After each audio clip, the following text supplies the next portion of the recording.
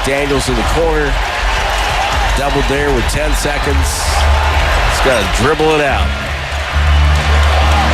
And that's going to wrap it up, the final 5 seconds. Congratulations to the Minnesota Timberwolves. They're heading to the Western Conference Finals for the second year in a row as they eliminate the Golden State Warriors 4-1. Your final score in Game 5. Minnesota 121 and Golden State 110. Tim Roy on the call right here on 95.7 The Game. And welcome in, ladies and gentlemen, boys and girls. It's Spadoni and Shasky. We're going to get right into it. No guest today. You are the guests. We want to hear from you, the people, as the Golden State Warriors season has officially come to an end in Minnesota. It was going to take a miracle. Once Stephen Curry, you knew he was going to be out. You needed one of these games. You just couldn't get it done without him. Jimmy Butler, it wasn't good enough. Brandon Podziemski, 28 points. Jonathan Kuminga, 26 off the bench. Sloppiness, defensively not good enough. And credit to the Minnesota Timberwolves, Anthony Edwards, Julius Randle. They were able to get it done, and they looked incredible, and they're going back to the Western Conference Finals, and the Warriors have some question marks heading into this summer, and we'll get to all the different storylines, all the big things, but we want to focus on this series first and foremost in this game today. As I say, good morning to Joe Shasky, Matt Nahigian, Carter, and all you lovely people just getting off work, getting ready for work, getting ready for school. Tough one to swallow yesterday, Joe. Tough one. Yeah, the better team won. Minnesota played outstanding basketball. Like Julius Randle, I owe him a huge apology. He just completely shoved. And I'll get into it. They threw everything at him. They had Looney guard him, TJD guard him, Draymond guard him, Julius Randle guard him. Pod somehow ended up on him over and over and over again. He went 25, 6, and 7.5. And probably would have been higher had some of these games been a little closer. Right. If this series would have kept going, even if Curry came back, I'm not sure they could have cut the water off on Julius Randle's confidence. 3-level scorer. He was 8 from 27 from the three-point line and 22 of 23 from the free throw line. Now let's get to Anthony Edwards. 26, 8, 2 steals and a block per game. 19 of 43 from the three-point line. Mike Conley outplayed Podziemski straight up. 8 for 27 from the three-point line. He was outstanding. 8 for 23, from the three-point line. 25 assists, only 5 turnovers in the entire series. Mike Conley broke into the league when I was a freshman in high school. It was 18 years ago. They outplayed Brandon Podziemski. They shot 39% from the three-point line. And if you look at true shooting percentage, field goal percentage, basically of their 8 starters, their 8 guys that play, their 5 starters and the other 3 that come off the bench, every single guy, whether it's effective field goal percentage or true shooting, was above 50%. You contrast that with the Warriors, and only a couple of guys, Kuminga being one of them, and Jimmy Butler, were above 50%, and everyone was below. So you could pick any way you want to put it. Ball movement, connectivity, moving without the ball, dribbling past opponents, cutting without the basketball, team defense, shots altered or, shots that you close out on that force the opponent to settle for a worse shot. Minnesota was better in every single aspect. Now I get to the Warriors because they deserve credit. Congratulations to them. They're moving on. I watched the Celtics right before the Warriors. Now, they were at home, and they had just lost a superstar in Jason Tatum. Now, is Tatum as good as Curry? No, I don't think so, but he is their version in terms of what he means to them. And I watched the team rally around each other, and every guy step up and rise to the moment. And they knocked off, and they got the one win that they needed to just keep the series going. The thing that I'm most disappointed about with the Warriors, and they were outclassed in every way, you couldn't get one win. You couldn't get one win. And this team has been talking about Draymond Green. Oh, he's the heartbeat. He's the soul. I thought he came up small. I thought they were in zone a lot because they were trying to hide Draymond from going one-on-one with Randall. They were trying to hide Brandon Podziemski. They were trying to hide Buddy Hield defensively. And every single time Julius Randle got the ball on anyone, whether it was Draymond, whether it was Jimmy, TJD, Looney, it does not matter. Minga. Yeah. He was backing down and getting anything he wanted and was a playmaker for anyone he wanted. How many times did Jaden McDaniels go at Jimmy Butler? Oh, all night. Rudy Gobert absolutely outplayed Draymond Green in this series. So you guys want to make fun of Rudy Gobert? All you want. But the fact of the matter is Rudy got the last laugh. He averaged 10 and 10 in this series and actually shot 12 of 20 from the free throw line. So everyone that says he can't do this, he was a better defensive player than Draymond. He was a better offensive player than Draymond, and he got the last laugh. So you want to do all these podcasts and laugh in everyone's face? Well, you better show up. And when the best player on the team isn't there, the fact you couldn't get one, to me, is the big takeaway. And we could talk about, Curry wasn't there. And there's no doubt Curry wasn't there. And that's a big part of that. Joe, it is. It's a big part of why they are where they were. The part. But if we're being honest and we're self-aware, the same issues that were there with Curry were exasperated without Curry. The same issues that I had with this team, being too reliant on Curry, showed and reared their ugly head in the entire series. They didn't have enough shooting. They didn't have enough defense. They didn't have a big at the rim that anyone feared. They had no legitimate ISO scorer who could help them when they needed it with Curry off the bench. And then I get to the coach. And the reality is that the coach is extremely stubborn, and he had moments of brilliance in the first round. Moments of absolute brilliance in the first round. But the stubbornness reared its ugly head in this one. And I thought that he coached this game just poorly. It felt very give-up-ish to me. The whole offense is going to go through Buddy in the first 5 minutes, 10 minutes of the game. Buddy was awful. What are we trying to prove? Buddy was awful yesterday.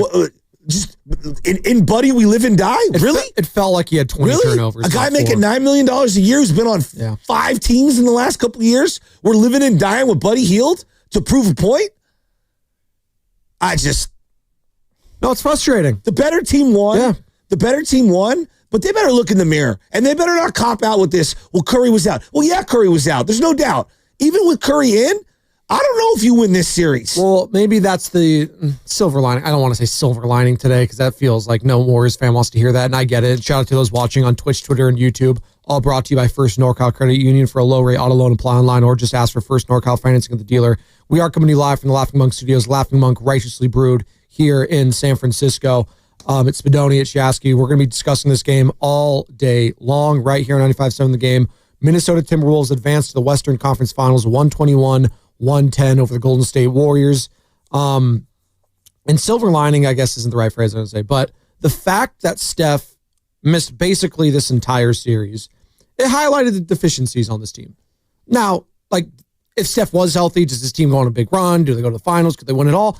I don't know. And you've highlighted all the reasons why that might not have been the case, even if they were to advance and play either the Nuggets or the Oklahoma City Thunder. The fact of the matter is, offensively, great. I could have some explosions, quote unquote, 28 points from Podziemski, 26 points from Kuminga.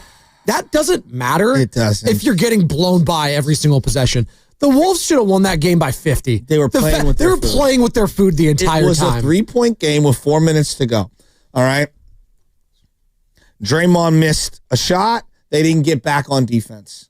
Julius Randle and one. Okay. They're over-rotating on defense because they're in this crazy zone. The amount of horrific double teams that were unnecessary, which caused crazy scrambling by their defense. And then Podziemski, it really pisses me off. No, I'm going to be honest here. I'm going to go on a little rant. You see Steve Kerr rip him on the sideline? Well, about freaking time, Steve. It's a little too late. Podziemski, he's always in the right place defensively. What, on a defender's back after he's been dribble drive by, and then causing unbelievable penetration into the middle of the key and forcing a defender to come help, and then creating a 4-on-5 mismatch every single time. Mike Conley destroyed Podziemski on the perimeter. Julius Randle, time and time again, blew by him. Anthony Edwards blew by him. They were in a zone to hide defenders. Buddy, Pods, Draymond. And look, Draymond, I'm going to call it what it is. If we think that Draymond Green is a 30-minute-a-night starter moving forward in the league, how much more evidence do you need to see? situationally, yeah, he could have his moments. He's at the Iguodala phase of his career. Let's go back in time to the end of the season. Forget just this series, because Julius Randle dominated him. Gobert dominated him. He couldn't guard anyone in this series, okay? He campaigned for the DPOY. And then I watched the Toronto Raptors and their bigs destroy him. I watched the Atlanta Hawks with that kid, whatever his name is. Okongwu, destroy him. We watched OG Anunoby, destroy him. We watched Aaron Gordon, destroy him. We watched every single typecast of guy, that big power forward, Zubac, destroy him. Şengün, Julius Randle. The evidence is out. Like, he cannot be a 35-minute-a-night guy moving forward at 36 years old next year, being a big part. They have to get a legitimate rim defender, a big. He can situationally be brilliant. No one is denying that. But when you're playing him long stretches, he can't match up with these athletes. They're younger, they're faster, they're more skilled, they're stronger. And I don't even get to the offensive side of the ball, where he's been relegated to being a stand at the top of the key, pass the ball like it's 1991 point guard or a corner three shooter who no one honors. So, like, we could talk about Curry being out, and that is real, and I acknowledge it. But they've got major flaws, and this series exposed all of the real flaws that we saw for months this season, but we were all in denial because they found a way to win. 888-957-9570. You, the people, are the guests today. As all guests on 95.7 The Game appear on the River Islands guest line. Isn't it time for you to discover the islands, River Islands in Lathrop? And the guy that was the catalyst for this entire run, and we'll get to it. We'll get to the Pods angle. We'll get to the Kaminga. You've gotten to Draymond. Buddy Hield was awful yesterday. I'm the not entire going to team. blame either of the kids. No. There's honestly, no. wasn't great. There's a totality of it all. Listen, it's a team loss. It's a team loss. You lost the series without Steph. It is what it is. But the guy that was brought in here that changed everything, that changed the fortunes of this season, was Jimmy Butler. And we've talked about it. We're going to continue to talk about it in this series. The game to win was that first game at home in Game 3 last Saturday. And he went on a vanishing act in the last 8 minutes. To go. 8 minutes. Absolutely. Him and Kaminga, the two best scorers in that game, couldn't score when it mattered most. And that was frustrating. And yesterday I'm watching him, and I was like, is he going to shoot the ball? He's the best player on that team. What did I say yesterday? 20 field goal attempts at minimum for him yesterday. Yeah, but Joe, getting to the line. I get it. Everyone's going to tell me he's hurt. No. He's struggling. I just think he's old. I think he's come to when he kept saying I'm Robin to Batman, he's telling you out loud, I am no longer Alpha Prime. He did kept saying that. He did continue to say. That's the way I'm viewing it. And look, I like Jimmy. I love the trade. I thought it was the right trade. That being said, if you have to use the Jimmy chip, and we'll get down to the offseason, dude, everything needs to be evaluated. Because is Curry going to get healthier next year? How could you assume that? Yeah, exactly. Like when people are just saying, hey, if this, I kept saying that a lot, Joe. What was that? If this trio could just be healthy through next year's playoffs, like that's a year older. That's the point. Old guys don't stay healthy. You think that's not what happens. You think the Rockets are going to stand pat? No. You think Minnesota, no matter what happens, Rockets are trying to go get everyone that the Warriors want. They're trying to go get Giannis. Exactly. Okay. And they have the package, probably the best package, to probably go and do that. Are the Lakers and the Clippers going to stand pat? No, they're not. Okay. The Lakers never stand pat. So my point being is that the West isn't getting easier. No. The West is going to get more and more difficult. And Cooper Flag is joining the West now, who's supposed to be one of the greatest prospects ever. And that team was with Anthony Davis and then Kyrie. The Mavericks weren't even in the playoffs this year, and they're going to be coming up now. We still have the same exact question. You need someone in their prime to be alongside Curry. Curry cannot carry you 82 games, all 20 games in the playoffs. Every possession, everything's built around him. Every piece on the roster has to, it's the sun and the moon. Everything's got to revolve around him. Look, yeah, of course, he's the biggest element. And let's say 75% of all the stuff they do is going to rotate off of him. But I think we've learned a lesson. If you have too many redundant parts that only fit alongside Curry, you're setting yourself up for disaster when he nicks his toe. And, it's always a tandem league when it comes to the NBA. Yes. And this tandem with the Warriors, as we all agree, it's Steph and Jimmy. Really old. Say what you will about, the Lakers when they won a title, but LeBron was old.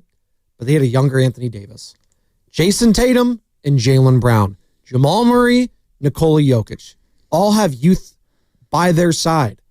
This team right now, their best three players, I don't know if you want to even say Draymond Green, I guess, their best three players are all 35, going to be 36 or older. Steph's going to be 38 by the time the playoffs roll around next year. I know, you chuckle, but that's the reality of this. That's why losing him the way you did was probably the most frustrating part of the series. But I want to hear from the people today at 888-957-9570. Same number to call or text, by the way, because I know a lot of people are going to be texting the Boxer and Gerson work injury attorneys text line. What's the most frustrating thing about this series for you? They couldn't get one without Curry. That is it. That's for you? Yeah. The most frustrating part of this series. I'm not going to come out here and say, like, you don't have heart. You know, like, that's not, no, I do think these guys have heart. And I thought they fought yesterday. I thought they fought. And that's why I'm not going to, like, poo-poo any of the young guys. I'm just you know, I'm disappointed in Draymond. My big takeaway coming out of this entire playoffs, whether it's the Rockets series or this series, is Draymond. It is. Like, it's Draymond. It's impossible to not be frustrated with him. He needed to have a couple of signature games without Curry so that we could steal one. And like Jimmy, look, it's a great trade. I love Jimmy. I don't know where he's at regarding his health or whatever. But am I disappointed? Yeah, in the fourth quarters, like specifically that one game 3, I am left disappointed. Doesn't mean it was a bad trade. I still do that trade all day, every day. I'll apologize. I thought he came up a little short. I'll apologize to all listeners because when they made the trade, I said, okay, wow. You know, Jimmy Butler has the potential to be the best player on this team come playoff time. How dare I'm so sorry I even said that. The gap between Stephen Curry as a player and Jimmy Butler as a player is Grand Canyon-esque when it comes to impact on this team. And how dare I have the audacity a couple months ago when they made that trade to say, oh, you know what? Steph, you could take a night off potentially. Oh, don't worry, Jimmy will save you. Well, Steph had the night off the last, 3-4 games, and it was night-night. Unfortunately, night-night in the wrong direction for the Golden State Warriors. 121-110 the final last night. What was the most frustrating part of this series for you, Dub Nation? 888-957-9570. And I guess that's, for me, the realization that there is no playoff Jimmy Butler anymore. We can remove that nickname. That's not, maybe once in a blue moon he'll have a game, but we needed playoff Jimmy, quote unquote, the Miami Heat Jimmy Butler. That doesn't exist anymore. That doesn't exist. And that's not this team. And that's why the lack of shooting was on display for me. Just the lack of efficiency, the lack of taking care of the ball. God, if I have to watch another turnover from this team, that game was just tough to watch at times yesterday from both ends. Just the sloppiness. And it was actually almost even more disrespectful. Minnesota was, again, they should have been up 40, it felt like, for most of this game. They were just, Anthony Edwards, just lackadaisical, dribbling the ball, get double team, throw it away. So they got anywhere they wanted on the floor. 20 turnovers, but that's the thing. They got transition. You missed if they just took care of the ball, it would have been a 50-point lead. Exactly. I know. That's why it was frustrating. You couldn't win one? No. You couldn't win one? Saturday was the opportunity to do it.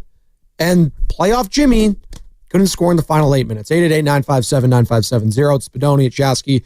We're going to keep on taking your calls on the other side. Marvin, Oscar, Schleprock, Joey, Nick, all of you. We will get to all of your calls today. I promise. It's the same number to call or text. 888-957-9570. It's the biggest thing that frustrated you from that series. It's going to be brought to you by Safeway.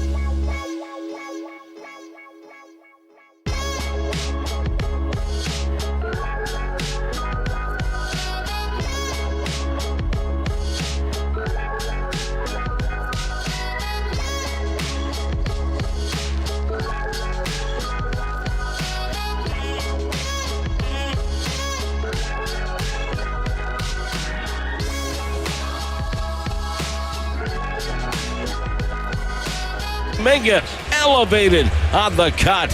Has cut the lead back down to 3.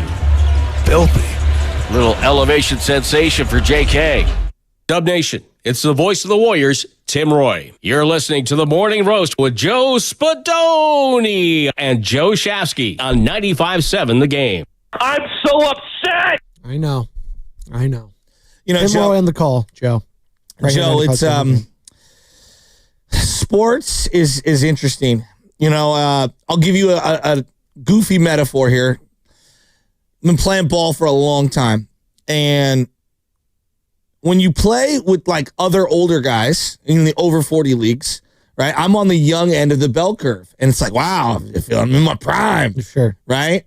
And then you go and play with the young guys, okay, the guys in their 20s, fresh out of college, and you realize like, wow, I can't carry every single minute of every single game the way I used to. And I felt like that's what I took away from these playoff runs in general from the Warriors, is that are there times where you can elevate and still be a really good ball player? Absolutely. You can even have full games, dominance.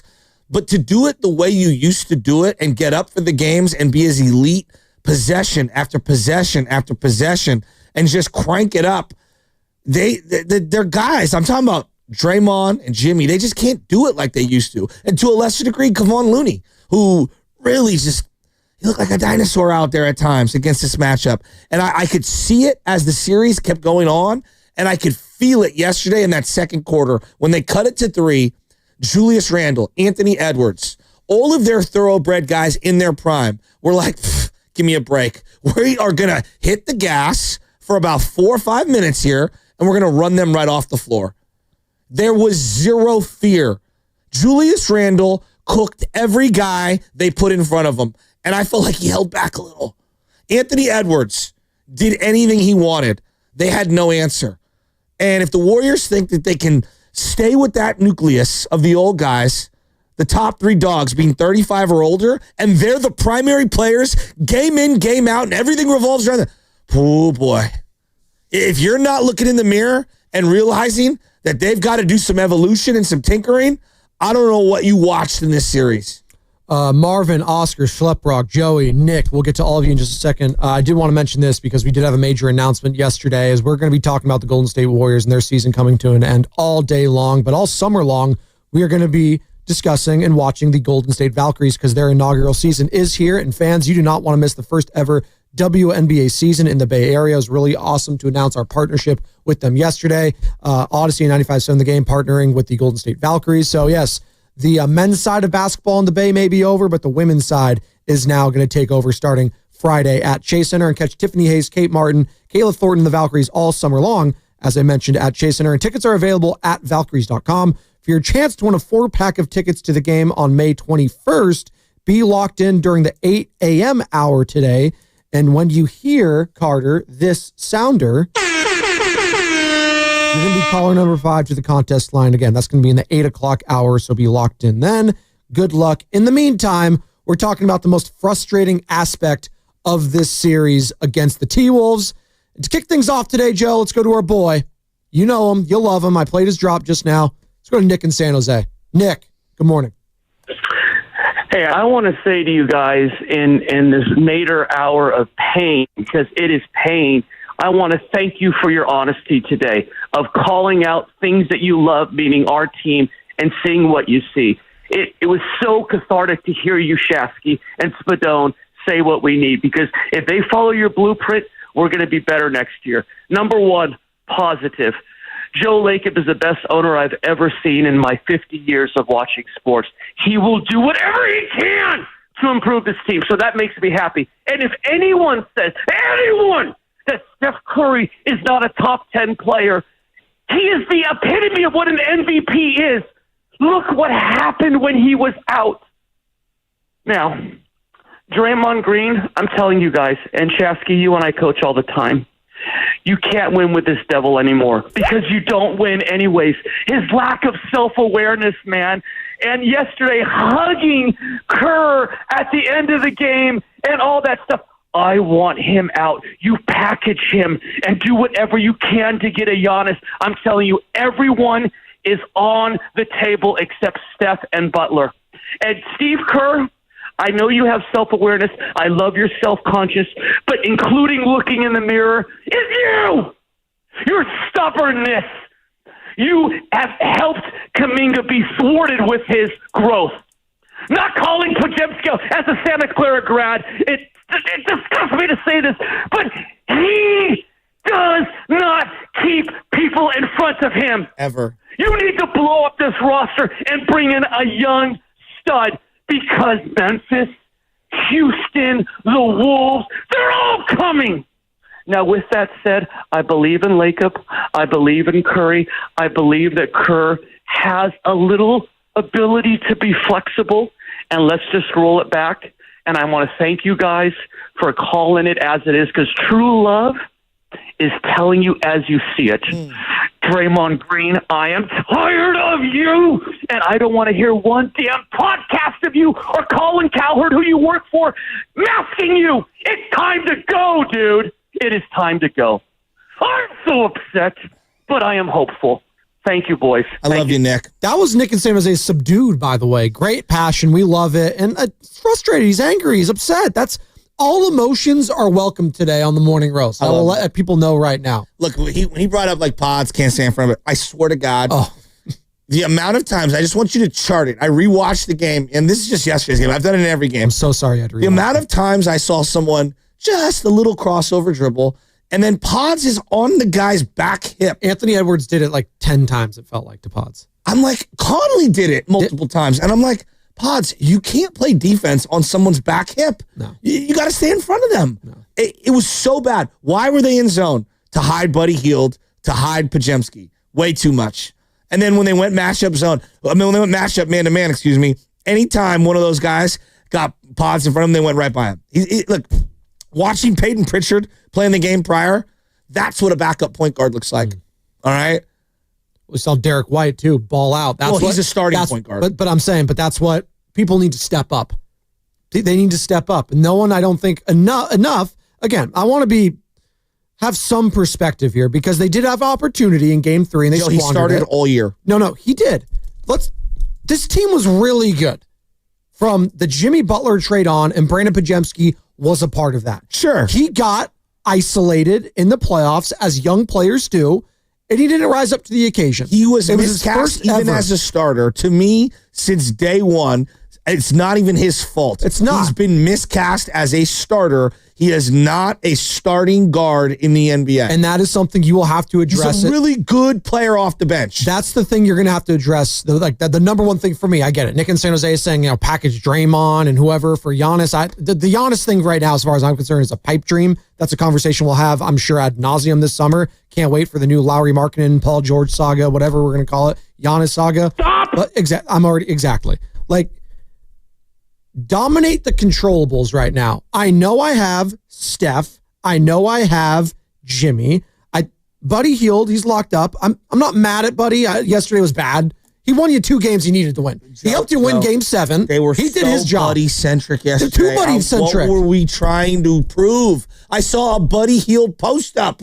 Too much. What are we trying to do? And then the Jonathan Kuminga angle. Is fascinating. You know what it is? He was the only player. Not fascinating. Honestly, it's disgusting because they put out a Kuminga hit piece yesterday. I don't know if you saw it. Who's that? The same thing. I don't know. They put out the Kuminga hit piece, which they did with Klay Thompson a couple of years ago. That the minute somebody's on their way out the door, here comes all the leaks and rumors. Oh, you're talking about Logan Murdoch and the Ringer? A couple of possessions in the Portland game. That was it. That was it. Steve, you haven't liked the guy for a while. Just come out and say it. It's okay. If you want to be mad at the front office for not trading him, that's a different conversation. But this thing that it was 3 possessions in the Portland game where he didn't pass to Jonathan Kuminga, I'm not buying it. I was born a long time ago, but it wasn't yesterday. 26 points, 3 boards, 2 steals, couple turnovers for JK off the bench, 32 minutes, 11 of 23 overall from the field. Was that the last game we saw Jonathan Kuminga in a Golden State Warriors uniform? It might be. 888-957-9570. We're talking about the most frustrating thing you saw in this series. The only guy that struck fear into anyone in Minnesota. He was the only player that looked like he belonged. Charles Barkley couldn't believe that Kuminga couldn't get run. Well, we have that sound. We'll get to that on the other side. There's actually a lot of good sound. We got Steve Kerr, we got Jimmy Butler, Draymond Green. We'll get to all of it. I promise. We'll get to all of your calls as well. We're up against it Kuminga here. thing is Yeah. the most bizarre, and it is a part of the season. No, it It is. is one of the most bizarre things I've ever seen in sports. Let's pick this up on the other side. It's Spadoni at Chasky. The most frustrating part of this series for you, Dub Nation, is what? 888-957-9570. Remember, same number to call or text. The Boxer and Gerson Work Injury Attorneys text line. Hit us up on Twitch, Twitter, and YouTube. The Morning Roast rolls on, and it's brought to you by Fremont Bank. Here for you. Here for good.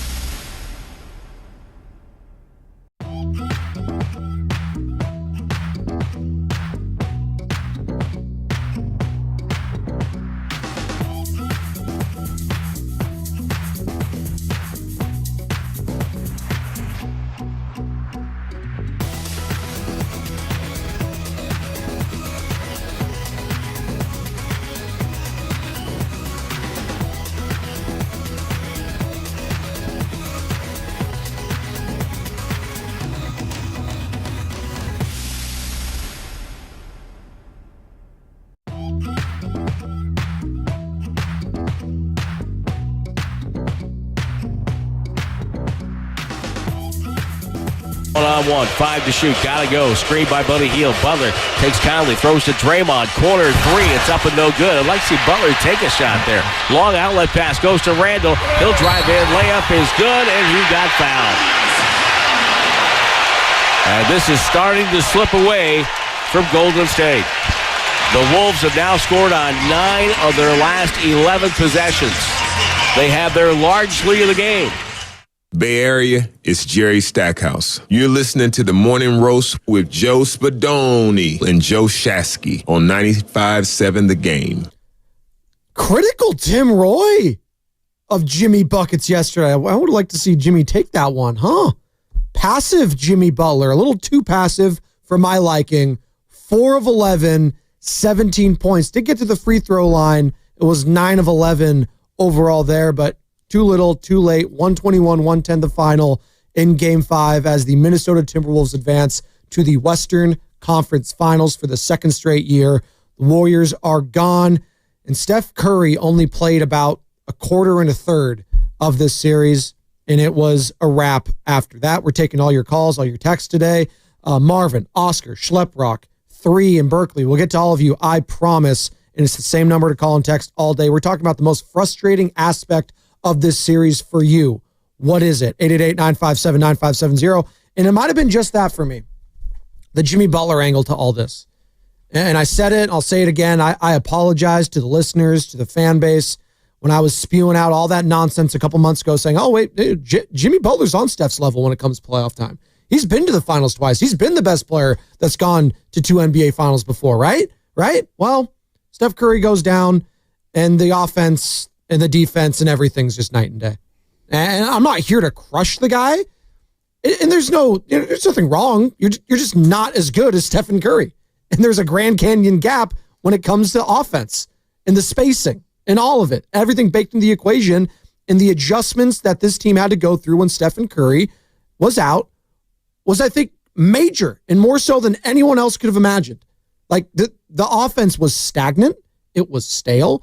We had to go to Jonathan Kuminga, who was a DNP for weeks, to come and save us.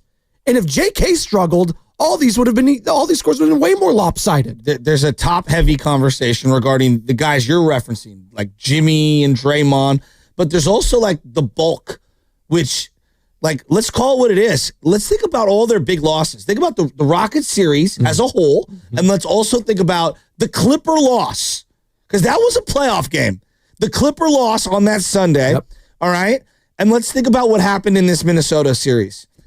GP2 is supposed to be this defensive stopper. He plays like 20 minutes a game. He does. He just plays a lot. In a league of guys that are 6'7", 6'8", who are your defensive 3 and D guys, he is tiny. Tiny. Who did he slow down in any of those games that I referenced? No one. Now, look, when you're playing like the Portland Trailblazers on a Friday night, yeah, GP2 is going to make a lot of plays. I'm not trying to isolate him. I'm just saying how they're built. Like, there's the top-heavy conversation. Then there's, like, the meat of the team conversation. He can't shoot enough, all right? And he's really not stopping anyone, and he's small. Now let's go to Kevon Looney. Like, those same 3 matchups, the Clipper loss, who's he guarding? Okay? Let's go to the Rockets series. Who is he guarding?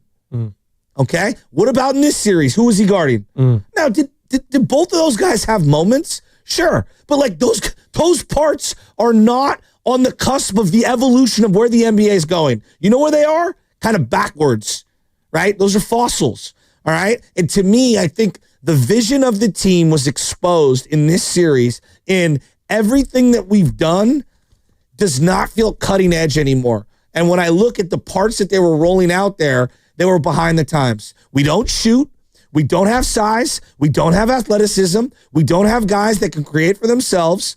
And we don't strike fear into anyone as an individual defender because we're almost undersized across the board. And then that gets me to like the Draymond thing, like being an undersized 36-year-old power forward on defense who situationally can have his moments, but like throughout the bulk of the game is at an athletic disadvantage, simultaneously cannot do much offensively without Steph Curry being alongside of him for shovel passes where he ball screens. Like, that is a very niche player. And so I think what was really exposed in this one is their lack of dynamic players on both ends of the floor. Rim protectors, perimeter defenders, and scorers. And guys who could play make. They don't have any of those. And now you get to Jimmy. Jimmy's still a really good player, but he's not the dynamic player that he was 3, 4, 5 years ago. Let me just give you the game logs for Jimmy real quick. Shout out Nahegan for putting this in my box. What is it? Game 2, 13 shots. Game 3, 26 shots. Game 4. And that was the game where he disappeared down the stretch. In the last 8 minutes, he was a no-show. Game 4, 9 shots. Game 5, 11 shots. That's if you're the best player on my team, I'm sorry. I got to go out guns a-blazing. Like, I know we laugh at it. Just go full Kobe mode, dude. But give me 30 attempts. What? I know you can hit the mid-range. I know you can do that. For the Warriors in the series. That's the dirty little secret. Who was? It was probably Kuminga, which is a sad. That's insane. It's a sad sentence. I don't know if I'd give it to Kuminga just because I know Jimmy was still giving me something on the defensive end. Okay. But scoring the ball, you might have a point there. Like scoring the ball and the efficiency of a JK. Disappointed with Jimmy. No, it's okay to be But I feel bad trying to crush him.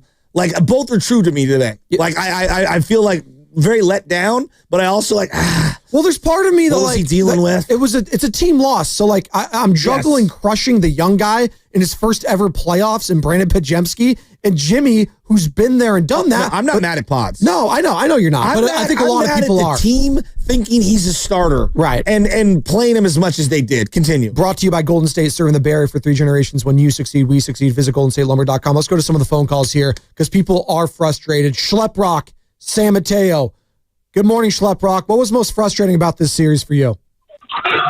The most frustrating part to me was how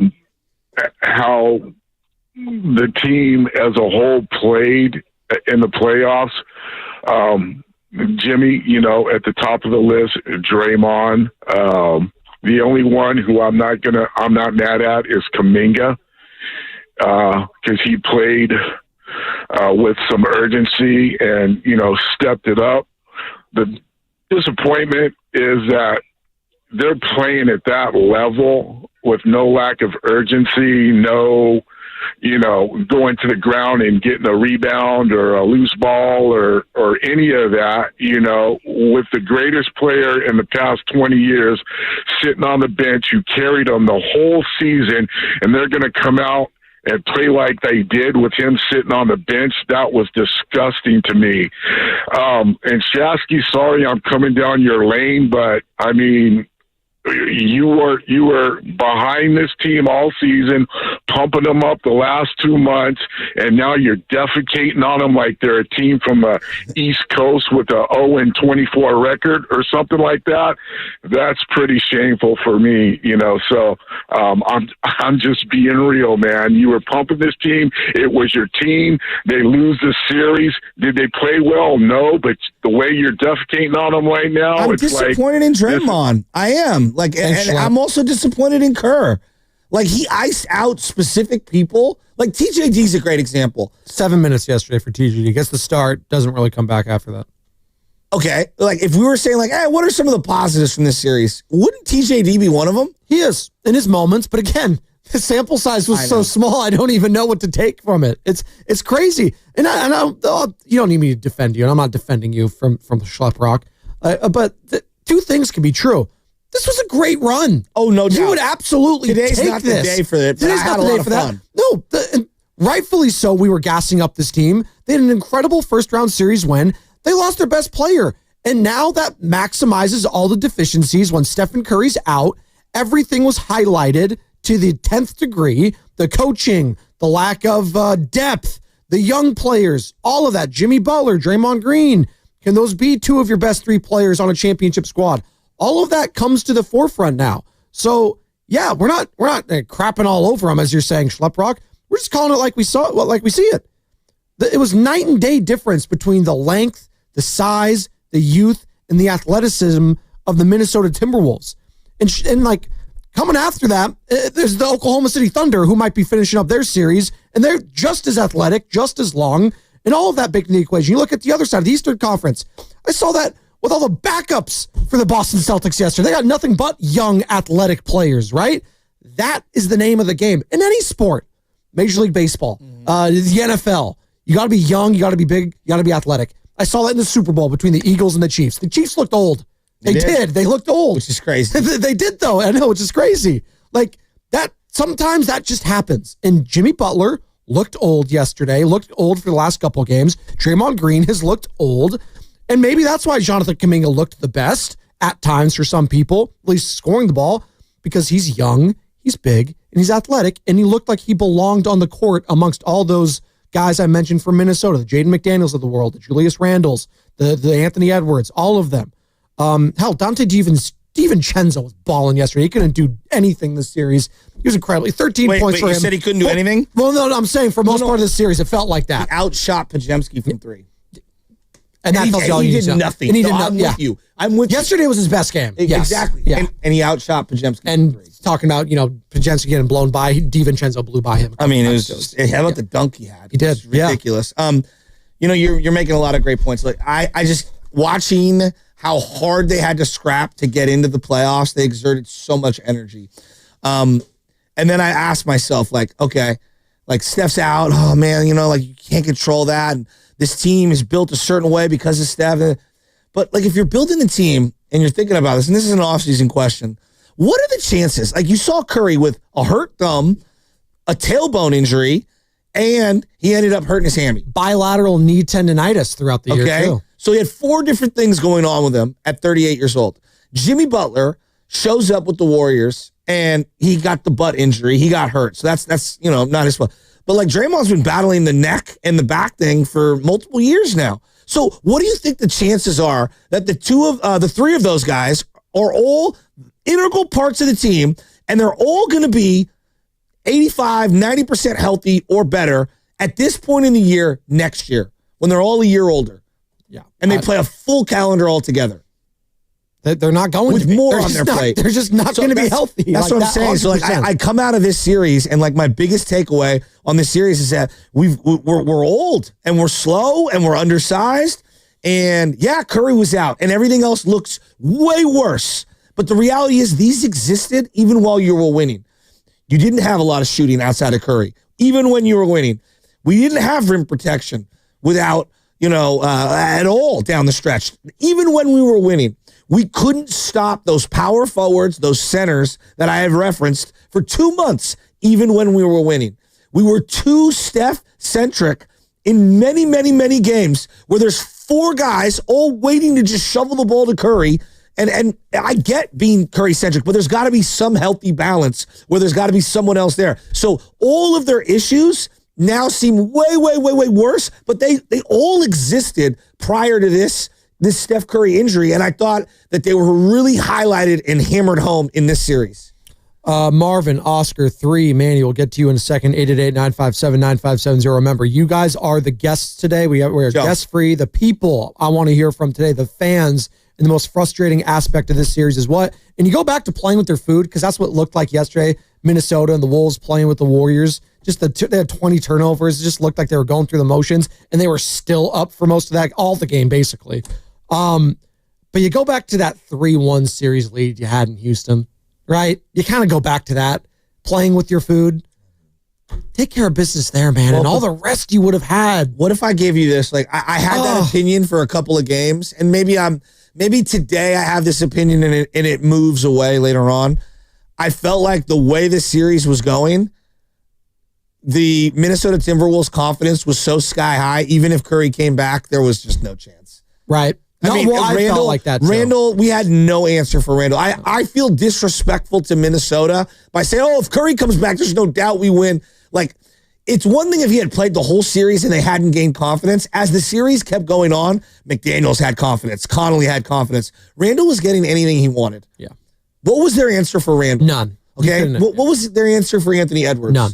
What was their answer for Rudy Gobert? Their answer was, let's hope these guys aren't making their shots. That was game 1. That was the only reason that this wasn't a sweep, is because they were historically awful offensively and they couldn't score. They had an advantage at almost every position. Yes. And so, like, yes, would Curry coming back, we could have won a game here and there. I mean, again, if he had come back in game 6, I still think Minnesota wins. You're listening to 95.7 The Game, KGMZ FM and HD1 San Francisco and Odyssey Sports Station, and the home of the Golden State Warriors and Valkyries, always live on the free Odyssey app, coming to you live from the Laughing Monk Studios. I love that. Home of the Warriors and Valkyries. That's right, baby. In the meantime, let's go to the phones. The guests today are the people. Joe, the number one need coming out of this series, my number one What's need. your my one thing? number one need. Got Odyssey, your one thing. A legitimate two-guard who can defend at a high level and can knock down some shots. Those don't grow on trees. Your two-guard cannot be some version of Pajemski and Buddy Hield next year. It just can't.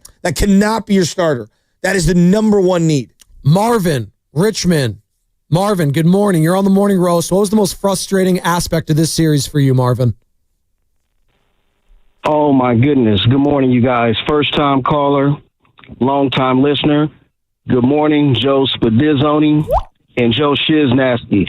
I am so irritated right now of this leprechaun style playing ball. All they do is inbound the ball, run up to the 3-point line like it's an arc rainbow, and just shoot fool's goal, and nothing happens. And Draymond is nothing but sin.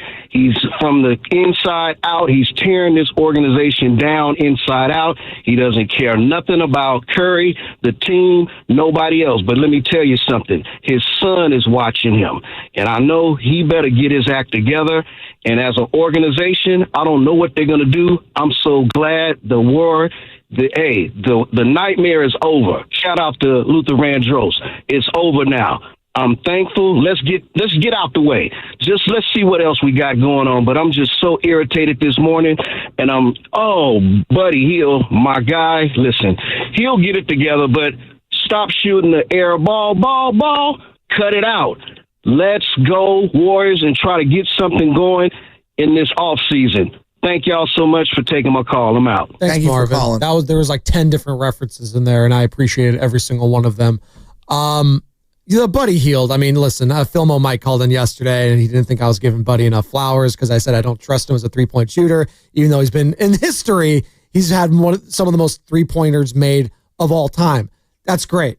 I didn't trust him because he's shown he's a three-point shooter. Like all three-point shooters are streaky. He's a streaky player. He's an off-the-bench role player. He is. But on this team this year, he was, look, everyone said, Joe, they had DeAndre Melton, whatever. I always say it wrong. What is it? DeAnthony Melton. Thank you. He was coming off the bench in the first part of these playoffs. Joe, he's been hurt for 3 years. Yes. Okay? It's a great idea and concept, but we all would acknowledge it was super risky going in. And I like the player, but there's a reason he was available on a 1-year deal. Yes. And there's a reason he's bounced from team to team to team. And this was his first true cup of coffee in the playoffs. I saw him for a couple games. And he had moments. He had game 7, Buddy. That was great. Game 1. No, I'm talking about Melton. Oh, Melton. Oh, excuse me. I'm sorry. But sure. Yeah, he had moments too, but then he got hurt. And then he was there out. for 6 games. Yeah, he's gone. He's gone. So want to bring him back? That cannot be the plan. Okay. You can't rely on injured guys, So, the 26. Joe, I'm just so frustrated. They ran into a buzzsaw, and their two best players played like it, and I didn't feel like our two best on the team without Curry, meaning Butler and Draymond, I didn't think they played like it. And that's the hard part to swallow. Draymond Green, after the game, talking about it. Sucks to do without Steph, but hey, give Wolves credit. It sucks to end it without Steph, but they beat us. Injuries are a part of it. We've won championships. When guys got hurt, that's a part of it. You try to, you want to be as good of a team as you can be, but we always say you need a little luck just because health is a huge part of it. So, we definitely miss Steph. That obviously goes without saying, but I'm not going to come up here and harp on Steph not being there and make it like their win is less of what it is. They're moving on. Congratulations to those guys. They beat us regardless. You're on the other side. You play who's on the floor, and that's what they did, and they won. So you got to give them a lot of credit. They did it. Got to give them credit. Again, the lasting image from yesterday, maybe the series for me, was Steph just on the bench, and I'm sure you all saw the little video, him just shaking his head, just like, all right, well, our season's over. How's he feeling right now, Steph Curry? What do you think is going through his mind as this season comes to an end? I don't know. He wasn't there. That's because that's the guy that matters. He's the face of the franchise. He is Bay Area sports. It's Stephen Curry, and everyone rides with him, and absolutely. But there's a mortality factor here that is, I think, sobering for a lot of Warriors fans this morning is next time you're going to be in this position is going to be 38 years old. And historically, if you're just going by the evidence, if your best player is going to be that age, probably not winning a title. Well, I just wonder. Probably not. But again, that's going to be a conversation for another time. It's just, I think that's where a lot of fans are right now. It sucks because you feel like if you had a healthy Steph Curry, if you had him, you're beating this team. Whether that's fair or not. Maybe they don't. But that's how a lot of fans are feeling today. And I can't fault them for feeling that way because your best player was gone. That's usually what happens. Not everyone has the Celtics' depth. I mean, hell, I think Jaylen Brown's better than Jason Tatum personally. I think some people scoff at that. They might still beat the Knicks without him. They might complete that comeback down 3-1. They were incredible yesterday. They played inspired, connected basketball. And that's why it was frustrating watching yesterday because they did. I'm not saying the Warriors quit. They didn't quit. They fought. They cut the lead down to 9 in the fourth quarter. They get a bunch of those guys, the Moses Moody's making shots, couldn't post. It was quote unquote garbage time, it felt like, but they made a little bit of a run. And they didn't give up. And I do think there's something to be said about that. But it was hard to watch the Celtics and their depth and their shooting and everything. I was like, man, they could legitimately say, hey, we could have won the title had Jason Tatum not get hurt if they don't reach there, right? For the Warriors, I don't know. I'm not sure. I don't even know if they get past Denver or OKC. I don't know. I don't know. It would have been a miracle.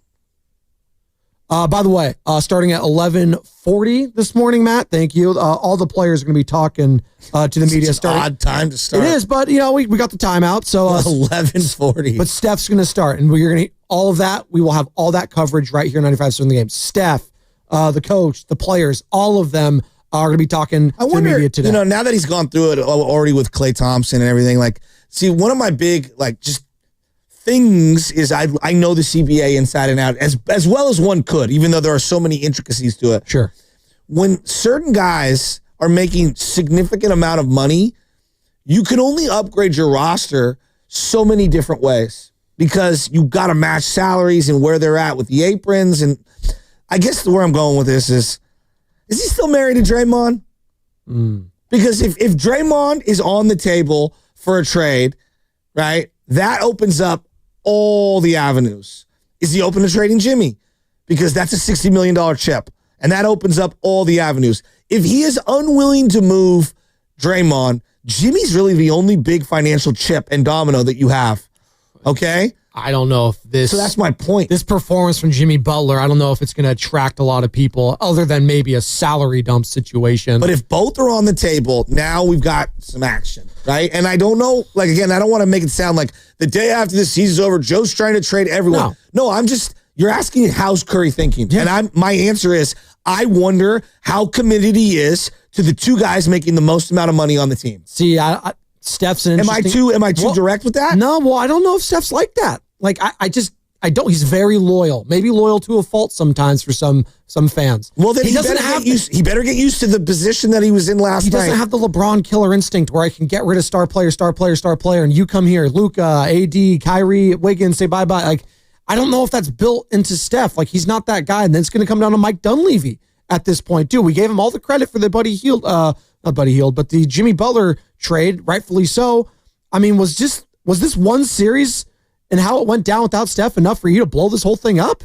Really? No, it's just because that's kind of what it sounds like. No, it's not blow it up. It's just, I think the entire NBA after this playoff run with the lottery going down the way it is and Dallas getting Cooper Flag and seeing Jason Tatum go down and just seeing how the league is you're always in the mix. Sure. And you made a trade at the deadline that changed your team and got you to the playoffs that gave you a shot. So if there's anyone available in the offseason, I think everything has to be open. What's coming up with the game is brought to you by Chilton Auto Body, Oscar, 580 Mike, 3 in Berkeley, Manny in the Dumbarton. We'll get to you on the other side. Warriors season has come to an end. Let's talk about it here on the Morning Roast.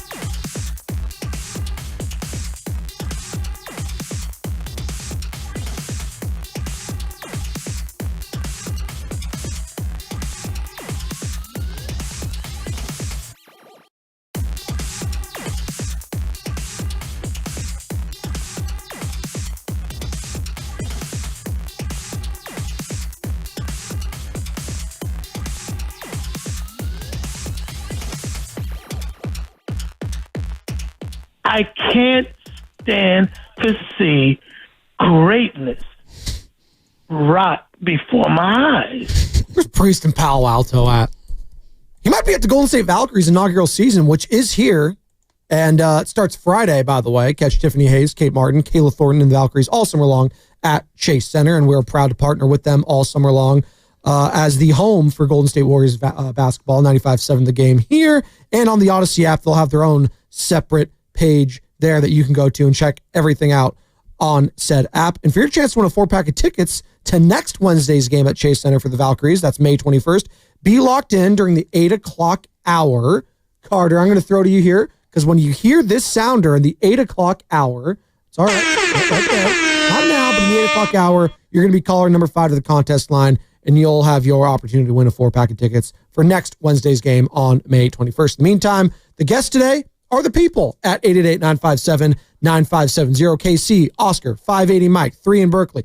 Man number, I promise we will get to all of you, and it's the same number to call or text. If you can't call, you can text the Boxer and Gerson Work Injury Attorneys text line, 888-957-9570. Joe, we're coming to you live from the Laughing Monk Studios. Laughing Monk, you know where it is. It's Righteously Brewed in San Francisco. All right, so when you're looking at players, every player has strengths and weaknesses, right? All of them. Yes. All of them. Even the greats of all time. Michael Jordan has tremendous amounts of strengths. He had weaknesses as well. Shout out gambling. All right. Well, yes. I'm just talking about as a player. Oh, okay. When you're assembling a team, there's no team that's flawless, right? Even the best Warrior teams. Let's just go to like the 2015 and the 2016 teams before KD got here. They had 2 of the greatest shooters of all time. Yeah. But off the bench, they had versatile long pieces like Sean Livingston and Andre Iguodala, who were high IQ passers. Though not great shooters per se, they offset that with high IQ, picking and choosing their tempo, playing great defense, keeping people in front of them. And length. I think about those guys. Absolutely. Long. Now, when those guys would come in, a guy like Andrew Bogut, who was their rim protector, would go to the bench. So you had all these different strengths and weaknesses in these parts. Now, building that team is really, really difficult, right? It's one of the greatest teams of all time. That's why they won 73 regular season games. Mm-hmm. And we're in back-to-back finals. I look at this team and I ask myself, like, okay, are they a really good offensive team? Well, not really, because they don't have a lot of shooters, right? They don't have really any shooters outside of Curry. Quentin Post might have your 3rd best shot, which is crazy, as a jumper, right? And Buddy Hield is relied on way too much. So they don't have a lot of scoring. They don't have a lot of guys who can beat guys off the dribble. Potts can't really create for himself, and he can't finish in the lane as well as you would like. Draymond can't do that either. Now, Jimmy can get his own shot at times. I think he was a little too passive, just in general. Who else on the roster is creating for themselves? Not many. Even JK, if you're the biggest JK fan in the world, you realize like he needs a lot to go right for him to be able to score. Now let's go on the defensive side of the ball. Their biggest issues, they can't stay in front of anyone. And when you can't stay in front of anyone, your defense gets penetrated, and then now everybody's rotating. They had 75 points in the paint yesterday. 75 points in the paint. Now, second chance points were a huge issue when you face the Rockets. They can't shoot. But what did they do? They loaded up the box, and they were rebounding like crazy. They used their athleticism, and they were scoring in the paint. So you have no rim defender at all. Draymond cannot be that guy. He's just not. Looney is not that guy. TJD's probably not that guy, although I thought he was admirable in the series. And we know that Quentin Post is not that guy. So they don't have a funneling rim defender. And then out on the perimeter, they've got no defensive perimeter defenders whatsoever. You know, GP2 was supposed to be some version of that guy. He's no longer that guy. Pods is not. Buddy Hield is absolutely not. And Jimmy, as I found out as the playoffs kept going, he's not that defender anymore either as a lateral defender. No. And so they struggled to guard size. They struggled to protect the rim. And they struggled to stay in front of opponents. They lost all of their identities in these last 2 series. They actually, and again, the totality of everything, obviously you'd rather have this player, but you mentioned Jimmy Butler's defense there, and maybe I overrated it because I said, come playoff time, I think you'll get just as good, if not better, production defensively than Andrew Wiggins. And I was wrong. And he's not. He's not the perimeter defender right now that Andrew Wiggins. No, he's not. He's not. But he's a better, I would say, a better shooter. He's a better ball player. Not a better 3-point shooter, but a better overall player than him. Yeah. But that is something he missed if we're going to go back to that trade, because it was the catalyst of everything that took place this season back in February. But again, I think that's what the most frustrating aspect to me is. We're talking about most frustrating part of this series. 888-957-9570. What do they hang their hat on? I don't know. Outside of Steph, I don't know what they hang their hat on. It's too Steph-centric. To me, that's the big takeaway of everything. I don't know what the identity of this team is. Could Stephen Curry just be the identity of this team still for them to be a championship team? I don't know. Today's not the day. I don't know. Today's not the day, but as great as Steph is, I don't think he can carry you day in, day out like he's done the last couple of years. I don't think it's fair to him. He was breaking apart before the hammy. And that's why you had Jimmy Butler, right? Yes. Let's think about this. Yeah. If Buddy Hield doesn't go nuclear in Game 7, we lose. It reminds me so much of the Kings series. Because you beat the Kings, you're like, oh, we made it to the second round. All those flaws from the Kings series carried over to the next year. Did it not? Yes, they did. All the flaws from the Rockets series are going to continue to carry over if they don't make seismic shifts. Defending at the rim, perimeter defense, youth, athleticism, and a lack of shooting. All these things were on display in this series against Minnesota. Let's go to 3 in Berkeley. Been hanging on tight. Appreciate the patience from all the callers. I promise we will get to all of you today. No guests. It's all about you, the people. You are the guests. Dub Nation, 888-957-9570. 3, Berkeley, good morning. What was the most frustrating part of that series for you? Fellas, good morning, fellas. Good morning, fellas. The most frustrating part, man, for me, just listening to everything this morning and getting text messages last evening. You know, the one thing about it, I took everything. Everybody stopped calling. Hey, 3, I'm sorry you were hanging on for so long, but the connection just wasn't there. Call right back. I'll push you to the top of the line. Yeah, I'm so sorry. You sounded like Darth Vader, and I could not hear you there. Apologies there. Let's go to 580 Mike, who's also been hanging on tight. What's up, Mike? 580 Mike, good morning. What was the most frustrating part of that series for you? Sitting there watching my son, my 14-year-old son, just looking for any little bit of hope last night. I did the math. I said, son, we watched all these games this season. That's 200 and some hours. For it to end, to end like that. Just a couple of things I just want to run down. Just imagine, I got to give big props to Kuminga. He did a lot last night. He put the best foot forward last night. And imagine if he didn't get crapped on by Kerr, what would happen with him being a black sheep with politics and stuff. And let's face it, Jimmy is a little bit of a hoax. I'm going to call him they call him playoff Jimmy. I'm going to say he played out Jimmy. Draymond is frozen without Curry. Man, no good rim protection going on this series was pretty bad. Kerr's judgment, not too good at all. It made Curry look good, because he wasn't there. They probably would have did better with him if they would have wheeled him out there in a wheelchair. And it was just bad. You guys remember Toy Story at the end when everybody was holding hands at the end when they were all about to go down the incinerator? Incinerator, yeah. Toy Story 3, classic. Oh yeah, the incinerator. That was us. This whole week, and just think about it. We was trying anything. We were just, Kerr's just trying anything out there. I'm surprised he didn't throw the janitor out there. All these other teams that's out there, they got their formula together. They guys, they know who they gonna use. Ours is just they trying everything. The guys off the bench, anybody, our formula is off, and we got to do better. They got to. You're making a great point. Thanks, I'll actually accentuate it for you. Look at Minnesota. They know exactly what their starting 5 is, and they know exactly which 3 players are going to come off the bench and in what roles. And they know with 6 minutes to go, they have 1 or 2 variations of lineups they're going to roll with.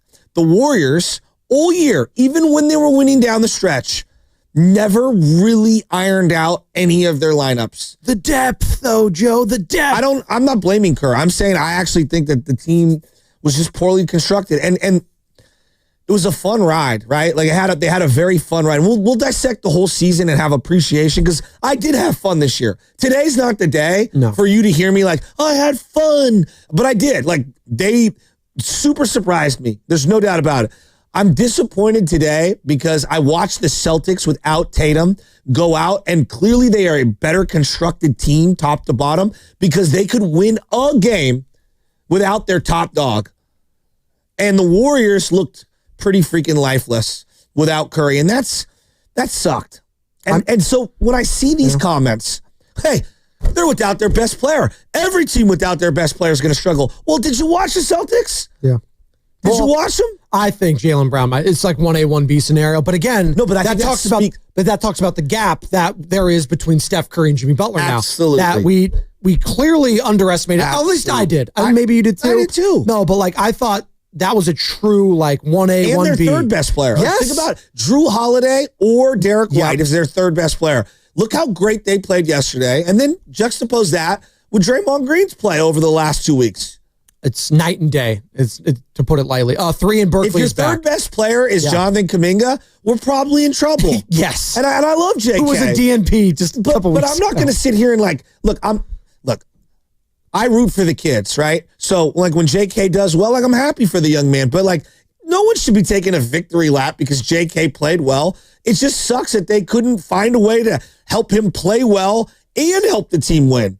Right? It's a great point. And I think people are always like, oh, but it was hollow stats. He didn't rebound. Look at what he's doing defensively. I was like, JK's out there trying to get his. And you know what? I'm not mad at the guy because you know what? He's trying to also get paid. I get it. It's team sport.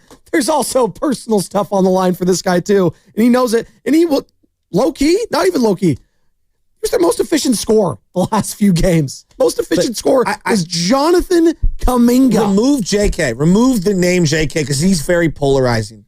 If your takeaway wasn't, wow, this is what a 20-something guy in his prime who could score could look like on the floor alongside some of the veterans, like that's the part that was illuminating for me is like, yeah, we need a guy in his 20s or a guy who's at 30 years old in his prime. We can't go 36, 36, and 38, and that's the team, and everything revolves around them. We gotta have some compromise here. Minnesota. Oklahoma City, Denver, who's still got relatively on Boston. You just go to the youth. New York. Cooper Flagg just went to the Dallas Mavericks. He's going to be in the West. Of Wemby. The Spurs are trying to get Giannis. The old guys are all out. They're all out. The old guys are out. Harden out. Kawhi out. LeBron out. Yep. All the old guys are out. The theme of these playoffs: out with the old, in with the new. Absolutely, that's what it is. Absolutely, and we're short, undersized, not athletic, and we don't shoot well. It's a horrible combination. It is. 3, Berkeley. He's back. 3. Most frustrating aspect of this series for you was what? Good morning. Yeah, good morning. Sorry I got disconnected, fellas. The most frustrating aspect for me in this series is my own team, my own fan base. We're piling on Steve Kerr. We're piling on the fellas. Now, true enough, Podziemski didn't bring the intensity. DiVincenzo brought it to him, test to test the whole series. He didn't respond. Moody didn't get a chance to get off as he was anchoring up his game towards the end of the season, and he just fell out of the rotation. I can't blame Steve Kerr for that. Once he missed some shots, he got beat on some plays. You have to do what you have to do as a coach. So my thing is everybody's piling on Kerr, piling on. Who do you replace Kerr with? That's the one thing about it. The stick to the game plan, bring the defensive intensity like Jerry Stackhouse wanted us to do. We didn't do it on both ends of the floor. They were lackadaisical in their effort. The one thing about when you can look at the game is the effort, and that was the main thing. So with that being said, I just to pivot, Mike Dunleavy, great job. I like the roster. Yeah, you can add a piece, but you don't get rid of this. Jonathan Kuminga is a casualty of the business of basketball. I'm a Raider fan. What do you mean? I don't like the Niners. The business of the sport, you become a casualty to these things, and that's what Kuminga is. He's gonna be sign and trade out of here. I understand that he's a good youthful talent, but going forward, keep it up, stay faithful. We'll be okay next year. Bring it back, run it back. Steph Curry had that look in his eyes as he did at the end of the play-in game where we lost. You don't want to see us next year.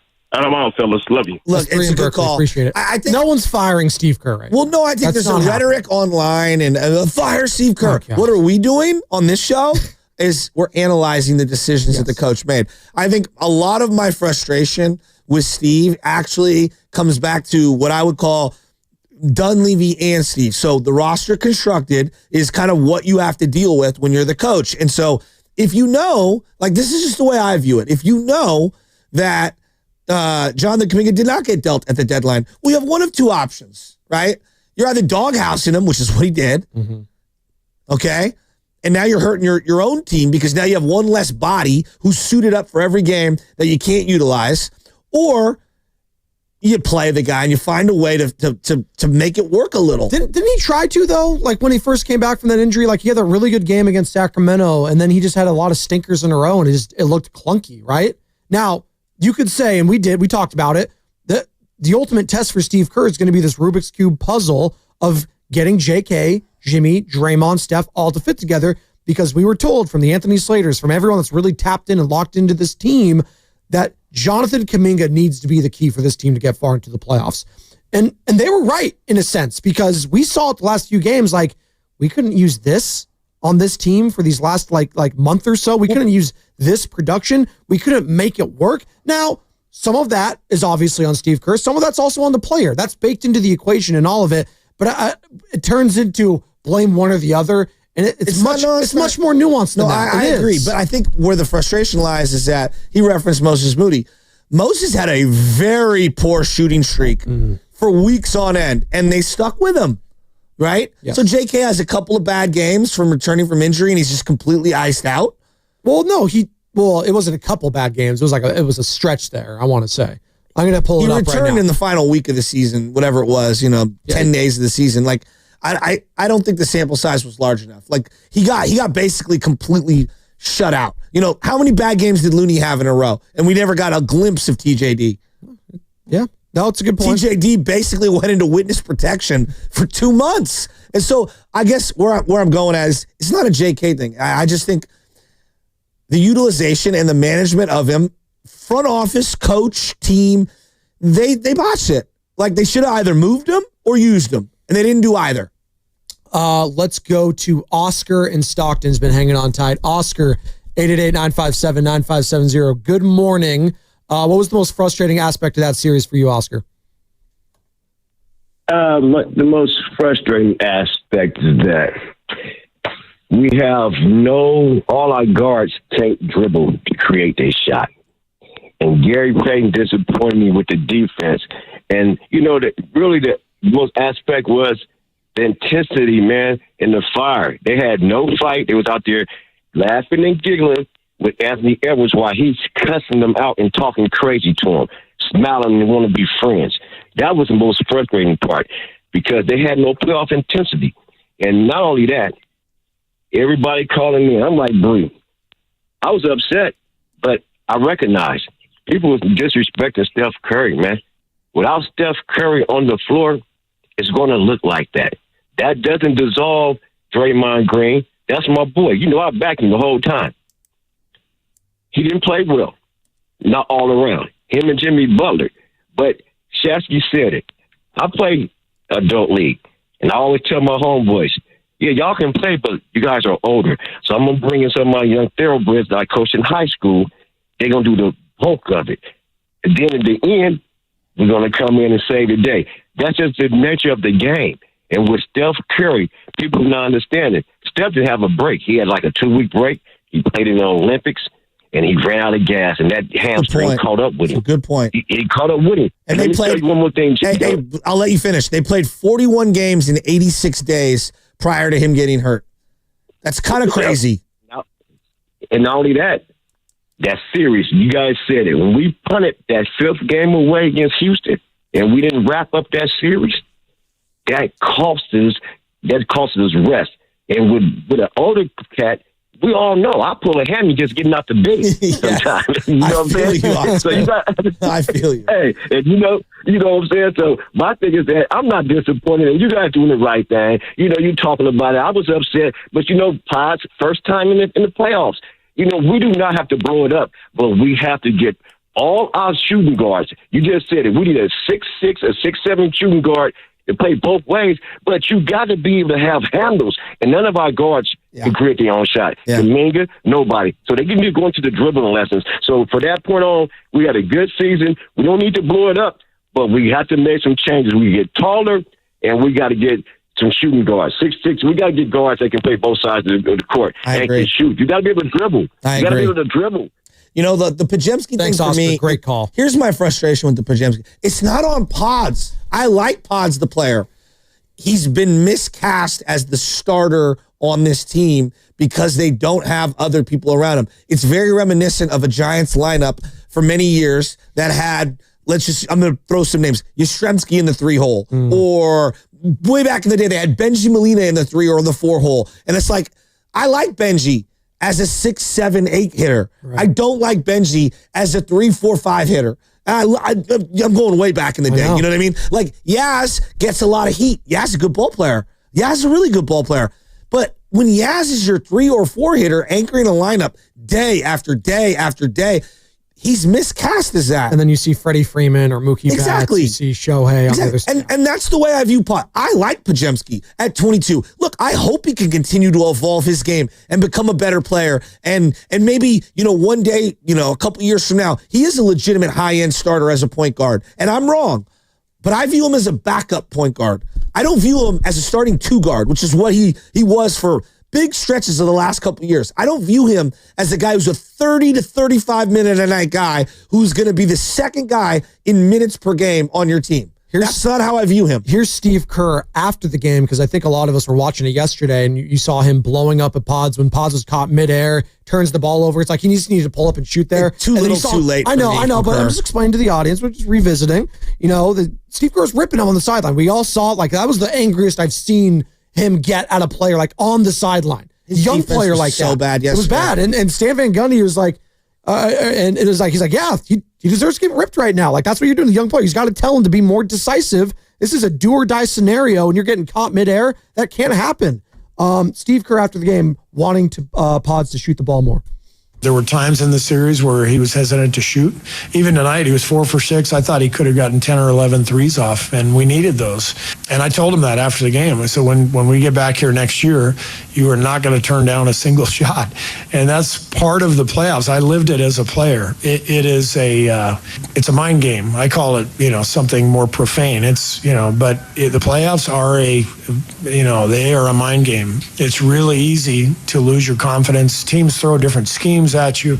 You have a bad game and everybody's talking about your shooting percentage and you feel like you're on an island. I've been there, and it was great for Brandon to go through that and then finish the series with a great game, because he's got to understand this is what it feels like. Steve Kerr wanted him to shoot even more yesterday as Brandon Podziemski finished the game 11 of 19 overall, 4-6 from beyond the arc, 28 points. It's insane. He sees something that I just don't see. I hope he's right. I don't know if he's put a lot of time he's put a lot of time, and he's put a lot of the Warriors' future eggs into the Podziemski basket. Not just him, though. He better be right. The owner, too. No Joe Lacob loves him. They better be right. They better be right, because there's a lot of hey, great experience, and I'm like, well, that better pay off.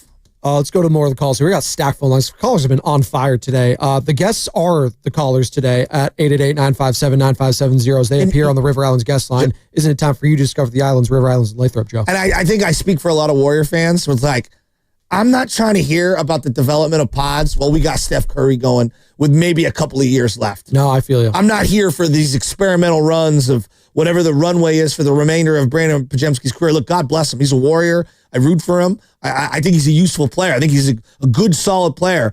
He can really help you win.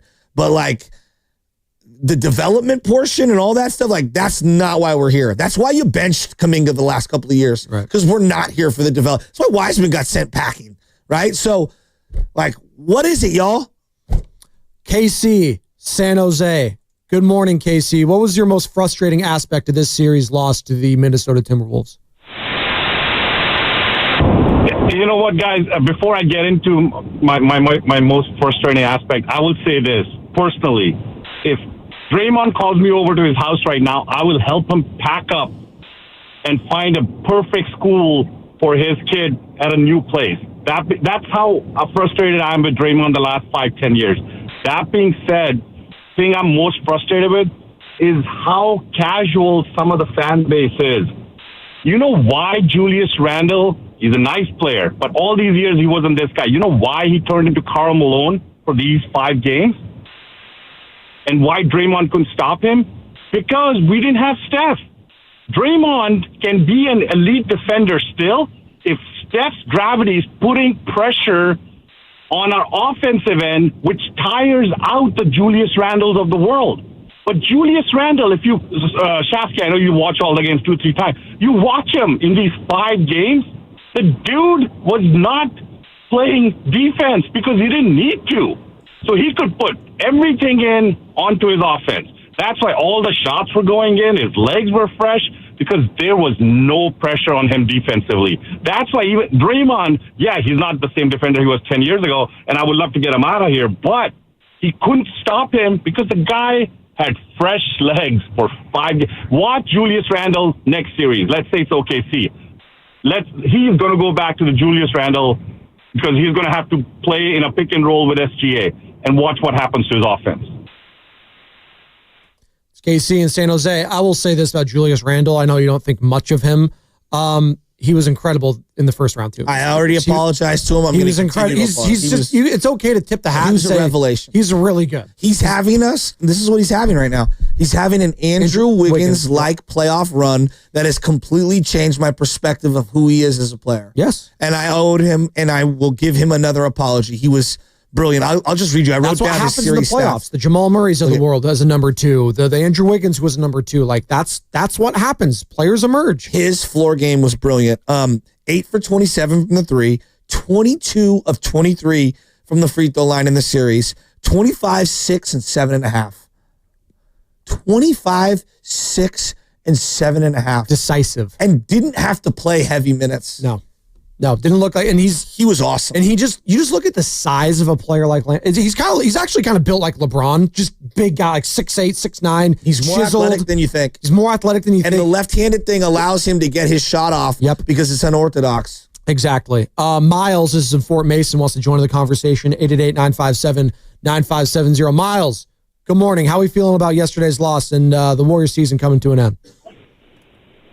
Oh, good morning, guys. I think it was frustrating on all levels. Player performance, injuries, coaching, and roster construction. And, you guys have touched on it all. And look, this is the completion of the 3rd season since we won the title. And more players have left than we have added to benefit our team. We've got draft picks here or there, late second round, TJD, Quentin Post, of course, Jimmy, that's the biggest standout, of course. But, Shasky, to your point of what Steph's thinking, he's a run it back kind of guy. Things would have been different if I would have been in there. You could just see him say that and how deflated the team was. And so, okay, if we're going to go down this road of running it back, what is the bigger need on our team? I'd say 95% of people are going to say offense, but I say our defense is equally I think woeful. let me stop you. Perimeter defensive stopper who can play in that first lineup is the mandatory addition as well as a big. I think Draymond has to come off the bench. I think it's 2. I think I have 2 distinct needs, and they're equal. A rim defender, and they need a perimeter defender who can be in the starting lineup at the 2-guard spot.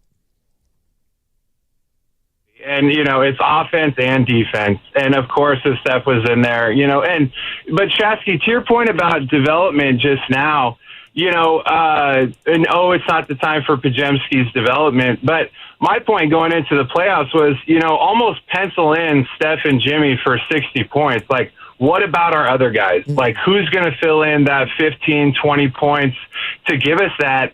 And, on Pod specifically, I looked back at that 2023 draft as to see, like, we should have drafted this guy. There weren't many gems behind him, so, and he was, 29 points last night, little too late. But, I think he does pretty well. His confidence got shook. To Kerr's point, I loved his more profane comment. But He is coming along, but to the player performance aspect, to me, the Minnesota series came down to Game 4. We had it 2-1 at home, risking going down 3-1, and that was a pathetic effort from everyone on the floor. So, players bear responsibility of this as well. I think they run it back again next year, and unfortunately, it doesn't bring a lot of hope. I hope, to your point, we get some defense in the draft, but, it's sobering. We had a great run this last decade, but there's not a lot we can do, and this is kind of reality. So look, your point on pause. This is how we have to operate, okay? And this is why I just think he's in a no-win situation. I'm talking about Podziemski. He's in a no-win situation. If Curry is going to be in one of the guard spots, whether you think he's a point or a shooting guard, it doesn't matter. Curry is one of the guard spots. The other guard who starts alongside of him has got to be able to mask whoever it is as the best perimeter offensive player on the other team. We know it can't be Jimmy, and Jimmy's probably going to play the 3, right? Probably. Okay, we know it can't be Jimmy anymore. It just can't, all right? We don't have Wiggins, so it can't be Wiggins, right? That 2-guard guy has got to be a defender at an adequate enough level to be able to offset the deficiencies for Steph Curry so that he's not chasing around whoever their best perimeter guy. So let's just, hypothetically, you're playing the Lakers. It's Luka Doncic. Well, Curry's not guarding Luka. No. You don't want Curry guarding. Your 2-guard has to. Well, if it's Podziemski, well, we're in trouble. Yeah. Is Podziemski going to get stronger? Maybe. Is he going to get faster? Probably not. You're not getting taller. Not going to get taller. You're not going to become all of a sudden infinitely more athletic. Okay? Now, he's a willing defender, but he's not a great defender. All right? And so there's got to be lateral quickness. I say he's opportunistic at times. Sure. Watch the games. Rewatch all the games. He gets crossed over, and he's playing behind the offensive player too many times out of that. And so, to me, that 2-guard spot, or whatever you want to call it, it could be a point guard who plays defensively, tenacious defense and is longer. It is vital. It's vital for them. And I haven't even gotten to the big who has to play alongside Draymond Green if he's still your starter. But, that 2-guard spot does them in. So, getting back to Podziemski, he is a good pick. He is a good player. But when you're asking him to be the guy at guard alongside Curry, you're going to be at a defensive disadvantage 9 out of 10 nights, no matter who the opponent is. Well, Jimmy Butler echoed those same sentiments, Joe, after the game, saying it really doesn't matter if Steph was here or not if we can't stop guys on defense. Exactly. But I don't think it's ever the offense. I think tonight they shot 62%. So if we can't stop guys from putting the ball into the basket, it's going to be hard either way. So I'm not going to say that our offense was a problem. Guard the 3, and make a mess a little bit more. Exactly. It always comes back to defense. We want to think about the Warriors as this offensive juggernaut and them changing the league and Steph changing the game, all of that. That's all well and dandy. When the Warriors were at their best, they were a 2-way team. They did it offensively and they did it defensively. And yeah, Steph was covered up sometimes there, but he wasn't some slouch even when they were winning. But when Brandon Podziemski, the likes of him out there, who is probably at best a backup point guard on most championship type of rosters or playoff rosters, yeah, it's going to get exposed, especially against a long, big, athletic team like the Minnesota Timberwolves. Hell, even against the Houston Rockets, the Rockets, they're just not good offensively. The shooters just aren't there yet. The Amen Thompsons of the world. But who killed us? Fred VanVleet. Okay. A guy who's not big, though. Just rolling up there, chucking up those threes. And who slowed down Amen Thompson? Who slowed him down at times? JK. Are you saying? No one. No one really. No one. Exactly. Yeah. Minutes for a guy that doesn't shoot. Yeah. So that's going to be their problem no matter what. Let's look at what OKC has. They've got 2 dynamic guards. Right. So I guess where I'm going as again, I go back to Pods is miscast as a starter alongside Curry. He's in an unfair spot, and I think you got to start there. And what do they end up doing? They end up starting a GP2 every now and then. They start a Moses Moody. They were searching to find that other 2-guard spot, and they've failed to find a guy really for the last 4 years to replace the Klay Thompson defensive production. From the 408 on the Boxer and Gerson work injury attorneys text line, they won't say anything because, quote, no excuses, end quote, but Jimmy looked hampered. He was not the same this series, something ailing him. Yeah, he has a deep glute contusion. He's talked about it ad nauseum, and he's dealing with the flu. There you go. They have said it, but they're not going to say no excuse. It doesn't really, that's baked into the equation. Everyone's hurt. Anthony Edwards is dealing with an ankle injury. Julius Randle's played all season. Everyone's hurt. So, like, again, like, that's fine. Jimmy looks hampered. He just wasn't good enough. Like, shooting the ball defensively, no one was good enough in this series once Stephen Curry went down. And that's why a lot of people are frustrated. We want to hear your number one frustration right now. 888-957-9570. More from the Boxer and Gerson work injury attorneys text line from the 415. Most disappointing for me is the rotation. No Post or Moody until the fourth quarter last night, and look what happened. They hustled and brought the game to single digits, then cursed them. Yeah, I mean, by yesterday, that meant nothing to me when they cut it. Was over. I'm going to keep it a buck. It just because what happened right after, they pushed it right back to 14. Like, great. Joe, they didn't have enough shooting. They were in a zone because they can't guard anyone. They have no paint protection. They have no point of attack defense. Look, they weren't good enough. They weren't good enough. And look, Steph Curry masked a lot of those deficiencies. And even then, you went to 7 and needed Buddy Hield to be Superman for you to get past the Rockets. The Rockets, right. Injury report.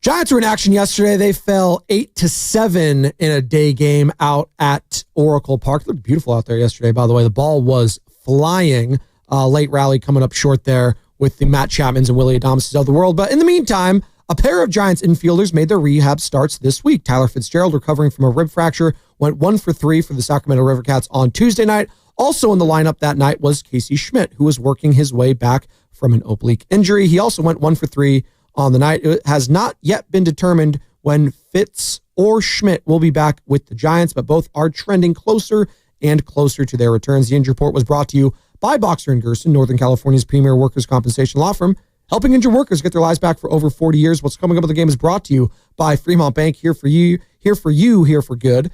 Morgan, Rich, Adam, Philma, Mike, all of you on the other side. You, the people, Dub Nation, are the guests today. We'll be taking your calls all show long, all day long. Stein and Goo, Willard and Dibbs, all of it as we're reacting to the end of the Golden State Warriors season as they fall in Game 5 of the Western Conference semis in Minnesota to the Minnesota Timberwolves, who advance to their second straight Western Conference Finals.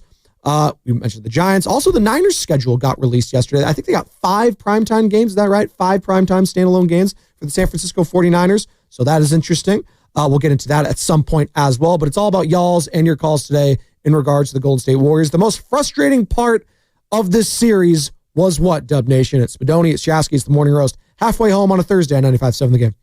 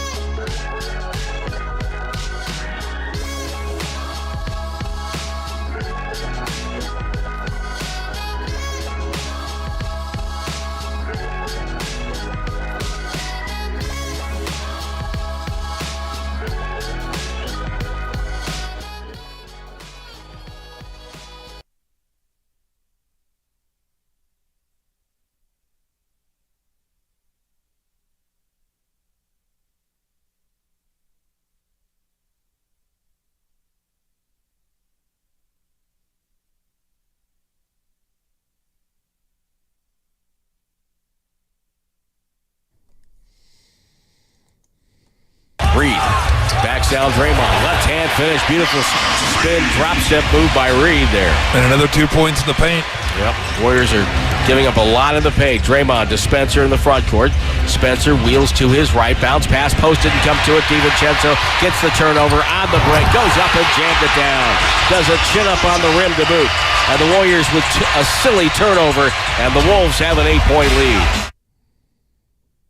Tim Roy, Tom Tolbert on the call right here on 95.7 The Game. Wolves 121, Warriors 110 as Minnesota moves on to the Western Conference Finals for the second straight year. Warriors are packing their bags. All familiar sight for them as this is their second Western Conference series lost in the last 3 seasons. They lost in LA a couple years ago.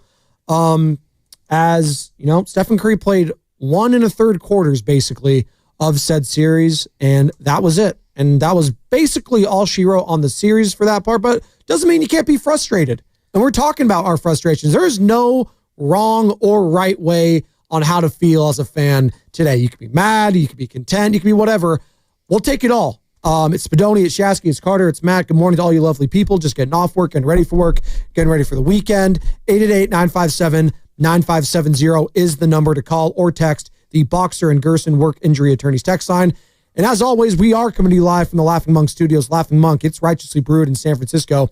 We're streaming on Twitch, Twitter, YouTube. Hit us up on all those. Brought to you by First NorCal Credit Union.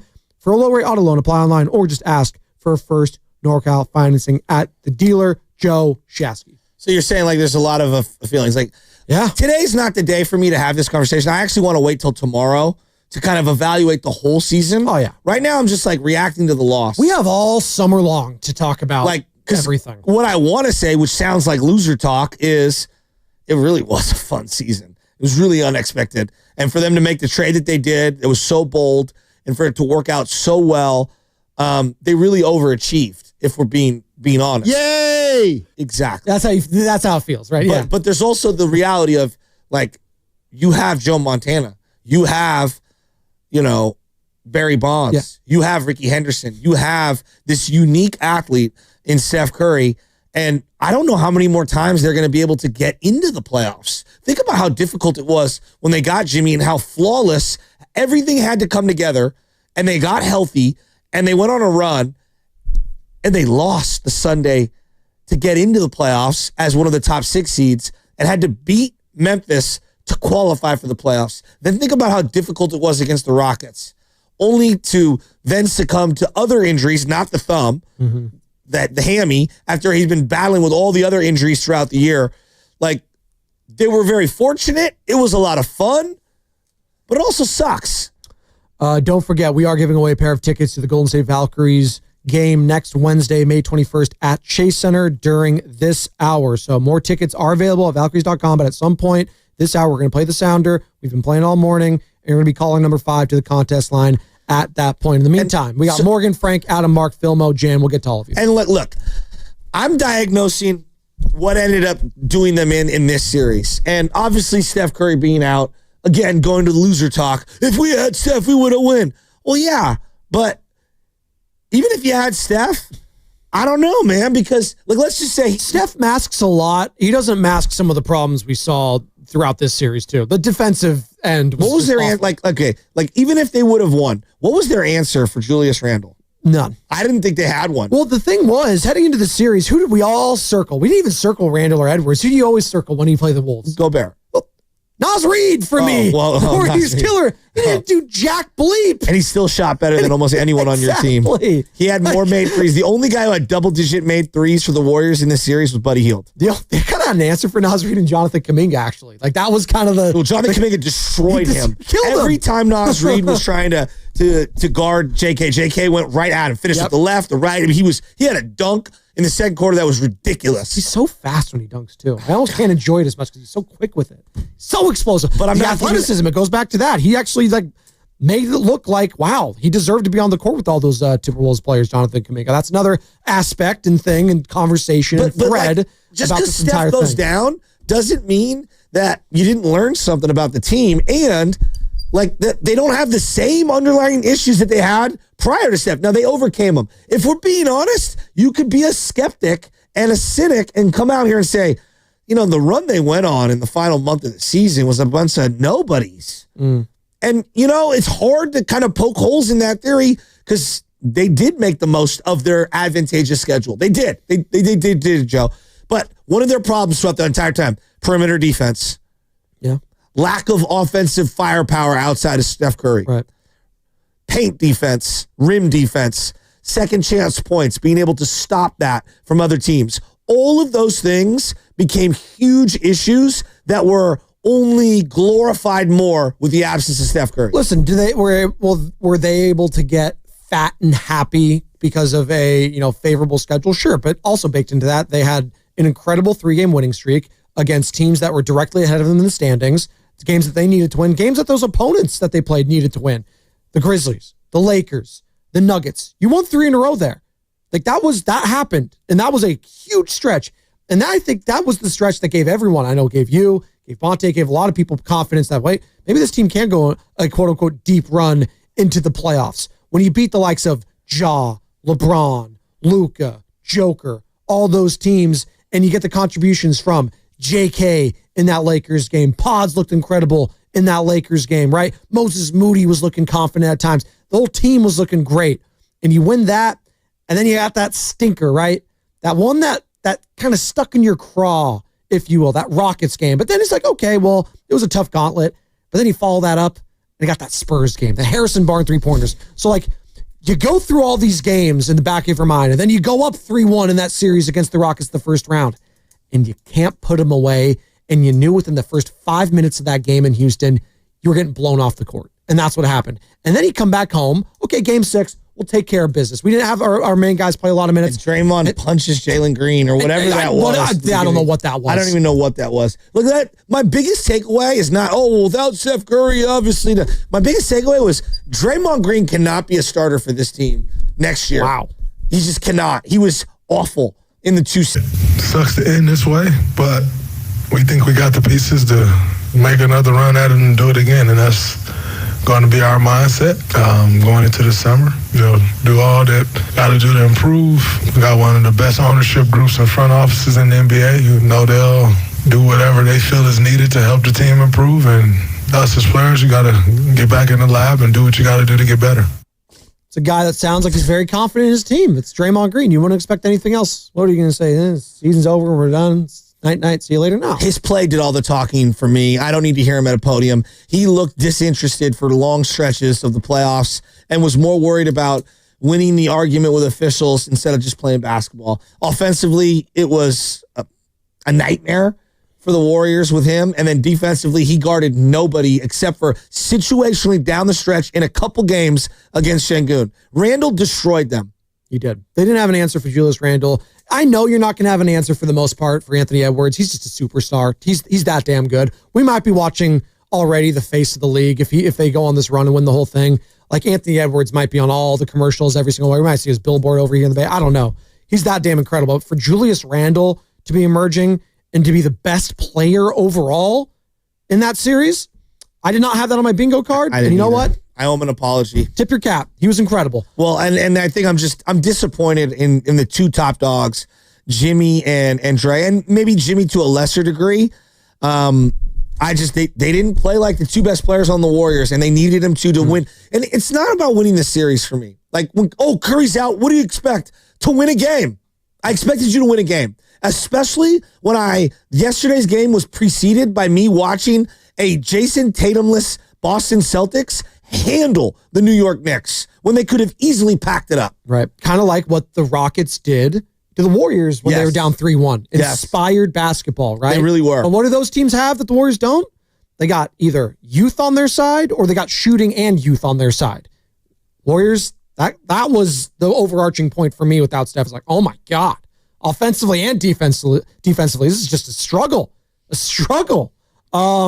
Adam, San Francisco, he's been hanging on tight. We'll get to all of you. Filmo, Jan, Frank, Morgan. We'll start with Adam. Talking about biggest frustration coming out of this series is what? Adam, good morning. Hey, good morning, guys. I'm just going to say the biggest frustration was my coming to the realization that Jimmy, was not good enough, like he was in 2023 and 2020. I truly thought that this team was good enough around Jimmy post-step injury to maybe have a chance, but then, the games play out and you're just like, yeah, we were not that good. So that's kind of like the feeling. Obviously, it was very deflating. I mean, I sat and watched that game one win just in silence and anger because I'm like, we kind of knew what was coming, right? But I think something that you highlighted, Shasky, as well, in sense of analyzing the coaching decisions, I think the series was lost in game 2. I mean, you cut that lead to a 7-point game.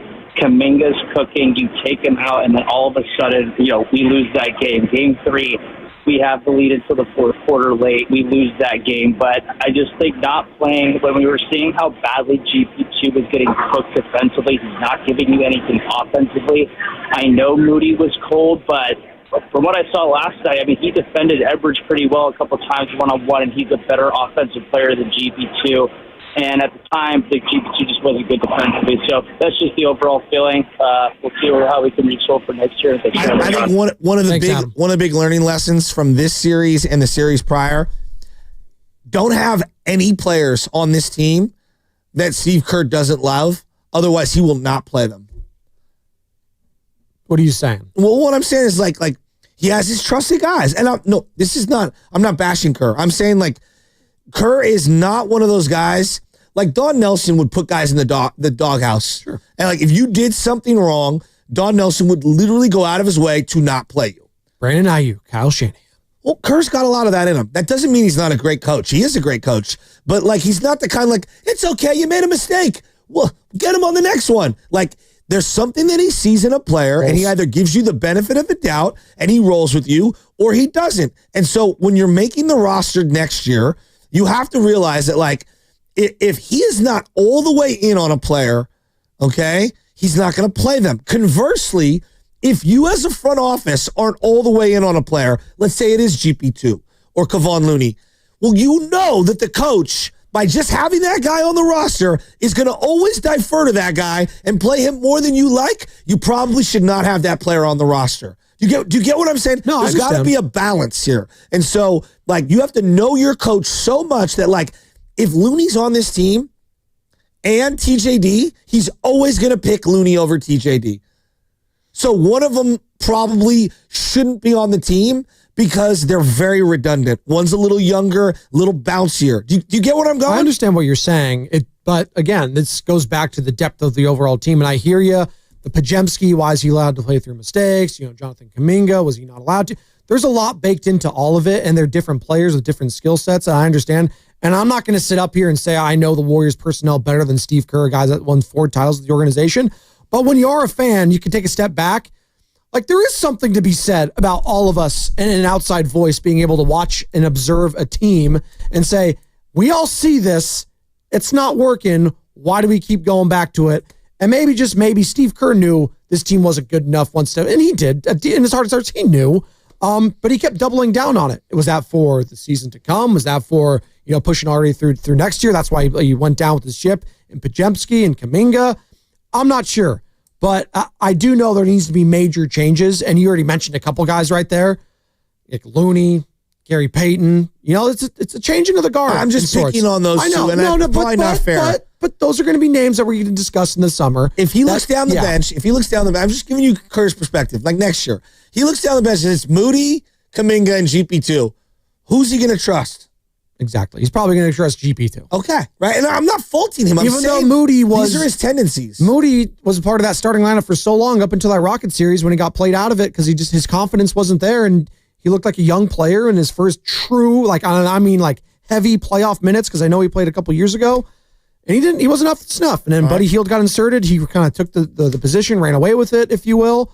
And he was shooting, and, that's what happens. He got iced out. And, he's on a team-friendly contract, Moses. And I thought overall it was a very encouraging season. I was very happy for Moses. But he shrunk come playoffs. Odds shrunk, like a lot of these players did. Let's say he looks down the bench and he sees TJD and Looney. Who's he going to pick? He's taking Looney, probably. Almost every time, right?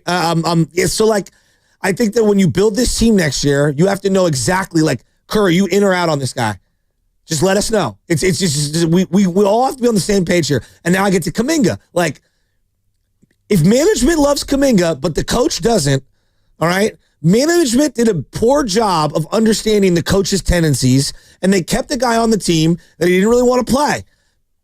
Conversely, if the coach doesn't want to play the guy that you really like, well, then you should have moved that guy. Like, that's what you should have done. Or you should have mandated that he plays, but the coach is going to always defer to his guys. So that's why I look at, like, I think that management learned a lesson this year on a lot of, like, their roster building, and they made a great trade for Jimmy, but there's a lot of other holes that need to be fixed. 888-957-9570. That's a conversation we're going to have all summer long today. We're focused on this series ending, and your biggest frustrations with this series between the Warriors and Minnesota Timberwolves was what? As the Wolves win 121-110 over the Golden State Warriors in Game 5, and they are going back-to-back Western Conference Finals. And they await the winner of potentially tonight if it's the Oklahoma City Thunder, or can Denver force a Game 7, and that would be the matchup, obviously, that we're all going to be watching. And the game before yesterday, I think was on a lot of people's mind. You've mentioned it a bunch. You know, the Knicks and the Celtics. Celtics down 3-1. They played inspired basketball, albeit they were at home. But it just goes to show shooting, defense, depth. That's the one word, depth, coming out. My frustration level with this series is the lack of that. And someone just, stepping up. Step up. And that's why it was refreshing to see Jonathan Kuminga. And I'm a little frustrated, juxtapose that with what I saw from Jimmy Butler. And your most frustrating part of this series, 888-957-9570 is what? You can call or text the Boxer and Gerson Work Injury Attorneys text line. Let's go to one of these calls here, Joe. Philmo, you know him, you love him. He's in the intro. We just heard his voice 20 minutes ago. Philmo, what was most frustrating about this series, man? Good morning. Hey, how y'all doing? The most frustrating thing, but first of all, at least we got the Valkyries. Let's go. Cutting no girl from the city wasn't cool. That was some weird stuff. But anyway, with that being said, I just don't like how my thing is like, we were like, how can I explain this in a nice way? I don't like how we were like, we have JK on the bench, and just the way that Kerr, he talks about Paz is starting to get annoying, bro. It's starting to get really annoying. Like, he anoints Paz to this level, and some guy was up there like, man, I played adult league basketball, bro. This ain't adult league basketball, but I played basketball, right? He was like, I played adult league. Cool. Anyway, Oscar and Stockton. but I played basketball. I'm like, bro, like, you can see a player, right? And my only thing is like, I understand that Curry's a go. He's our Jordan. With that being said, and you're right, Shasky, we need like a Ron Harper, Scottie Pippen, too, to play beside him. But with that being said, why are we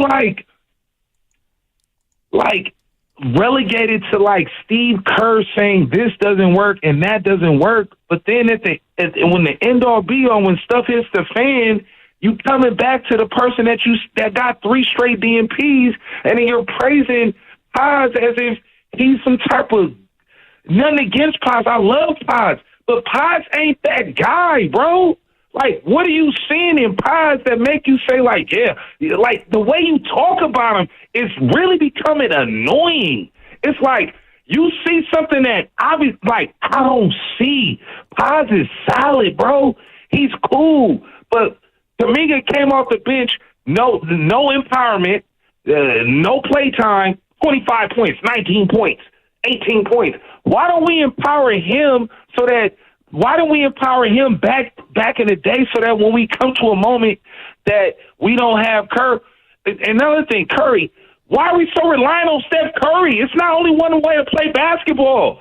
Like, come on, bro. Like, there's a lot of things we could do. Like, I understand Curry, he's our Jordan, but I'm so frustrated by the fact of, like, we act like we can only play one way, and Kuminga is a bad player. Like, just the way he talks about Paz versus Kuminga is very it's crazy to me. It's bizarre. It's literally crazy, and I know that he's not like that type of person.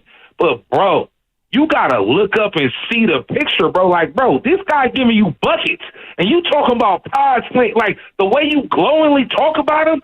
Stop that, bro. Hey, he's a cute player. He cool. Philmo, Do they still got the adult league at Ella Hill Hutch on Mac Block? They still got that league going?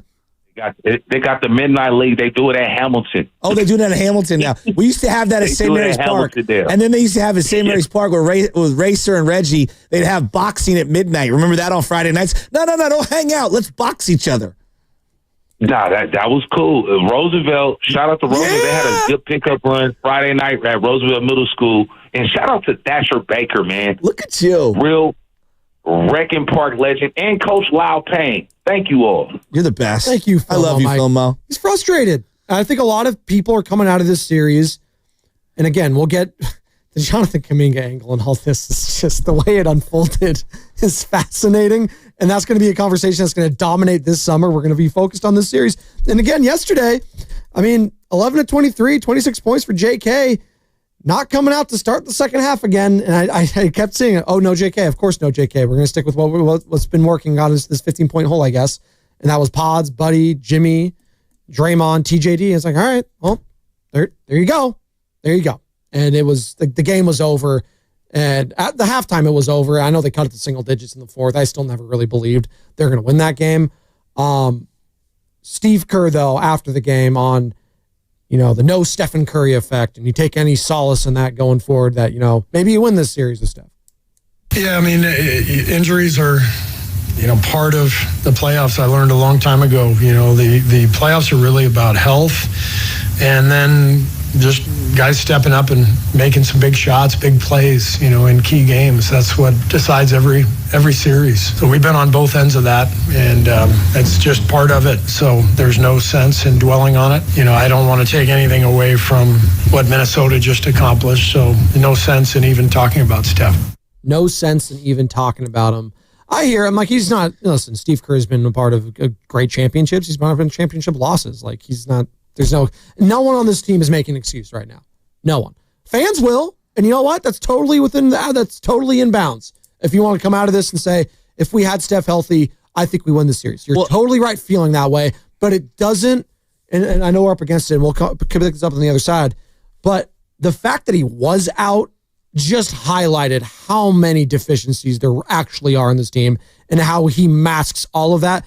And you really come away from the series in a weird way, just appreciating him even more so if he had played, you appreciate him when he doesn't, because he masks so much of the odor that is around this team. It's just a fact. I'm thinking about Nelly, Don Nelson, and how he would treat certain players, and he was almost blunt to the point of people would see it as disrespect. I don't think he's that good. Yeah. That's what he would say about certain players. Yeah. And others, I just like him. I do wish Kerr would just come out and say, I like Brandon more than all of you. What's coming with the game is brought to you by Valvoline. And again, starting at 11:40 today, all the players, all the Golden State Warriors are going to be talking to the media, starting with Stephen Curry. And you'll hear it all right here on 95.7 The Game. And Memorial Day weekend is almost here. Swing by Valvoline Instant Oil Change and make sure your vehicle is road ready. No appointment. Stay in your car. Done in about 15 minutes. Visit BayAreaOilChange.com for locations and coupons.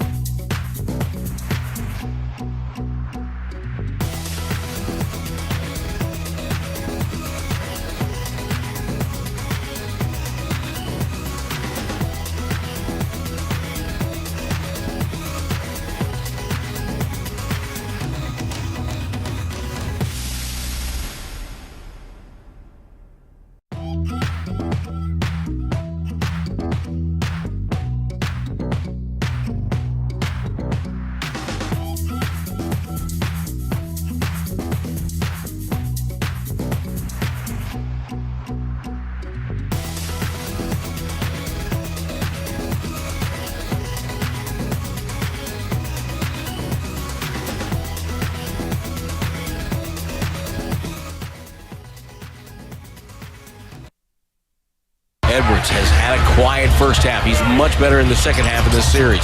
Dribbles out Podziemski, holds him off to the foul line. Over to Randall. Randall fakes up top Conley. Now to Edwards, who was left alone for a moment. Back to Conley. Deep three with one on the clock. It's good. Oh, my goodness. That's tough. You play good defense, and Conley just buries one for about 26. Dub Nation is Brandon Podziemski. You're listening to The Morning Roast with Joe Spadoni and Joe Shasky on 95.7 The Game. Remember, Pods, in the next 27 minutes or so, Valkyries, 4-pack of tickets, next Wednesday, Chase Center, May 21st, be caller number 5. You'll hear the sounder.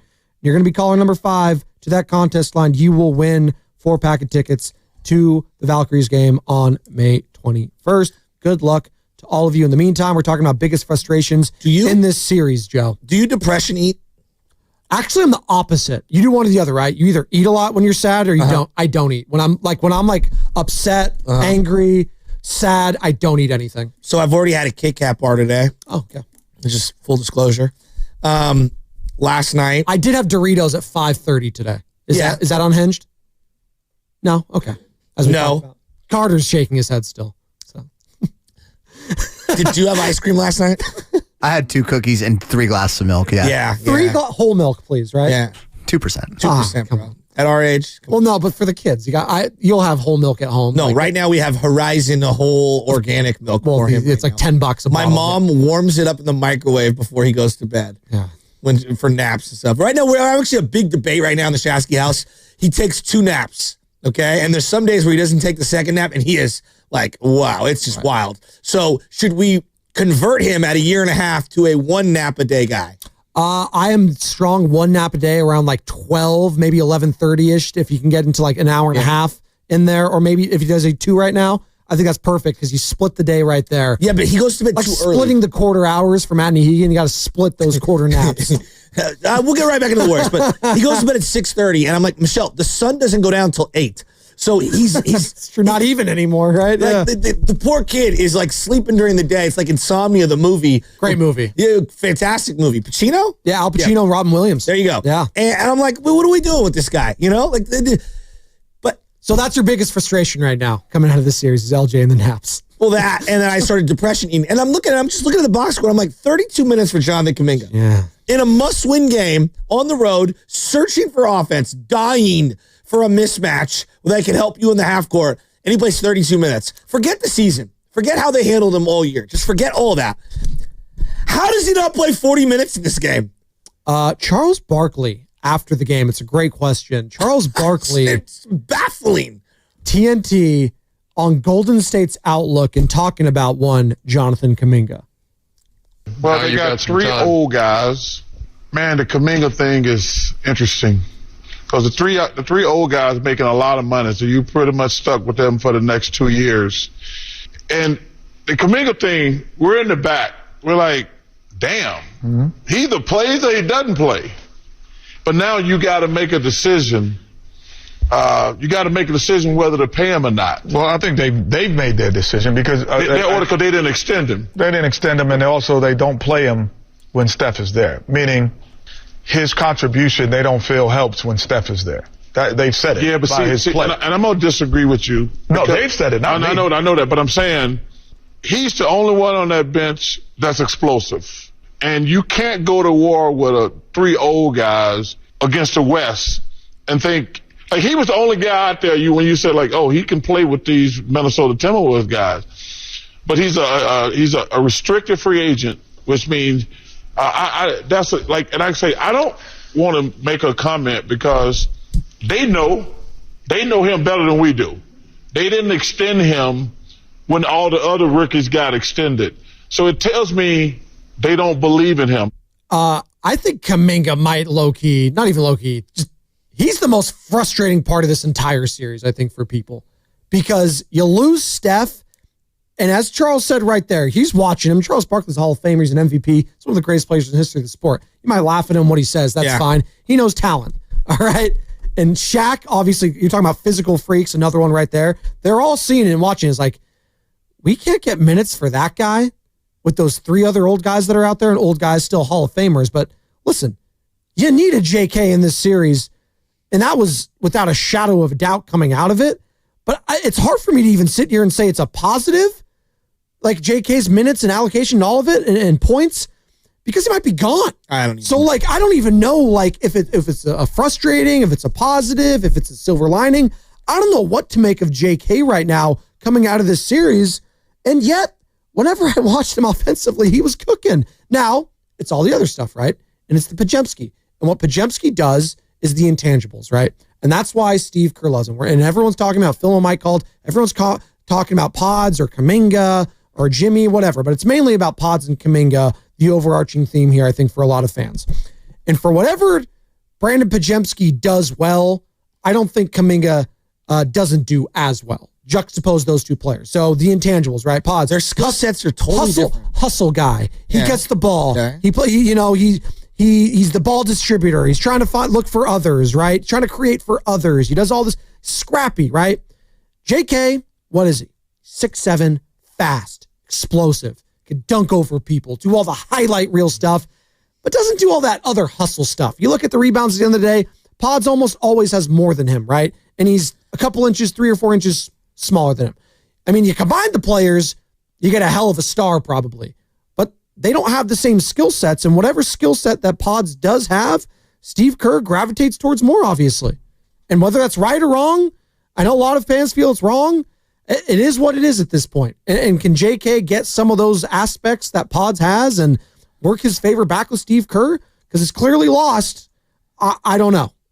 So that's what I'm coming out of here frustration-wise. We're talking frustrations, 888-957-9570. Your biggest frustration come out of this series is we say these things like, oh, Pods is a better rebounder than Kuminga. He plays 10 to 11 more minutes a game than him. He averages JK, half a rebound more. JK played like 30 minutes the other day and had 0. No doubt. Well, he was also out on the perimeter. Okay. Right? Like they're hiding You can't have Pods. 0, though. Like, that's a problem. Again, Joe, when the other team doesn't miss, you know, like I don't think he is a great. What makes Amen Thompson so special? Why is he so unique in the NBA? Well, he's the body first and foremost, the size, the athleticism, and the hustle. He is the Pods grit with the Kuminga body. Right.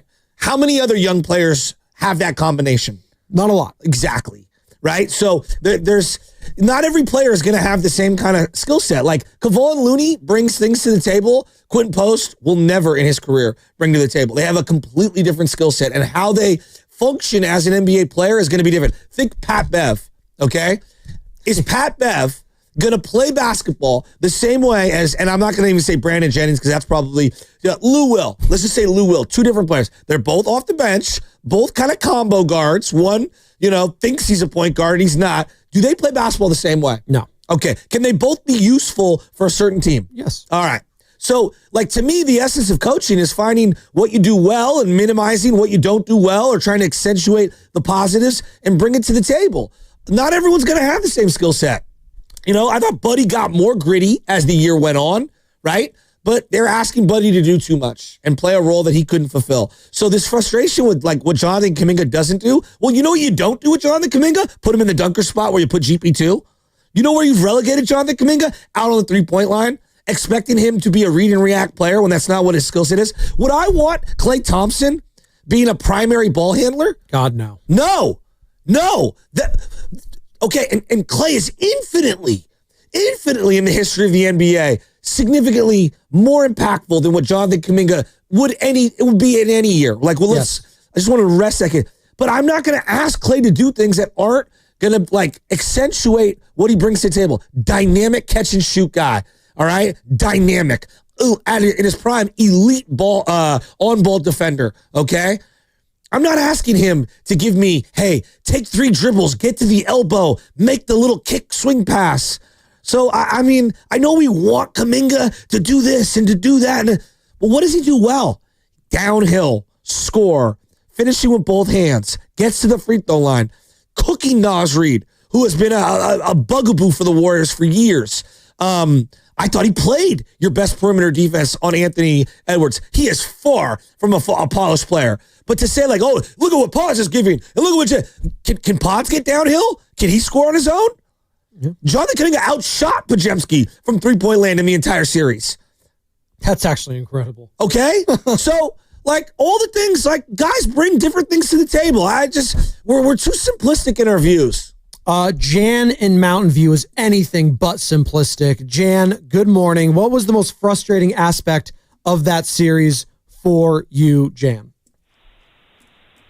Well, I'm going to start here. I can't wait for this head coach to have his contract up. I'm sick of it. He plays favoritism, I feel, and like you've been talking all morning about, JK, he has desperate times. Curry gets that injured now. Who does he have to turn to? Let's try JK with his athleticism. Well, hurrah. He scores 30 points the first night that he gets to play. And the next time he gets to play, he scores 24, I think they said. And last night, 26. Well, it's a little too late for that, Kerr. And I'll tell you something, by looking all over the league, even if we had one last night and had a game 6 and say we got Curry back and we made it to the next round, I'll tell you something, we would never survive that next round, and I'll I'll put it right here. Small ball is out. You need a big that can guard that rim. You also need faster, longer, and younger players on this team to help if you're having any future in trying to get to another championship. I mean, look all around last night. I mean, they were just running by you and, getting whatever they wanted. And I just, I had the faith that they could win that game last night. I really did. And I just was very, disgusted and discouraged to the most part of what I saw. And Jimmy, I have to hand to him. He tried, but he was injured. And one other thing I'm coming to the belief is that the reason maybe Jimmy had such a better shot in the East was it probably was an easier road to get to the finals, unlike the West. And he found out that Minnesota wasn't going to put up with his pump fakes and all of that, which helped our team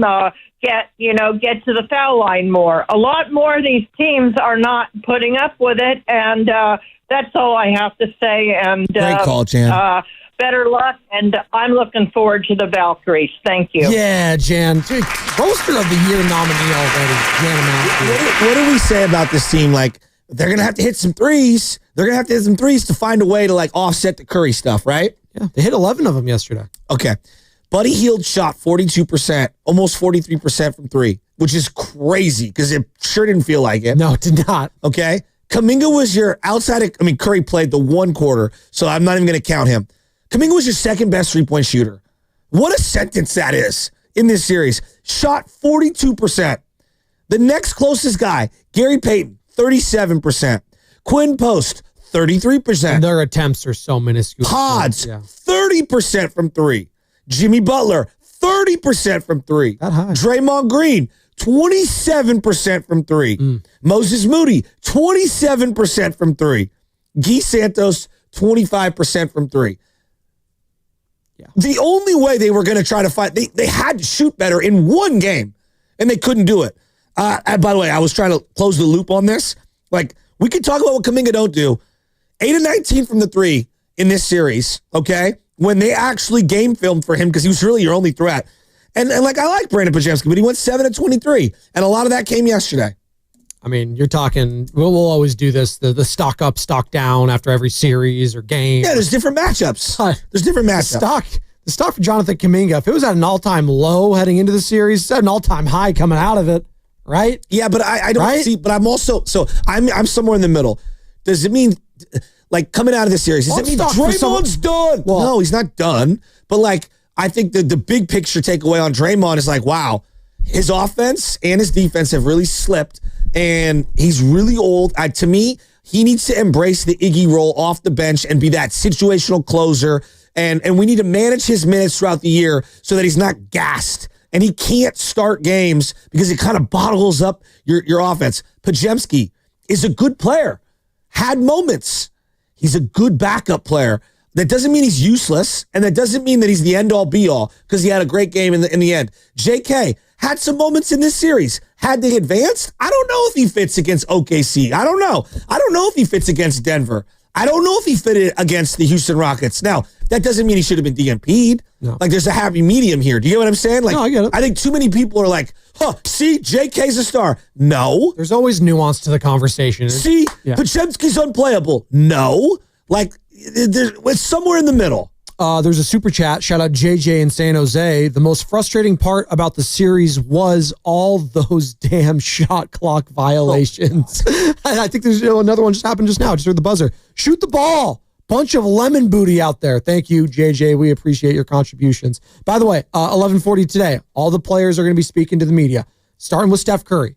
So if you wanted to hear the exit interviews, those are going to be starting today. 11:40. We'll be all over that right here on 95.7 The Game. You're home for not only Warriors basketball, but Golden State Valkyries basketball as well. 888-957-9570 is the number to call or text. The Boxer and Gerson Work Injury Attorneys text line.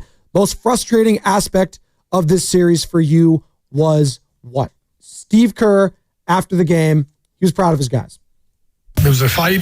Really proud of our guys. They hung in there and they battled the whole way through. Quite a turnaround in our season, from where we were a few months ago to giving ourselves a chance and having a swing at the plate, for some real chances to go deep. And we were right there, and obviously didn't go our way. But again, the Wolves were great. They deserved it, and I'm very proud of our team. Tough way to go out, though. Again, I said it an hour ago, 30 minutes, whatever it was. Like, there's no right or wrong way how to feel as a fan today. You can be mad like Jana Mountain View. You can have from some perspective if you want to do that already and say, it was a fun season, Steph got hurt. You can rationalize it that way as a fan. And I think most fans will probably end up doing that and say, it's easier to say if Steph wasn't hurt, maybe we win this series, maybe we don't. But our chances were a hell of a lot better. And sure, that is the case. He's a top 10 player in the history of the sport. That baked into the equation, though, is you're an older team. And when you rely on 3 older players, that's what's going to happen. And, frustrating for a lot of fans, I think, is the Jimmy Butler angle and all this and the health. How is he feeling? He had the deep glute contusion. He missed a game in the Rocket series. And Steph stepped up in that game that Jimmy missed in the Rocket series. And I didn't feel like Jimmy stepped up once Steph went out for the totality of the game. And that's really what was frustrating, I think, for a lot of fans. Not to blame Jimmy. I thought he played hard. I thought he played really hard. But just whether it was the sickness, the flu-like symptoms the last couple days, whether it was the deep glute contusion, it just wasn't enough. And that is what it was frustrating, I think, for a lot of fans. 4 of 11 yesterday. And man, were they booing him still every time he touched the ball. Towards the end, in the fourth quarter, they were booing the hell out of him. You think that got to him at all, by the way? Like, I know he's a hardcore player. I don't know. I kind of feel some type of way if I'm down that much and we're getting smoked and they're still booing my ass. Well, man, that to the victor, what is this? To the spoils go the victor? To the victor deserves the spoil, goes the spoil. Whatever, whatever the Viking saying is. Yeah. You think it's Jimmy Butler? See, like, to me, the overarching theme, I'm going off the playoffs. Just Draymond was not good enough. Yeah. He just wasn't. 9 points per game, 5.5 rebounds. 5.5. Am I too cynical to say once Steph went out, I kind of expected this from Draymond? Is that bad that I think that way? Well, then you can never be considered the leader and the heartbeat of the team ever again. Well, no. If that's what you're telling me, that if you expected that, to me, my retort would be like, I can't ever take you serious because the heartbeat of the team, when the chips are down and we need you the most, we don't tuck and run. No, but that's what it felt like, at least offensively. Then defensively, it was nowhere Joe, near up to par let me give for you the a Draymond number. Green standard. Yeah, he's older, but man, that was just off. He averages over 6 assists a game, okay? In the playoffs, 3.8 assists a game and almost double the amount of turnovers that he has at any other point in his career. 3 turnovers a game, only 3.8 assists a game, and he shot 26% from 3, as he was the primary guy that was sagged off to allow a 5-on-4 defensive strategy time and time and time again. I think Draymond is a big part of why we're having this discussion. And forget whether Curry was there or not. That his offense or lack thereof is a huge element of what needs to be solved moving forward. These are 2 playoff series in a row now, elimination series when you were in the Western Conference Finals now, and then a couple years ago against the Lakers where we're coming out of it saying Draymond Green was not good enough. That's just a reality at this point. These are your only 2 losses in the history of the Western Conference Finals now for Steve Kerr has been this one. And then against the Lakers a couple years ago, when we came out of that series talking about the shooting, right? You had Looney out there. You had Draymond out there. It was like, and it was just not good enough when you had the opponents, whether it was D'Angelo Russell or whoever the hell it was. What's LeBron, the best Austin element of Reeves. Dre's game? His defense is his best element, not his offense at all. I'm glad you said that. Yes. I would agree. Close your eyes. At what point in this entire series did he slow down individually Julius Randle from doing anything? Game 1 at times, but again, I felt game 1 was more so just the Wolves just looked like awful. That was more so on the Wolves than I felt like the Warriors defense. And maybe that's just me looking back on it and not giving enough credit. I'll give him some credit because I did think game 1, but outside of that, once Steph left, it was over. It was over. He got bullied by Gobert. He got bullied by Randall. If Anthony Edwards is on, they just showed Mike their Conley cooked him. yesterday. McDaniels, like the size, McDaniels the went athleticism. right around Jimmy Butler. Yes. So I guess like I just didn't like Draymond, GP2, Looney, your guys that are defensive stoppers. I didn't see it from any of them. Yeah. Really, for the majority of both series. There it is. That's the sounder. The Golden State Valkyries inaugural season is here, and fans, you do not want to miss the first ever WNBA season in the Bay Area. Catch Tiffany Hayes, Kate Martin, Kayla Thornton, and the Valkyries all summer long at Chase Center. Tickets available at Valkyries.com. And for your chance to win a 4-pack of tickets to next Wednesday's game on May 21st, be caller number 5 now to the contest line at 415-523-4652. That's caller number 5 to 415-523-4652. Good luck. And let me take it a step further. I had somebody hit me up. And you could think of this however you want. I know the NBA, a lot of guys talk trash, but somebody who I know was at the arena in the tunnel as a, let's just say security, if you will, law enforcement, listening right near the Minnesota bench. And games 3 and games 4, all Minnesota kept chirping anytime Draymond was the primary defender. He's food! He's food! He's food! They were eating him up. Wow. And anytime somebody would make a basket, whether it was Julius Randle or whomever, they were giving it to him. Their entire team had zero respect for his on-ball defense. And they said that this is what they're yelling. They're chirping. They're in zone because Dre don't want to guard nobody one-on-one. Wow. Frank in Stockton has been hanging on, has been very patient. Frank, I appreciate your patience this morning. Boogeyman, Big L, Abdur, Spencer, Coach Hall, we'll get to all of you, I promise. 888-957-9570. Frank, good morning. What was your biggest frustration coming out of this series? Good morning, guys. Good morning. Thanks for having me on.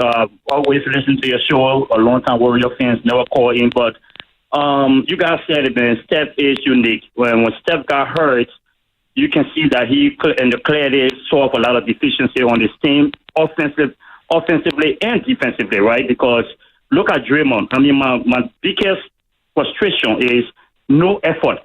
I mean, people laughing with the other team, people not firing up nobody. I mean, think about it. Look at Santos when they came in, that group that had an 8-0 run.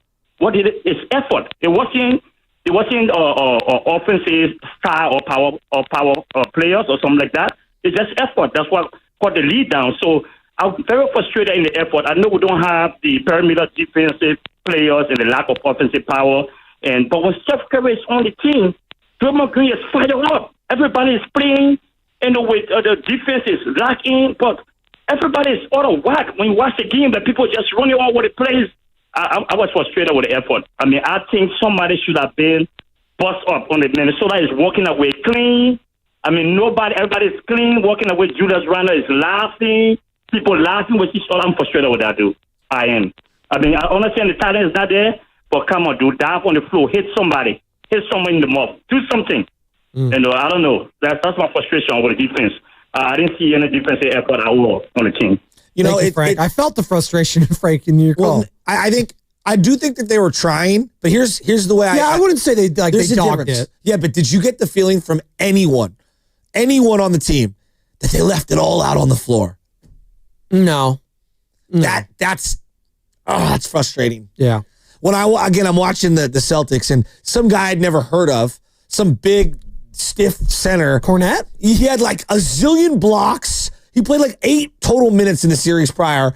He had like 4 blocks, 5 blocks. He's hit like a reverse dunk. Hauser's hitting threes. Pritchard's hitting threes. Like their whole team is unified. And you want to talk about laying it all on the floor? You could feel that sense of urgency. Yeah, Luke Cornette for the Celtics. He had 10 points, 9 boards, and 7 blocks. He had 7? He had 7 blocks yesterday. Do you see what I'm saying? And I'm not trying to question the effort, but like I do believe there's a difference. Like, hey, they're playing hard and they left it all out on the floor. Right. I didn't get that sense from anyone, and I do think that a large part of this team get their cues from Draymond, and I just didn't think Draymond left it all out on the floor. I'm being real.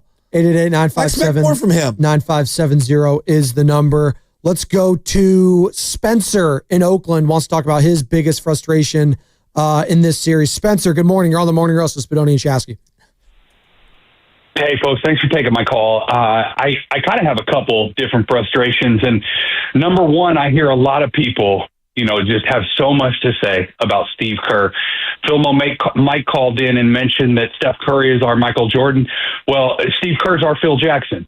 I'm not going to go tell Phil Jackson how to run the triangle offense, especially when they're cooking in the 90s with the personnel that they had. And I'm not going to go, you look up beautiful basketball in the encyclopedia, Steve Kerr's movement offense, comes up. And I'm not going to go tell Steve Kerr how to run his movement offense. And I feel like the biggest deal that we see with Jonathan Kuminga, yes, he's explosive. Yes, he's an athlete. Yes, he's the most athletic player on the team. The biggest deal is his offense comes at the expense of the movement offense, of the flow, of everybody else getting into a rhythm. That's the problem. The other problem is you're that explosive, you're that athletic, and you play 30 minutes, and you average less than 1 rebound every 10 minutes, that's a problem. I don't believe, in this whole, let's compare Podziemski and let's compare Kuminga. They play 2 different positions. Pod's minutes are not Kuminga minutes. But when Pods goes out there as a smaller, less explosive player and consistently gets more rebounds, he had 6 rebounds last night. There were 2 other players on the Warriors with 6 rebounds, and everybody else had way less, and they played similar minutes as well. So that's my biggest frustration with this whole thing, not even with the team, it's just with the attitude around it and the way people are looking at the basketball itself and at the players and trying to compare people that play different positions. As far as, where the Warriors should go, I think Jonathan Kuminga is going to be a good player, a potential all-star player down the road. Yeah, I don't even know. Is he the difference between bringing the Warriors a championship or not? Absolutely not. He's a great trade piece. Let's go get what we need. Yeah, I do agree with the lady that called earlier. We need more size in the middle, like a Steven Adams, somebody that can come in and kind of, goon it up a little bit and get some rebounds. But JK's not bringing us a championship. And let me interrupt you. I want to hear your counter to this. I want to hear your point of view on this. So everyone always says, fill in the triangle. It got really stale, and they had to switch things up at the end of Kobe and Gasol's career, and they started running different things. Popovich was a completely different offense with Duncan and David Robinson to the final version that eventually had Manu and old Kawhi, Tim Duncan and Kawhi Leonard. That turned into a very motion offense. No one is saying that you can't run motion, and that's not their best. We're saying just every now and then run a little something different to accentuate what the guy can bring to the table. And I'm with you. I don't even know if he'll ever being an all-star is really hard. I think people are crazy about the Kuminga thing. I don't think he's a superstar. I don't even know if he could ever be a one-time all-star. But I do think they can run some stuff that he does well. They've done it for Jimmy at times. I mean, I do look at when Steve Kerr had players that were game changers on a different level per se, where he altered the way that he ran his offense. And key point is Kevin Durant. I mean, it's like, hey, Kevin, go get me a bucket. Kevin's a unicorn. He is. He is a unicorn, but it just kind of shows you. I mean, Steve Kerr was not he's not a pick and roll. He's not a guy that, at least early on, was willing to allow a single individual to go out there and do things when he's all about flow and motion. So he has made adjustments, and I do agree. That's kind of why I prefaced the Phil Jackson comment by saying in the 90s when they were cooking with that personnel, specifically the Chicago Bulls team, right? I do think that Steve adjusts, but again, your offense, Jonathan Kuminga, cannot come to the detriment of the flow and everybody else getting into a rhythm, because you can go out there and score 40, and then nobody else gets theirs, and then we end up losing. Well, I guess my counter to that would be, I look at the rest of the team. He's making a lot of good points. Look, I think fundamentally, there's somewhere in the middle where yes, Curry going off is, that's that we've had our heights. But at 38, if Curry's the only one going off, who had a great offensive year this year with the motion offense? Let's just Curry. Who else? Great? Not Buddy.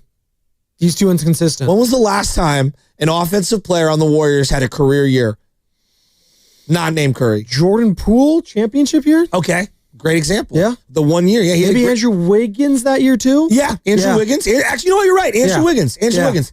And when Andrew Wiggins got a bulk of those points, in terms of that, he would do it at the second unit when the ball was kind of in his hands. And they weren't really running a lot of the motion stuff. So I think there's a happy medium. You could still run a lot of the motion stuff to help accentuate Steph Curry while also running some other stuff for other players. Like right now, Buddy didn't have a great year. Paz didn't have he had moments the final month or two. He was awful for the first couple months. Did Dre have a great offensive year? No. I thought he had his best offensive month in years. He had a stretch. But again, that's not an entire season, right? We were talking about if you're running the same, and again, I know it's a nuance, but if you're running the same thing year after year after year, and there's only so many players in the league who actually can excel in that system, I do think you need to add wrinkles. I think that's the happy medium. You can still run a lot of motion. Just throw me some wrinkles. You're listening to 95.7 The Game, KGNZ FM and HD1 San Francisco and Odyssey Sports Station, and home of the Golden State Warriors and Valkyries, always live on the free Odyssey app. Coming to you live from the Laughing Monk Studios. Spadoni, Chasky. This show has flown by. This Warriors season, unfortunately, has also flown by. It is over. 121-110 the final last night in Game 5 of the Western Conference semis as the Minnesota Timberwolves are moving on to the Western Conference Finals for the second straight year. We're talking about this series in totality, and the most frustrating part of it was what for you, Dub Nation? You guys have been our guests all day long, courtesy of the River Islands guest line. As all guests on 95.7 The Game appear on the River Islands guest line, is it time for you to discover the islands. 888-957-9570 is the number. I'm sorry. Didn't we learn a lesson in this sense? Steph's hand was completely battered. They were exhausted to even qualify for the playoffs this year. Retired. Now, in part, the Jimmy trade didn't happen until the deadline. But I guess where I'm going is that, another big takeaway for me is we can run, I'm just throwing numbers out here, 75% of Curry is everything, but we got to find something else too. Yeah. It can't he's not prime 29-year-old, 31-year-old Steph Curry. He's 38-year-old Steph Curry. He had knee issues. He had the hand issue. He had the hamstring issue. We can't, it'd be like saying, hey, Lamar Jackson at 40, the whole offense runs through him. Well, we saw it in both the playoffs and the Minnesota witnessed it in the first round. Like JJ Redick, a rookie head coach, mind you, was playing LeBron 48 minutes, basically. It's dude. You're wearing him to the nub. He's 40 years old. And he was cooked at the end of that game, in the end of that series in Los Angeles. In Minnesota, Rudy Gobert 27 and 24. They were just all over him. You can't play these guys and expect these guys that are that old to be that consistent and have the wear and tear throughout an entire season and be just 100%. It's just unrealistic. What happened to Kawhi and James Harden? They got tired. They got tired. And they were incredible. And that's the most frustrating. They were awesome. And they were incredible. Again, you're mentioning all these players and all these great players from an era that might just be ending now. Nobody wants to admit this. We love Steph. Steph can be the alpha, let's just say 6 or 7 out of 10 games. You got to find somebody else. Someone. And I know Jimmy can play the Robin role for times, but I'm very skeptical being all in on 38, 36, 36 primary guys. They play 30 minutes a night, 80 games a year. Yeah. You're running the risk. Got to be honest. I was expecting more from Jimmy Butler in these playoffs. Yeah. Expecting a lot more. Was too. And here is Jimmy Butler talking about how that But I have a hard time crushing Jimmy given we're not even in the second round without Jimmy. That's the hard part I have. But we kept talking all regular season playoff Jimmy, and playoff Jimmy was not playoff Jimmy, at least for us, as we thought he was going to be coming home from Miami to Golden State. He is here talking about that fall, and if that fall in was that game 2 of the first round against the Rockets, if that affected him the rest of the postseason. Fine, good enough to go out there and compete. We're not going to use anything as an excuse, so just didn't win. Said he felt fine and he was progressing, and he's not going to use that excuse. He was dealing with flu-like symptoms the last few days. But again, they're not in the business of making excuses here. They all give credit to the Minnesota Timberwolves. Before we go to break, let's squeeze in one more of these calls. Who's been hanging on tight? Boogeyman, you're on the morning roast. What was the most frustrating part of this series, Boogeyman? Don't scare us, please. Good morning, fellas. Thanks for taking my call. I've been frustrated with the Warriors. I'm in Washington State, and I've been following them since Nate Thurman eras. And, man, dude, I'm just sick and tired of small ball, and I know a lot of people have been saying the same thing. If you look at, like, say, for example, Looney, he was good at the championship time, but the guy can't even score a basket when he's right underneath the basket. He's got soft hands.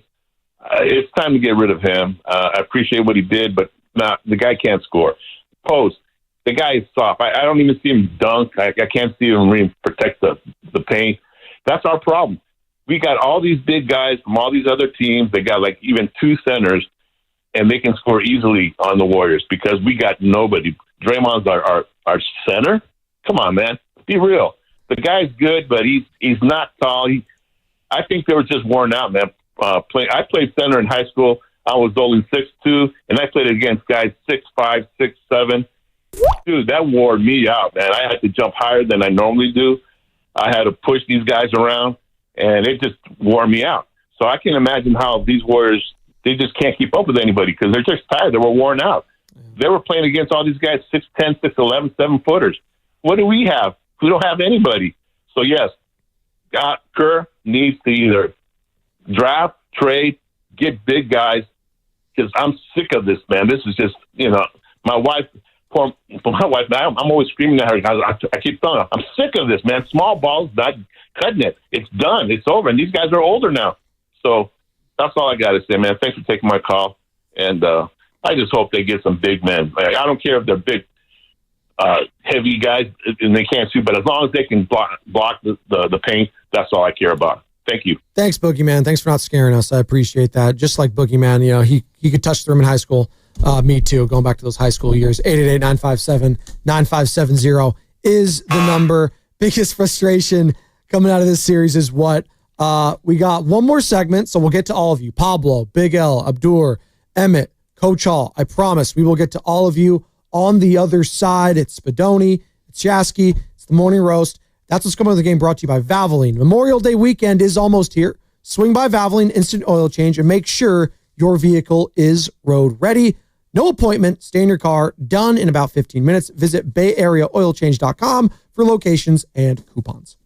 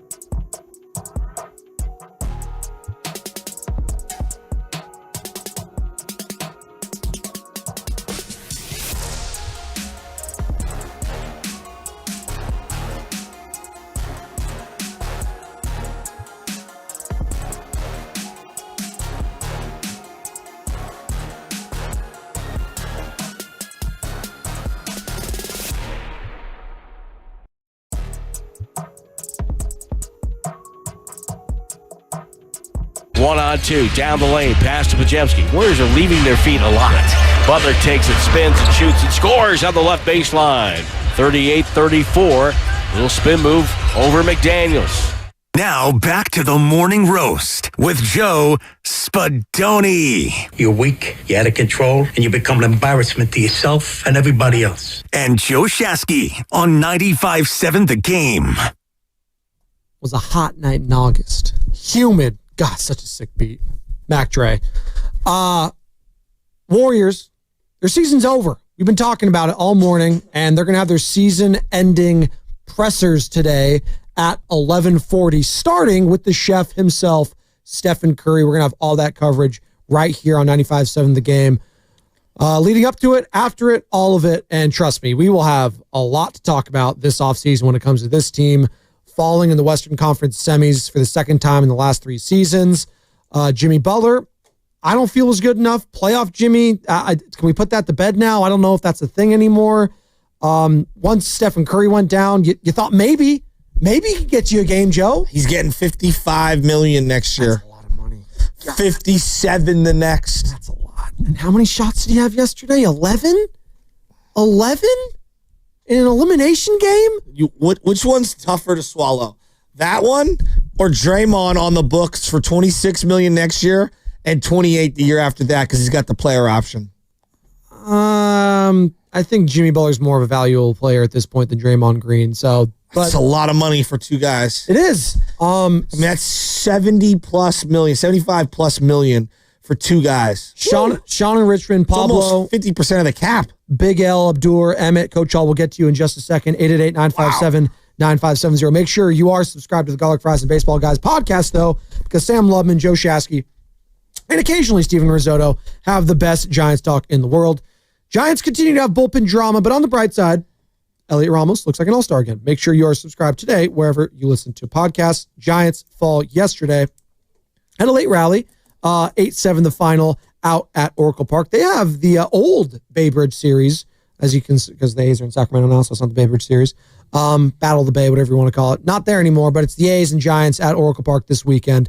And we'll obviously discuss that probably next week at some time. We had the 49ers. Their schedules got released. They got 5 primetime games. Are they going to win all of them? Are they going to go 14-3? I don't know.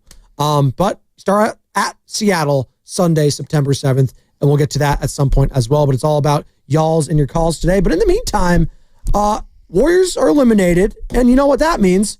It means Stephen A. Smith and ESPN have to talk about it and have to talk about Jimmy Butler and his performances. I need one game. Just one. We got Steph Curry got hurt early in the game 2. So I got 3 quarters of game 2. And then I got games 3, 4, and 5.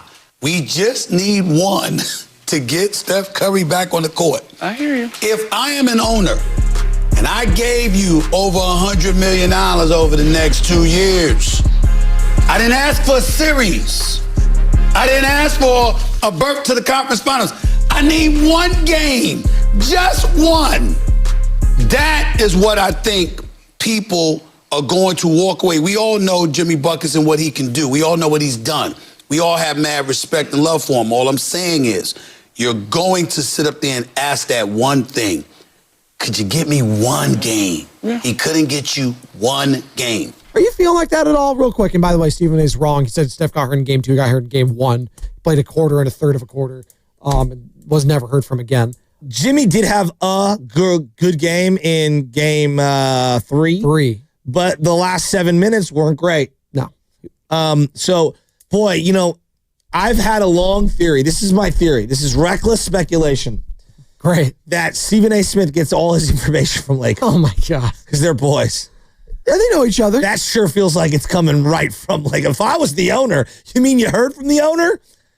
I remember Lake. Jimmy, if I was Jimmy, I hope he rented. Relax. Like, come on. Like, are we really shipping? Well, you do know where Jimmy's from, right? He went to Marquette. Well, he's from the Houston area. Yeah, but Marquette. He went to Marquette. Okay. So Milwaukee is where Marquette is. Wow. So Giannis, the salaries would match. Sure. I'm sure the Bucks would love that. 50-year-old Jimmy Butler. I'm sure the Bucks would love that. I mean, they just took on 50-year-old Damian Lillard. Exactly. So they're going to go double down and get Jimmy Butler. Stop it. We could discuss the Giannis thing all summer long. It's going to be Larry Marketing. I'm going to tell you right now. No, I'm letting you know right now. They're not trading Jimmy Just in Butler. case you guys were wondering, if you put it in the ESPN trade machine, Jimmy Butler for Giannis is straight up works. Exactly. Plus 7 firsts. And we have every other first. I'm telling you right now, starting Monday, I will be on the Giannis campaign. Okay. And are you going to be disappointed when they just stick with Draymond, Jimmy, and Steph? Yeah, of course. Okay. But I'm going to be on letting it. you know that's what's going to happen. 888-957. So that's fine. 957-0. I am on the campaign. I'm aiming my sights high. Slater? When's he coming on? Oh, Twitter, Slates. Okay, What did he say? What's going on? Let's go. 888-957. Read it out. Don't just get in our ear. Hold on. Who is that? We can do it. It's the voice of God, a.k.a. Evan Giddings, doing a hell of a job. It was, what?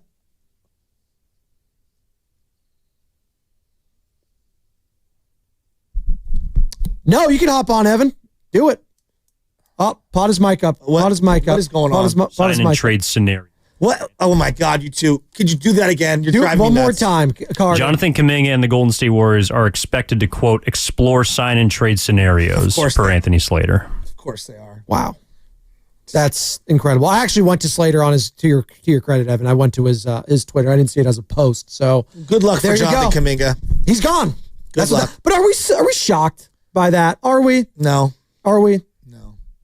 I mean, just given the totality I of am everything. disappointed that it didn't work out. Because that's the number 7 pick and the number 2 pick, and they didn't help you at all. And then you have the number 14 pick in Moses Moody, who is on a deal that he'll probably be dealt in the offseason, I would assume.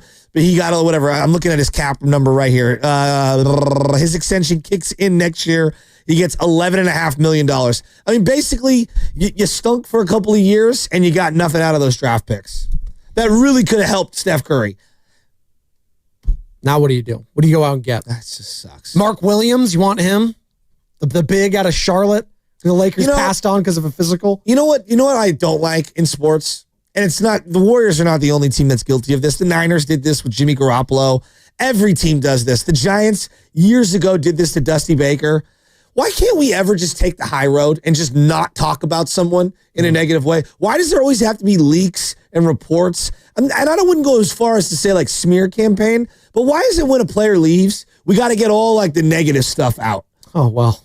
Well, no, like we were blaming Jordan Poole for getting punched, not the guy that punched him. So that tells you all you need to know about fans and people in this area. There's made men and there's non-made men. Jonathan Kuminga is not a made guy. Clay was a made man, and then on his way out the door, there was all these articles. There was like 4 or 5 articles the day he left that just all of a sudden were ready to roll and ready to be fired. And I just, it's the one part of this industry, and I know why, because I click on them. I'm guilty, and I'll bring them up and, you joke around or whatever, but like, whatever. You're disappointed right now. Well, I am disappointed. You're angry. You're upset. Well, they should have moved J.K. Pryor. Like, I mean, they couldn't. He hurt himself. Well, no, it's not even that. They probably knew multiple years ago. Well, I thought they were going to trade him for Larry Markkinen, but apparently that was never going to happen. The coach clearly didn't like the player, which, fine. If you're married to the coach, then you got to acquiesce to the coach a little. Well, it takes two to tango with any trade, and clearly they were in talks last year, whether it was Paul George or there was Larry Markkinen. How far those talks got, I don't know. I'm sure Jonathan Kuminga's name was a part of them. I don't know. But it just never came to fruition. So they tried, right? But you don't get credit for trying. Okay, I'm just telling you have an old-time great in Steph Curry, you have to do. I mean, you know who got fired for trying? Trent Baalke. I mean, Bobby Rowell. Joe Lacob said it best. Don't get mad at me. Trades are hard. Thank you, Joe. telling these people. I'm trying to tell them. I'm not going to sugarcoat it. You can sit here and do a sugarcoat job. Look at. I can still be like very disappointed that the entire Kuminga, the idea of the draft pick, then the actual player, then him showing some promise, and then him getting yo-yoed in and out of the rotation. The entire Kuminga saga is disappointing to me. And I feel like at different intervals in his career, it could have gone in different directions, and they could have ejected out of it at different points. And I just think that both parties mismanaged it. It's not all on the Warriors. It's not all on Jonathan Kuminga. I think both parties really screwed this whole thing up at not just one intersection, at like 4 or 5 of them. If you're just joining us, per Anthony Slater, our 95.7 The Game Warriors insider, Jonathan Kuminga and the Warriors are expected to explore sign and trade scenarios. It would appear that Jonathan Kuminga is on his way out. Every young player that could have helped this team out the door. Wiseman, Jordan Poole. Now it's going to be Jonathan Kuminga. It's just... Hey, you guys got pod still. Abdur in New Jersey wants to join the conversation. Sucks. I mean, the best way to find the best way to find the fountain of youth for an NBA team, because the best value in this sport is a rookie contract where a player contributes. Yeah, shout out Brock Purdy, right? When you have guys making max money and there's a salary cap, the best way to find, like right now, Christian Brown is on his rookie deal, essentially, giving really good positive contributions to the Denver Nuggets.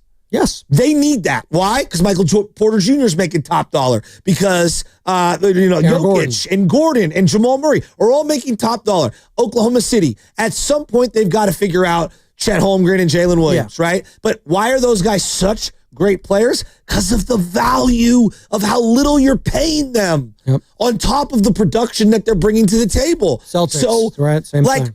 Like when Curry's making 60 large, and when Draymond's making 25, and when now Jimmy making 60, you needed 1 or 2 of these draft picks to be able to offset the crazy financial investment you had in those other guys to help as the fountain of youth. And they don't even have to be stars. Just be good rotational players. Speaking of the rotation, I think that's what Abdur in Jersey wants to talk about. Abdur, good morning. You're on the Morning Roast. It's a good afternoon for me, but thanks for having me. So one of the frustrating things, I've been a fan for a while, but I feel like Steve Kerr, I think his time is up with the Golden State Warriors. And a couple of reasons is for the last 2 seasons, I would say, he hasn't been able to find a definitive starting lineup. It's like changing every other game, and there's no continuity, and I feel like it's hurting.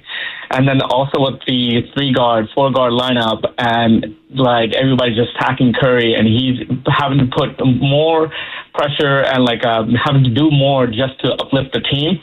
And also like Steve Kerr's stubbornness and like willing who he wants to play, who he doesn't want to play. And I feel like a great replacement, if they were to explore it, I was kind of upset when they re-signed him, but a great replacement would be Mike Brown, somebody who already is familiar with the Warriors franchise, knows the players, and in the playoffs, he has a winning record when he was covering for Steve Kerr.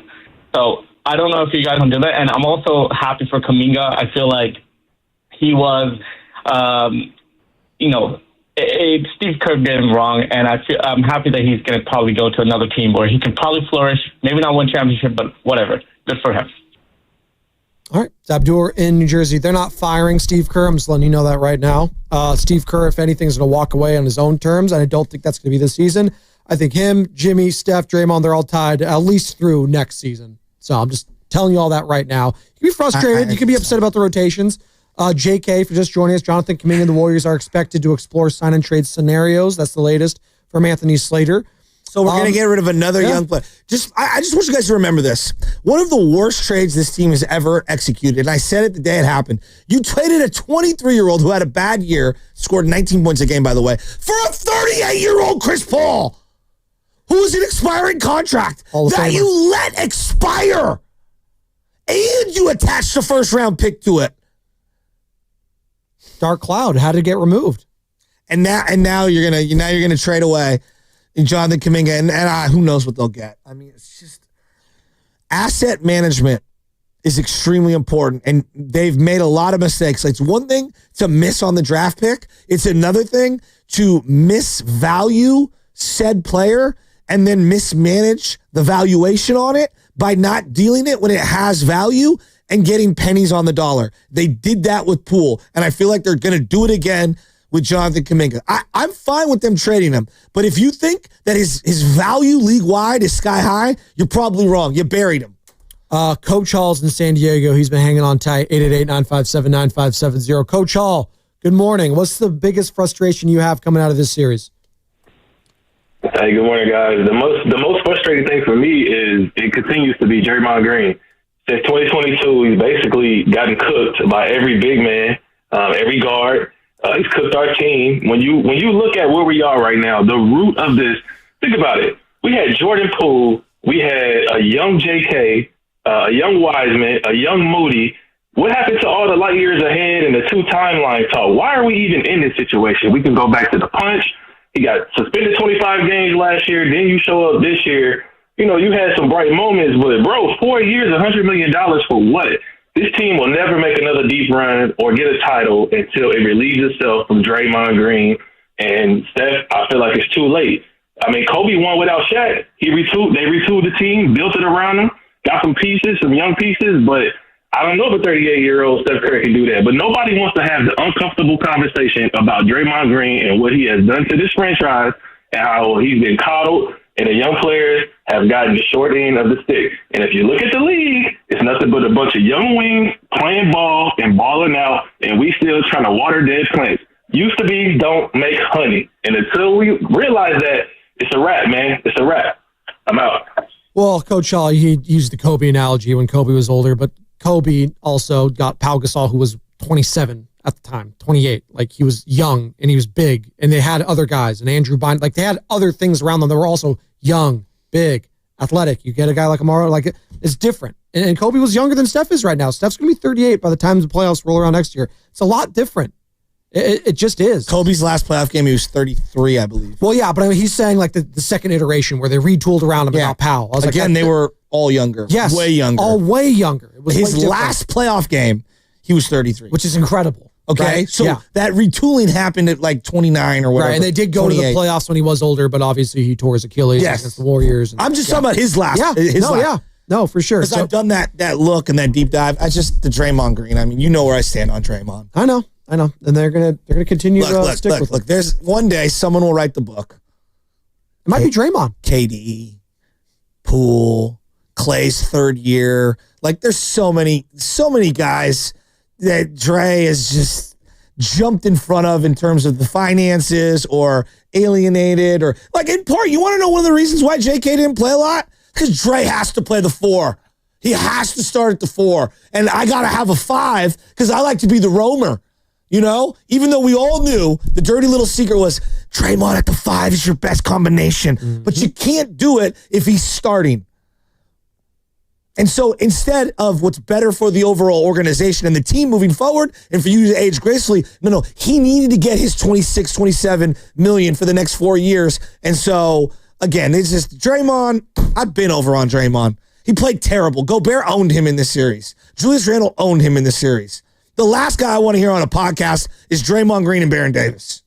Can't wait for the next one. Pablo in West Marin, 888-957-9570. Pablo, your biggest frustration coming out of this series is what? Well, it's a pretty obvious one. I think everybody, agrees. But the biggest frustration for me was that Steph Curry got hurt. And everything after that just fell apart because we'll never know. I'm not saying they even would have won that series, but we'll never know. And I guess the second biggest is everybody sniveling about it when, hey, we lost the last game of the season, had to play a 7-game series against Houston. We won, and here we are, crying. I mean, we have to have some kind of hey, that was a pretty decent season. Well, yeah, that's what we're going to have a timeout. That's what tomorrow's for. Like, tomorrow we'll have perspective. The day after the death, I'm grieving. Steph getting hurt basically was a death knell on the season, and that's the biggest frustration for me. And I don't know about you guys, but I watched the end of that game really closely when everyone went to the bench right before the final buzzer, and Draymond looked like he was saying goodbye. he was giving Kerr a really long hug. It just seemed weird. And then somewhere along the line in the last 4 or 5 days, Draymond lost all his fire. I mean, for all the frustration he's given me watching him snap and yell and scream, he didn't do that much in the last few days. It's almost like he just kind of mailed it in.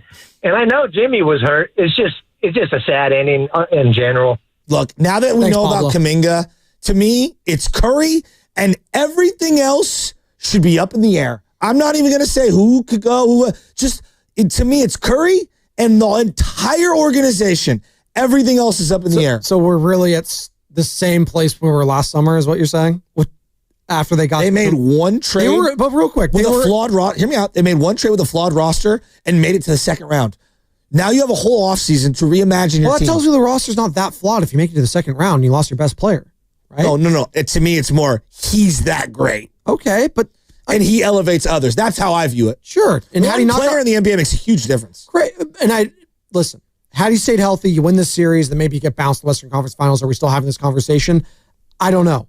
But the fact that you did lose him, I do think we have to have some perspective of saying, yeah, maybe when you just lose a great player, you're going to be cooked. Maybe the Celtics... And I get it. Maybe we're using it through that lens. The Celtics are great yesterday, and they won. Maybe they get blown out in New York next game. It's like, oh, yeah, well, they lost Jason Tatum. That happens.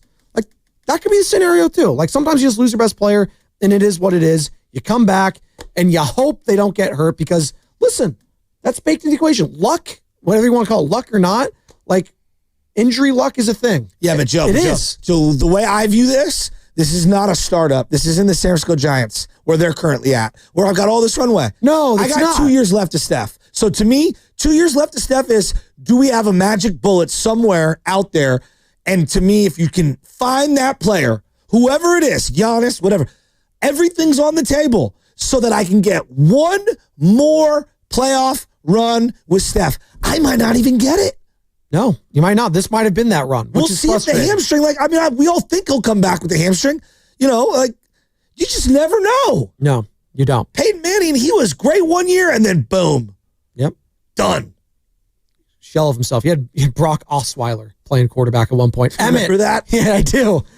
Super Bowl champion Brock Osweiler. He had that one drive in the Super Bowl, and they just sat on the ball, and they won, dude. Von Miller. That last Super Bowl, he was so garbage. Is that Levi's? He was Von so Miller. garbage. Super Bowl 50. Where Beyonce was doing stuff to the grass. Yeah, with Coldplay, I believe. Emmett in Oakland wants to join the conversation. Emmett, your biggest frustration coming out of that series was what? My biggest frustration was that we needed to win one game, and we didn't play Moses Moody until the fourth quarter last night. He missed was benched the prior 3 games, and it's like he ran over Steve Kerr's golden retriever or something. Like he had some bad games where he missed some shots, but everyone was missing shots. Like, to me, I think Moody should have played more. He could have been that difference of getting 6, 12 points, 15 points. So that's my frustration. All right. That's Emmett in Oakland, by the way, for just joining us per our Anthony Slater here at 95.7 The Game, and obviously covers the Warriors for The Athletic. The Warriors and Jonathan Kuminga are going to be exploring sign and trade scenarios. So it appears that Jonathan Kuminga may have played his final game in a Golden State Warriors uniform, and that would have been in Game 5 last night in the Western Conference semis, where he dropped 26 points in 32 minutes off the bench. Man, I didn't expect the season to end this way. I'm going to be honest. There's a lot of doom and gloom today, and we'll take a more like take a step back tomorrow and just discuss the totality of the season. And there's a lot of frustration, obviously. That's our entire show today, is just frustration abound about the injury, Steph, what could have been, Draymond, Jimmy, JK, Pods, all of it. That being said, it's just hard for me to just have that quick kind of a reaction where I'm saying, all of a sudden, everything's on the table, only Steph stays, anyone else can go. It's just, I'm not there yet. I'm just not. So look, like Nelly had never won championships, so it makes it a lot different. But, if Kerr only coaches another year or two and Kuminga does develop into something, there's going to be a lot of older Warrior fans that are going to watch Kuminga from afar in the way that we viewed the Nelly-Weber split. And it was very different. Weber was 1 year in, but it was like, whoa, we picked the coach, and then the coach quit on us? So, how long is Kerr going to be here? How long is Curry going to be here? It's a great question. So when you make this move on Kuminga, you better make the right trade. I still think that, again, this is a conversation for another time. I still think there's Steve Kerr to San Antonio. I know they like re-signed their interim coach to the full-time status. I don't even know the guy's name out in San Antonio, taking over for Pop, who's, taking a step back from coaching and is going to be part of the organization still. I still think that's in the near future, still on the table, potentially. But again, they're going to run it back next year. I fully believe that, and we'll see what happens then at next year's trade deadline if things are going to be shaking up again. In the meantime, let's try to rat-a-tat-tat all these calls before Fast Five. Sean, Richmond. Sean, how are we feeling today, man? Good morning. Hey, man. How you doing? Not too bad. It's beautiful out here in San Francisco. It's I've got sunny. some phlegm in my throat right now, and it can't go away. I'm sorry. Yummy. Oh, you good, man. I see what everybody talking about and everything, especially the whole Draymond situation, which the issue is that we never was built for the future after everybody left, like Iguodala, Livingston, and everything. We didn't build on top of that. Myers did whatever he could at the moment before he left, and then we get Dunleavy, who pretty much keep making these decisions that don't make no sense to me, especially after that you get Schroeder, then he goes, and you get Chris Paul. Jordan Poole left. It's like, ain't nothing we did to compliment Steph Curry at all, period. And we're paying for it right now for not building on the future and building on his future with the Warriors. I wouldn't put it past him if he getting frustrated. It's time for him to put his foot down like Kobe did and got Gasol and all these other cats. It's time for them to do something different. And Kerr not playing Kuminga to a certain extent because he's trying to prove a point. We just was too small. I'm tired of Draymond and his situation, always fighting and talking to the refs, and then Steph had to get off the bench to talk to him to calm him down. It's just a tired circle that it's time to be done with. So hopefully they're about to do something in the offseason to help Curry out, because in a minute Curry going to get frustrated, and I don't blame him if he do leave for the frustration. So we saw what's going to happen. Thank you, Sean. It's Sean out in Richmond. The Draymond Green angle, the Jimmy Butler angle. The Jimmy Butler one I come back to again. We were promised, maybe that's our own fault. Maybe that was my fault. The Jimmy Butler experience, playoff Jimmy, it just didn't happen. It didn't happen, and that's what's frustrating me right now. But apparently, according to his old teammate, Udonis Haslem for ESPN, he works for ESPN now, multi-time champion, obviously long-time Miami Heat legend. This is who Jimmy Butler is, according to Udonis.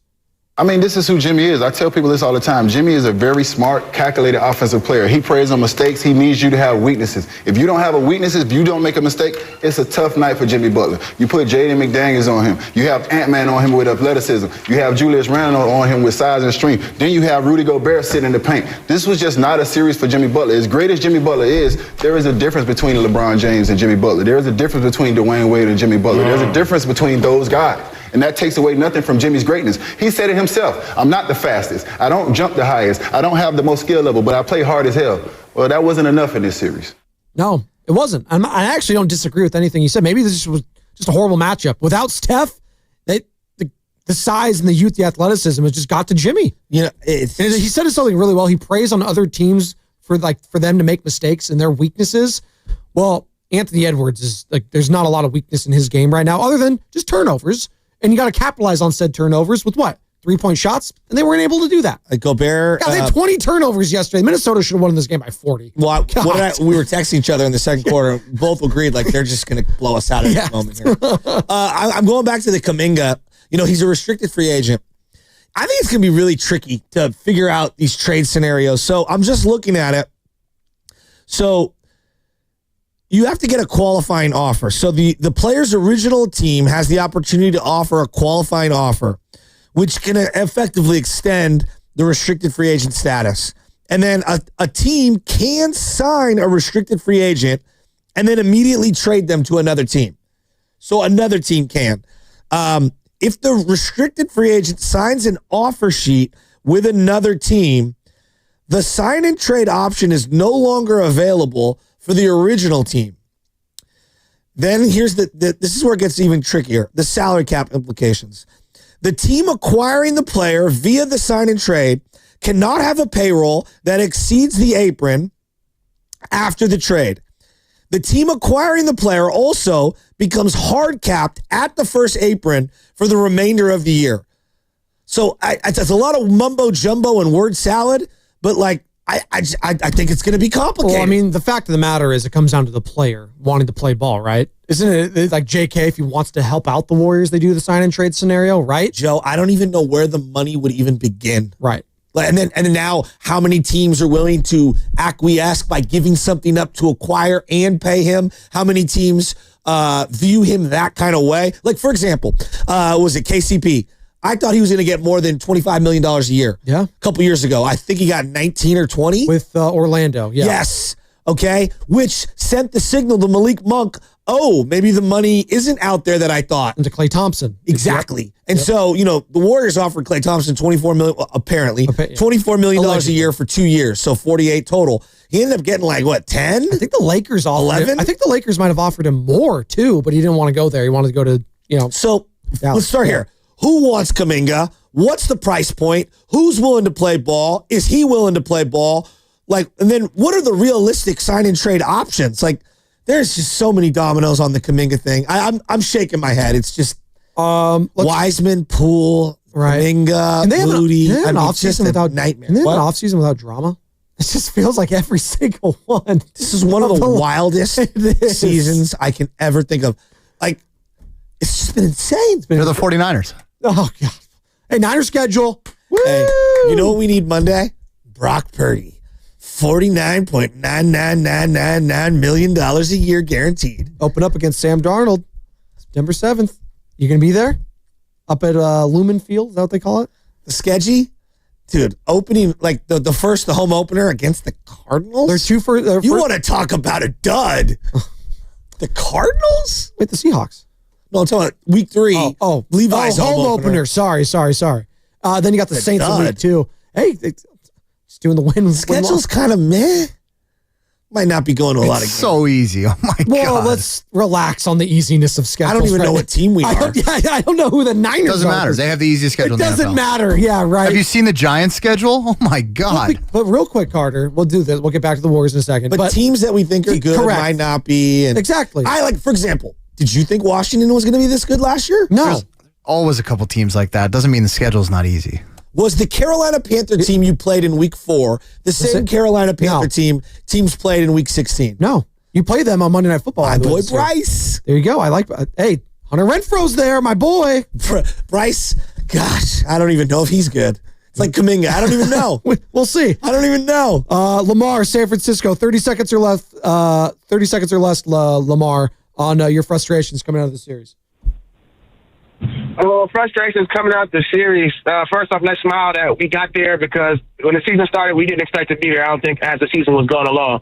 But I'll say my frustration is the drive and kick game, man. It blows my mind how many you pass up a shot to make a better shot or take a better shot. We pass up good shots for worse shots and get down in the shot clock. It's happened all season long. It's blown my mind to see Jimmy drive and kick, pause, drive and kick, finish the shot, shoot the ball. Let the ball go. Get the foul or get your shot blocked, but stop kicking the ball out every time. And I want him to work on that this season. Jimmy, I don't think was himself. At the end of the season, after the playoff, Jimmy died when he got injured. I think he's a shell of himself. He got injured. He just was afraid to jump, whether it was shooting the ball, taking a shot. Just his jumping ability with your back or your butt messed up, man, it makes things rough. But I hope we just go out and get a whole bunch of old dogs to compete with the young dogs next year. That's it. Thanks, Lamar. Fast 5? We ready? Let's do it. All right.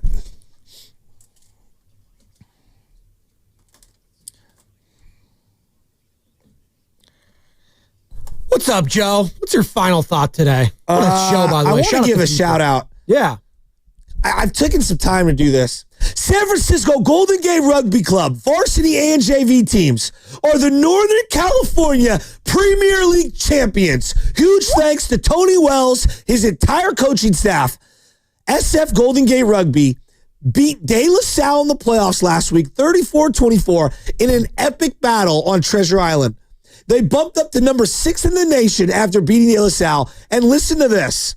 It's the first time both JV and varsity won the championship, and the last time since varsity won since 2008. They finished the season undefeated, and they won against the championship yesterday, the JVs did, against Danville Oaks, 49-7. Listen to this. the cousins, the McGuire cousins. Shout out Java Beach. Joe McGuire, senior at Sacred Heart. Johnny McGuire, junior at Sacred Heart. Gavin McGuire, a junior at Reardon. Owen Burke, a senior at Reardon. All the cousins with Tommy McGuire on JV. They all won the championship. How cool is that? To play ball with all your cousins. I coached all these McGuire boys, by the way.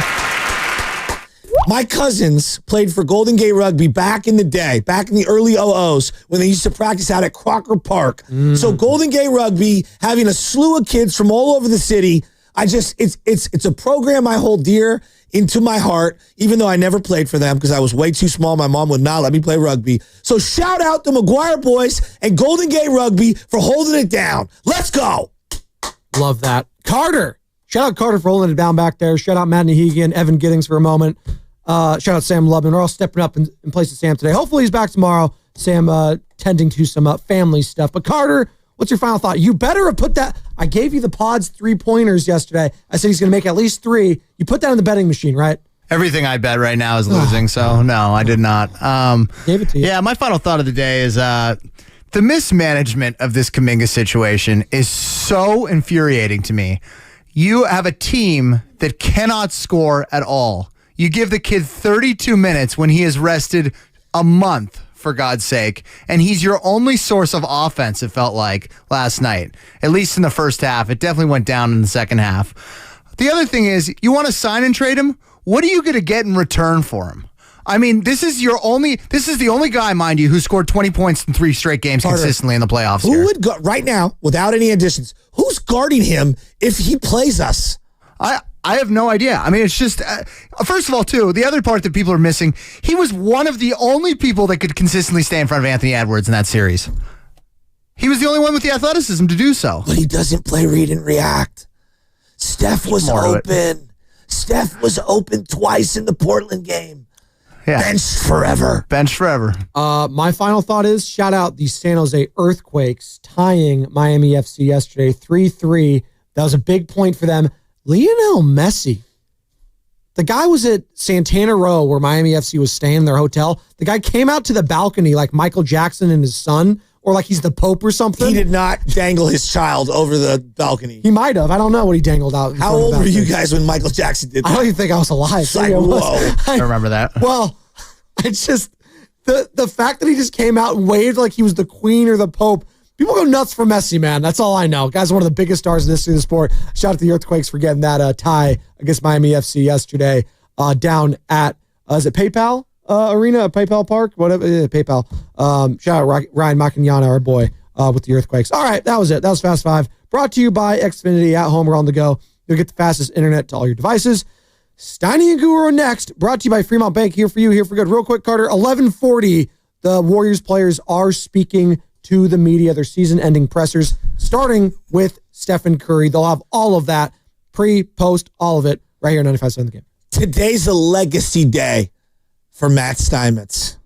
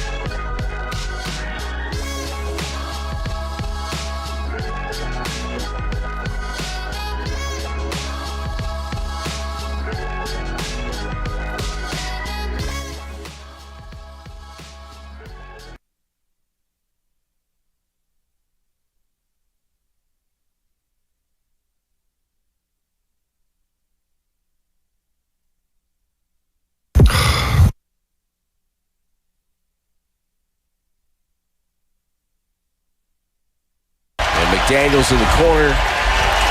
Double dare with 10 seconds. He's got to dribble it out. And that's going to wrap it up. The final 5 seconds. Congratulations to the Minnesota Timberwolves. They're heading to the Western Conference Finals for the second year in a row as they eliminate the Golden State Warriors 4-1. Your final score in Game 5. Minnesota 121 and Golden State 110.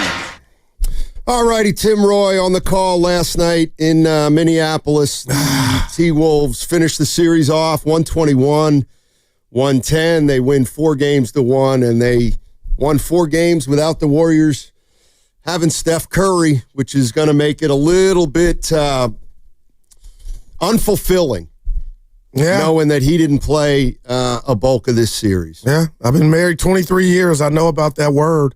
And I'll just tell you, Steiny, off the bat, this is the first time in the Steve Kerr era that they've lost 4 games in a row, and we'll get to it. I'm going to be strong, and a lot of me wants to just say, and Evan kind of mentioned this to me in the green room after you left, you couldn't win 1 game without the chef, and I think we'll talk about the game, and rightfully so last night, and I love everybody's energy. I felt like they were locked in, but I guess going away when I look back and put this to bed, Steiny, we couldn't win 1 game without the chef with Draymond, Jimmy.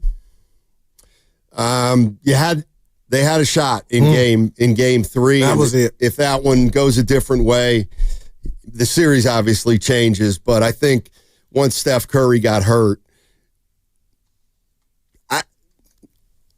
I just think that NBA players, particularly veterans, they know when you have something and when you don't. They know when they're playing on a really good team and they know when they're not. And I just think that when Steph got hurt, they knew that what they were trying to do in this series just got maybe impossible, but certainly significantly harder. And I think they were emotionally dealing with the fact that Steph was not going to play in this series. And I think it affected them because they didn't play with as much confidence as they had against Houston. Okay. I'll give you that. But I do want to commend the team, coming out with reckless abandon last night, led by Pods and Jonathan Kuminga. I mean, I know the first quarter you were down 7, but I felt like Minnesota felt the Warriors, and they were active. And Steve Kerr, what did I say? Throw the kitchen sink at everything. We saw Pat Spencer, Guy Santos. So from that standpoint, Steiny, I was happy with the effort, but this is the playoffs. And I know a lot of Warrior fans are down now, and you may not be. But I thought Jonathan Kuminga and Pod set the tone, and I was thinking to myself, is Minnesota going to be fat cats and kind of let this one slip away? And I'll go Allen Iverson, because to me, every time you felt like the Warriors had a shot, Minnesota had an answer. I mean, they made 62% of their shots last night. So 62! So they were never going to... 62, man! By the way, I thought I heard you say what you said, and I said, the season was kind of unfulfilling, and did you say... Yeah, I know. I've been married 23 years. Did you actually say that? I said, V and I, yes, some ups and downs. Mostly ups, Evan, but yeah. Oh. Yeah. Look, there's gonna be plenty of time to ask, what do the Warriors do now? Everything. Got to get better defensively. Steiny, we can't stop anybody. Everything. And Jimmy Butler is not Scottie Pippen. That's what's hurt me. Forget the shot attempts. Only 2 in the first quarter. But that's what's scaring me. And Draymond. Go ahead, Steiny. I'm trying. Yeah. I don't even know what to say. No, we're out of it. Let's try to keep it on kind of what happened. All right, gotcha. Last night in this series, over the course of the year, since Butler got here. And did we overestimate this team? Did we underestimate this team? I think we had them about where they were with Steph Curry. But even without him, we're asking to win 1 game. against a good, formidable Minnesota team. I don't think that's too much to ask. Well, I just don't. I mean, I think it does speak to Curry's greatness and how difficult it is to play without him if everything, when things are normal, revolve around him. It's just, there's just too big of a discrepancy between when Curry plays and when he doesn't. But again, that's a credit to how great Steph Curry is. The Warriors didn't look like the Warriors, and the 90% of the reason was because Steph's not there. And as great as Jimmy Butler is, it affected Jimmy Butler. I think we found out something about Jimmy Butler. Wow. And the one thing that, for some reason, it's sticking in my mind now, and I don't know why, but I'm wondering, when Butler was talking about playing without Curry, and he just kept saying it's so different. I thought it was a joke, Stein. It's so much harder. We need him back. I thought it was material. Well, I think Butler knew, because Butler firsthand experienced the difference between playing with Steph and playing without Steph, and whether he was hurt, whether he was sick, Butler couldn't rise to the level they needed him to rise to be in this series. If I could speak for Dub Nation in front of you right now and ask you to address this answer, what would you tell us? I'm watching the appetizer game before the Warriors in Minnesota. Jason Tatum, who is not Steph Curry, goes down and is out. Boston facing elimination. The troops rally and they win by 22. Is it fair, Matt Steinmetz, to just say, where was that from the Warriors when you still got Jimmy and Dre? Or are you just going to say what you did? Goo is Steph and it's Jason. Well, that's different. I mean, I think we got to be realistic and acknowledge that the Celtics were the champions last year, and the Warriors didn't make the playoffs. So the Celtics, I don't think anybody in the Bay will deny that the Celtics have a better supporting cast than Golden State. If you want to say Butler and Curry are the best players on the Warriors, Brown and Tatum are the best players on the Celtics, but once you go further down that roster, I think it starts to become apparent that Boston's got better supporting players. And, you know, their payroll is off the charts. I'm talking about the Boston Celtics. But the one thing I was also thinking, Goo, and it's not going to be any solace to anyone, but, you know, the Warriors didn't make the playoffs last year. They ended up cutting salary in the offseason, which they said they had to do to maintain some flexibility. Right. And this team got better, despite kind of tightening the financial belt. I think that can't be slept on. Yeah, and just about last night, shout out Rob Lowe, Steiny, both teams attempted 18 three-pointers at halftime. Minnesota made 8 of theirs. We made 4. And when you look at this series, they just shot it better. And another night of futility, if you want to allow me to call it that, Golden State 11 for 39 from the three-point land. And again, Minnesota, another night where they shoot 42% on top of the whopping 62% from the field. And I just felt like last night Minnesota was never uncomfortable offensively. Yeah, and I just, again, I don't think the Warriors supporting cast, Pods and Moody and Kuminga and Butler, they didn't become worse shooters over the course of one series, but they played a series without Steph Curry, and it impacted their shot selection. It impacted how many shots were contested as opposed to open, and the trickle down effect from the Curry injury is just indescribable. And as far as I'm concerned, it's unlike almost any other star player that's missing on another team, because I mean, it is so Steph Curry. Do you got to try to fix that? So if something were to happen again, we wouldn't be able to say that? I'd love to see how they try to fix that. But I don't know how to fix it. You know, you have one of the greats of all time, and he's getting up there, and you got to give him more support. But, the money isn't endless. Well, you got a guy that's getting figure 50 it out. to 60 million that you brought in that you thought you could lean on. Yeah. All 11 right. shots last night. All right. 888-957-9570 is the number. Warrior fans, let's talk about what happened. Not just last night, but over the course of this season. They started out 12-3. Then they got under 500. Then they went on a run. Then they beat the Rockets. Don't forget that was a 2 seed. It's not all bad. It just needs just going to need some revamping at some point. All right, that segment was brought to you by San Francisco International Airport.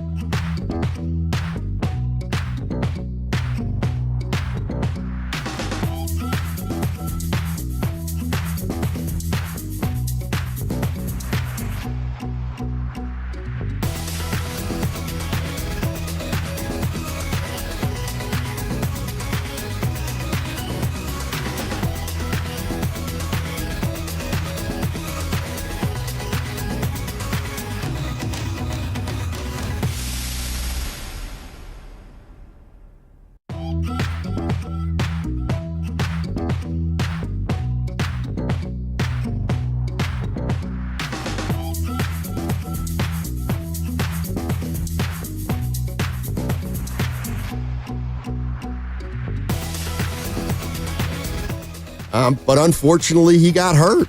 And I think it's going to get lost, but it doesn't have to, of actually where this team came from in February to get to the point now where fans are disappointed that they lost in the second round of the playoffs. Yeah, and you just think about, and again, if you want to pour a cup of coffee and have a conversation about had Curry been, if he was healthy, do I believe they could have won this series? I do, but that's neither here nor there. That's not reality. Why I'm disappointed on the season as a whole, and I'm being real, Steiny, I thought when they were on at their best, and Jimmy, we couldn't lose, and we were doing our thing, I thought we could afford a Steph Curry injury and still kind of hold it down, and we didn't. But what is really bothering me, and I got to be careful here, is Jimmy Butler not understanding that he cannot take 8 fewer shots than Pods. You cannot take the same amount of shots as Draymond Green, 11 last night. So that hurts me. And if it's because he busted his tailbone, and we'll find out today when they talk, and I think we'll be carrying it. What we got there, itinerary? No, thanks for bringing that up, Goo, because I'd forgotten it. But coming up probably around 11:30 and after, Warriors players are going to do their postseason exit interview with the media. We're going to bring some of that to you either live or we'll get the sound for you. But yes, the Warrior players are going to talk today, and I would assume Kerr and Dunleavy too, but I'm not sure. Maybe they'll talk tomorrow. But we'll have that all for you, so don't go anywhere. I do think Steph is supposed to talk. Okay. So there you go. Yeah. And I think if we have Steph, we'll go live to that. Can I assume that, E? Yep. Okay. Yeah, go ahead. No, how do you, where do you put him being so passive in regard to field goal attempts? Last night, just 11, 2 in the first quarter. To me, you are our best all-around player. Where is it? What happened? And you're on the books for 54 and 56. Honestly, what I think happened is once Steph Curry was injured, the Minnesota Timberwolves looked at the Warriors and said, we think there's only one guy who can beat us on this team, and that's Jimmy Butler. And they guarded Jimmy Butler with length. They packed in the lane, and they made him more indecisive than we've seen him in the regular season. And I think maybe Butler has reached a point in his career, Goo, where I know what you're going to say. He can't just squeeze off 20 shots if the defense is honoring him. I hope you're wrong. And again, this is tailbone gate, because that was a nasty fall. Yeah, and then look, and that's the other thing. They've got an older team, and Steph got hurt, and if Butler was banged up, obviously that had a lot to do with the outcome of the series. But unfortunately for the Warriors, it's something that they're going to have to deal with moving forward. I mean, if they truly think that those injuries were an anomaly and they can play next year and they'll be in better shape come postseason, then that's what you believe, and you probably bring back a lot of the same team. But if you're concerned that the core of this team might not be able to make it through a full season and then be at their best in the postseason, then they've got to figure out how to address that. All right. The 916 Donnie is saying Butler was sick the last 2 games. And to his credit, he hasn't used that as an excuse. But all I can do as a fan and fans is if you're out there and, you're doing your thing, I got to assume I'll hold you to your standards. Yeah, I mean, he didn't play well in this series. But Pods and JK, I know you're going to laugh. I got a pleasure out of watching them ball. Steiny, I felt like they knew what time it was and they played like it. And it's not just about the ball went in on this night. It was urgency reeking off both of those guys. So kudos to them. Yeah, I think the big picture of the game last night was who played well. Podziemski, Kuminga, and to a lesser extent, Moody. And who didn't play well? The veterans. What's going on with Dre? Is this just a bad matchup, or are we watching him just take a step back? I mean, I think, I was looking at his offensive numbers. He's down across the board in terms of a lot of his numbers offensively. And I think defensively, they were not afraid of him. Yeah, even the most ardent Draymond Green supporter can see that he's not the defensive player he once was. Naz Reid took him down on the block. Steiny did a little shimmy shake and finished with the left. Like, I go, oh my God. I know it's only 2 points, but you know what I mean? Like, oh, wow. We got to get better, Steiny. I know that's a conversation for another day. But now I'm starting to think, no, you don't want a victory lap. The birth certificate's coming into play if the youngsters don't step up. Yeah, I mean, they were running out of gas. The game last night reminded me a little bit of Game 6 against the Lakers 2 years ago when they just didn't have any oomph. Now, the difference, of course, was Curry played 2 years ago and he didn't play last night. But they had shortcomings against this team, and they were on display. They just were. Athleticism, youth, rim protection.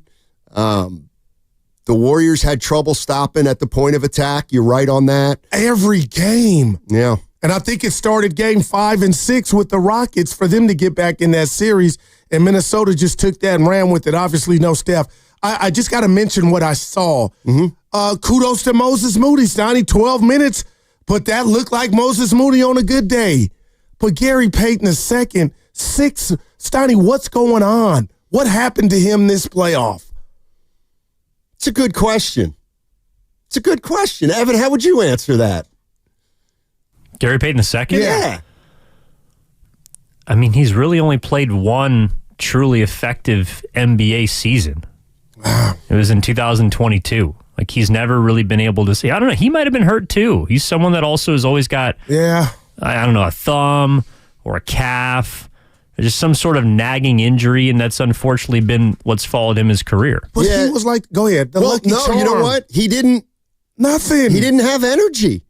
Like, the one thing Gary Payton always brought was energy, and he could disrupt things a little bit. He wasn't able to do that in this series. He just wasn't. 888-957-9570 is the number. Warrior fans, what happened? Not only last night in the playoffs, since Butler arrived, the whole season. Let's go to Kurt in Dublin. Kurt. Hey, Kurt, how you doing, man? What's going on? Hey, thanks for taking my call. Sure. Obviously, it's early and still painful. But one thing I do want to say is I'm extremely proud of the guys. You know, they fought to the end. There was no quitting our Warriors, and that's something that we should recognize. But ultimately, you know, the injury, it just put a weight on the Warriors, a tightness. They all understood that they needed to score. Players who weren't looked upon to score now were going to be focal points. And that tightness, they couldn't get through it. And at the same time, a weight was removed from Minnesota, and they played so freely. I was at Game 4 watching Randall pregame, watching him early on smiling, watching Anthony Edwards. They never looked stressed. They always looked confident. And so it was just too much to overcome in that sense, that we were going uphill against a team, because I've never seen Minnesota shoot the ball as well as I've seen them shoot the ball the last few games. And that was just because they were playing freely. Yeah. Wow, man.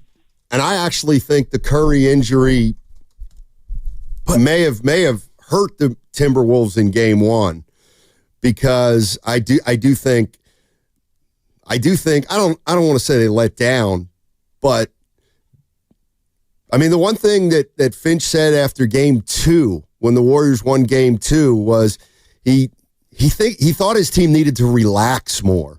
And I got that sense too. And I felt like once the Timberwolves won Game 2, then they knew we're the better team.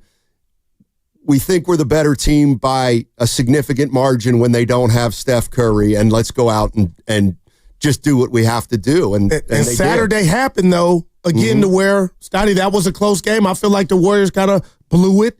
Kuminga was showing the world he could play. And I just wonder, again, I've never had an NBA uniform. And it's not an excuse, but how much air was let out of the balloon that day, that Saturday, where the Warriors were up 6 at a juncture in the fourth quarter. And I'm not blaming Jimmy, but you said it, 1 for 7 in the fourth?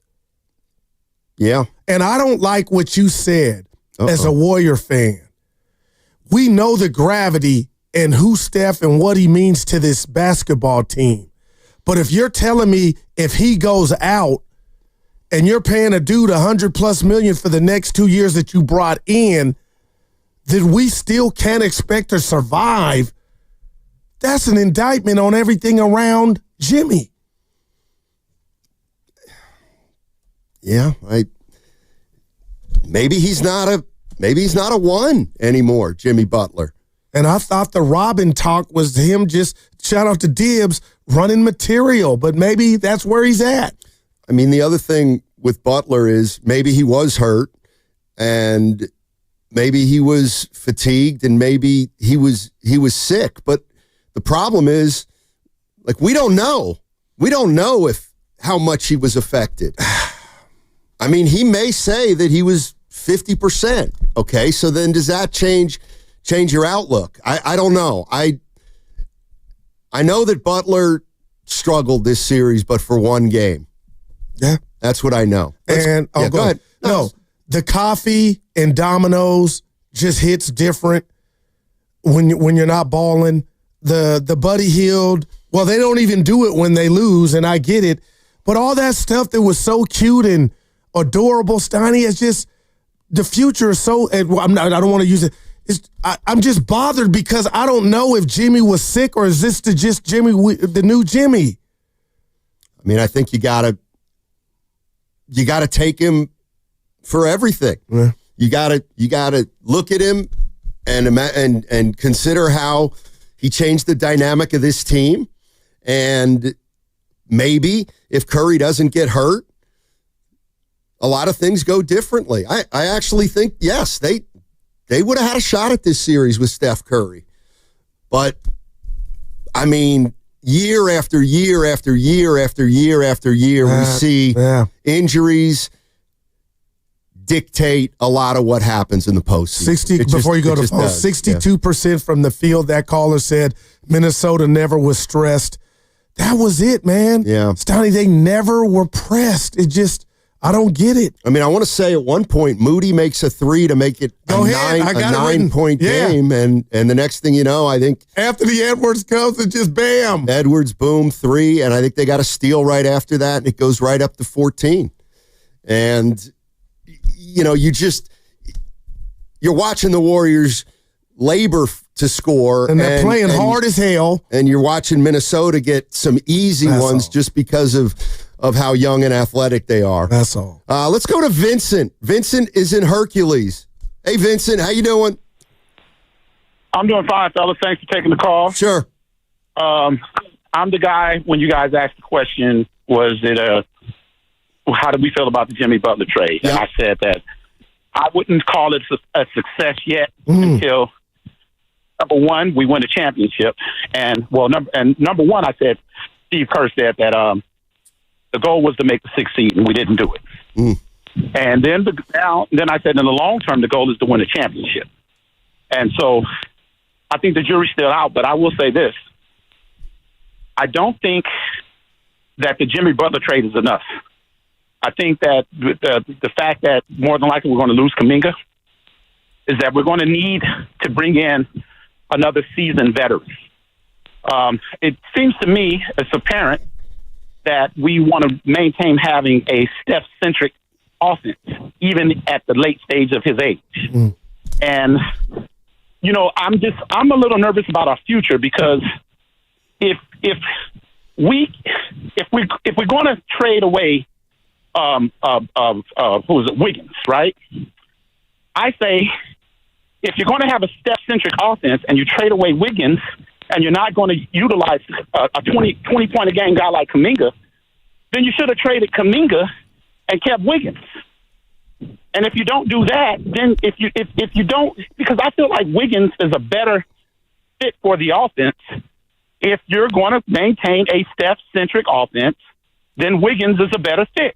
Now, if you don't do that, then how come you just didn't trade Kuminga and get some assets? I'm just nervous about our future because we don't have the type of players to get the assets we need, much like what OKC did to get to bring in the players that they needed to sustain their future. So that's where I'm at with it. I think that we got to win a championship. In order for this trade to be successful, we got to win a championship. Man. And it was a fun season. Thanks, Vincent. Appreciate the call. Boy, is that a high bar at this point. And I don't want to be the bearer of bad news, Stoney. We don't got a first-round pick. Nope. You know, one thing I'm very curious to hear Warriors fans' opinion on this, because we it's one of those things we heard and we heard and we heard, and then eventually we start repeating it, but was it really true?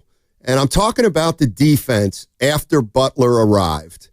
And in all the interviews with Steve Kerr after the Butler trade, he talked about the defense being the best in the league, numbers-wise, and certainly he was giving off the impression that he thought this was one of the best defensive teams in the league. Yes. And my question is, were they?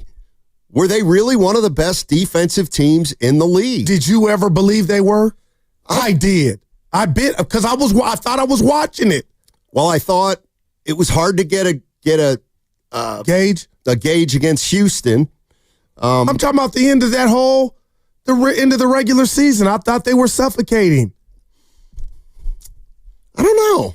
I mean, can you be an elite defensive team without having a lot of athleticism? Can you be an elite defensive team and the numbers and you're not, but the numbers say you are? I guess that's what I don't think you can. So there was something going on, Stoney. It looked like they were getting after it. Draymond was almost defensive player of the year. I mean, the teams they were playing after they got Jimmy Butler were all very beatable, and they beat them all. They won all the games that they should have won against the teams that were inferior. But I don't know how much staying power that has. Let's go to Jackie in Palo Alto. Hey, Jackie, how are you? Hey, guys. Real quickly, Game 1 was an anomaly by the Timberwolves. They played pretty badly. I think they weren't really ready after we came off the Houston series. So I think that what I believe is, and there's two parts to this. After Steph went down, it was going to take an anomaly game of Minnesota while we played great to beat them. In other words, the Warriors couldn't beat Minnesota. Minnesota would have to almost beat themselves. That's one. The second thing is 9 seconds to go in the game. Tied game. You're playing against the Warriors. What do? You double Steph, and you make somebody else beat you. We had that for 48 minutes with no Steph. Wow. I'm not sure what he means there. Jackie, what do you mean exactly there?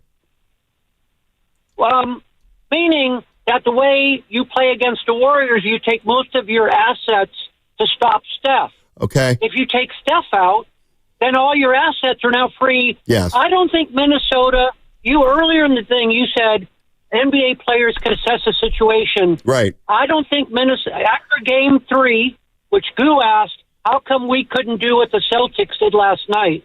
We did in Game 3, and we couldn't get over it. We're not as balanced as the Celtics. We're not as good as the Celtics. We didn't have a shot. But we tried on Game 3. After Game 3, I don't think the Timberwolves were the least bit concerned of being down 8, being down 10. It's just a matter of time, guys. Yeah. They don't have any firepower. And I just think if you take the one guy you're going to double to win the game, and he's not in the lineup, who's going to beat you? Yeah, I think that's fair, Jackie. Thanks for the call. I mean, let's face it. This is crazy. The Man, The Minnesota, whether Butler was sick or hurt or healthy or not, I don't think the Timberwolves game planned anything specifically for him to shut him down, They other guarded than to straight put up Jaden Steiny. McDaniels on him, and that was and to felt pack like the enough. lane. They Yeah. guarded him straight up. Yeah, across the board. But I think during the season there were signs that length wasn't his friend, and even when he was in his prime, he wasn't a superlative athlete. He's always been smarter than the opposition's man who guards him, and he knows how to play. But I'll tell you what, in the playoffs, it felt like teams, Houston and Minnesota, had a little better read on him than other teams did in the regular season. And maybe that's a function of when you see a guy game in and game out, you can start taking away the things that he does well. And real quickly, before break, Steiny, why did it feel like all 5 games, the Warriors' defense, they couldn't set. It just felt like they were scrambling. And Minnesota was just swinging the ball, and we were just scrambling the whole series defensively. Yeah. 888-957-9570 is the number. Warrior fans kind of asking, what do you think happened? Not only last night, but in the postseason, since Butler arrived, the whole season. How are you gauging it? 888-957-9570. What's coming up next in the game is brought to you by Fremont Bank. Here for you, here for good. That segment also brought to you by Life Source Water Systems.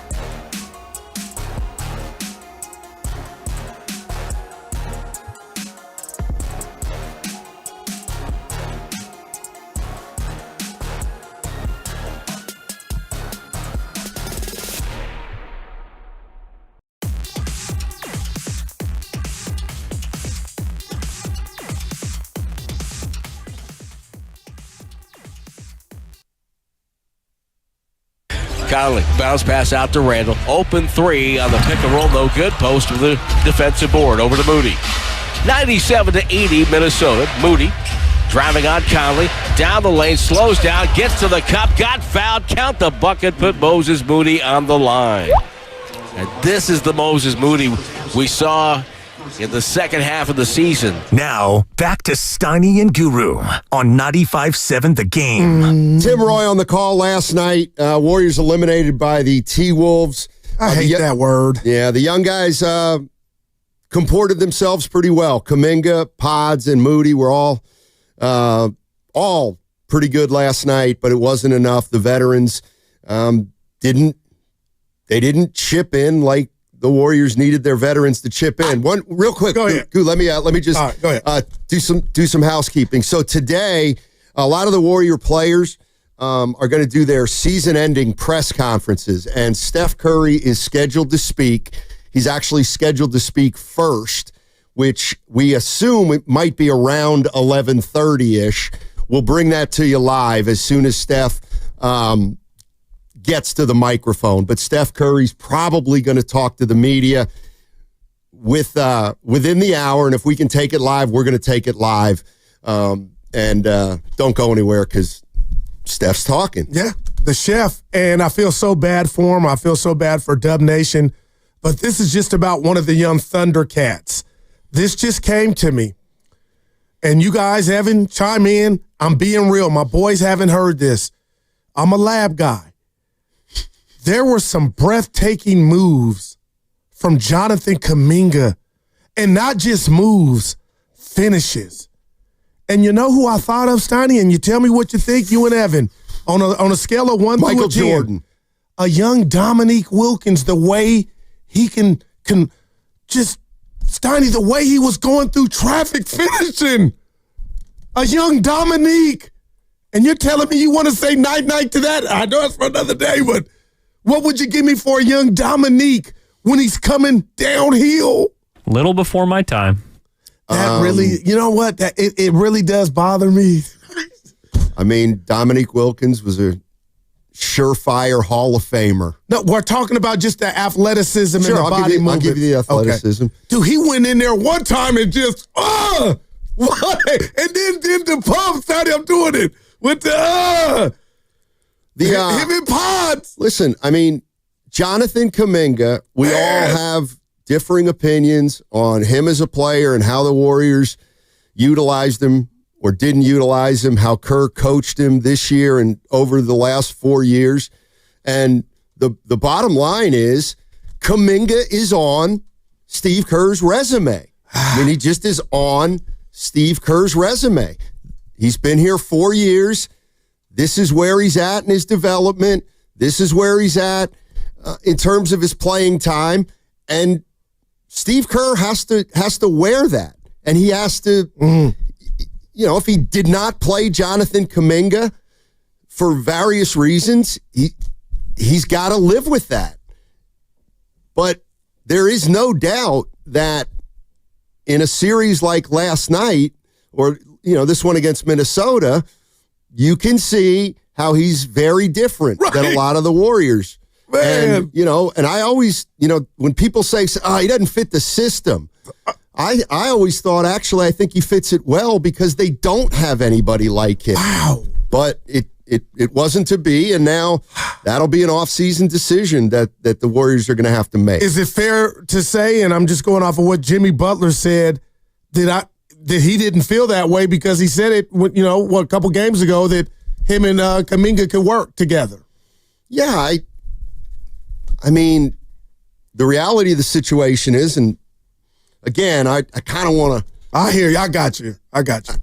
I'm doing that. I'm just telling you, last night, Steiny, his gifts were on display. I mean, what Steve Kerr has said is Kuminga, Green, and Butler can't play together. The three. Okay. So, to my way of thinking, why can't we talk about Draymond in that threesome? Wow. Yeah. Let's go to Big Smooth in Oakland. Oh, man. Hey, Big Smooth, how you doing? Gentlemen. Yep. I've been chopping at the bit here.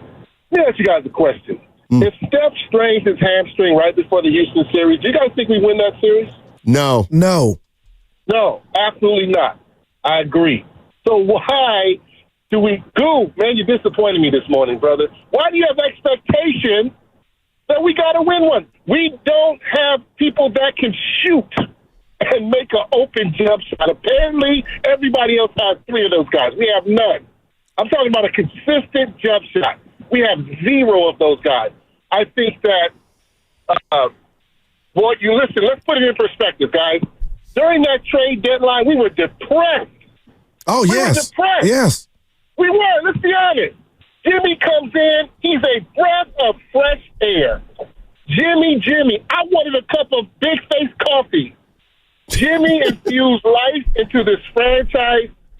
And Goo, now you're questioning his heart. Maybe he almost broke his butt bone. No, I'm not. And now we're going to question his heart? No. Because he couldn't perform and ramp it up? No. Dude, I'm very disappointed. All right. I think that going forward, we don't, guys, is there a glaringly obvious a viewpoint? We don't have anybody that can really dribble the basketball other than Steph. We have trouble getting the ball up the court. And then when we get the ball up the court, we got 6 seconds left, and now we're playing grenade offense. This is what I'm noticing. We got to get bigger, longer. I don't know how we do it, but, man, we can't be Draymond is jumping center. He's probably exhausted. Yeah. He's probably exhausted. We can't track this. Listen, maybe we can play small ball with bigger, longer players. We cannot do this anymore, guys. Listen, the time has passed us by with this small offense. I get it. It worked. You got 4 chips. We have to evolve this small ball offense. It just doesn't work anymore. We are outmatched in games like this. I'm not even upset because, again, if Steph gets hurt before Houston, we're swept. I don't even think we win a game. Okay, Big Smoothie, before you go, if I asked you right now, is $54 million a lot of money, you would say what? For Jimmy? I just said 54 million. Is that a lot of money? It is. Brother, and we're giving Jimmy Butler that amount of money. So, hold on real quick. 20 shots in the last 2 games?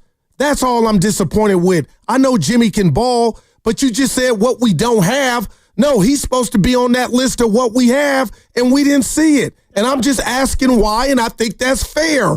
11 shots last night in an elimination game. Either you're hurt or you're not, Smooth. Guru, you're equating Jimmy shooting more as better. That's not necessarily the case. He doesn't play that way. I know you want Miami Jimmy. This team is not set up like Miami. You got to remember, we've switched the whole offense on the fly. Come on, guys. Right. What are we doing? Thanks, Big Smooth. Appreciate the call. No, he's in denial. I love him. There is no way in an elimination game Brandon Podziemski has 8 more field goal attempts than our best player. There's no way. And that's on the best player. Either you're hurt or you're not. That's called caping. Smoothie, you're caping. Talking about we don't have nobody to bring the ball up. Jimmy Butler's done it time and time again. So I'm supposed to sit here with a mask on and act like I can't hold Jimmy Butler to some standards that he's created? To hell with that, Smooth, and any other Warrior fan. 11 shot? Come on, man. 2 in the first quarter. Where's the urgency? We lose this, we go home. If you're hurt, tell us. I'm tired of people caping Steiny. Oh, I don't care. Podziemski shouldn't have 19 shot attempts to your 11. I mean, the way I look at it is maybe he was hurt and maybe he was sick, but I don't know that I would come down Jimmy Butler's road to the extent you are, because I'm starting to think like he's not the Jimmy Butler of 2 years ago. Mm-hmm. And like, what's that mean, though? What it means, Goo, is that when Jaden McDaniels is guarding Jimmy Butler and 4 guys that are McDaniels' teammates are all leaning in to Jimmy Butler and what he may do when he gets into the lane, you can't just take 20 shots. It's just like the sad reality may be Jimmy can be guarded. Maybe Jimmy Butler can be guarded. You think I'm missing that? Like you're thinking that a bit, though. What if you're right?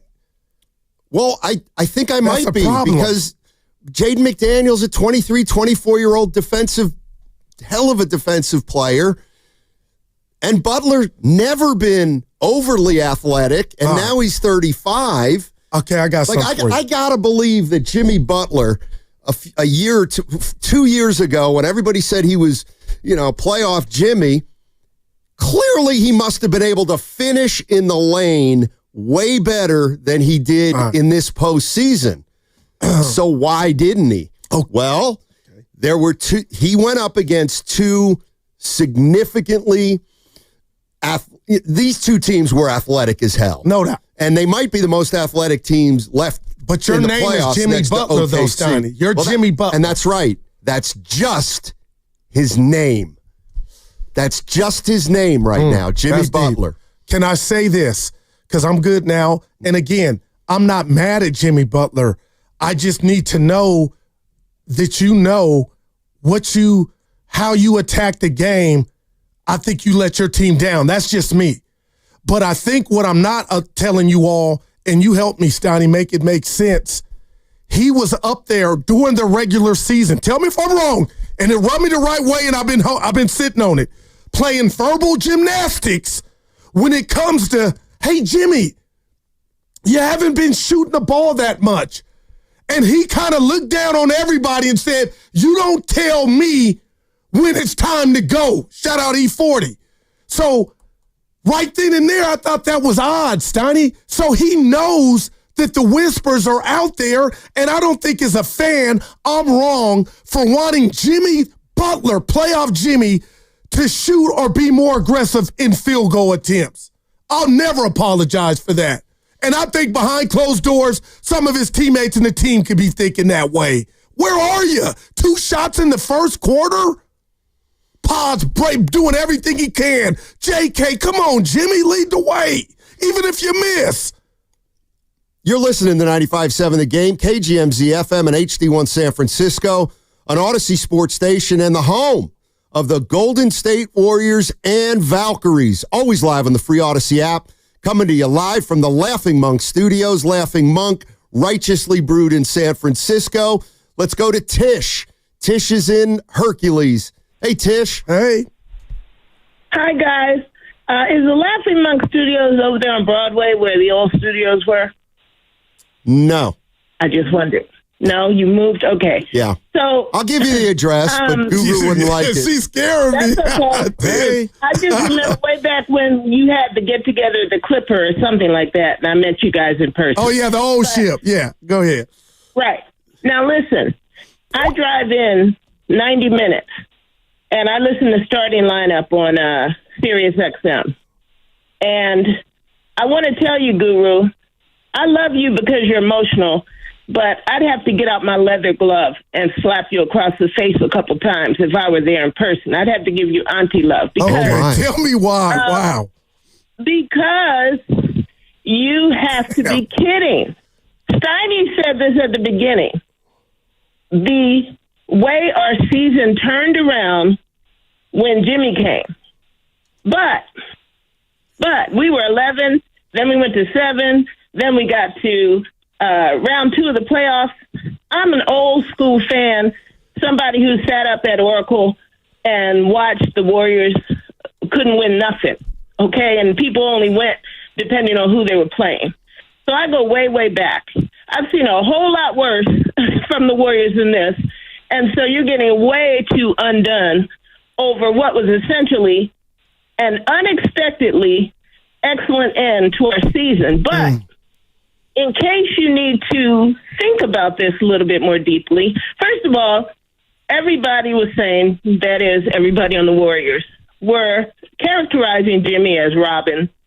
Steph was Batman. Right. And I love how you give these analogies to shows and whatnot. But tell me a show where Batman wasn't in commission and Robin saved the day. Okay? Jimmy understood his assignment, and that was to be Robin. But more importantly, and I don't have the stats the way you men have the stats, but how long has Jimmy been on the roster?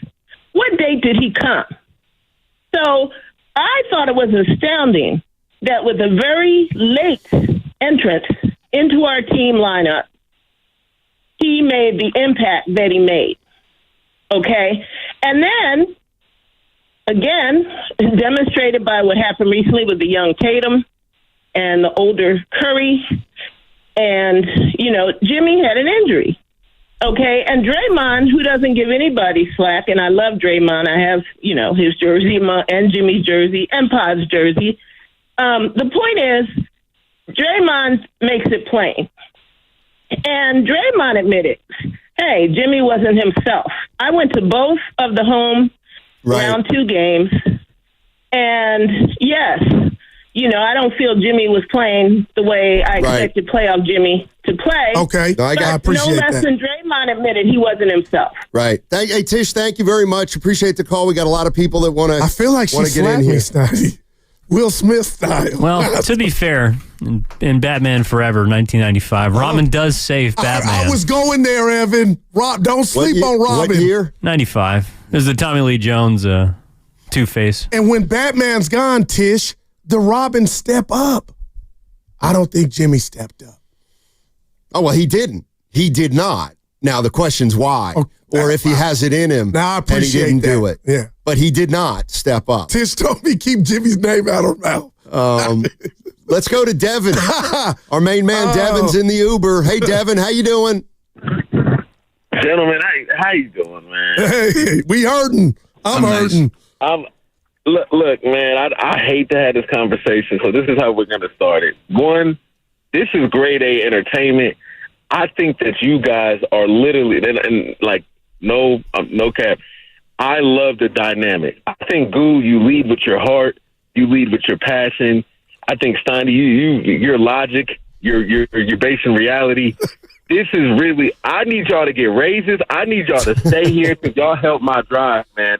And I say that because I wanted to start with dessert with you guys, right? But now we know the kids, sometimes they don't like the vegetables, but now you're going to get the vegetables.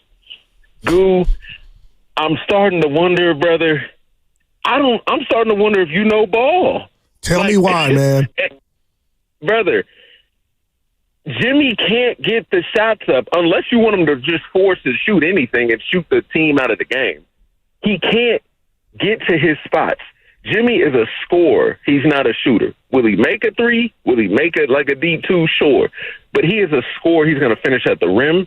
He's going to get the midi. He's got a nice post game. He'll also facilitate, right? And so he can't do that because, one, Rudy Gobert, as much as people like to troll him, he's the best shot blocker or one of the best shot blockers in the league in rim protectors, right? And then the defense knows what Jimmy wants to do. And all they're saying is, let's put 10 eyes on him. Yeah. And we don't care about anybody else. You want to know why Pods can get shots up? Because they don't care if he shoots. They don't care if he shoots 5 open threes and he makes 2 or 3. They don't care. They don't care if he makes all 5. They don't care about Pods. They don't care. Buddy is the one shooter that they care about, and we see why he can't get the shots up, right? And so it works when Steph is there because now, of course, they're focused on Steph, but do we live with Buddy shooting, even though he's one of the best catch and shooters? Now Jimmy can get the midi because there's more spacing. You see what I'm saying? So Jimmy can't get the shots up unless he's going to force them. That's one. 2, I'm happy for Kuminga. I am so happy for Kuminga to finally get something. He might have his flaws, and I know it, but get him to a better situation. No doubt, I man. think Kerr in the front office has mismanaged this gentleman. And then the final piece, hey, Warriors, hey, we tried, but it's Dre, we need you in a different role. Or I've been saying it's going to go on 5 years now. I'm ready for Dre to be gone because the league is a different league now. Let me say this too before I get cut off. Hurry. Please don't give me this Kerr stuff. This offense worked when we had Clay, when we had KD, when we had these other guys. We don't have these guys. Get in a different bag. I love you guys, man. All right. Thanks, Devin. Appreciate the call. So if you look at it this way, so the Golden State Warriors, last year they don't make the playoffs, and this year through 50 games, they look essentially like the exact same team they were. Sometimes out of the box. They were stagnating. Many people believed the team wasn't going anywhere. All right, they make a trade for Jimmy Butler, and they turn a season where they were one game under 500. They end up 48-34, and they beat the Houston Rockets, who were the number 2 seed. Now they lost to the Timberwolves. For just about any other organization, that would be a damn nice year coming on the heels of a non-playoff season. Now, the issue, of course, is it's a team with older players as their core, so there's even though you took a step up, there's uncertainty whether it can continue with the older core. But in terms of viewing what they did this year, it was pretty good, all things considered. Okay, do you believe Draymond? If you're acknowledging that last year they were not a playoff team. Okay, I get that. And this is to the caller that just called. Do you believe Draymond meant what he said All-Star break, that they can win it? I do. Goo, I do believe it. Can you hold that thought? Yep. We're going to take a break. And once again, on the other side, we're hoping to have Steph Curry live. He's talking to the media. 888-957-9570. That segment was brought to you by Crystal Geyser Alpine Spring Water.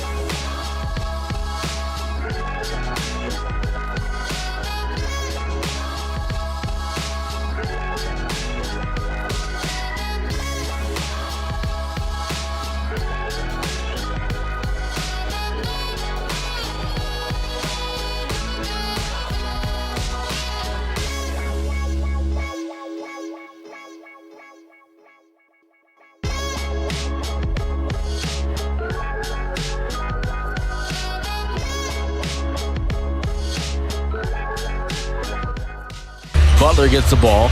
Left of the logo to Podziemski. Right of the logo. Takes it top of the key. Takes the three. It's up and good. Podziemski got his confidence back at 64-52. Now, back to Steiny and Guru on 95.7 The Game. That was Tim Roy on the call. Timmy! Warriors eliminated last night by the T-Wolves in 5 games. Hopefully coming up in about 20 minutes, 25 minutes, we'll have we'll have Steph Curry.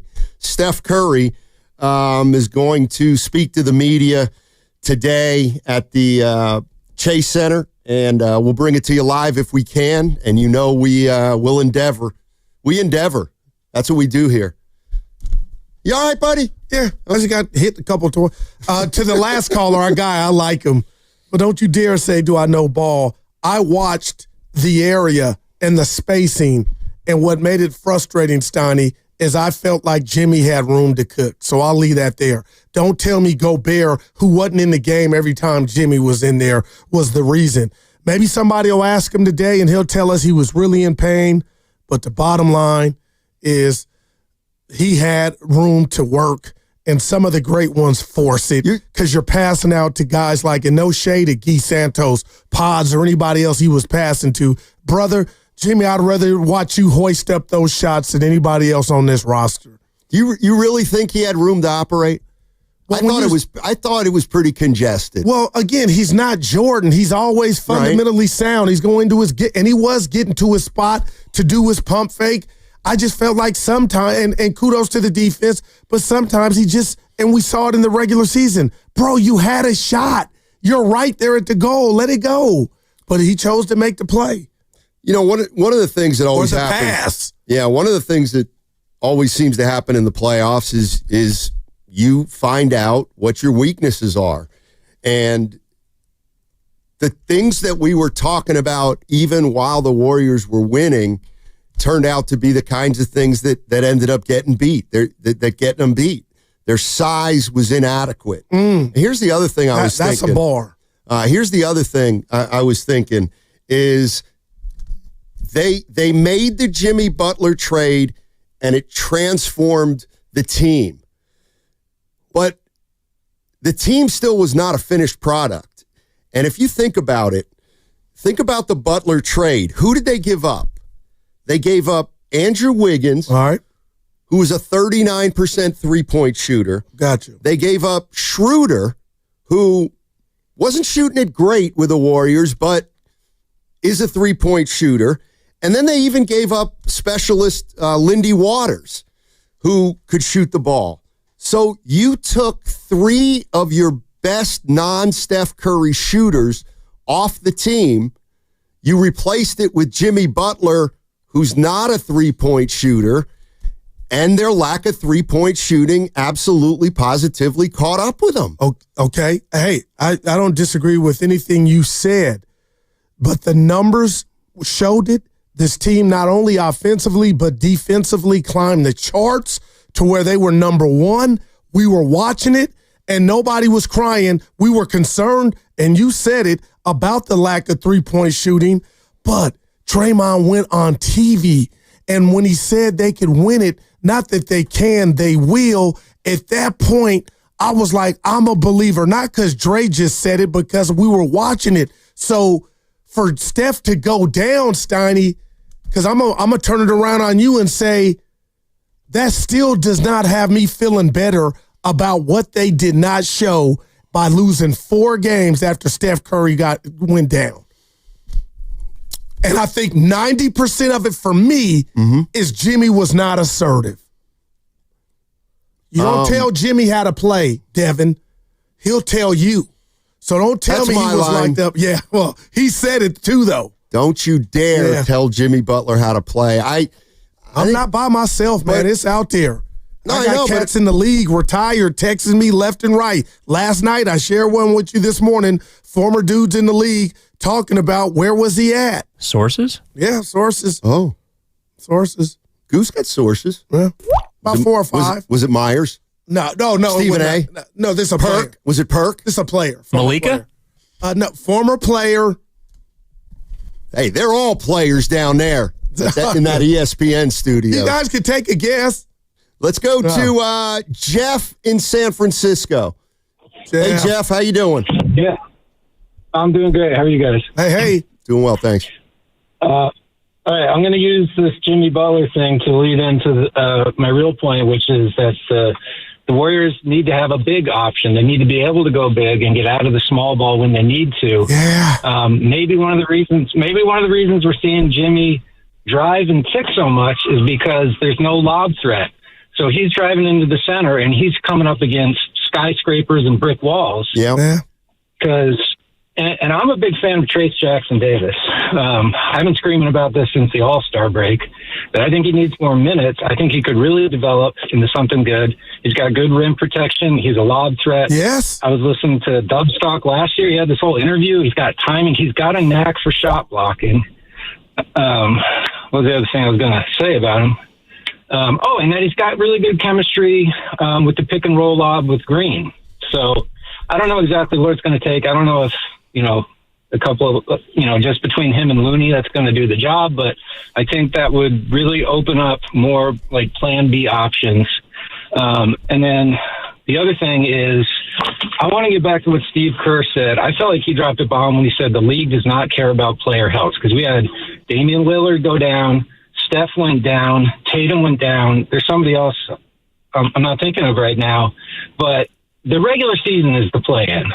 And having the first round go from 5 games to 7 games, the guys who are playing the most minutes, the guys who are running around the most, it's a real problem. And I hope maybe the player union can get back to it, or people can just speak up. That I think the roster speaks for itself. The injury list speaks for itself. Right. And the last thing is, I was listening when you guys were talking about Dominique Wilkins. I grew up in Atlanta in the '80s, and the excitement level in the NBA, there were two guys. There was Jordan and there was Neek. Yeah. That guy was amazing. And if we can get just a little flavor of that with Kuminga or whatever, man, he was a treat. He was a lot of fun to watch.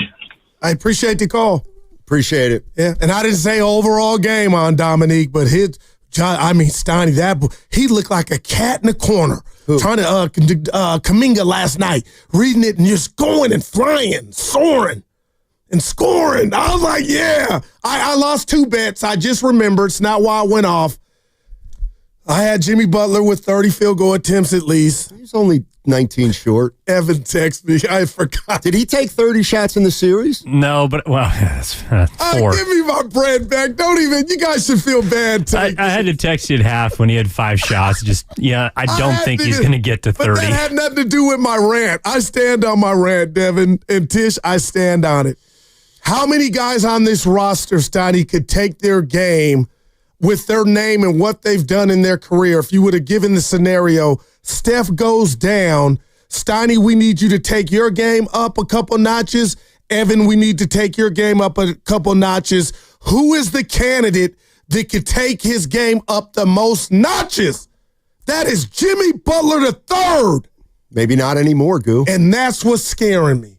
And I hope when he does talk, his exit interview, because that was a terrible fall. And I will come on this station and tell you I got it wrong. If he says, Goo, I was compromised, brother. I was out there. I did 26 shots Saturday. I just can't do it. I would understand that, but Scotty, I think I need to hear it. If Jimmy said, I was hurt. It hurt. Does that make you feel better about going into next year? As far as Jimmy, okay. Yes.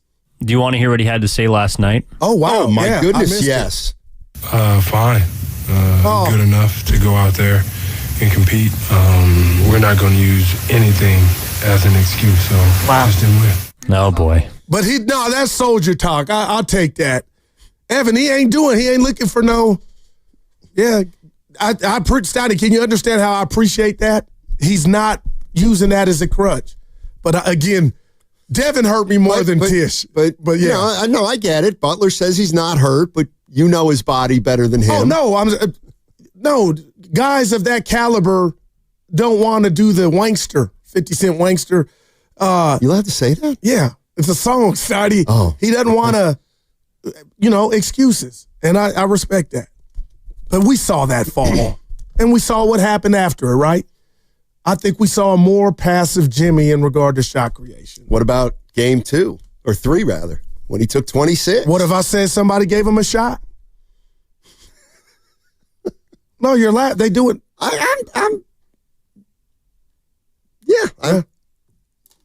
Hey. What? Oh, we got to go. We got to go. Steph Curry, ideally, on the other side. Memorial Day weekend is almost here. Swing by Valvoline Instant Oil Change and make sure your vehicle is road ready. No appointments. Stay in your car. Done in 15 minutes. Visit BayAreaOilChange.com for locations and coupons. Guru here, and I want to talk to you about getting yourself in peak condition.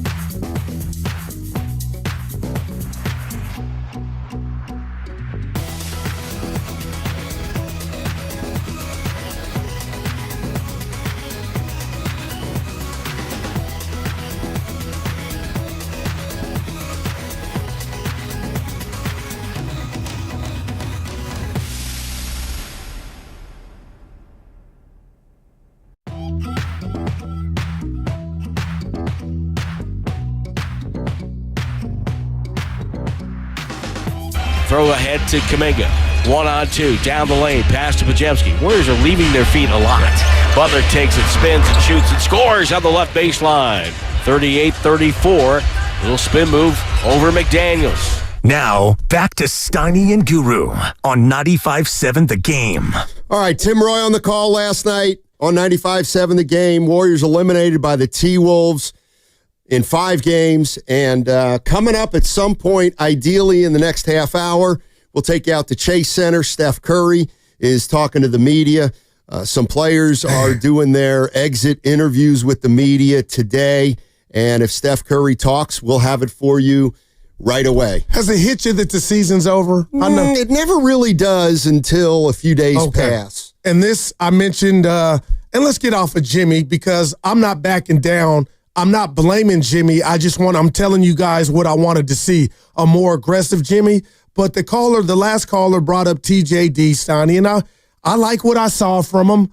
I understand he was out the rotation, but this is going to be a big jigsaw puzzle, and we could talk about it till we're blue in the face. But the bottom line is I do give the Warriors credit I felt like they were playing with urgency last night for whatever that's like. I felt like they knew what time it was. But back to Steph, I mentioned this is the first time under Kerr that they've lost 4 in a row. But Steiny, correct me if I'm wrong, it's the first time in Curry's career that a Warriors season ended that he didn't play. No. Well, when he broke his hand, when they got to get to pick for Wiseman. They didn't miss. I mean, they didn't make the playoffs that year. But you know what I mean. Yeah. Sure. Let's go to Jordan. Jordan's in New Mexico. Michael. Hey, Jordan, how you doing? Hey, Jordan. Yeah, I'm sorry about that. Hello? Yeah, you're on, buddy. Okay, so I've been a fan of Warriors since 2010. Well, actually, I've been watching Steph Curry since he was playing in Davidson. Okay. And I know this franchise would be a good franchise, especially when Klay Thompson and Green arrived on the team. And then, well, to cut it short, I'm just going to talk about this year. Yeah, okay? Yeah. So when Jimmy Butler arrived, and I've been watching some few games, I really thought that they really have a chance to get into the finals again. All right, but the only thing that I noticed about the team right now is more about management of the roster. Like during the time that they were fighting for the playoff, the top 6. Mm-hmm. They can actually get into that top 6. All right, secure the spot, but instead they still headed to the play-in, and for the playoffs, Houston Rockets, they could have finished the series on Game 6. Yeah, I mean, Jordan, you're absolutely right, man. Man, what do you do with that? Those 2 games are gonna be remembered. I don't know about haunt the Warriors. No, that's a great word. That is a great word, Steiny.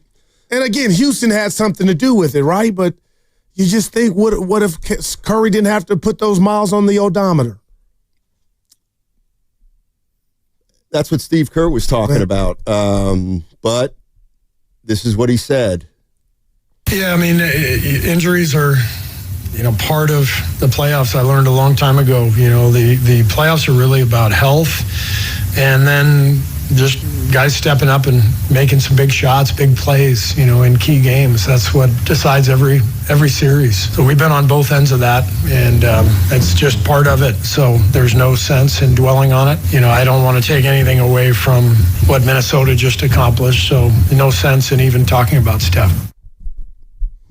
Wow. If we thought the playoffs were the same as the regular season, then this team absolutely had a chance.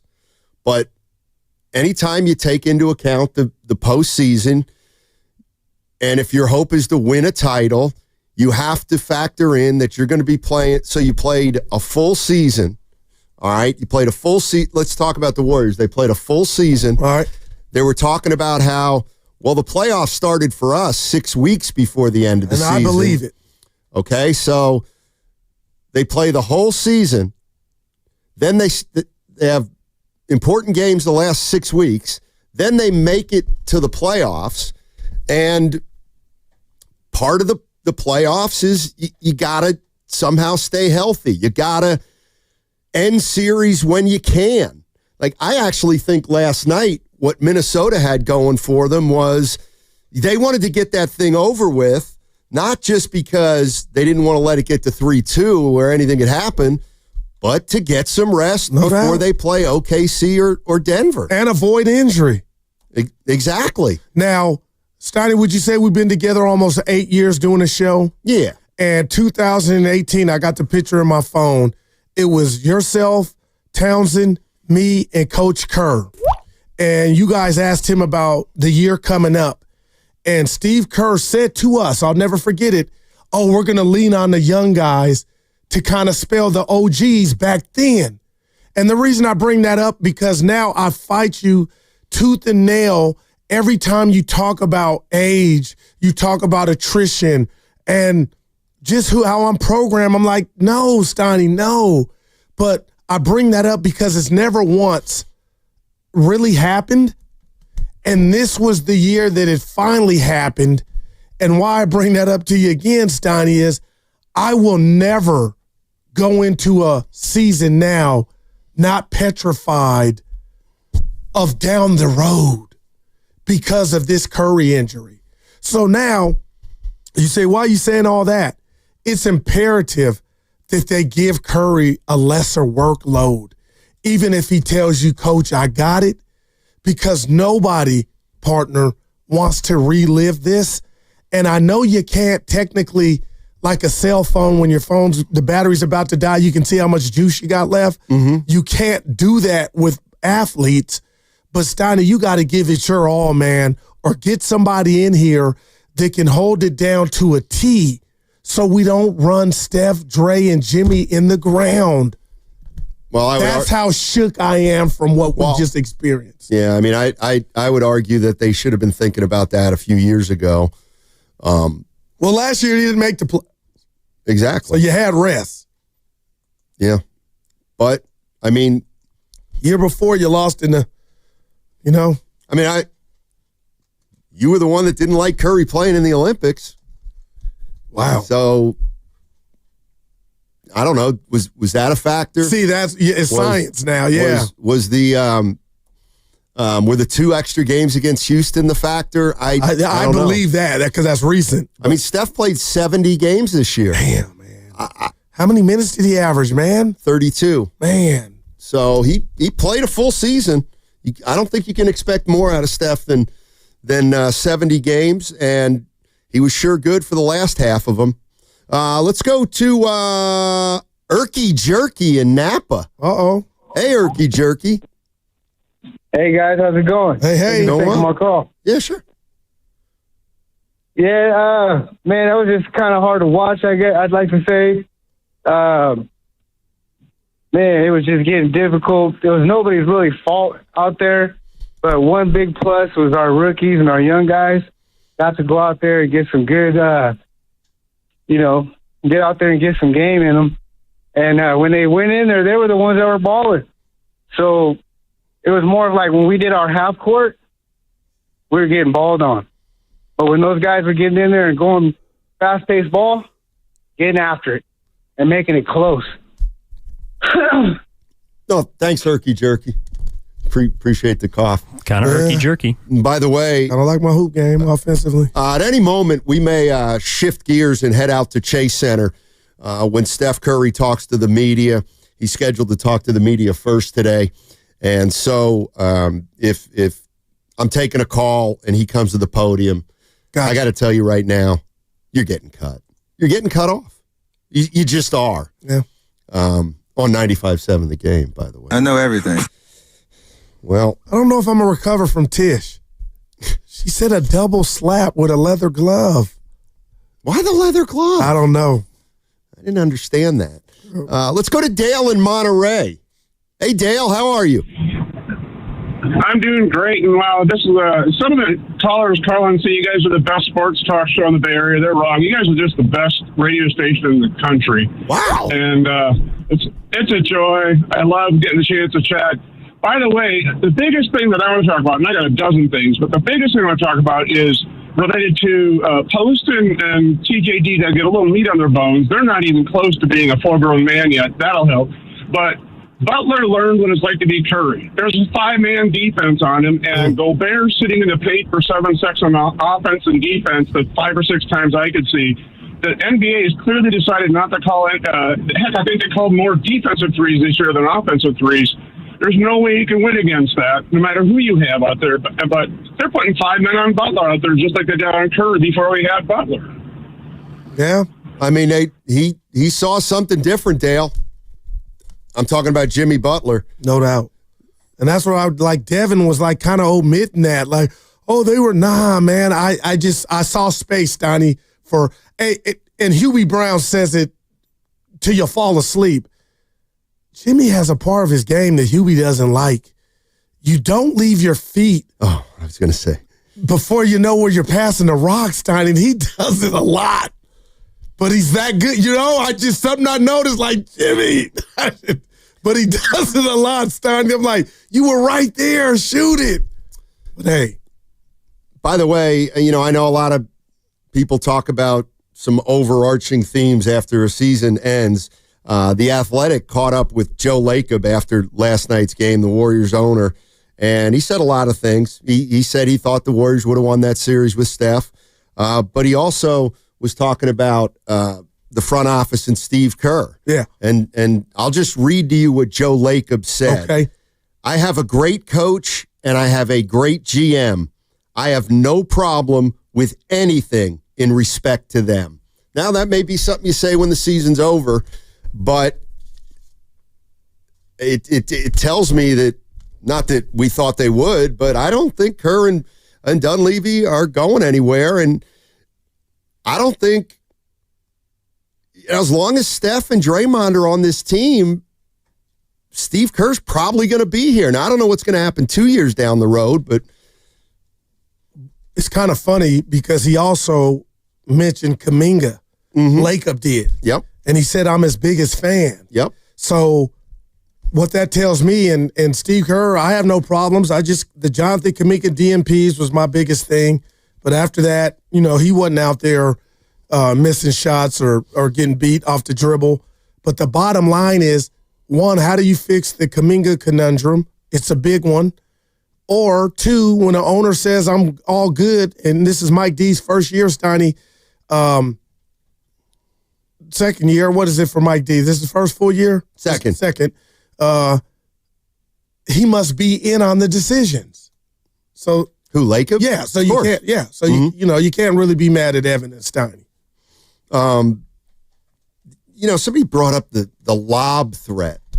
TJD's one. Well, how many lobs did they get for dunks in this past series? And then how many did Gobert get? I'll say we got 3 to 4. How many did they get last night? They probably had at least a dozen in the series. Man, I would think. McDaniels, he can hop. Yep. Yeah. He's a good young player. Yeah. There's no doubt about it. 888-957-9570 is the number. What did you think about that game last night? I got to believe you can't complain about the effort, but you can be upset about the result. And by the way, Steph Curry is going to talk to the media probably any minute here. And when he does, I'm excited. We'll take you out to Chase Center to hear what he has to say about this season and about being eliminated by the Minnesota Timberwolves. Again, if you're a Warrior fan, do you take any solace in the fact that last night during an elimination game, at least, Pods was pretty good, Kuminga was pretty good, and Moody was pretty good. And Kuminga obviously hadn't been playing a lot, but the other two guys have been struggling. Do you chalk it up as a learning experience and will be better next year? I mean, you know, Evan. It's an incredible question. Evan, before the show, was just looking up stats from some great players in their first playoff series, and most guys struggle in their first playoff series. My question to what you just said to all of us is, why great players? What do you mean? I don't think Pods is ever going to be a great player. I don't think Moody's ever going to be a great player.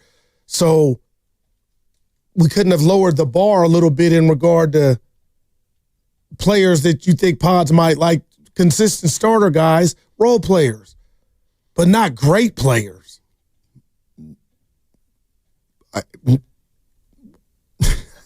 What did I say? Great, some young great players. Yeah, I mean, that's what I'm saying. Like young great players, guys who turned out to be great players is what I meant. Right. They struggle in their first playoff appearance. For the most part. Now there's some anomalies, but it's a different game, and it takes some adjusting to, clearly. Let's go to Chucky D in Concord. Hey, Chucky D, what's going on, man? Pretty good, guys. You're both the greatest. I tell you, I listen all the time. Thank you. Just some observation in myself. The elephant in the room is Steve Kerr. To begin, they look at Kuminga when they draft him. Oh, this guy can jump out the building. He's such a talent, and they buried him and put him, just disrespected him. Steve Kerr did. They had a great pick to pick a good player, and they take Wiseman, and Steve Kerr go, oh, we can't use him, we can't do it, and they dumped him. Peanut butter PBJ. He's a fantastic player. Then they dumped him. They just, all the players in this they could have picked a lot better players. Look at Powell. Look at Şengün. Look at Halliburton. They had shots at those guys. So to come up and say, oh, well, we can't use them because blah, blah, blah. I'm just, as a Warrior fan, I'm tired of it. Either the front office and the scouts are not really sure of what they're drafting, but they draft these players, bring them to Steve Kerr, and Steve Kerr literally buried them like Don Nelson. He has some issue. Kuminga should have been playing the whole year long. Now the playoffs started. Steve Kerr go, we give him a couple of minutes there. Come on. I think it could have been a much better season if they had really did their homework on some of these players. If Steve Kerr want his players to fit their system, don't pick players who doesn't fit his system and then bury them. Hey, Chucky D. What good is that? Chucky D. I'm gonna share a quote with you, and this is from Joe Lacob. All right, Joe Lacob after last night's game. This is what he told The Athletic. I would hope our young players take yet another leap. I get very upset when I read all this crap on the internet, these comments by people, this guy's crap, that guy's crap. The drafts were terrible. Bull. Our drafts were not bad at all. These guys are very young. They had to fit into a very difficult situation with experienced players. It's not like they can just go out and put up numbers. Let's go get to Steph Curry. We'll talk about it on the other side.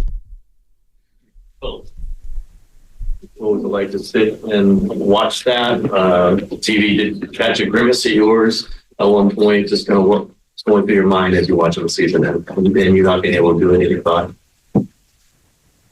That's tough, man. That's a first for me. Obviously every season ends in some way, shape, or form. We've had 4 years where it's ended great for us, and the times you leave it all out on the floor and give whatever you have to try to either make the playoffs or keep your season alive or whatever it is, and sit on the sidelines. It's weird. You wish you were out there to be able to do something about it. but it just wasn't in the cards this year. And we gave a great effort since February to give ourselves a chance. And we've been up here talking about it since then, and every game since. Just all we wanted was a chance, and to finish the year like we did, and to sneak in the playoffs, win that first round. Like, there's a lot to be proud of, for sure, considering where we were, but definitely disappointed and frankly just sad that I wasn't out there able to play. So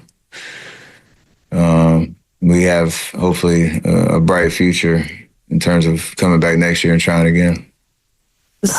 Steph, in the interest of off-season torture and what could have been, how close would you say you were to playing? Everything was kind of aligned for Game 6. I had some testing to do, and who knows how that would have went, because I hadn't gone live since Game 1. And first time dealing with this injury, I was pretty optimistic, but there were a couple more check points to get through. But it's a great what if. What's your summer look like as far as how restful do you want it to be? We got 4 months. I don't have any Olympics, and it's going to be just about rebuilding, getting rest, like you said, getting away from the game for a little bit, and then rebuilding everything for, another great run. So I'm going to take full advantage of the offseason, knowing I've been playing a lot of basketball for the last year, and, a lot left in the tank to prepare for. So I'm excited about it. Do you view this as like a 2-year window? I mean, you have 2 years left on your contract. Is that how you're viewing it? Yes, but also I'm just looking forward to next year. Like, as this league reminds you, you see teams that are still alive, you see the injuries that have happened, unfortunately, and nothing is, guaranteed in terms of you being competitive or being a contender. So, yeah, our contracts are all me, Draymond, Steve, Jimmy, all 2 years, and we want this ride to last as long as possible. But it's just about what does this team need for next year? Answering those questions over the summer. Everybody preparing themselves individually to get through, another 82-game season, hopefully with a little bit more of a little comfort room down the stretch where we don't have to have a 2-month gauntlet just to make the playoffs. So that's all we're really focused on right now. And I'm excited about it because there's clarity, although there are a lot of, decisions that need to be made over the summer. Steph, you've said a couple of times during this postseason, if you told me in January, we'd take it, of where you are. Does knowing where you were when it felt kind of hopeless and a little bit lost, does that ease the feeling of this kind of gut punch? Not right now, no. But it'll give us optimism coming into next year. September rolls around and, there's 29 teams that ended their year disappointed in some way, shape, or form, who are excited about making the charge like we want to be as confident as possible coming into next year. And I think that window where we're 20, whatever our record was down the stretch, like that meant something. That was real. When I got hurt in Game 1, obviously that changed a lot, but we have a lot to be, again, proud of and a lot to build off of for next year. So we got to maintain that optimism. Steph, the way you guys were playing coming out of that Game 7 and then in that Game 1, you were playing well. Everybody was playing well. Even when you went down, the rest of the team still won that game. Do you wonder how far you guys could have gone had you been able to stay healthy? I think Steve said that he had no doubt in his mind that you guys had a shot. You guys could have gone to all the way. You obviously have that mindset, and it's a story you're going to tell yourself when you lay your head out on the pillow every night for the next couple of weeks, until whoever wins the championship, because that's the belief that we did have. But again, this league is hard to win. You have to have things go your way. I know we mentioned we've been on the other side of it where guys have missed for whatever reason, teams that we played against, and that's part of winning at the highest level. You have to have health, you have to have good fortune, you have to have ball bounce your way down the stretch in certain games. Like, it's why people watch every night, because it's unpredictable, and it's why there's such highs and lows emotionally, because of how fragile winning really is. So yeah, disappointed for sure. Will imagine and believe that we could have won everything, had we been healthy, but you move on.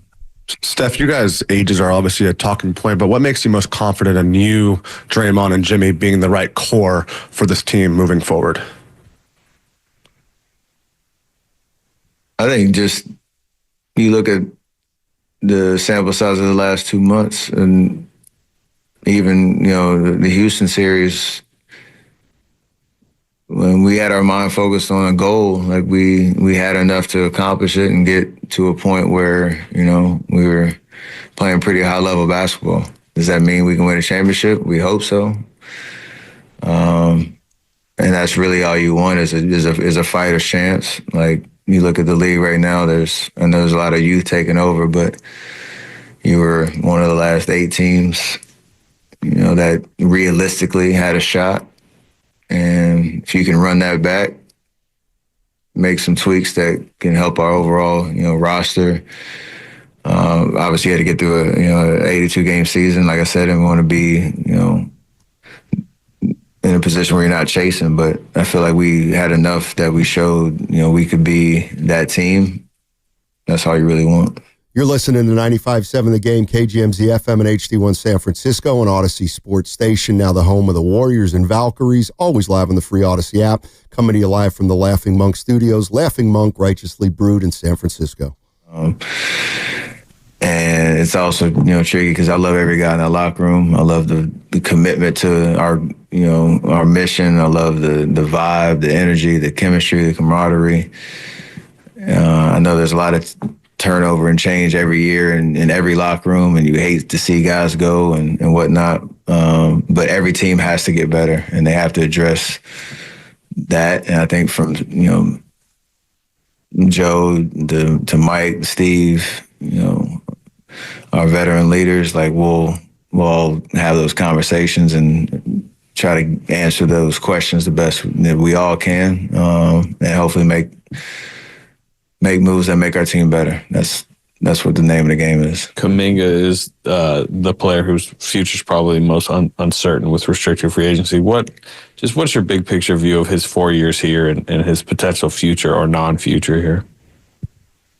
I think he's grown a lot. He's been dealt a very tough hand, to be honest. Like, came in when we started 18 and whatever, 2 that year, and he had some moments, but getting in the playoffs didn't really have an opportunity. And we win a championship, and then you run it back. And he's handled his business in terms of just getting better. And just trying to focus on what it means to, become a better version of himself in the way that he plays, and the fact that he's had playing time in Hatton and been in rotation in Hatton. Like, that's tough for any player, let alone a young guy who's trying to figure it out in the league. So I commend him on just staying ready, seeing what he did the last couple of games. That's not easy to do, to not know if your button's going to be called or your number's going to be called, and then go out there and perform. So I'm proud of the way that he's handled it. I hope the future is bright for him, whether it's here, whether it's wherever. And knowing that he's a guy in this league that can continue to climb that ladder on his own pace. So I think he's gone through a lot that most people haven't in 4 years, and seen a lot. So hopefully he's better because of it. It's the version of the off-season question. I'll try to ask it a little more general. But like last off-season, a ton of stuff happened, and you guys went big game hunting. We know Paul George, Markkanen, you lose Clay. How different do you feel going into this? I mean, do you feel like you could be big game hunting, or is it not as necessary given what you did getting Jimmy going 24 and 8, all those things? Is it a marked difference from, say, last offseason going into this one? Yeah, like I said, there's a little bit more clarity on what we have. Jimmy being, a big part of that. There are obviously guys in this league, if for whatever reason come available, every team's going to call. This is how it works, whether stuff happens or not. More times than not, it doesn't. But we have clarity on what we have in terms of, our core and the experience, but we do we need to probably get a little bit bigger across the board. Struggle shooting at times, like what those can be addressed, but how and how you get to that, I think is what Mike's gonna have to figure out, and we got confidence that he can do it. So I like the vibe that we have a little bit more clarity and a little bit more understanding of what me, Jimmy, and Draymond have been able to do this last 3 months, and try to make it as try to make a few tweaks and make it as good as possible. Steph, you're 37. Did you know that? I've heard it a couple of times this year. When you're outside of work, that's a young man's age. When you're at work, you get those reminders that you are one of the oldest guys in the league. How are you feeling about that difference outside of work, inside of work, and your age being mentioned in pretty much every story about you from here on out?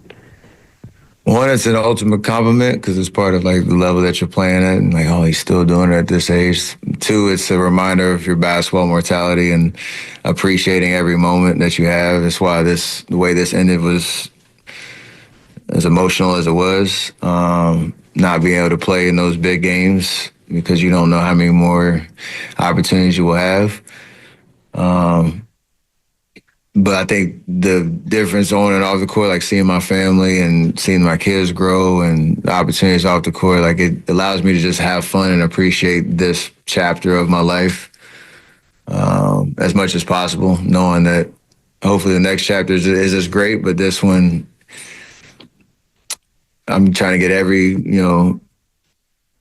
bit of fun and experience and, squeeze as much juice out of this as possible. So it's weird to, even you get it from your teammates even. I remember watching you in such and such game when I was 7. It's, none of that stuff is weird. It's hard to kind of digest it, but it just allows me to make sure I'm having as much fun as possible doing what I love to do and how long I've been able to do it. And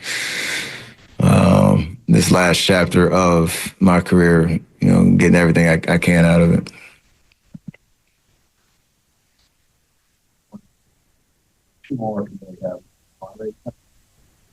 Stephen, looking back at these last 3 months and since Jimmy got here, was it above and beyond maybe what you expected in terms of how seamless it was, or about what you thought could be when he joined you guys? It seemed like everything just clicked immediately, and that says something about the whole group, doesn't it?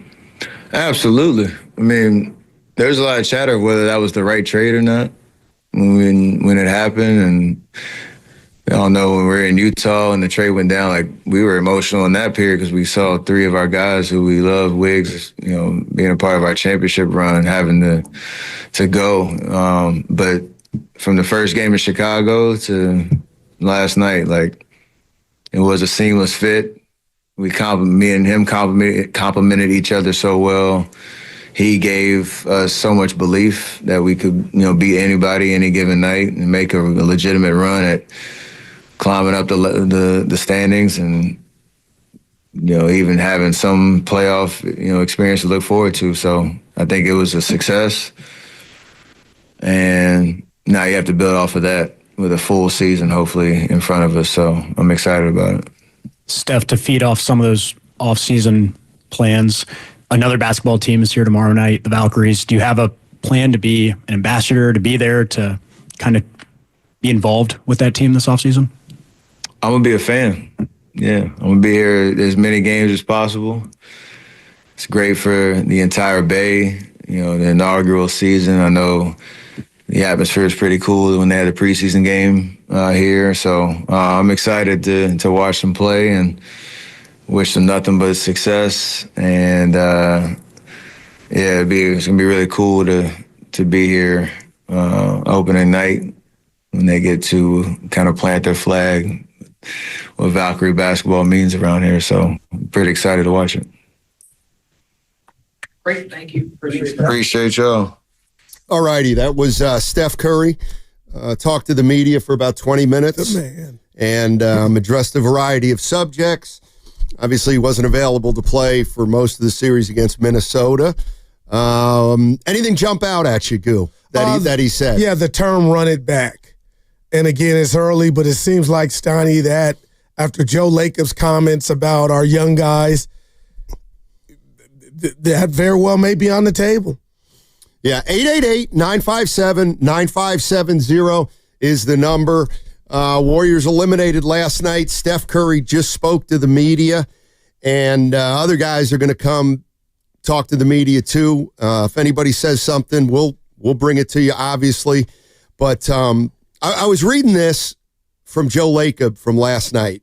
This is out of The Athletic, and this is what Lacob said about the young players who have been talked about in a big, big way this year and in years past. And Joe Lacob said, "I'd hope our young players take yet another leap.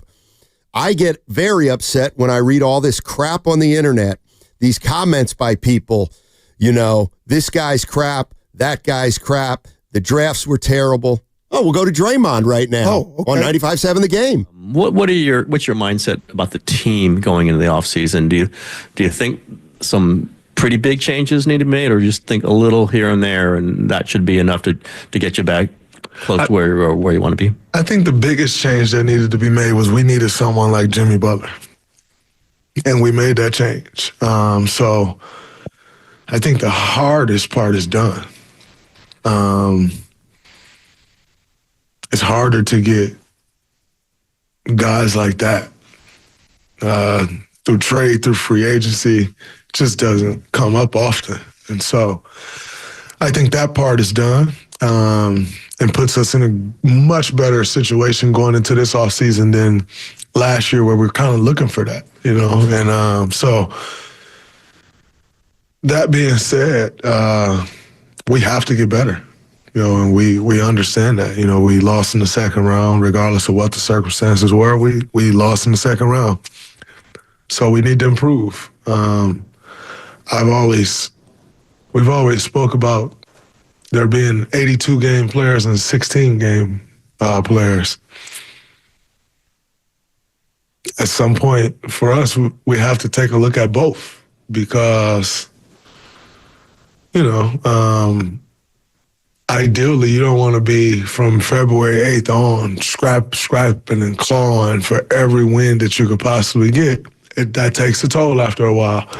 For us, we've kind of been in playoff mode for the last 3 months. It's not a highly effective way to win a championship.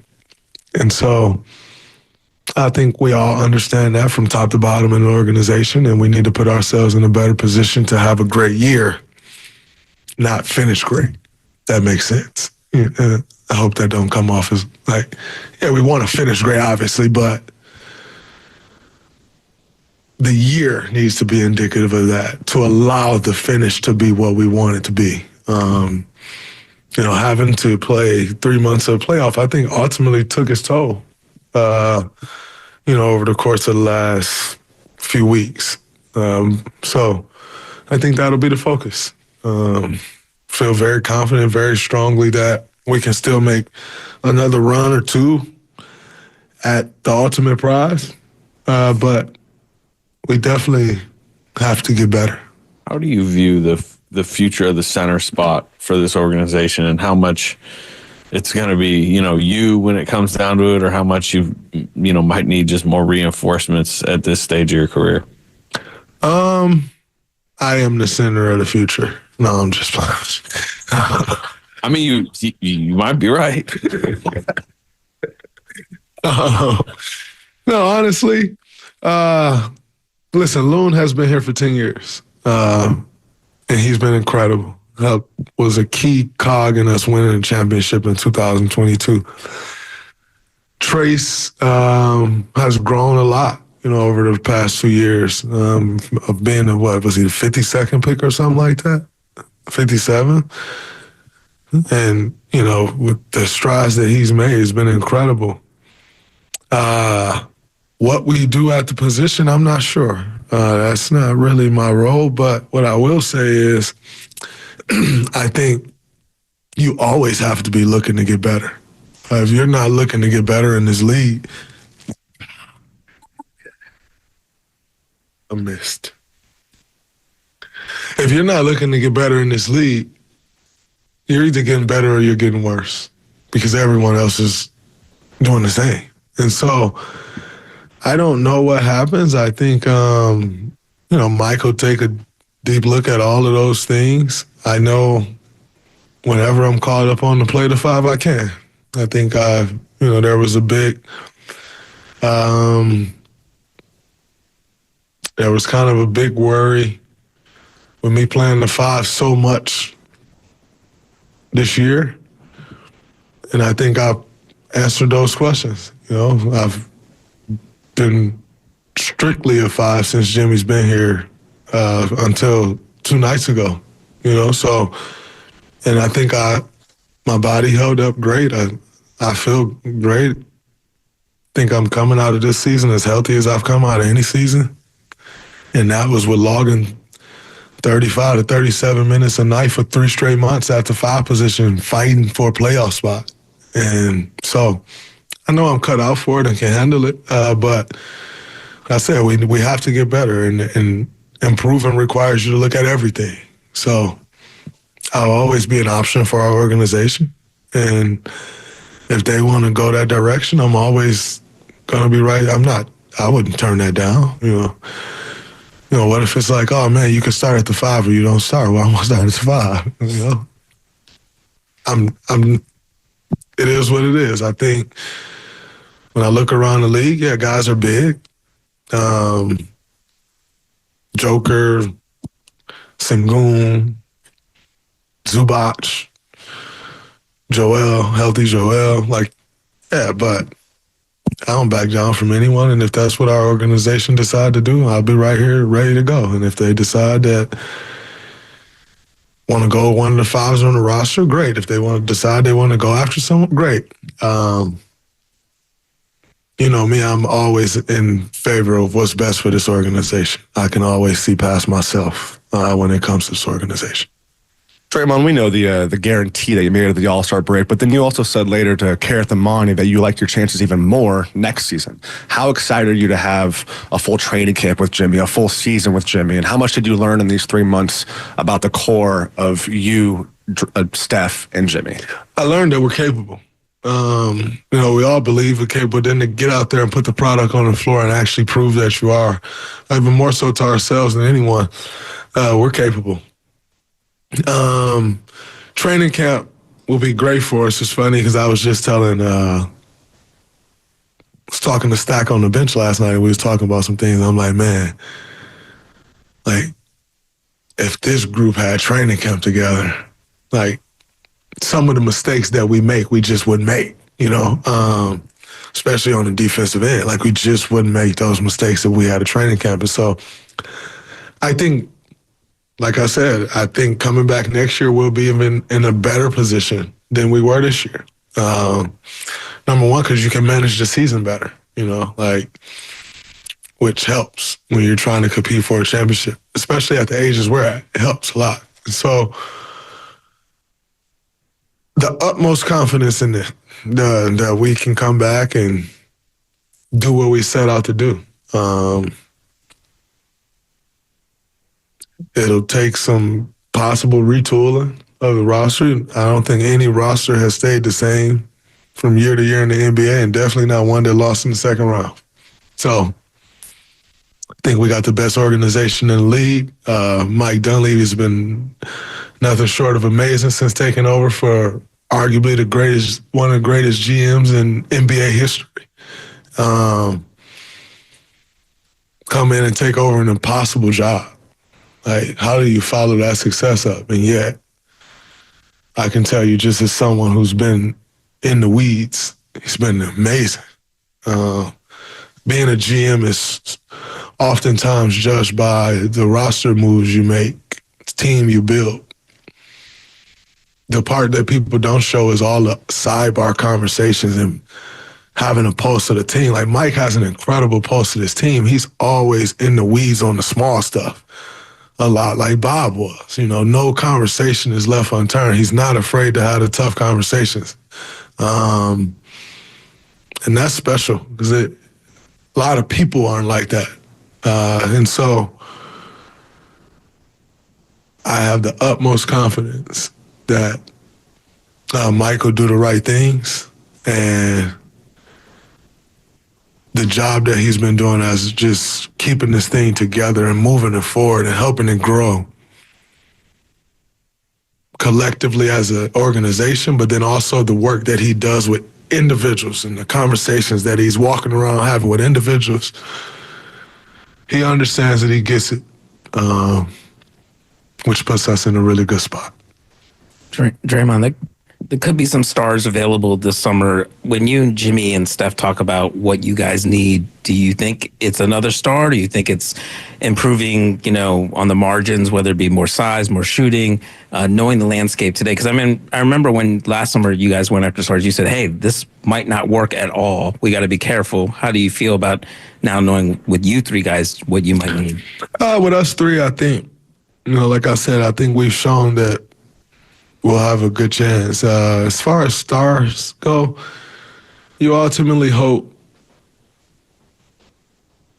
that what you have is enough, because it's hard to get stars. Like, even if they're available, it's just hard to pull off and not give up something you want to give up, or auctioning off the future of your organization. Like, it's tough to get. You see that happen around the league often, and more often than not, it usually don't work.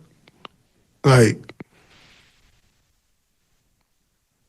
I think it's not worked way more often than it actually has worked. And so you have to be conscious of that. You can't just go after name because the name is, like, we've won enough to know what winning looks like and what the pieces, how the pieces of the puzzle fit together. And so we'll operate in that manner. Or as much as I could say being a player and not like really making the decisions. But I've been here for 13 years. I know how this organization works. Joe won't make a desperate move. Or Joe won't allow a desperate move to make, and Mike's not a desperate guy. That's just not something we do. And so I don't foresee us auctioning off everything for someone. I could be wrong, but it's just not how this organization is operated. And saying that, I think anytime the opportunity presents itself, you always have to lift up the curtain and take a peek if you want to be an organization that competes at the highest level, which we are. So, yeah, you're always going to take a peek and see what's out there and listen. But does that ultimately happen? I don't know. But what I will say is Mike's done such an incredible job that if we did want to do that, we're set up for it. And so ultimately all you want to do is give yourself a chance, whether that's a chance in free agency, whether that's a chance in trade talks, whether that's a chance at a championship. Ultimately in this league, you just want to give yourself a chance. And I think with the great work that our front office has done, our ownership group has done, we're in a position where we could do that, if that's something that they saw fit and wanted to do. And that's ultimately what you want, In life, we want freedom. You want financial freedom. You want cap freedom. As far as basketball go, you want cap freedom. In life, we want financial freedom. We want, so our organization has done a great job of that. And we're in a position where if that's what they see fit and want to do, we can do that. And I think that's the best position to be in. Draymond, you said that you were going to follow Steph and Jimmy to a championship. Looking at the postseason landscape right now, if Steph had been healthy, do you still think that you guys could have done that? I wholeheartedly believe Steph was healthy, we could have done that. But I once won a championship where Kyrie Irving got hurt in the NBA Finals and Kevin Love got hurt in the NBA Finals. Do I think we still would have won if they didn't get hurt? I do believe so, but we'll never know. that's just the nature of the sport that we play. Injuries are a part of it, and they're unfortunate. So you can't take the good and be like, oh, man, we won a championship, and it don't matter that somebody was hurt. On the flip side, can't sit here and be like, we would have won had Steph not got hurt. No, you've been on the other side of that. So respect it when it don't go your way. You know, one thing I hate is a front runner.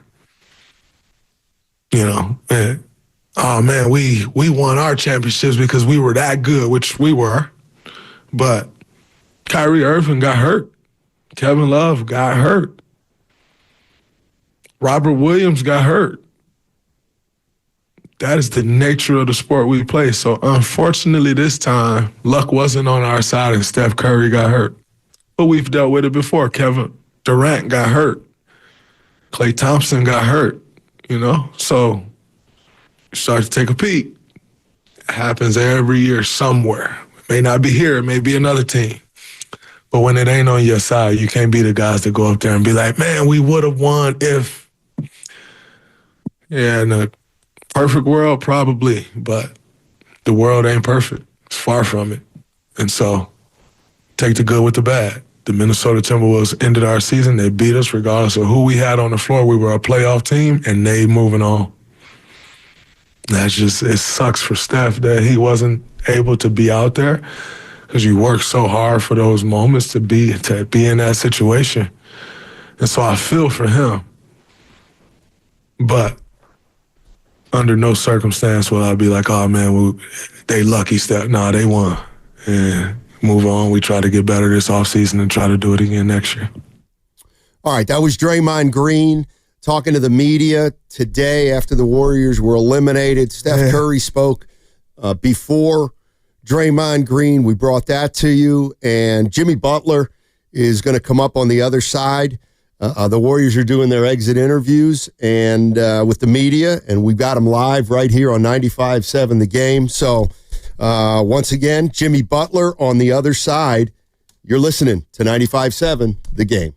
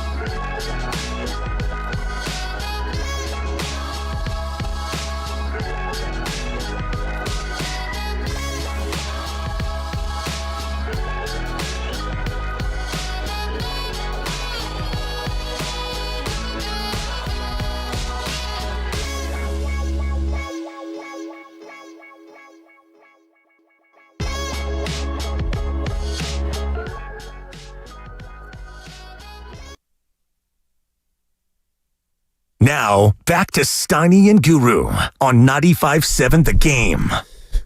All right, the Warriors, their season is over, and the players are talking to the media. We just had Steph Curry and Draymond Green.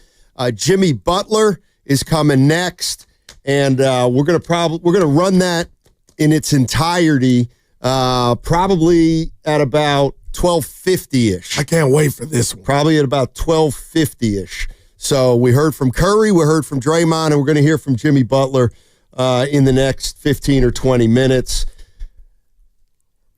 They sound like they still believe they're right there.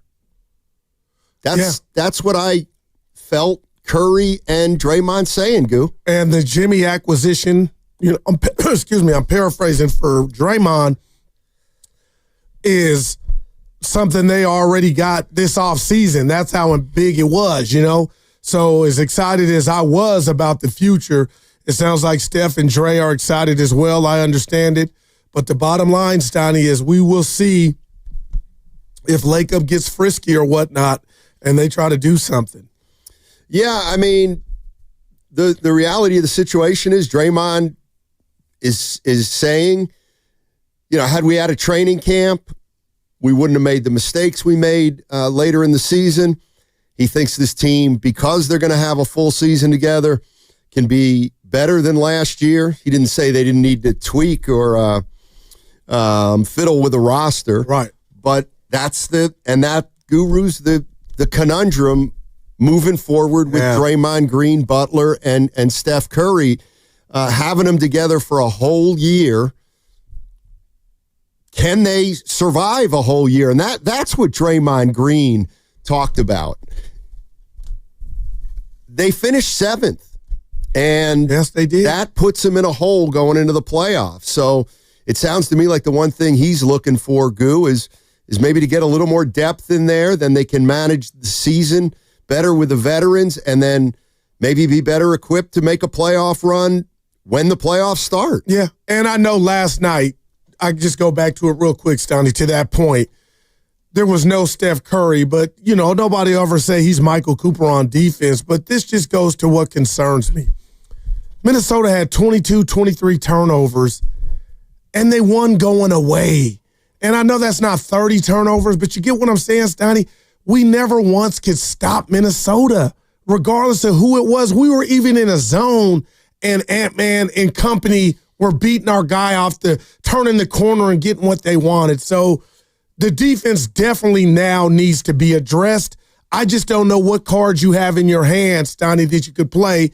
Now, I got to know this for another day, the sign and trade with Kuminga, if you choose to do that. But yesterday, everybody was laughing. I brought up Thundercats, and I'm like, boy, you really do have one, Jonathan Kuminga.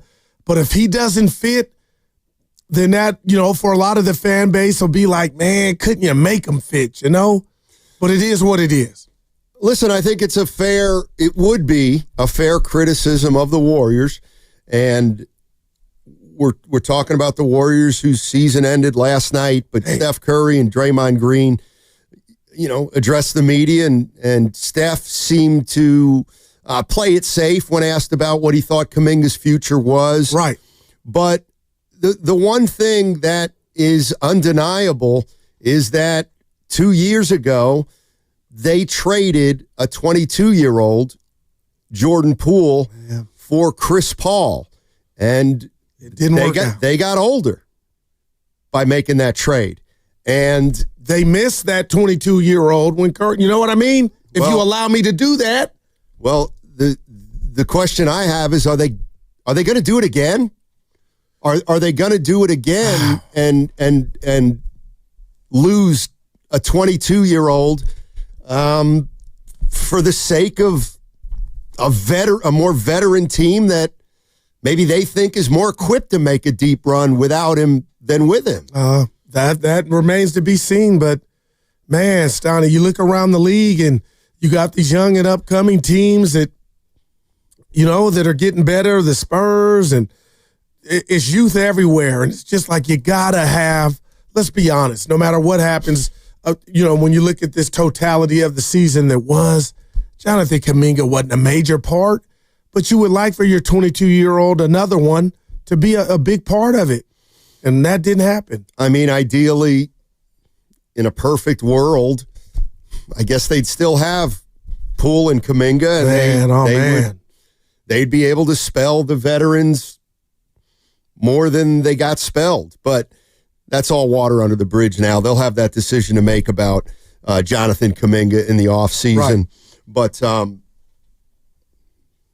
it's disappointing, I think. And clearly you could hear, Goo, the frustration knowing that Steph didn't play, and they'll never really know. And that's why if they could have done it. And through the radio signing, I'm being honest, I'm giving Draymond Green the biggest dap or bro hug for what he said.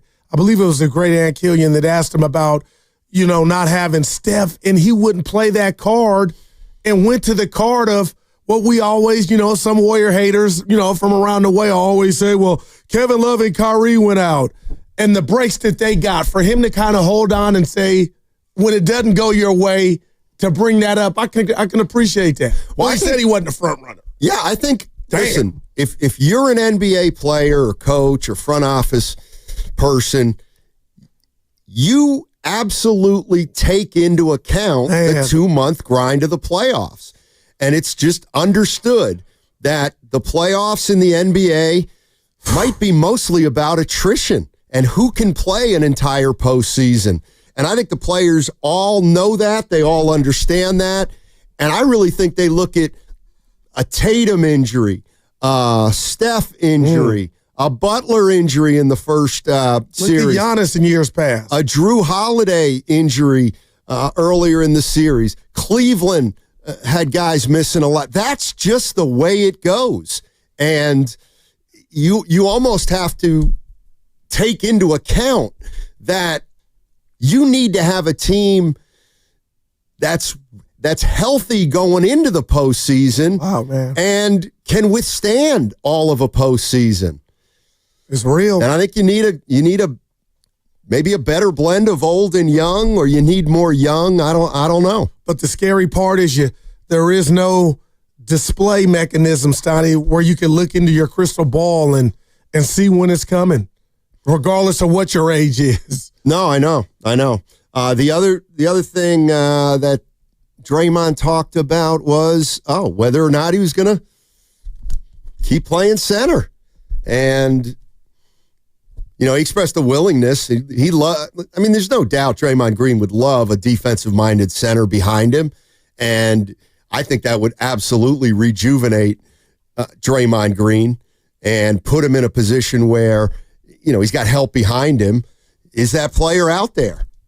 And if you get a player like that, how much is he going to play? How much does he have to fit in on the offensive end? And do any of your current players, if you put them together or package them, help you get that said player? Or is he on the roster? Could Trace Jackson Davis be that guy? Could Post be that guy? Where are you at on him real quick? Who? TJD. I think he can play. Steiny, he's a dude. I don't know what you want, but who mentioned the lob threat? He can block shots. He can he's a big body. I'm not saying he's imperfect. No, you are saying he's imperfect. No, come on now. No, you're not saying he's perfect. Right. Oh, yeah. I'm just messing with you. No, you gotta get it right. I think, listen, he's not a DMP guy. No, but he's also not a 30-minute-a-game center. All right. He's just... But there's an in-between. Maybe he is in a few years. I don't think he is right now. What if he's your new Looney? Give you 14. Sometimes if you need it to be 25. I'm like... Right. I like the guy. I don't dislike the guy. I feel like they need to upgrade the center spot. Overall. To where you can get some offense from it. They have I'm going to go boxing. They have no counter. They have nothing's down low. It's been that way for a while. Yeah, I know you're going to call me crazy, but they could use a guy who could defend and score a little bit. I don't know who's out there, though. All right, 888-95. Well, actually, you know what? We're going to hear from Jimmy Butler on the other side. Like I said, Curry talked to the media. Draymond talked to the media. Butler's talking to the media. We're going to bring that to you in its entirety on the other side.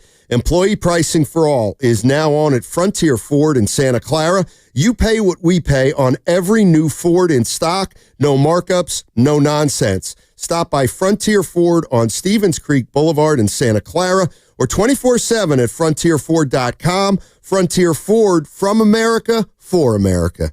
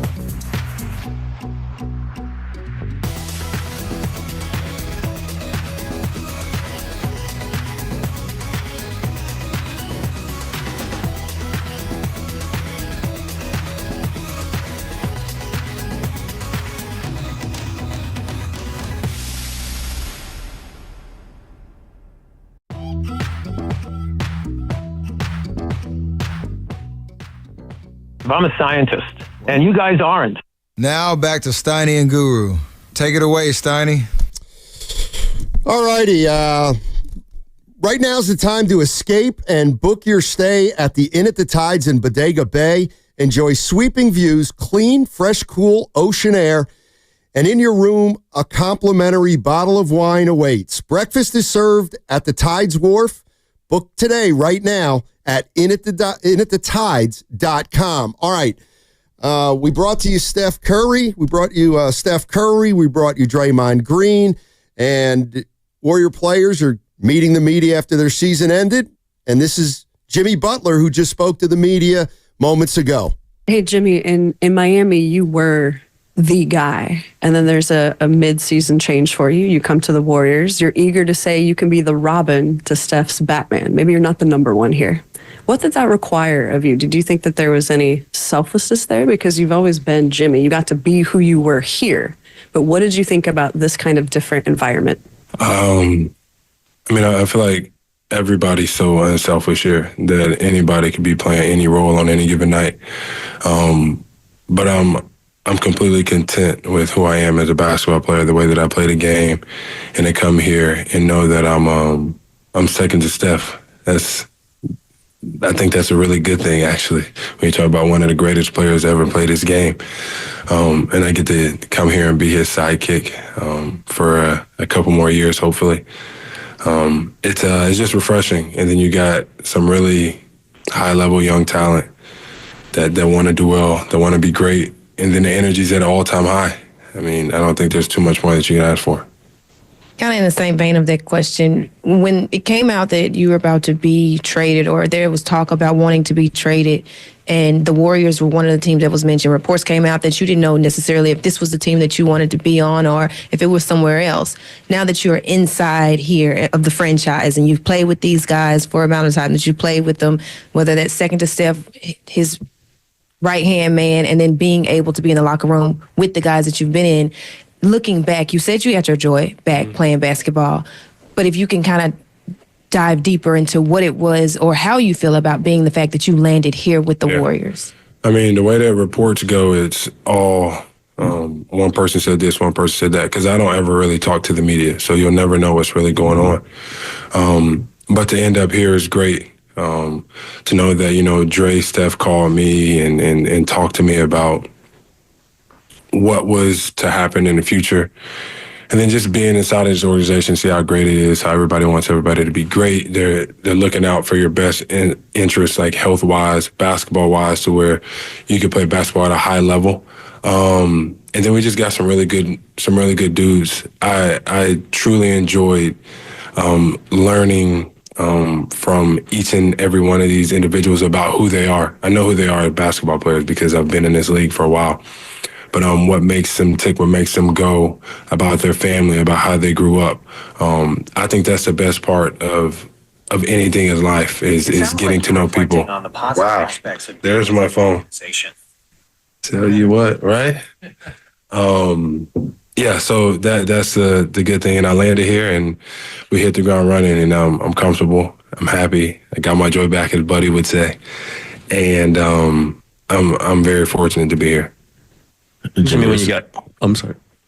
Obviously, things went very well when you got here. Things looked like it was seamless, but how much was just on the fly? How much was almost just kind of improvised, and what more is possible when you have full off season, full training camp? A lot of it was, I come into the squad, we're on the road, we still on the road, then we had All-Star break, come back on the road. So it was like everything was moving so fast. I didn't have a home to be in yet. I didn't have anything. I had my cars. I didn't have my wardrobe. I don't have a problem wearing aloe every day, but I was in aloe every single day. And then, you get more and more comfortable, the good way of comfortable, not complacent comfortable. But now you got a whole off season. I get to be around my guys in the off season. We're going to get to vacay together. We're going to get to get our kids together. We're going to get to train together. Build even more chemistry, and then take this thing into training camp and into this next year, this next season, and do what we set out to do. Yeah, of course. Not just them, but like everybody else. I don't know, I heard the end of Draymond's thingy up here. I don't know where everybody's contract situations are, but I would like to think that they're still my friends, so I still get to go hang out with them and work out with them and go see them in the off season. I look forward to it because not only does it help me know them as a basketball player, like I said, I get to see where they're from, I see what they like to do, and I get to live a day in their life. Jimmy, this is such a unique system and all that. As you go into the off season, what do you think you'll work on, and how will your off season change at all? It hasn't changed for years on years. A little bit of everything. More than anything, it's my main goal in the off season is getting to know my people. I mean it. If I can show them that I am there for you, outside of basketball, and I'm actually getting to learn you and know you, it makes a huge difference on the court because it's not just about basketball. You need to know, be able to tell when they're not right, when something's going on in their mind.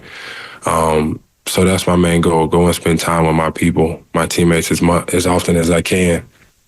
And then basketball it becomes quite easy, actually. Jimmy, how compromised were you health-wise in the last couple of games? Fine. Everybody's nicked up at that point in time of the year. I'll be okay. I guess I got a lot of time to recover now, though. And also, now that you've been with this team for a while, what do you think this roster needs going forward to improve? I don't really get into the whole roster talk. I think whoever we have, we go out there and compete. I believe we always have enough. For sure, if we got Steph out there on the floor with us. I don't get into the roster. I don't know. I think everybody here, we are just very, very fortunate to be able to hoop for this organization with this group of guys. And I don't think you take for granted that it could be the same next year. It could not be the same next year. Who knows? But in the right now, you just go out there and compete. And whoever we have is who we're going to have. Jimmy, Steph has talked about how your contract, his contract, Draymond's contract, Steve Kerr are all aligned together for the next 2 years. Do you see this as a 2-year window for a championship? Yeah. And then if we win some, it could be longer than that because I still think that we have a lot of great basketball left ahead of us. I don't think this age thing is anything. The way that everybody's taking care of their bodies, doing right, I think the potential is there. So with this full season we got coming up ahead, I think we'll be able to find out. All right, that was Jimmy Butler. So we heard from the big three, talked to the media after the Warriors season ended last night, Steph Curry, Draymond Green, and there was Jimmy Butler. I lied to you. Uh-oh. Evan stepped out, so he didn't hear it. So Jimmy said he's been without his car, his wardrobe. I've been in Aloe every day. Steiny goes to the side. Goo, what's that? And I said, maybe that's a sweatsuit, but Evan, I'm fronting. I don't know. What was Aloe? It's his brand. Oh, Evan is just... I actually thought it these might young be... whippersnappers. It might have been lotion. Lotion? Or lotion. sorry, maybe not his. His Big Face Coffee was Okay. a shirt he was wearing, but Aloe is a brand. brand. He Okay. rocks a lot. Aloe. Jimmy didn't have his cars. Or his wardrobe. I got you. Or his wardrobe. He got millions. But Steiny, go ahead. Well, I was just going to, 888-957-9570 is the number. You just heard the exit interview that Butler, that Draymond, that Steph did with the media. Any impressions you drew from what they said? Did you read into anything that they said? What do you think they're thinking? Because I'll just say this, Goo, it feels like to me, at least what they're saying, they still think they got action, even though they're getting up there. I'll tell you this. I heard the same thing, but the bottom line is I thought they had action last year, and then we saw how that went, and they pulled off a major trade to get Jimmy Butler. So no matter what you say, Steiny, at the end of the day, the circumstances control what you're going to do, And they need some help. I'm tired of watching the Warriors without an offensive threat down low. That's over. And I don't know where that is, under what Christmas tree, but we got to find it. I'm tired, Steiny, of not being able to counter other teams would download body shots. I mean, that's how long has it been since they had a big I don't boy in want the to say middle? Bogut said screens. It David was Lee. JaVale? Oh, no. I love you, JaVale. Chris Webber. Oh, boy. So this big three needs a Chris Webber type? No, I'm just saying we need body punches. No. Hey, by the way, and this is where I know we got Warrior fans out there. Yeah. That absolutely, positively are locked in on guys' contracts, on their situations. Yeah. Did I miss something? Have I missed something with Steve Kerr? Well, I thought he got a 2-year extension before last year. So this is year 1. Next year's year 2. But they all say the contracts align, and they're all saying that Kerr aligns with them too. My understanding is Kerr's contract runs out at the end of next year, whereas Draymond, Butler, and Curry all have 2 more years And left. I think you're right. And everybody talked about it like there's 2 more years. So maybe they're spilling the beans. Maybe they snuck another year in there. I don't know. Yeah, right now his contract says through the 25-26 season. Yeah, but they're all talking like, hey, didn't, oh boy, this is going to sound vague, but I'll tell you in a second. You're listening to 95.7 The Game, KGMZ FM and HD1 San Francisco, an Odyssey sports station in the home of the Golden State Warriors and Valkyries, always live on the free Odyssey app. Coming to you live from the Laughing Monk Studios. Laughing Monk, righteously brewed in San Francisco. And here's another thing I'm going to ask Giant fans. Wasn't there a press conference with Zaidi maybe a year ago where it came out in the press conference that he actually had 1 more year than had been originally reported? I have a vague recollection of that. Yeah, now I was watching this show on Netflix called The Bear. He started, remember that in the dugout? People were like, what's going on? Anyway. Yeah, I don't know. Oh, man. I feel better. Why? The pain is gone. What's that? Isn't that, didn't they have that? Warriors could use, what's it called? Not something Benjamin Button. What That was a great movie. Yeah, what was the movie where you stay young forever? Yeah, Warriors need to live in that. You look younger as you get older. Oh, you age in reverse. Oh, that'd be nice. Man, couldn't you imagine? That would be nice. We'd just be starting it right now. Can we be? Oh man, that'd be fun. All right, 888-957-9570 is the number. Guru, was this season a success? No. Oh, I'm just keeping it real. Yes. Why not? Because we didn't got back to the postseason. Draymond said we were winning the chip. I had Western Conference Finals, so I'm saying no. All right, Evan. Yes. I think it was a moderate success. Ask Evan why, real quick. Why, Evan? Because you weren't in the playoffs last year and you won a series. But you brought Jimmy. You better be careful here. Jimmy Butler here, Evan. Well, that's also a success. You finally landed a big fish, which we've been waiting for 2 years. Yeah, that's true. Yeah, but what lake did we end up fishing at? Hey, not everybody can win a Western title. Conference Finals lake we didn't take the trip. Not every team can win a title. What if they made it to the Western Conference Finals and got swept? I would say, hey, let's go. I like it. The only reason he would have liked that is because his prediction would have come true. That's a good point. God over my. Well, you got Jimmy, and I think Draymond. You don't need much, but you need something, and maybe they think they don't even need anything. So, I just like what I saw. I'm being honest. It gets back to last night. Pods and Kuminga, Stani. I can't, what word is it? Give them enough credit for how they played yesterday. They played better than they had been playing. Okay. At least Podziemski had.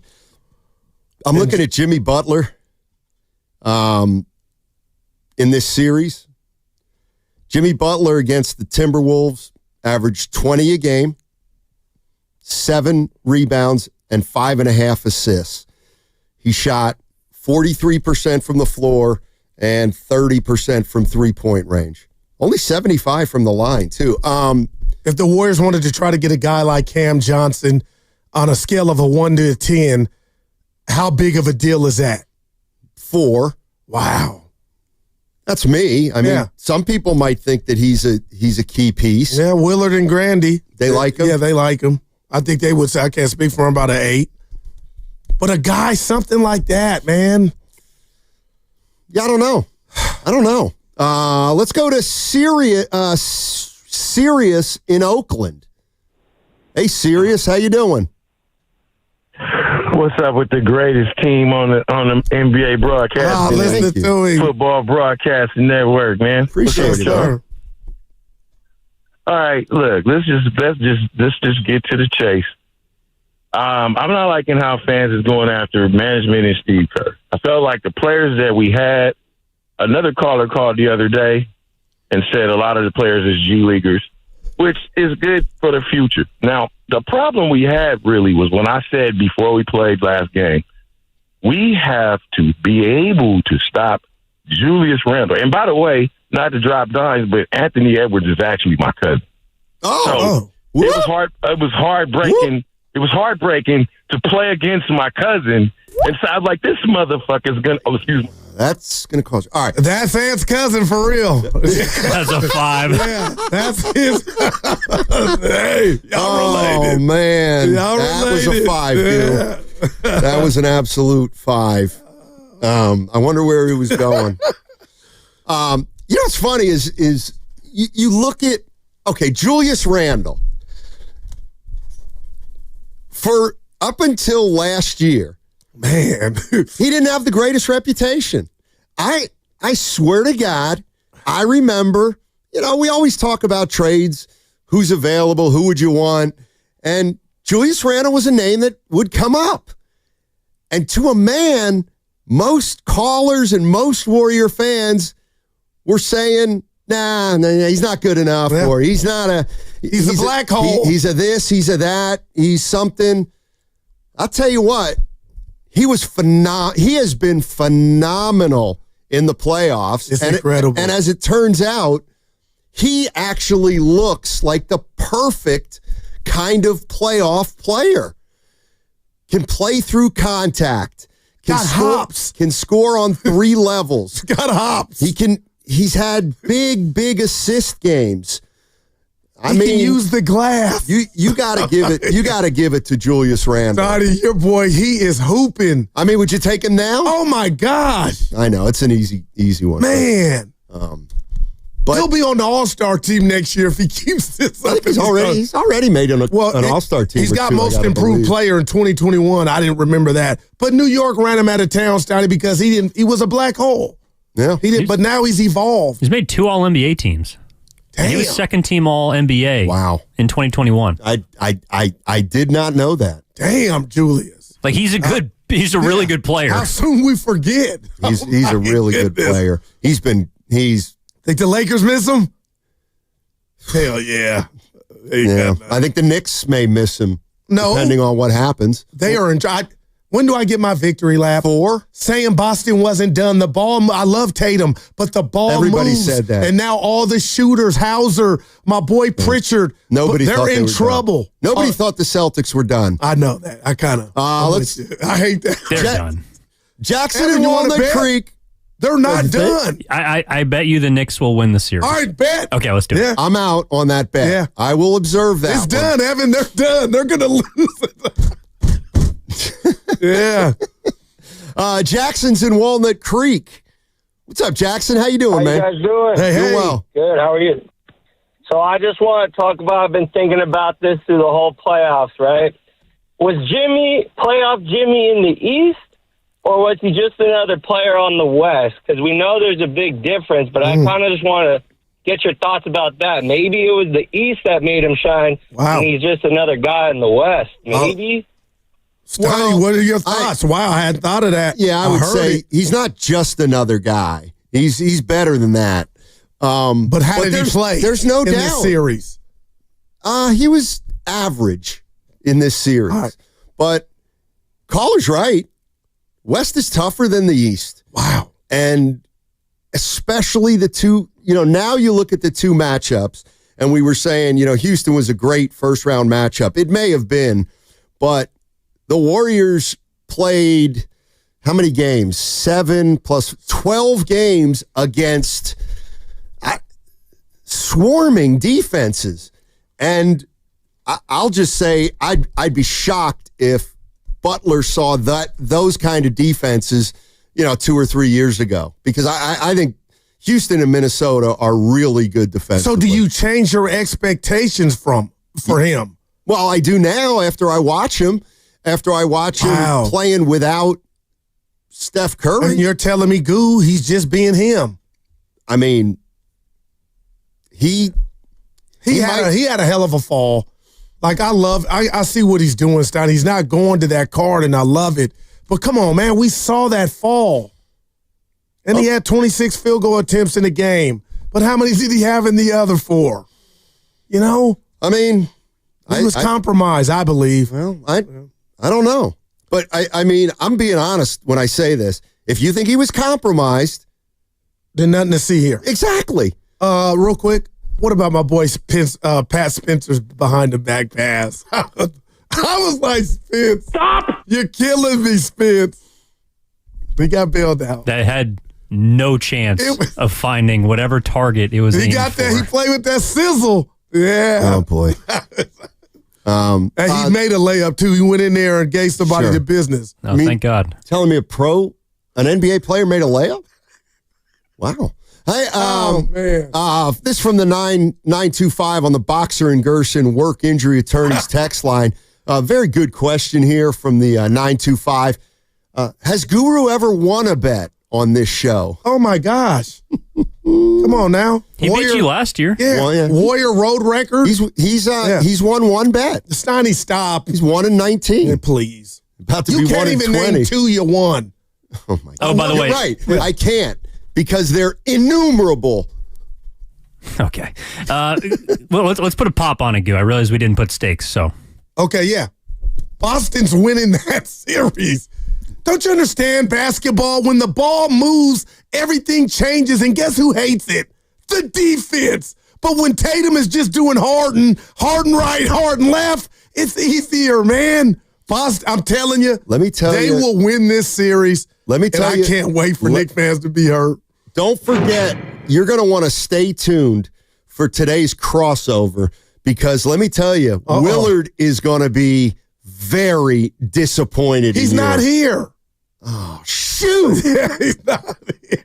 That's right. That in. Yeah. Because interesting. I thought very, very interesting. Wow, Evan. If you remember, Willard was really disappointed in you when you bet on the Chiefs winning it all, which was not a great bet. And now you're betting on a team that's down 3-2. He would have been saying, Goo, you should have gotten odds. Yeah, no, but this, I feel real good about it. Okay. Yep. All right, 888-957-9570 is the number. Memorial Day weekend is almost here, people. Swing by Valvoline Instant Oil Change and make sure your vehicle is road ready. No appointment.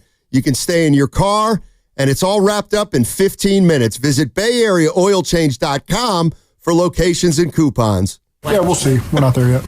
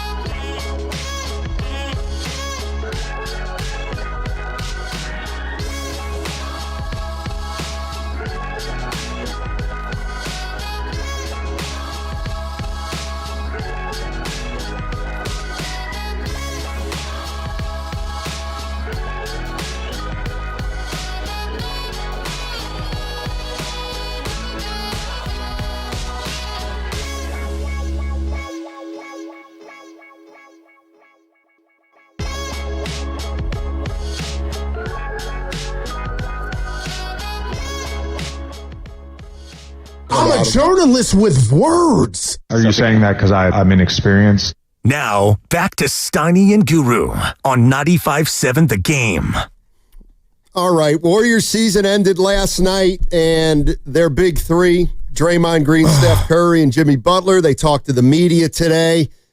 Nothing overly earth-shattering, I didn't think, but their heads were up. It does feel like while they aren't making excuses for Steph Curry being hurt, they do believe that they had the ingredients to make a run, had everything gone the right way. But oftentimes the playoffs don't go the right way, and now we'll see what Mike Dunleavy does in the offseason. Yeah, it's exciting, and I kind of told you I was excited about the future, kind of what Draymond was talking about in regard to having a whole offseason with one Jimmy Butler, but this is just me, and it's my prerogative.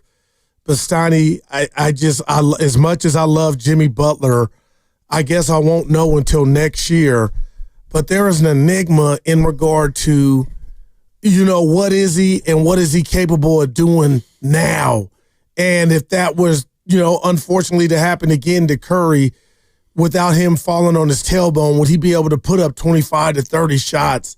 And right now, I don't know how I feel, but I'm telling him he's hurt, and he's telling us he's not, so I give him credit for that. But I can't wait to see what moves they make. And honestly, I'll put the right on the table. The first one of the day, brought to you by ATCO Pest Control, is how is this Jonathan Kuminga situation going to play out? Is he in a Warrior uniform or not? And if he were my son and I was advising him about what just transpired this whole season, Steiny, he would not be. You say what to that? We'll see. We're not there yet. That's what I would say. And I don't even know what to say. And I'm going to stop the show just real quick because I'm half of it. You guys make fun about my bets. We don't have anything written down or in the record books about when I win and when I lose. But, I just play the role. I do have a relationship with Prize Picks. The other night I said Halliburton would have 6.5 assists. He had 8. Nice. And last night I really told people that Derek White would ball out and have 19 points. Had 34. Wow. And, it's just getting to the point to where, I'm waiting for you and Evan to bring that out on the show. But had I not brought it up, it would have been like I didn't even have success. So, yeah. No, and we should feel ashamed. And Evan and I... I'm even recording videos. And Evan and I decided that we wouldn't bring up the fact that you said Jimmy Butler was going to shoot 30 times last night. For Evan to text me at a Steiny. Yeah. What happened? What was... Yeah. Well, he wasn't on pace.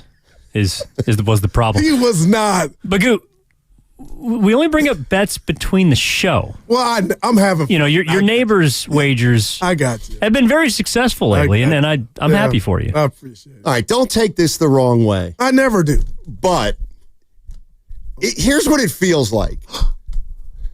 It feels like part of you expected the Warriors to play without Steph Curry and not miss a beat. That's kind of what it feels like when you put all that onus on Butler. That's just like once they lost Curry, they were absolutely in desperation mode. That's the way I looked at it. Yeah, and what have I said just with the rest of Dub Nation and you, Steiny? Like, this was a reminder just how much we missed him, or the team missed him, how impactful he is. But I'm sorry. If Steph Curry is on step 10 of being a great currently in the league, I got Jimmy Butler at an 8.5, 9, and a 9.5. So when it was announced he was coming to team up with Steph again, 1995, Evan, I thought Robin could hold it down for Batman while he was out in regard to just winning the game and prolonging the series. But when you don't shoot but 9 and 11 times back-to-back, I don't care if you miss or we lose. But, Steiny, I'm sorry. When I see Russell Westbrook or Iverson or Harden in his prime shoot 25, 27 times, maybe it's just me and I got to get past this. That shows me you're engaged. Those guys are so different than Jimmy Butler and the way they approach the game. Harden, who's the third? Harden, Westbrook, Iverson. Iverson. Those are three guys. I know Westbrook averaged a triple-double, but those are three guys that they score. Yeah. They score. That's what they do. And Jimmy Butler can score, but there's more to his game. And it's clear he's proud of his all-around game. And there are things that he takes very seriously, like his shooting percentage and taking care of the basketball and not turning it over. So a player that doesn't turn it over a lot tends to be a more careful player, Right, okay. which means he's all about making the right play, not making a hit or miss type of play. And I get that. But is the right play really in an elimination game to where you bypass the bucket? There's a shot there. Now, I get it. You might not want to take it or not. And you pass out to Guy Santos, or you pass out, and I'm not saying they're bad players, Pods. I want to play the percentages. Which You're is what? playoff Jimmy. You're Jimmy Butler. You're right there. Shoot it. Right where? Right by the times where he just scattles right past the basket. You got stop and shoot. Did you notice they've got a 7-footer in there? Gobert's not like Devin. I won't forget Devin and my girl Tish that's going to slap me. But no, he's not there all the time. If we watched it in the regular season, the Kareem and Shaq are not down there all the time when he's passing. He's leaving his feet to pass. Sometimes you're there close enough for me, Stoney. Shoot it. You got the fadeaway in the mid-range when you want to do it. And it's okay if you miss, but shoot it, son. Shoot it. Don't tell Jimmy Butler how to play. See, that's the whole, it's not just me. That's out there. There you go. I saw it from the beginning. You did. Everybody's saying, oh, do this, do that. You did, Stoney. You watch him for 10, 15 games, you realize, oh, this is who he is. And he's pretty damn good. No doubt about it. He's audacity. He's a hell of an all-around player. And he said it in his exit interview again. He just, I know what type of player I am. So, We'll be fine. Yeah. He's not a volume shooter. That is, wow. But a guy that scored 40 points 8 times in the offs in his career. Was a long time ago. Not that long. 2 years is a long time in the Stoney. NBA when you go from 33 to 35. Well, yeah. And you can move to the Western Conference. You know, he's not playing in the JV conference anymore, Goo. I thought you'd give me grief for No, that. I'm not. I'm like, you might have some merit. And that's what life's about. Let's go to Brendan in Houston. Hey, Brendan, how you doing, man?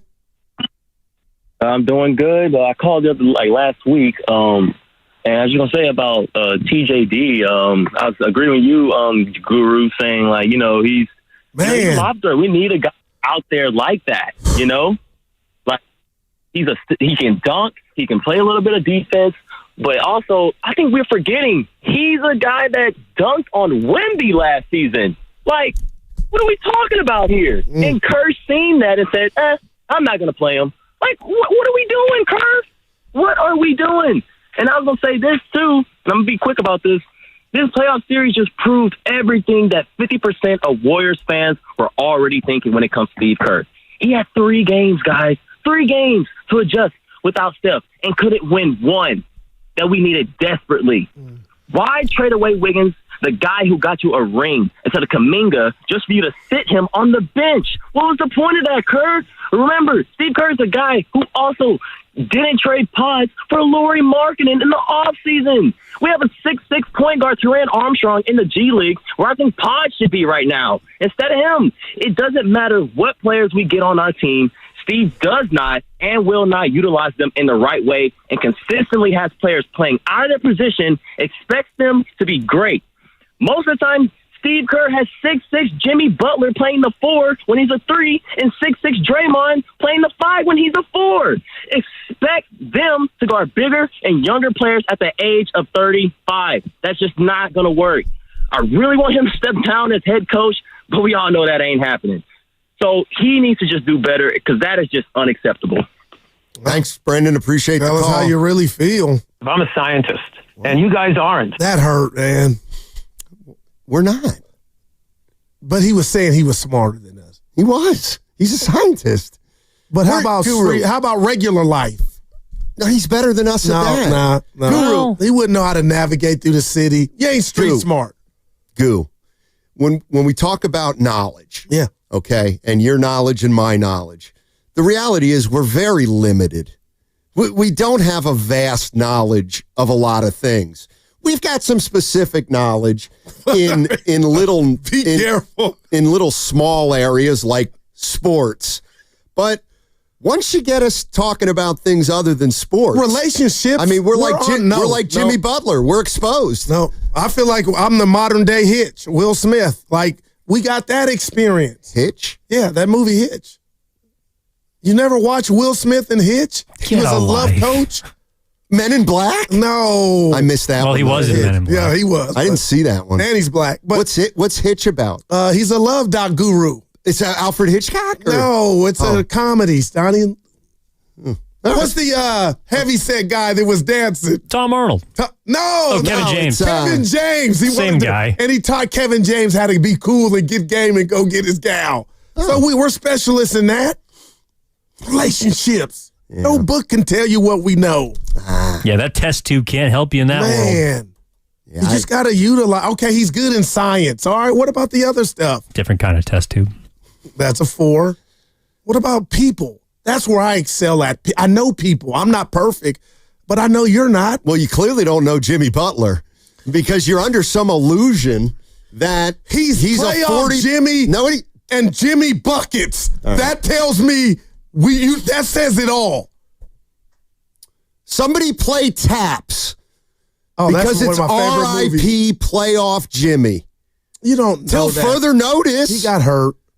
Till further notice. Nope. I'm hanging on to. Yeah. And you're going to get fooled again. Just like The Who. That's a 3. You got to listen to that one song of theirs. I won't get fooled again. Mm-hmm. I thought that was the Bush quote. Fool me. That was fool me once. Shame on. You can't fool me twice. Let's go to who we got? How about Mo in the O? Oh, man. You can't get fooled again. Hey, Mo. Yeah. Fellas, what's going on, man? Listen, I don't know if you guys are ready to have a real conversation. I called yesterday. You guys weren't ready to talk about the future. Are we ready to talk about the future now? I told you. I'd like to push it off till tomorrow, but go ahead. Look at it. Go ahead. It's all good. Real quick, I'm a spot on Jimmy real quick. Now we all know playoff Jimmy is a real thing. He proved it in the bubble. He proved it outside of the bubble. He got hurt. And he re-injured that in Game 1 against Minnesota. We all saw him win at the end of the game. Wow! Right? Yep. His whole game is contact. Right? Everything under the basket, top contact and ones. So we can see that he was avoiding that contact for a reason. So moving on to Kuminga and what we need for the future. If we're not packaging up Kuminga and Pods and TJD to go out and get Giannis with a first-round draft pick and something sexy, then we need to pay that man and we need to play that man because everything that Anthony Edwards can do, Kuminga can do. Wow. And we're experiencing it. I mean, look at it. Look at it. Threes, driving to the basket and ones. He can do it all. Now, will he do it all? Does he have the chance? I don't know. But I would put him at the 2. Hey, I would put him at the 2. If we have to lose it, we're going to keep him. Kuminga, yeah. Put him at the 2. Oh, okay. Mo, you know what? Anthony Edwards shot 40% from 3. Well, what do you mean? Oh, well, yeah. He said he could do what Edwards could do. But he meant athletically. But he can't shoot like. Give me one thing Kuminga does better than Anthony Edwards. One thing. Jump. I was just about to say that. Good. Congratulations. Him like, damn, boy, you congratulations. No, but you know what I mean. Yeah, he can jump. But he's got some other stuff too in the gifts. But this is the problem some fans make. Jonathan Kuminga cannot do everything Anthony Edwards can do, and it's not even close. No, not many humans can. Well, exactly. So stop it. But you got to understand, Stoney, he was saying he's Anthony Edwards on this team. But he's not. We have no athleticism. You saw last night. He was scoring and just soaring left, right, dunk. What do you want? What if somebody married me? The ideal of me looks like these last 3 games. That's all. I'm not telling you he's Ant-Man. Well, then don't agree with the guy when he says so. I mean, that is absolutely preposterous. Young Dominique, he looked like these last 3 games, man. I mean, Anthony Edwards is the Georgia Bulldog. He is a bad dude, man. We just talked to his cousin, too. Yeah, we found out the hard way. Yeah. I mean, don't let it upset you. Well, it does, because it speaks to a delusion. It speaks to a delusion. Okay, let me do this then. I'm speaking for the people and the Kuminga lovers. Can you honestly say and finally give credit to Kuminga's last 3 games? What word would you use to describe it? Or are you going to say, because I think if you say this, Donnie, you're being unfair, it was a nothing burger. No, he's a scorer. And that's exactly what he proved in this series. He is a scorer. Outside that, I don't know. I don't know what else he can do. But you can see how he'd be attractive to another team. Oh, my gosh. As what? A scorer that could grow possibly. But the problem is, Steiny, he was out there, man. And Minnesota they're no punks. Defensively, he was giving them business. Nas Reed had no idea how to stop Jonathan Kuminga. Give him that. Give him what, Goo? We all know he's athletic. Okay. All right. He still doesn't know how to play the game. You're not saying he can't play. You're just saying he ain't ready. This is crazy. No, Jay Willett, I want to hear you say it. Say what? He's got some gifts. He's got athleticism. But so do a lot of NBA players. This from the 415 on the Boxer and Gerson work injury attorneys text line. Give it to me. Steiny, your friend Finch said he reminds him of Anthony Edwards. That's coach speak after you just put a team away. Oh, Steiny. Why? I didn't hear Finchie say that. He probably didn't. I'm going to go find that. You should hear what he says when he's not on the microphone about Kuminga. Oh, boy. I'm kidding. Yeah. But I don't need to hear from him. I saw it. I thought Kuminga just single him out in a series we lost in 5. I thought for where he was at, left for dead, he did very well for himself, Steiny. That's all. I'll leave it there. You can't, those last 12 quarters, Jonathan Kuminga showed the NBA. Did he show you that he's a $30 million player? No, I wouldn't say that. Okay. Yeah. Okay. I wouldn't say that. And this is interesting. But also tell me 25. Boxer and Gerson work injuries attorneys text line 415. I can't wait for Jonathan Kuminga to go to another team and prove you wrong, Steiny. What are you going to prove me wrong about? He's not the best player on a great team. I have no doubt he could go to a team and score. He scores on this team. But there's more to the game of basketball than a guy who can just put it in the hole. But at 22, Steiny, with some growth and the right toolage, he can be your second or third best player. And I don't know that. And I'll tell you why. Is because right now he's a one-dimensional player. He scores. I'm not mad at you on that. So he's got the capability to defend too. He does. He does have the ability to defend. Like that's just all you could see that. If he puts his mind to it. Why didn't he play if that's the way he looked? That's the $1 million question out here in the Bay. Obviously there's been a disconnect with Kuminga and the organization, or Kuminga and Steve Kerr. Let's go to Tony. Tony's in Oakland. What's up, Tony? How you doing? What's up, gentlemen? Good afternoon. Hey. Hey, so, man, real quick, your last 2 callers, I don't know what they smoking on, but I want some of that because, for one, I guarantee you that guy can't name me 3 head coaches better than Steve Kerr that could do the job Steve Kerr does with the lineup we had. And 2, Jonathan Kuminga is a Costco sample of Anthony Edwards, and that's me being nice to the guy. Now, that's not either here or there. What I want to get to is Guru. Man, I love you, big dog. I got to agree with you and disagree with you. I disagree with you because this season was a success. Now, we didn't make it to the Western Conference Finals because we lost our captain. That's one thing. But to say that this is not a success because we didn't make it to the finals is crazy. I mean, at the beginning of the season, we were a fish out of water just jumping up and down, hoping somebody could catch us and throw us back in the ocean. And the guy that threw us back in the ocean is Jimmy Butler. Now, where I do agree with you is Jimmy Butler's play. A lot of these guys were calling in saying that's not his game. He's hurt. He's injured. Yeah. This guy is going to get paid $50 million. All we ask for, and the words I keep hearing out of your mouth, Guru, is effort. There was something about when I was watching that game, I agree with you. I don't see all the effort. Now you're hurt. You're hurt. You got to fight through that, man. I mean, when Curry goes down, you can't be Draymond and start sipping on that Draymond Green, juice. And, Daddy Curry's not on the court. I don't want to give it my all. No, you give it your all, man. We just paid you. Now, the only thing I want to add to that is Joe Lacob. For me personally, I don't think we could call him Joey Lightyears no more because Joey, the league has caught up to us, and now you got to open up that checkbook for the next 2 more years, and we got to go back into that luxury tax, man. We got to bring some vets that want to play, that really are consistent, because I think that was a big thing that our young players showed is that they're inconsistent with their offensive game.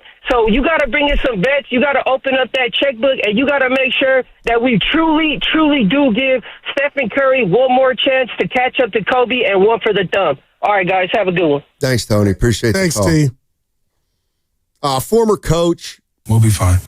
I respect. It's incredible. Former coach I respect once said, you have to make yourself so valuable that the coach has to play you.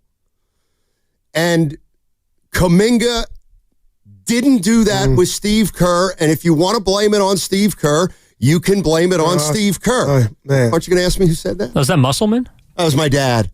No, that's, yeah. And I should have known that. I'm not mad at it. Yeah. You know why? Because I was once Kuminga.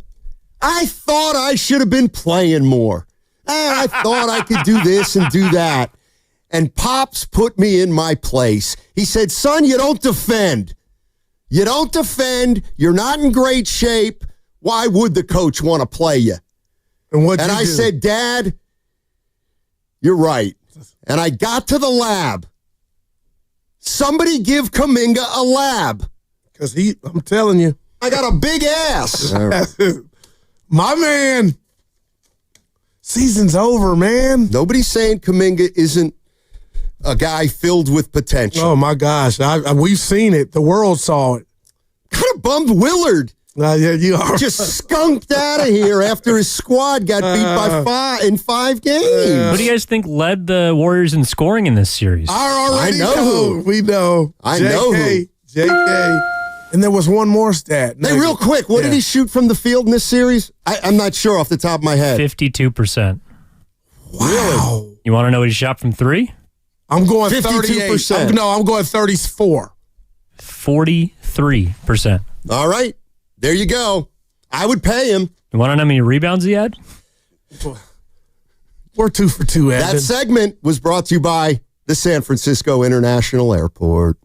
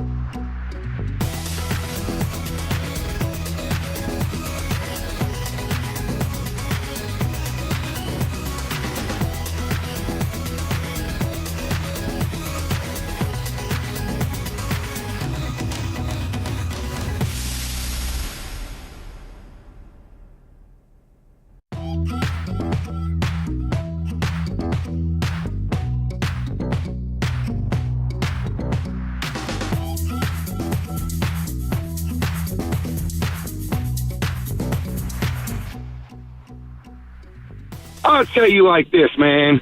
Timberwolves, Timberland, Ant-Man, Edward Scissorhands, Pineapples and Spam, Boys of Fire. Oh. Now, back to Steiny and Guru on 95.7 The Game. Crossovers brought to you by Abundant Life Weight Loss. They know the secret to losing up to 1 pound of fat every day. Go to AbundantLifeWeightLoss.com. Let's welcome in Dan Dibley and Mark Grandy. Yes, sir. And listen, I'm going to be honest. Willard had this vacation planned, so it's not a case of him being gutless. Yeah. All right. They lose and he's out, is what you're saying. Exactly. The chatter could be, he had it planned, and I guess nobody really planned on it ending when it ended, and it could have ended a month earlier, and it could have gone on for another month, and I'm kind of getting reflective now of what we actually had this year, and you can't say it was a successful year because people will melt down on you because you didn't win the title. I did, I think said it wasn't. When you look back at the year and you got to be one of the last 8 and you won 48 and you got Jimmy Butler, it was a success. It's a good year. Oh, you're going the other way. It was I don't a good agree, year. Randy. Yeah. I don't know where you're at. Well, it was a success. They were under 500 and fighting for a play-in spot. And then Jimmy Butler came here and suddenly were disappointed at a second-round exit when your best player got hurt. No, I'm disappointed in the 20 shots in the last 2 games. Now, he talked, I don't know if you guys got a chance to hear it, his exit interview. He didn't play that card. That's respect. But, Dibs, I'm sorry. And Steiny's like, that's 3 years ago, the playoff Jimmy or whatnot. But I thought, not win the series, guys, but Grandy, give me more. He shot 8 less shots than Podziemski last night. He had 2 in the first quarter. Where's the urgency? That's all. I get that, and I agree with you to a point, but what you guys were talking about earlier with the defense that they were playing, and you got a 6'10" guy on you who's 10 years younger than he's you, a stud, man. and you've got Rudy Gobert behind him. So Jimmy Butler doesn't have the same ha-ha that he used to have. He's not quick and explosive, go by you. He's not go up and go over you. He's crafty. He's smart. He is incredibly effective, but when you have an athletic defender like that who's on him and the best shot blocker in the game behind him, it's going to be tough for him to go 12 of 23 in a closeout game. And when opponents don't have someone like Steph Curry to worry about hanging out along the perimeter, you don't have to send multiple defenders towards that guy. Suddenly you've got guys covering up all of your shooters, and your shooters aren't very good to begin with. So then suddenly Jimmy, who has always preferred to drive and pass, suddenly has no one to pass it to. And as Dibs and as you guys have pointed out, you've got whether it's McDaniels or Alexander Walker on him, and then Rudy Gobert hanging out in the paint. It's going to be tough on him. I'm with you. I would have liked to see him shoot a little bit more, but at least last night, the guys who were taking more shots had them going. I give Podziemski and Kuminga had them going. I told Steiny all show long, I give them credit. I appreciate that effort from them too. And the whole team, but them two especially. Moody in the fourth quarter. Yeah, he got up off the mat. Well, you know what you said a lot of times this year? A lot. I can hear you saying it. No, about last year. All right. Steiny, how'd that work out? They didn't make the playoffs. Okay, you're right. They didn't make the playoffs last year. This year they got to the second round of the playoffs.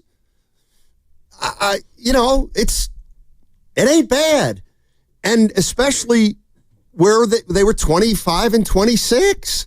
They made a run. They could have made more happen. Curry got hurt. Right. I'll play this card.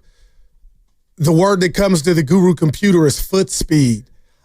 Houston and this series has let me know, Dibs, the GP2, I'm not mad at him, but you were invisible. Pods, whoever we got at the point. Curry, we got to get better collectively as a defensive unit. Our PLA defense was non-existent, so I'm hearing a lot of this coming out of, Warrior World today. We're going to run it back. I get that. But Dibs and Grandy and Steiny, Dibs, we got to get better defensively. And that's why I keep saying, if we're going to give away this Thundercat, that's our version of the Thundercat in Kuminga, who can, I believe, have the skill set to be an okay defender or a good defender, I'll make sure we get something back in return, because I feel like Minnesota did whatever they wanted, even when we were in zone sometimes. Well, they were the number one defense since they got Jimmy Butler. So I don't think you look at it and say the defense was the problem last night. And, without Steph Curry in this series, for me, it was the offense. And yeah, Minnesota last night, they wind up with 121. Yeah. They took it to them. They shot 63% from the floor. So they're making everything. That's a lot. Conley caught fire. Anthony Edwards was in second 6 gear. 6 points at halftime. Yeah, he didn't need to do it because Julius Randle's playing the best basketball of his career. And that team, I tip my cap. Minnesota is good. They are a real live wire to win the whole damn thing. Yeah. If healthy, and you mentioned this earlier, Steiny, and I haven't had a chance, but I'm going to go through and look at every NBA champion going backward and just see how many games their core 8 guys missed. Because you mentioned it earlier, it's not only about are you good, it's can you last 2 months? It's a battle of attrition, and Minnesota plays 8 guys. Yeah. If one of those 8 happens to suffer... Randall missed a chunk. That's why they were struggling earlier in the year. But not in the playoffs. No, not in the playoffs. Is the point. Yeah. If one of these 8 misses significant time, then you're going to have a hard time advancing over the final 2 series. And I think added on to that for the Warriors specifically, and I think it's maybe where the defensive struggles the last 2 games specifically, Goo, comes in. The Warriors haven't been playing playoff basketball for a series, 2 series now. They've been playing playoff basketball for 3 months. And how many times... I know you guys played the Draymond exit interview. How many times did Draymond say that sprint to the finish line caught up to us? Like, it's the reality. It's why the beginning of the season is going to be so much more important for him next year with Jimmy Butler for the whole season, because they might buy themselves the ability to take it easy in February and in March and in April next year, setting themselves up for success potentially in May. But what scares me about that is for the last 6 years, the last chip, even with Durant, Steve Kerr told Steiny and I in our face at the parade at the lake, next year we're going to lean on the young guys. What word am I looking for? This injury to Curry, this hamstring injury, has me so shook that, do we have the youngsters to lean on in the regular season so that this can't happen? Or can you not trick fate and father time and not expect Curry to miss time? And if he does, do we expect, well, it's over then. Let's pack up the tent and go home, because I'm getting a lot of that from this series, even with the likes of with Jimmy Butler, because Curry was out, and I get it, but I feel like that's a cop-out to a degree. It's real because Curry's gravity is everything, but that's why I just keep going, and maybe I'm wrong. Jimmy Butler was still here with Dre and the youngsters that I thought were going to be able to mirror themselves in the regular season. Dre was a shell of himself. Draymond Green was a shell of himself in this series, and he wasn't hurt. Here's what people think, you're one way or the other on Kuminga. I think we're at the point now where, and maybe it's too late, but when Steve Kerr says, well, Draymond, Kuminga, and Butler can't play together. Why are we assuming that's a Kuminga issue? Let's put Draymond Green into that equation too. Wow. Because maybe if everybody's saying, well, if you got somebody different than Kuminga, well, then a different 3 could play together. Well, what if you got somebody different than Draymond Green? Then could Kuminga and Butler play together with another guy who's not like Draymond Green? I've always felt that when Steve Kerr has said that trio doesn't work together, it's also alongside Steph. No doubt. Yeah. You have 3 non-shooters in Jimmy and Kuminga and Draymond, although when Kuminga's open and in rhythm, he can hit the 3, much like, Jimmy and Draymond can, maybe to a lesser degree. But I think it's just the skill set that Kuminga has. It's why he was so good the final 4 games of this series, because he knew that he had to score and score 25 points a night. And they needed every But when Steph is out there, you don't need that from him, and he hasn't been able to fit in as much. So I know that Steve Kerr has said a number of times that trio can't work, Jimmy, Dre, and JK. But I think it's also when Steph is on the floor, because everything when Steph is on the floor, and maybe this is a mistake, maybe you feel that way, you shouldn't rely on a 37, soon to be 38-year-old to this extent, but when Steph is on the floor, everything, every ounce of energy is geared towards getting him a shot. And that's not where Kuminga is at his best. Kuminga is at his best when he's trying to get his own shot. Well said.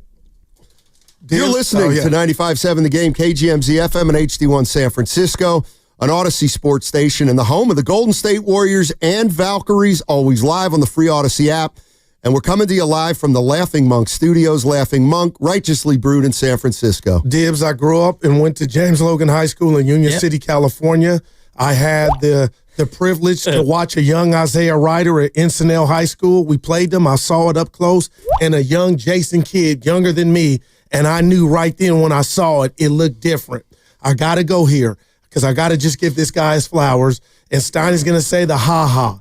But the way Jonathan Kuminga was attacking that basket, sometimes finishing with the left and even dunking, he reminded me of a young Dominique Wilkins.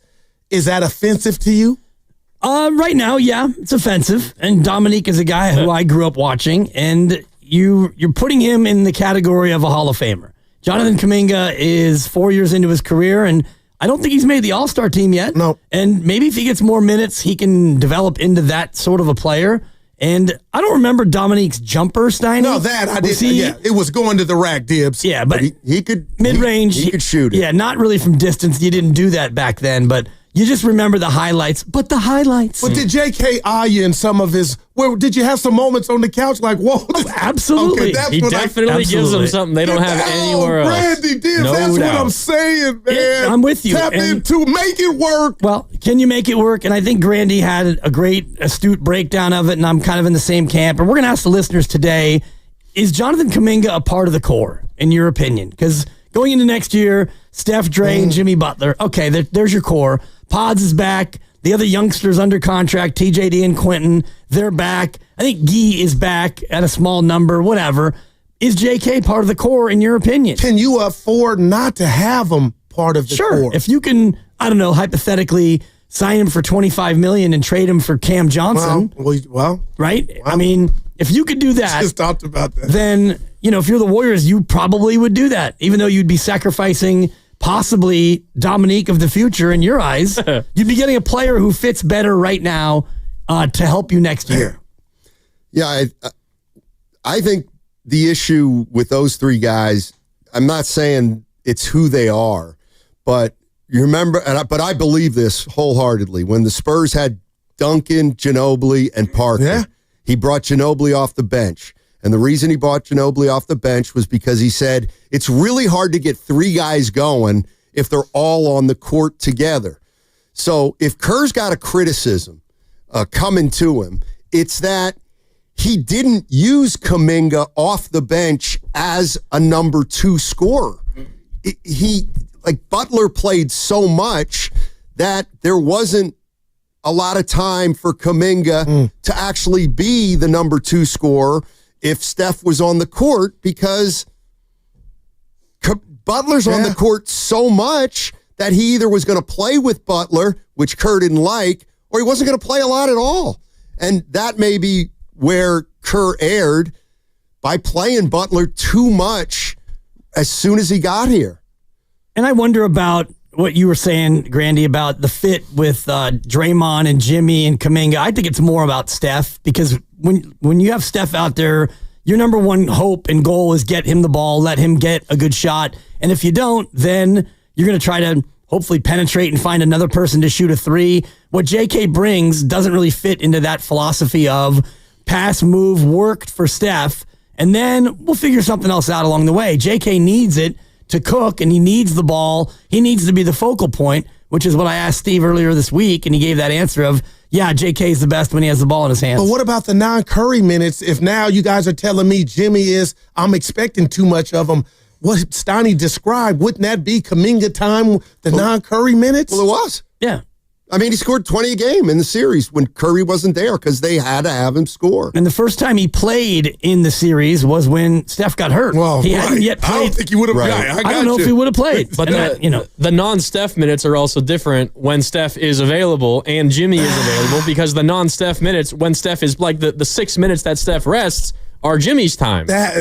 And what has become very clear is without Steph, whether it's for an entire game or just for a stretch, the Warriors don't have a lot of consistent bodies, consistent guys that make Jimmy's life easier, right? Like when he was on Miami, he just had four shooters around him. Yeah. And maybe not great players by any stretch of the imagination, but they could space the floor.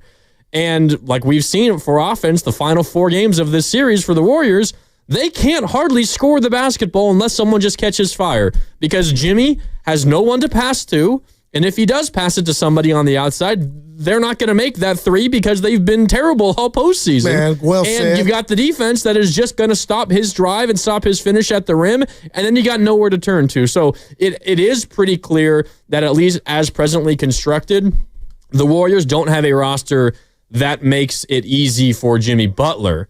And I think the Warriors are going to value Jimmy Butler much more than they value Kuminga, as they should at this point, I would imagine. So the goal for the offseason should be to find players that make it easier for Jimmy. And next shooting, year. no doubt. Well, and Steph, and for everyone. But this is home of the Splash Brothers. We had Not Clay anymore, and Jordan Poole. They're gone. Jordan Poole was never a Splash Brother. No, he was splashing. Right. He was doing his own thing. He was out there trying to get his. But 3 guys that could shoot okay from 3. We have nothing now but Steph. Right. You've got a stretch 5 who can shoot a little bit. Pods shot Made a almost 3 40%. last night. You've got Big Buddy Oakland. Hield, who's top 10 all time in 3. So you do have some shooting. It feels like that's a hindrance for us, though, wouldn't you say? If you want to list the hindrances, that for me is about number 6 on the list. Wait, what hindrance is this? The 3-point shooting. Having enough outside 3-point of Steph. shooting. Oh, yeah. No, that's way high on the list for me. Dibs has it at 6. Stoney, I know you. I don't want to speak for you. It's high for you. Might have it about, they need size. They need athleticism. They need length. They need point of attack defense. They need point of attack defense. They need more. Man. They need depth. You mentioned the Spurs a minute ago, and so I just looked at it. 2014, their last title, they had a grand total of 0 players who averaged 30 minutes in the regular year. 30 minutes. Nobody averaged more than 29. Wow. They had 9 guys who averaged 19 or more.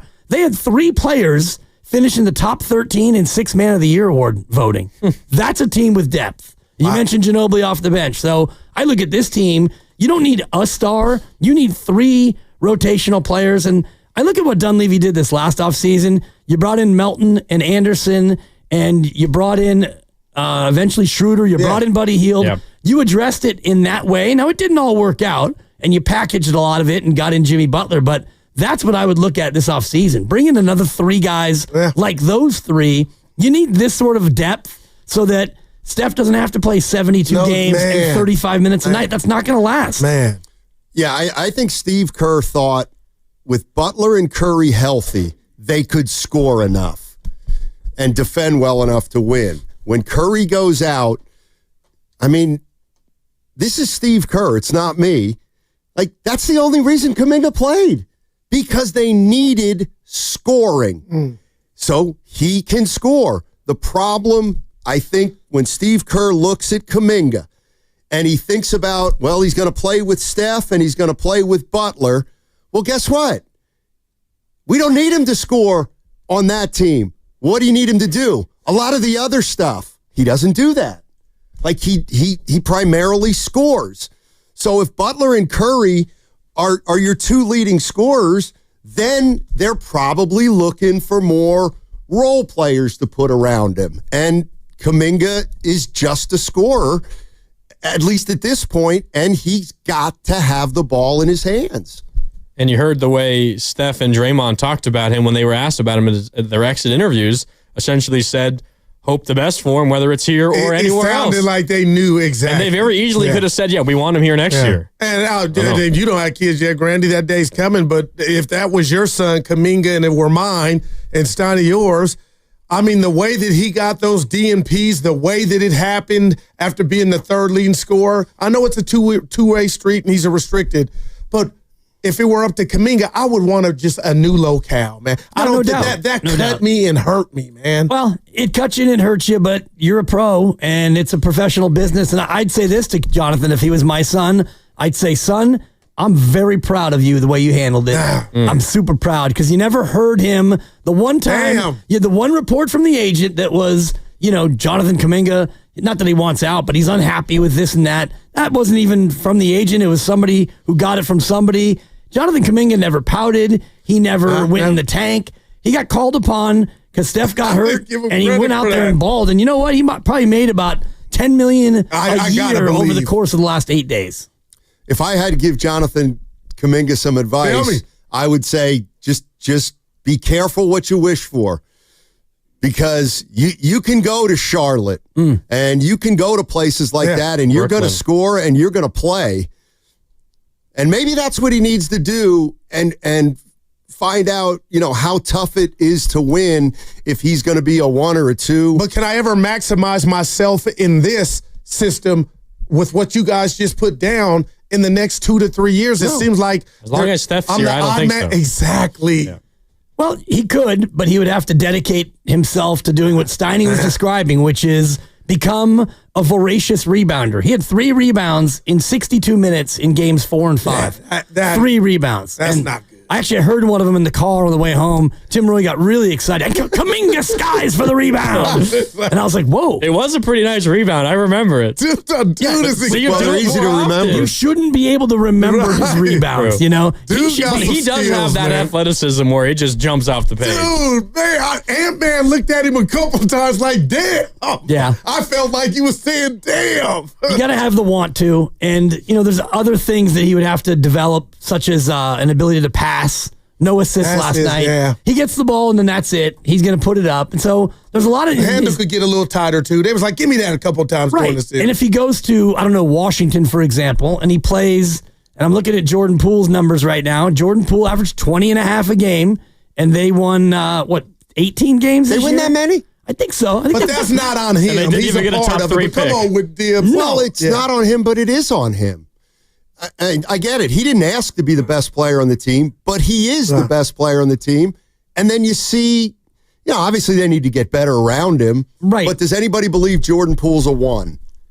Meaning the best player on a good team. No. He shot 43% from the floor, not from 3, from the floor. And, he's going to go out there and play and get better because he has no choice. And if Kuminga goes to one of these destinations, he'll get 32 minutes a night and he'll be able to improve his game, but you might be on a team that goes 20 and 62. So, like Steiny said, be careful what you wish for, but no doubt. If he was my son, I would be saying, we got to get us out of here. Because it's pretty clear, for whatever reason, the head coach does not think that he is a winning player with the core of guys that he's going to go with. Yeah. So there's the deal. And that's what I think people can't lose sight of, that this is Kerr making these decisions. He doesn't think Kuminga should play more than he does already. Wow.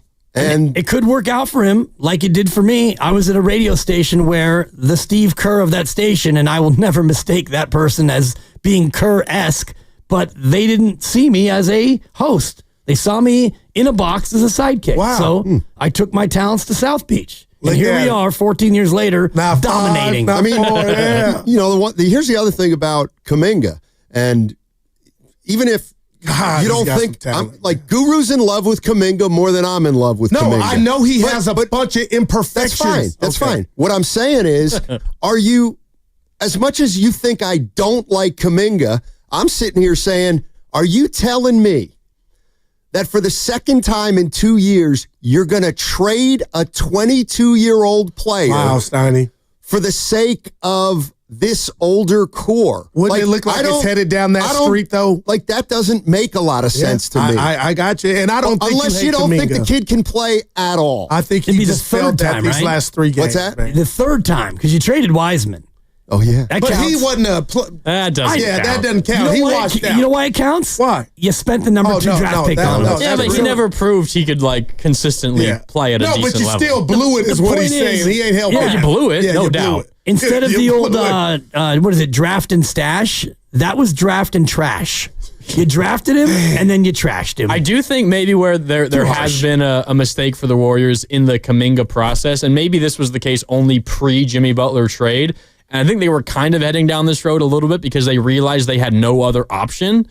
It was refusing to cater the offense a little bit more to Kuminga's strengths. They were trying to fit him into a square peg in a round hole, and it just wouldn't work over and over and over. It kind of changes once you get Jimmy Butler in here because now you have another recourse and a way to score points.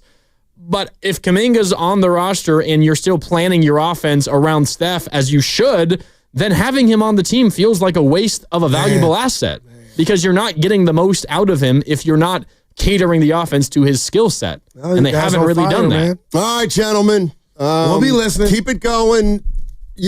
you have a lot of sound from the Warrior players. Steph Curry press conference, 3:15 today. We're gonna play the whole piece. Awesome. Yeah. All right. Keep it locked on 95.7 The Game. Are they the smartest show in the Bay Area? You guys are an intellectual feast for the smart sports fan in the Bay Area. Wow. You're pretty much the smartest guys on the radio. I agree. Good Lord, how big is your ego? Are they the funniest show in the Bay Area? Give it a laugh. Come on. You're a funny guy. Come on. Give me a laugh. You are funny, dude. Hit that S again. Are they the coolest show in the Bay Area? And no white boys. They cool. That's what people are saying. You guys are phenomenal. This is one of the most perfect ways that I could end my day, getting the chance to talk to Mr. Mark and Dan, you know? We'll let you be the judge. Oh. All I know is it's a couple of Bay Area boys talking sports. I know nothing. Thanks. It's Willard and Dibs on 95.7 The Game. Well, season's over, Dibs. Yeah, it is. Season is over. Welcome in. It's Willard and Dibs here on 95.7 The Game. No Mark Willard today or tomorrow. It's Mark Grandy in. So Dibs and Grandy with you here on 95.7 The Game. And Dibs, I've got one overarching feeling after this Warriors season, and it's disappointment. Yeah, I'm disappointed the season's over. I'm sad that it's over. I'm not really disappointed per se because you lost to a team that was better than you, and they were better than you because you lost your star. Now we can all sit here and wonder if he was healthy, would they have? I don't know. Could they have? Absolutely beaten Minnesota, but that's basketball. And I loved what Draymond said today about that, where you can't cry over this and, not think about when Kevin Love got hurt and when Kyrie Irving got hurt. Like, that happens. And KD and Clay, they got hurt in the finals. And all these things happen in the course of the playoffs. That's just NBA basketball. And so you're bummed that Steph got hurt. I would have loved to see these two teams at full strength go back and forth. I do believe we'd be getting ready for a Game 6 on Sunday. Yeah. And I think the reason why I'm disappointed is because I feel like if the Warriors were at full strength, as you're talking about, they win this series. There's a chance it's already over. It might have been 4-1 Warriors. Yeah, I don't know about that. I'd probably bet on it being 3-2 Warriors right now if Steph was healthy. That would be the way I would think that it would have played out through this point. But the way I view disappointment, Dibs, I don't feel disappointed over a team of mine that loses when I expect them to lose. The feeling of disappointment is a privilege. Like, the feeling of disappointment comes with some level of expectation. And the fact that I had expectations for this team beyond just making the second round is pretty darn amazing. Like, it's nothing short of a miracle considering where they were. They were 26-27 when Jimmy Butler made his, or 25-26 when Jimmy Butler made his debut on February 8th. 25-26. They closed the regular season on a 23-8 run. That still wasn't even enough to make the top six. They were a play-in team. They then won the play-in game, beat the 2-seeded Rockets in the first round in 7 games, and won Game 1 in Minnesota versus one of the other hottest teams in the NBA at that point. And then Steph got hurt, and it all went downhill from there. But the fact is that I have a feeling of disappointment that the season ended at this point. It is a freaking miracle considering where this team was. So I think I can both say that this was a success of a season considering the way that it ended and where it began. But I also feel disappointed because I feel pretty darn confident that had they just been healthy, the season would still be going and it would have been going beyond this series. Perhaps. I mean, I think we would have been deeper in this series. And, Vegas set the odds before the series, before the injury. Minnesota was favored. So for me to look at that, I like the Warriors' chances going in. I thought it would be Warriors in 6. And Steph gets hurt and everything unravels. And just hearing you talk about disappointment had me thinking about the NFC Championship at Philadelphia, where Brock Purdy's arm falls off, and then you lose your other quarterback, Josh Johnson, to injury, and you lose the game. And the disappointment you feel was the whole what-if part of it. And I thought Philadelphia was the better team, but you never even got to see 4 quarters of real football because the Niners lost their quarterback. And that's kind of the way this makes me feel in terms of disappointment. I'm disappointed that I didn't get to see them lose on their own terms. You know what I mean? I didn't want them to lose, but if you had a healthy team and you went out and you lost, you could at least go, okay, Minnesota was better for whatever reason. We can blame who we want to blame. He should have played Kuminga more. Whatever the reasons would have been, at least you would feel like you got to see two teams battle. This was almost like a 5-on-4 in many ways. Yeah, and credit to Minnesota for taking care of business and handling what they had to handle. And it's something that you mentioned that Draymond talked about at his end of season presser today. And we're going to hear a lot of what everything was said by the players today as they conduct their exit interviews at Chase Center. We're going to hear the Steph one in its entirety in about an hour. So if you missed it when you heard it on Steiny and Goo, when we played it on Steiny and Goo Hangout, we will play it back in its entirety for you coming up in about an hour. Draymond Green as well also said a lot. Let me just read this to you about Draymond Green really quick. Asked about the Steph injury. He said, quote, "I wholeheartedly believe if Steph was healthy, we could have done that, as in win it all. But I once won a championship where Kyrie Irving got hurt in the NBA Finals and Kevin Love got hurt in the NBA Finals. Do I still think we would have won if they didn't get hurt? I do believe so, but we'll never know. That's just the nature of the sport that we play. Injuries are a part of it." And then he continued a little bit later on. "One thing I hate is a front runner. Oh man, we won our championships because we were that good." Which we were, but Kyrie Irving got hurt. Kevin Love got hurt. Robert Williams got hurt. That is the nature of the sport we play. Unfortunately, this time luck wasn't on our side, and Steph Curry got hurt. Really good answer by Draymond Green. But I feel the same way. I feel like, Dibs, if Steph Curry did not get hurt and the rest of the Warriors roster around them was relatively healthy, they probably win this series. I give them a puncher's chance against OKC or Denver in the Western Conference Finals, and I feel pretty darn confident had they gotten out of that, they're beating anybody coming out of the East. The injury really, really, really sucks because I felt like the Warriors had something legitimately special going on. And I'm sure Boston's feeling the same way, although they're not yet dead. But, you know, if they have Tatum, you look at the NBA this year, the last 8 teams remaining, and I said this to Mark Willard earlier in the week, you know, who you take out Boston and Golden State. Boston was down 3-1 at the time. They're still alive. Golden State's not. But who among the remaining teams would you favor right now to win the NBA championship? And you got 2 teams who've already made it through, and you've got 4 other teams that are fighting to get the last 2 spots. But of the 6 remaining teams, who would you favor? And we could go round and round, and we could debate and say a lot of different answers, probably. Right, because Indiana, man, they sure look good. And if New York can polish off Boston, and Oklahoma City's got their hands full with Denver, but they're up 3-2. Looks like they might advance, but Denver could win the next 2, and then Denver's a live team. And, man, Minnesota, they sure looked good, especially last night, shooting 63% from the floor. So to that point, if the Warriors could have gotten through this, I do think it's wide open to anybody. Yeah. The way it has been playing out around them is a part of the reason why I feel the disappointment that I do. It's one thing if OKC's looked like a murderer's row and they're just handling everybody, and they handled Memphis, but it has been a struggle for them to get through Denver. Maybe that's what a young team like them needs. They need the test before they get to a Western Conference Finals, before they get to a Finals. Maybe this series versus Denver will be a reason why they ultimately win it all. If I had to put money on a champion, I'd probably still pick OKC right now. Don't feel great about it, but I do really respect what they've done all season long. I might feel a little bit less disappointment, Dibs, if everything you laid out hadn't been happening, but it did feel like you never root for injuries, of course, and that includes Steph. It also includes Tatum. It includes Dame Lillard. It includes Donovan Mitchell and Darius Garland and all these other instances of injuries in these playoffs already. But it feels a whole lot more wide open that for the Warriors. I know it's over now, but you just rewind to maybe the beginning of this series. It felt a whole lot more wide open for the Warriors than it had at any other point this entire season. Right, and you mentioned the record 26-27, then you get Jimmy Butler, and there really wasn't much of a get-to-know-you period. There was a half in Chicago where they didn't look good. They looked bad, it looked bad, and then they flipped the switch in the second half, and from then on, they were spectacular. They were one of the best teams in basketball, but at the same time, Minnesota has been one of the best teams in basketball since that same period, and you look at the way they've played since they figured out Julius Randle, and he was so good this series. Good. In the series, he was unguardable. Totally wrong on Julius Randle, or maybe just not aware of the leap that he took.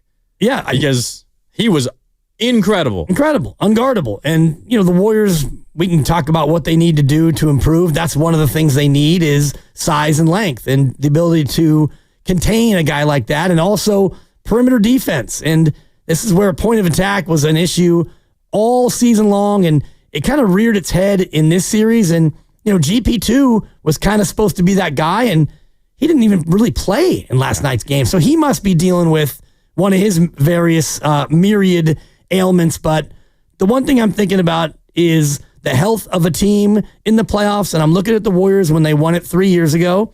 And Clay, Wiggins, Curry, Green, Poole, and Looney all played every playoff game. Yeah. They all played all 22. Otto Porter Jr. played 19 of the 22, and et cetera, et cetera. Kuminga played 16. He was healthy, 19 years old. Yeah. Didn't play in some. But the point is, their top six all were able to play every game. So Steiny was right. Like, the attrition part of the playoffs is something that we underrate. And there is no doubt that the attrition is more likely to become a factor for a team that's relying on a 37-year-old, 32, 35-year-olds. So maybe the question becomes, Dibs, because you and I have listened to a lot of what all the players have said on their exit interviews today. And if you haven't, hang around. We will let you hear all of the key stuff, including every word that Steph Curry said. That's coming up in about an hour right here on Willard and Dibs. But the theme and the general tone and the feeling, and this goes even back to Steve Kerr talking post-game last night. The theme is, Dibs, they feel pretty darn confident. One, what we're talking about now, had they been healthy, they have a good shot to win it all, and they feel even better about their chances next year. So perhaps the question is, and part of it is what you threw out during the crossover, do you feel like Jonathan Kuminga should be part of those plans? But maybe the lead question is just as simple as, is it right for the Warriors to feel as confident in they do that a core of Steph, Jimmy, and Draymond is the group of three to go for a championship again next year, and hell, maybe even 2 years from now? Is that the right plan? I think it's the only plan, but I do think it's the right plan, because if you want to pivot off any of those three, you're not going to get off of Steph Curry. I just can't see that financially or from any standpoint where that makes sense. He still is really good, and he got hurt, and you lost 4 in a row. So was he important? Yeah, kind of. Maybe that's the biggest takeaway, is he's still absolutely amazingly valuable. Pretty important. Give him the MVP. Jimmy Butler's making $50+ million. If you could find a taker for him and get back $51 million in better than Jimmy Butler player, okay, I'd like to see what that looks like. Pretty hard to do that, I think. And I think that Draymond Green, you're pot committed on. So for me, there is no other course of action, but the real question is, do you, 888-957-9570, think that Kuminga should be a part of that core? Let us know. And we see a couple of calls hanging out right now. We will get to you when we come back. David, Shimon, Jimmy, I see all of you. We'll get to you when we come back. But yeah, Steph, Jimmy, Draymond, is that the right core to build a championship around next year? And do you think Kuminga will be part of that group? 888-957-9570. It's Willard and Dibs. Dibs and Grandy with you today. We're sponsored by Safeway. Back with more next on 95.7 The Game. Head to Safeway this week for this amazing...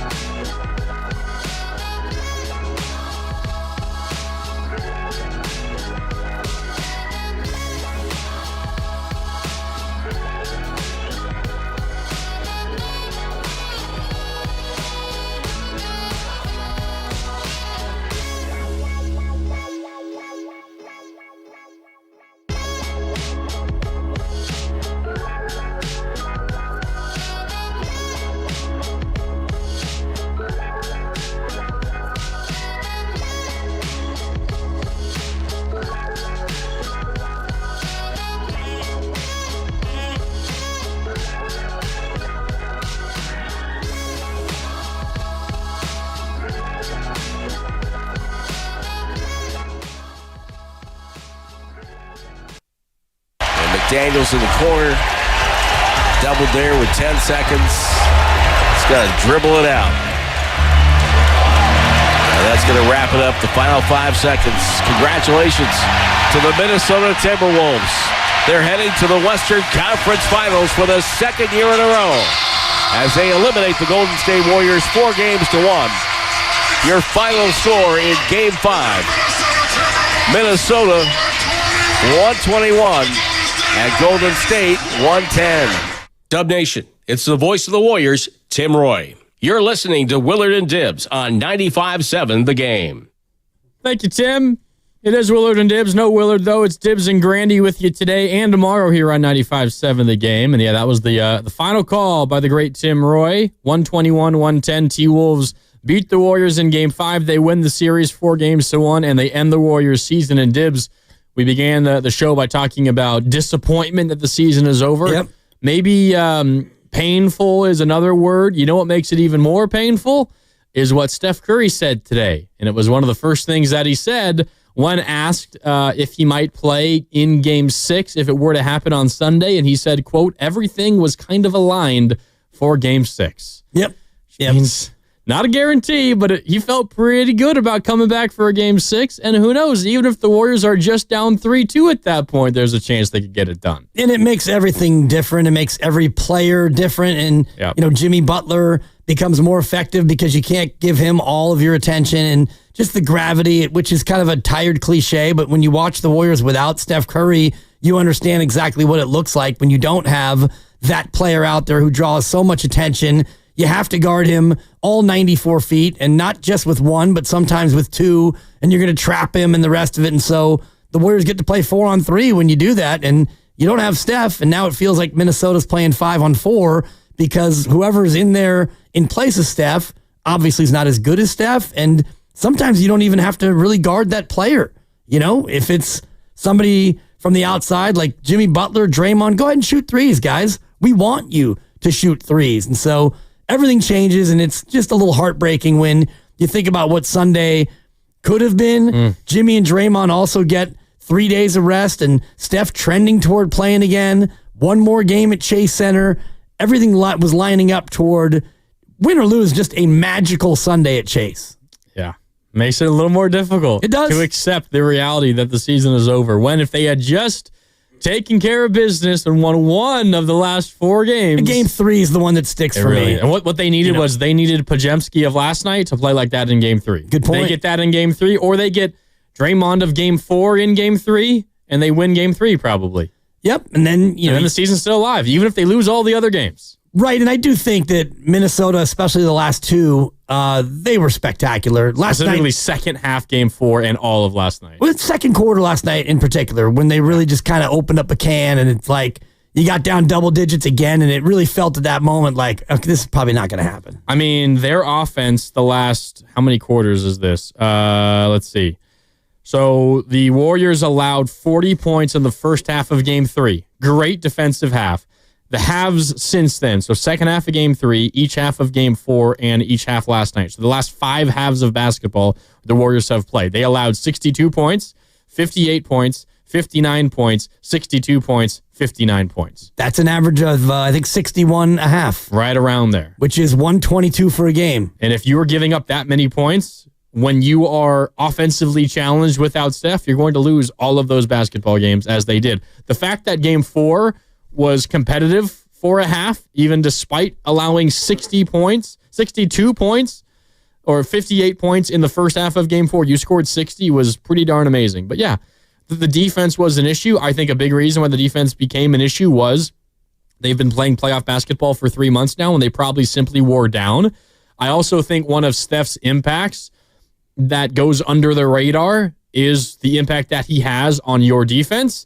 Not because he is individually this amazing defender, although I do think generally he's been underrated as a defender and he's gotten better as his career has gone on. But what he does for you offensively allows you to be better prepared defensively because he's getting you good looks and you're scoring more often. Yep. And you're forcing the opposing team to take more energy away on their defensive half, which makes everything more difficult on the other end for an opposing team. So I think part of the reason why the Warriors defense struggled in this series, specifically the last 6 quarters, 6 halves they played, was also because they didn't have Steph doing what he does on offense. Yeah, and if they have to take the ball out of the basket, your defense gets better because your defense can get set up. Yep. And when you miss, last night they missed 51 shots, and you got 18 offensive rebounds, which is pretty good on 51 misses, but 51 times they were able to not take the ball out of the basket, and they were able to get out in transition. Yeah. All right, 888-957-9570. It's Willard and Dibbs. I'm Grandy in for Willard, so Dibbs and Grandy with you here on 95.7 The Game. We're streaming live on Twitch and YouTube. As always, you can head to youtube.com/957 The Game to watch us live. Everything we do there powered by First NorCal Credit Union. We're coming to you live from the Laughing Monk Studios as well. Shout out to Laughing Monk. Pleasure having them aboard here at 95.7 The Game. But let's head out to the phones. Again, at 888-957-9570. The Warriors seem pretty darn confident that this core of Steph, Jimmy, and Draymond, and who knows who else, is enough to lead them to a championship. And it might have been enough to lead them to a championship this year. That's how confident they were if they had stayed healthy. And considering what they said today, we will let you hear a bunch of it coming up. They feel pretty confident about that going into next year as well. Is that the right plan? And would you add Kuminga to that group? You can let us know your thoughts at 888-957-9570. Up first is David in San Francisco. David, you're on Willard and Dibbs. It's Dibbs and Grandy with you. How you doing, David? I'm doing fine, and I have to maybe take I'm not happy that the series ended, but with Steph out, it was something that you could probably expect. But they got to 2 playoff series this year, and that was my benchmark because of what the team had been doing all year long. So I'm not really disappointed. I am happy that Podziemski returned, and I expect him, as he goes along, to be that type of player during his entire NBA career, but not with those, slumps that just come so big. He was really on last night, and he's been on like that before. So I think he's a future guy, and I definitely don't want to get rid of Jonathan Kuminga. There's nobody on the team with that kind of athletic talent, and somehow or other the Warriors have to make him a part of that team. So that's kind of where I'm standing. I mean, I haven't seen an athlete like that on that Warrior team in years.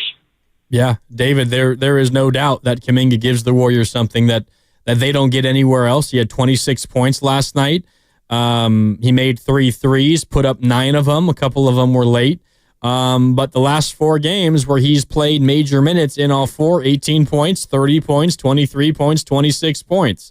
All losses. All losses. I mean, and I'm not putting it on him. Not his fault. No, but it is just one of those things that, does he play the way the Warriors need to go out and win? I don't know if they think so, but when you watch him, one of the only paths to victory for the Warriors without Steph was Kuminga scoring 20. Even then, it felt unlikely, but you needed those 20. Was Jimmy Butler also getting 25, and Pods had 28 last night, and you still weren't really that close. Not really. I mean, you cut it to 9, and then they went like 2 straight threes, or 3 and a 2 within 2 possessions. There was a quick 3, and then there was a terrible turnover. Yes. And then a quick 2. The Warriors bungled like 2 dribble handoff turnovers in the fourth quarter. One was Quentin Post and somebody else. I can't remember. And then the other one was Draymond to Podziemski, where maybe Draymond went a little bit too quick and tried to shovel the pass to Podziemski, who wasn't quite ready, bounced off his forearm, and then an easy dunk the other way. But you cut it to 9 on a Moody 3 with must have been 7 or 6 minutes Something like left. that, yep.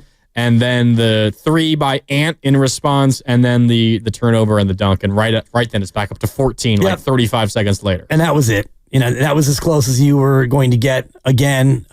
Funny that the game winds up as an 11-point deficit when the spread was between 10.5 and 11.5, depending on where you shop. So, much like game 3. Right. Yeah. It winds up just almost bang on the number. And then game 4 came pretty darn close to being bang on the number as well. Hilariously despite the Warriors being down by 20. Yep.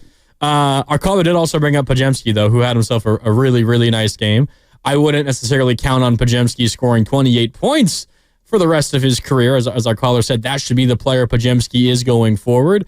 But it was at least nice to see him get some shots to fall so he doesn't go into the offseason feeling like his confidence is at an all-time low. Well, he was 4 for 24 in the 2 previous games combined, and then he goes 11 for 19. So, yeah, Pods, he was awesome, and that's the player that you'd like him to be more often than not. No, you're not going to expect that, but to know that he has that in his repertoire, a game like that, 4 of 6 from 3, and, oh, by the way, 6 rebounds and 4 assists, 2 steals. Pods was fantastic in last night's game, so you feel good about him coming back, and he's a part of the core, certainly, but you look at this team and you start to get beyond like the 5th and 6th man. They've got real issues toward the bottom of the roster. They do. I do feel like there's been like a bit of an overreaction here. Like, I've seen a lot of this, and I was listening to our guys in the morning, and the 2 Joes, Shasky and Spadoni, and love the show. But there's a lot of this. Well, this whole team, they're just a bunch of scrubs when it's not Steph, and they can't play, and they need to seriously gut like all the role players. Like, yeah, you've got the core, and however you feel about Kuminga, whether you want him to be a part of the team or you use that asset to get somebody else in here, that's like to the side. But all of the others, right? The Hields and the Podziemskis and the Moody's and the Paytons and the Posts and all those kinds of players, they can't play when Steph isn't there. My only question is, if Steph isn't playing, it doesn't matter. You're not going to win anyway. You want players that are at their best when Steph is available and playing. And while this is not a perfect roster by any stretch of the imagination, Dibs, you can say that they have been at their best when Steph is available, or at least they are much worse when Steph isn't available. That seems pretty darn clear. I would rather have that than the alternative, because the only way I'm counting on winning anything is if Steph's available. Right, and you're not going to be able to get a player who can come in and be a superstar when Steph isn't available. Like, for example, Giannis. You're not going to be able to get Giannis, even if you want to trade for him, unless you give up Jimmy Butler and 3 or 4 first-round picks. You're not going to be able to land a player of that caliber. That might still not even do it. Right. This whole thing is going to be built around Steph and Draymond and Jimmy, and then you're going to have Pods and TJD and guys like Quentin Post and Moses Moody's under contract. Hopefully he can have a breakthrough this offseason. He can find some consistency in his game, but you're just looking to add, in my opinion, 2 or 3, not veteran old pieces, but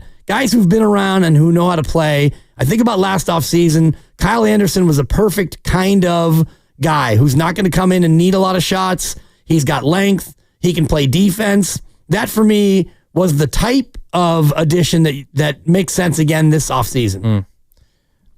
They desperately need shooting. They got to forget about going after like these.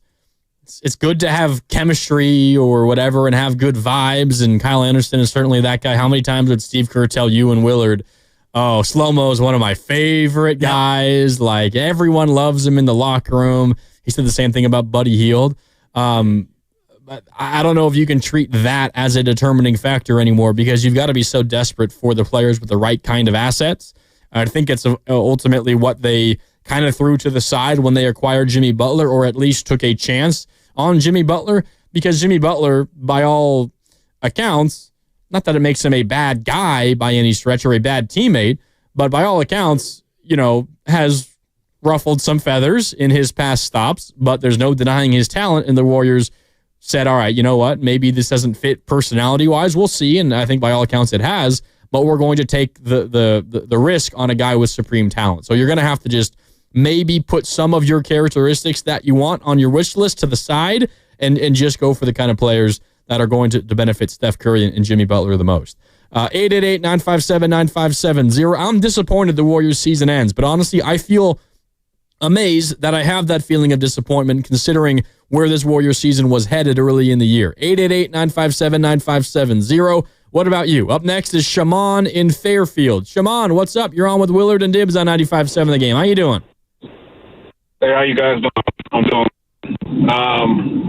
The issue I'm having is just like, okay, all these little free agencies that we're signing and everything like that. For the first time, we got Schroeder. It didn't last that long. Then we end up getting Chris Paul, which was a debacle. And now we got Butler.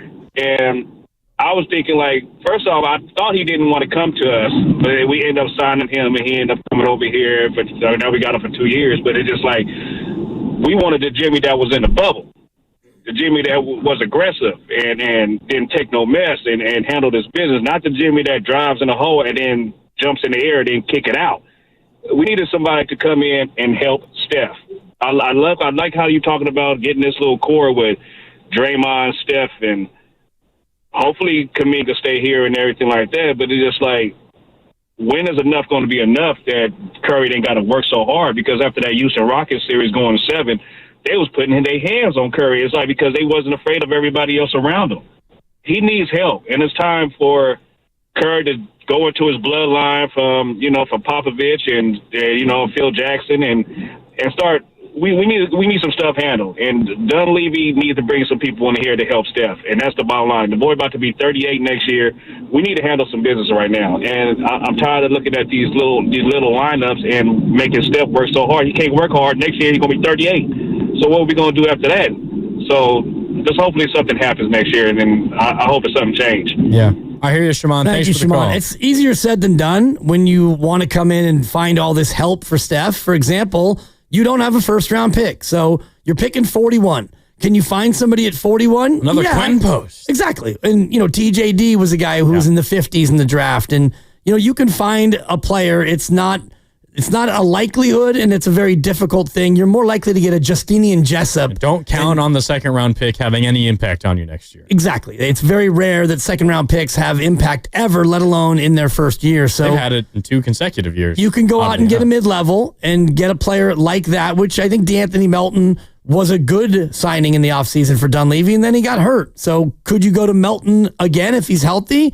Yeah, that makes some sense, but you do need a center. And Draymond even talked about it today, like, do you want to keep playing center minutes? And he spoke to that today during his press conference. And I don't think that you want a 6'5", 35-year-old to be playing this many minutes at center. He broke down toward the end of the year. Yeah, and I think you're getting at what the key is. And Shimon, appreciate the call. There's nothing wrong with having your stars have to work really hard in the playoffs. Like, that's what the playoffs are. Like, that's when you lean on them a ton. I don't think the issue for the Warriors was necessarily that Steph had too much on his plate in the postseason. It's that the Warriors' postseason began in mid-February. Like, they went 27-8 when Steph and Jimmy played. They went 23-8 to close the regular season. All to get the 7 seed. Just to get the 7 seed. Right. And they were tied with the team that was the 8 seed. The only reason they were the 7 was because they had the tiebreaker with Memphis. Like, they had to play postseason basketball from early to mid-February until now.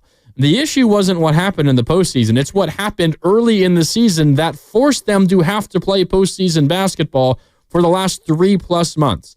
And it goes hand in hand with Draymond having to play 5 from that moment on as well, because the Warriors were desperate, because their first half of the season, their first 50 games were so bad that they left themselves no recourse. They had to push as hard as possible. So the bet the Warriors are making, and we heard it all throughout the exit interviews today, and I'm going to play a chunk of Draymond here coming up in a minute. But the Warriors are betting that with a full season of this group, Jimmy Butler in tow, even if you have minor injuries where they miss a handful of games here and there, which is likely going to happen for a team with this many players at that advanced age, having them for a full season is going to mean they don't have to play postseason basketball next year beginning in February. They can wait until April when the playoffs actually start. Well, hopefully, and with an older team, it's actually mandatory. And I think about the 2022 year, and I'm just looking at it. They beat OKC to get to 41-13. They were 41-13. Wow. And they finished the year, they went 12-16 the rest of the way. Yeah, they could just put their feet up. Steph missed a month. He was hurt. And then by the time he came back, he was fresh, and as I mentioned before, the core 6 played every playoff game, and you played 22 playoff games, and you won the title. Yep. This year's team, you're right, they were chasing it hard, and then you played 7 very physical games against Houston, and if Steph doesn't get hurt, I still think that their hands were going to be very full with Minnesota. Minnesota had the rest advantage. They've got the youth advantage, and they had home court. Not to say that the Warriors couldn't have done it, but the deck was kind of stacked against them in part because of what you're saying. Yeah, I'm with you. All right, let's hear from Draymond Green real quick. This is a 2-minute chunk from his exit interview, and we're going to hear a lot more from Draymond and from Steph as the show moves along. But Draymond was essentially asked about the offseason ahead and if the Warriors need to think about adding another star to this group. Here's Draymond Green.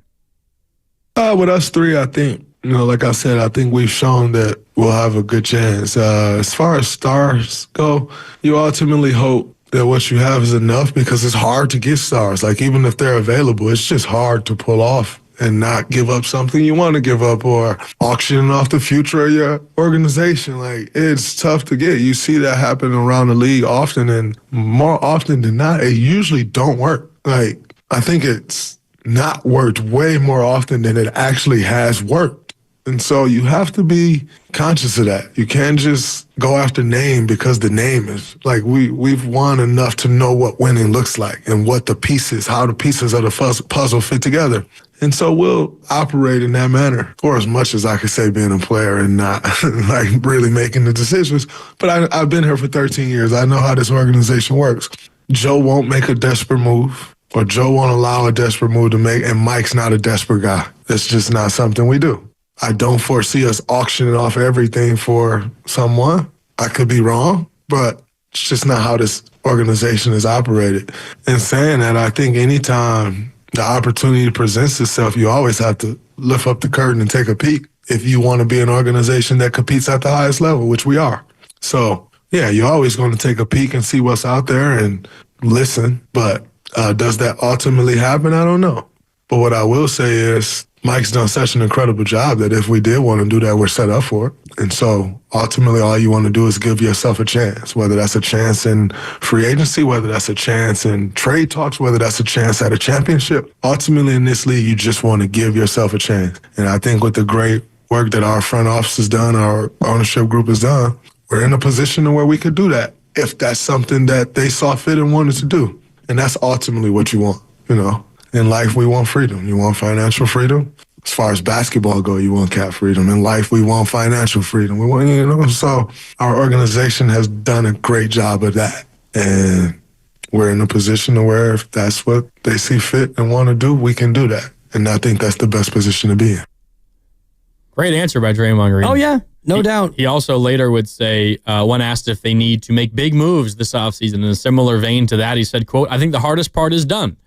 The big move that they made was getting Jimmy Butler, and he thinks they need moves a little bit more on the periphery this offseason to help the back, not necessarily the back end, but the middle and the back end of the roster. The bench, yeah. You need more depth, and you need better depth. And, you know, you're going to have questions that you have to ask about GP2 and Kevon Looney. I think they'd like to have both, but at reduced rates. Gary made about 9. Kevon made 8. You'd probably want to pay them closer to veteran minimum contracts if they don't have any other takers elsewhere, because they're players that fit here, and they, I think, are good depth pieces, but you need length, you need size in the front court, and you're right about shooting. I was looking at, if you took Steph out, his threes, they are like 22nd among three-point shooting percentages. Now, it's unfair because he is the best three-point shooter ever, and if you did that to every team, if you took out their top shooter, their percentages would go down as well. But just looking at what they are without Steph, and they do need to get a little bit more shooting. I would imagine number of makes, the Warriors would be very near the bottom too if you take out Steph. Right. Number of makes. I think he was second in behind Third. Anthony Edwards. He was third Malik overall. Beasley also had had 300 on the Pistons. Off the bench. First ever player to hit 300 threes in a season off the bench. Yeah, Steph was only 311 this year. Yeah, only. Yep. Only. All right, time for a break here. It's Willard and Dibs, Grandy and Dibs with you today here on 95.7 The Game. We're brought to you by Fremont Bank, here for you, here for good. We've got full phone lines. Hang out on hold. We will get to you when we come back. We got plenty to dive into as the Warriors season has come to an end. It's Willard and Dibs, back with more next on 95.7 The Game. Lawton Skilled Nursing and Rehabilitation.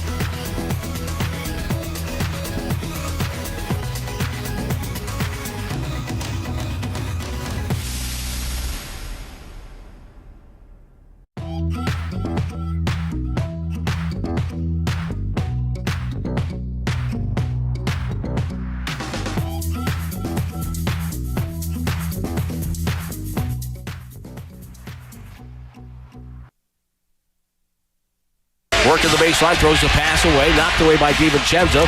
Saved as he's going out of bounds to McDaniels. McDaniels to Edwards, back to McDaniels, baseline, working on Draymond. Shoots a tough fadeaway jump shot, no good. Kuminga high in the air, pulls down a rebound. He didn't get a rebound in game 4, but he healed to Draymond. Draymond to Kuminga, beautiful pass, and a two-hand slam as Kuminga kept running. Well, got the rebound and ran the court and finished. Warriors down by 5. Butler turns and faces. Conley goes right by him, throws to Santos. Right corner, step back 3 short. Rebound Looney on the deflection. Kuminga down the lane with a right-hand slam. Oh, my goodness. Jonathan Kuminga elevated on the cut. Has cut the lead back down to 3. Filthy. Little elevation sensation for JK. Bay Area, this is Jonathan Kuminga. You're listening to Wheeler and Dibs on 95.7 The Game. Tim Roy teased us. He did. I didn't think he was going to do it. Teased us. He said he elevated. Yep. And then like 15 seconds later gave us the elevation sensation. Fantastic.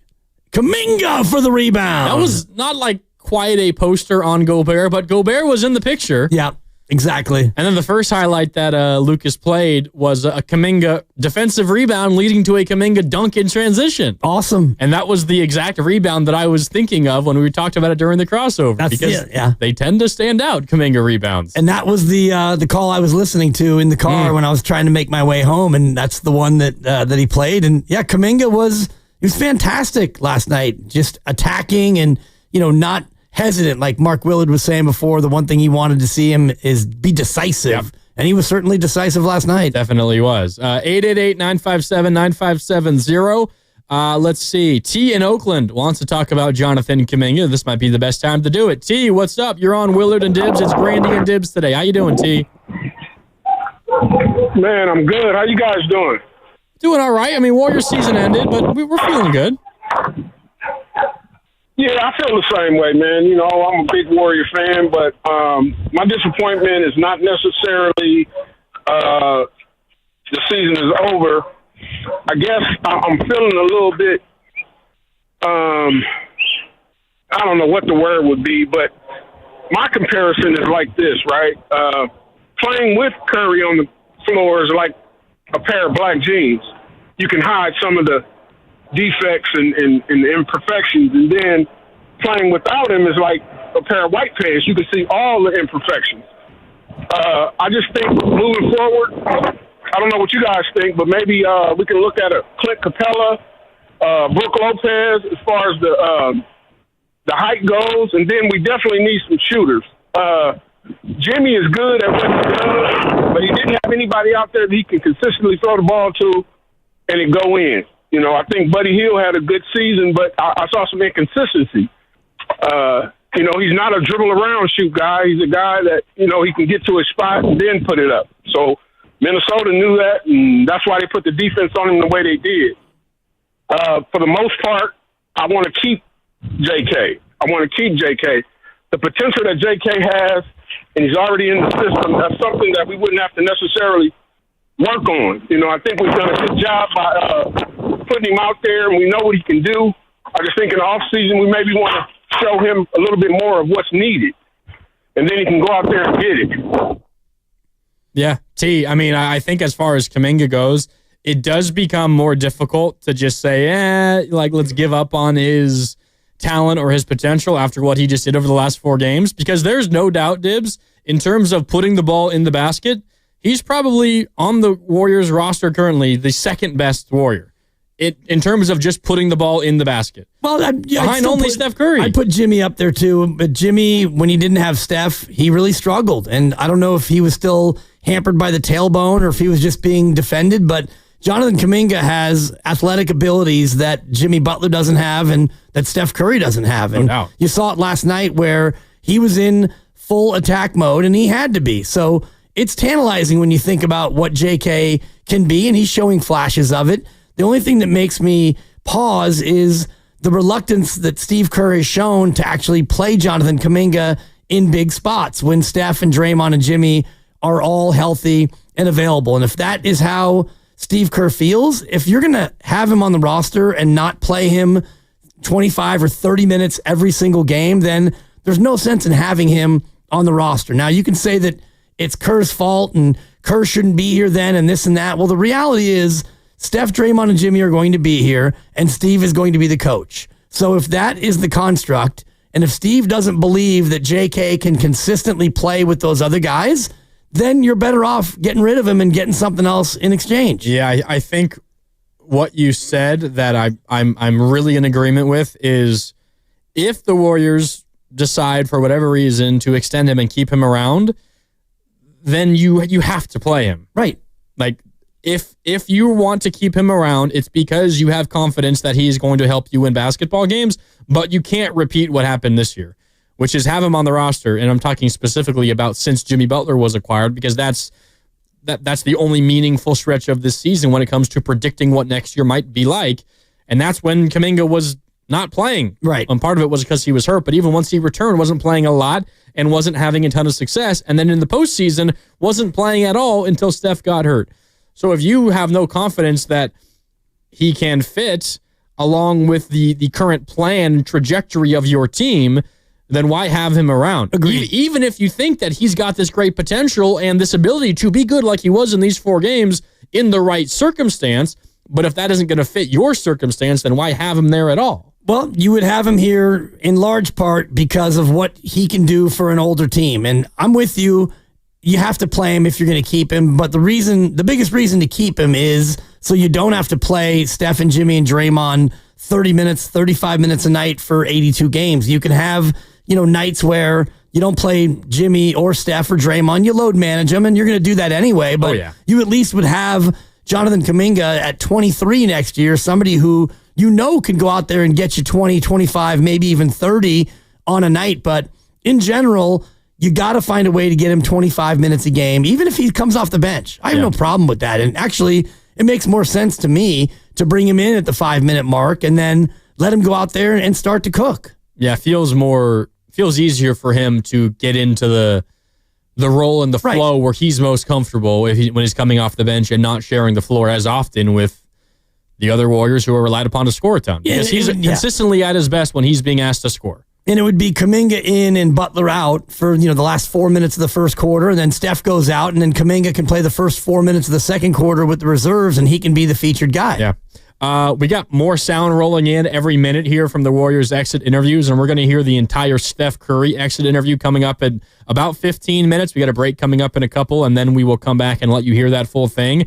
Jonathan Kuminga recently wrapped up his exit interview with the media down at Chase Center. He was asked about his relationship with Steve Kerr. Here's what Kuminga said.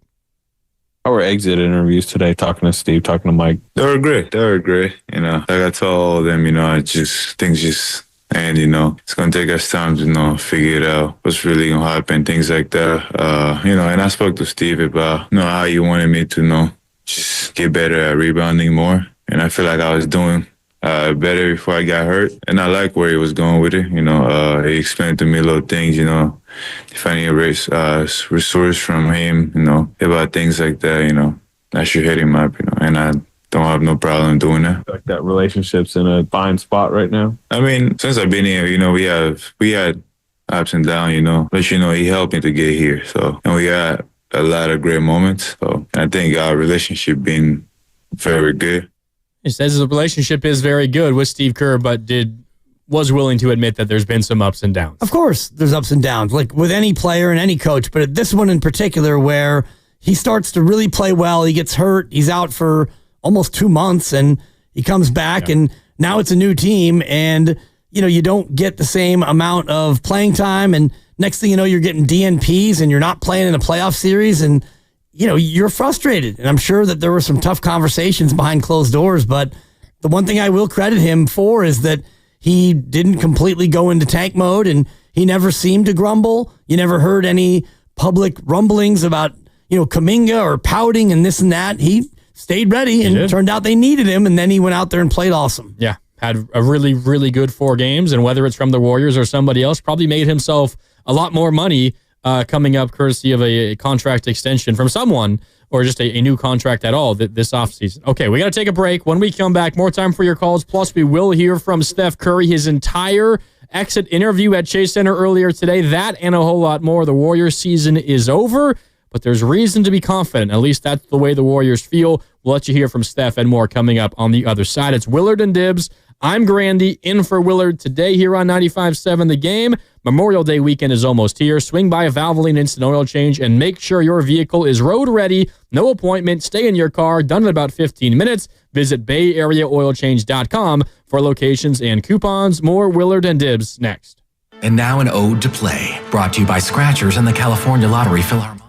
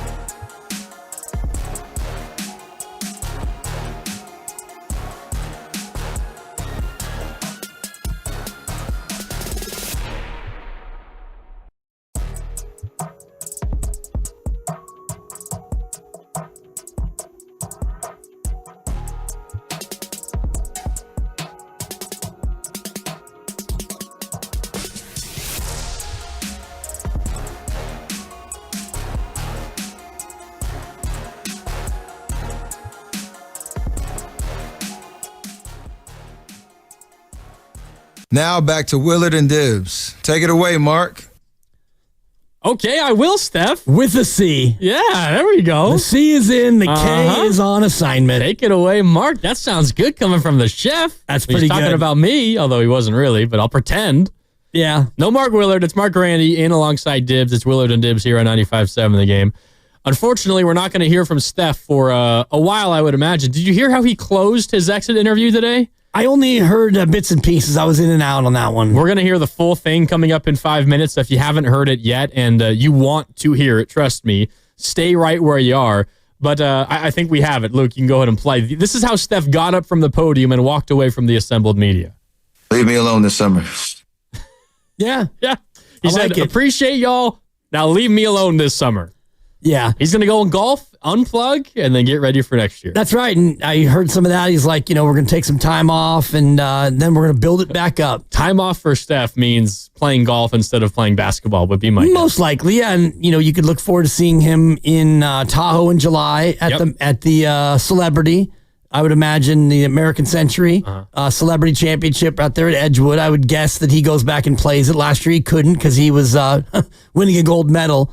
But and he talks about that. Frolicking around Paris. Yeah, we'll hear that here coming up. But, man, the amount of basketball he played last year. Oh, man. No playoffs, unfortunately, but it was a grind. And then, boom, you get right in the summer. And then you come back here and you have a full year. And up until it's been nearly nonstop since like October 2023 for him. Exactly. And, you get all the way to the end and you're into the second round of the playoffs and you do something to your body you've never done before. You pulled, you tear the hammy.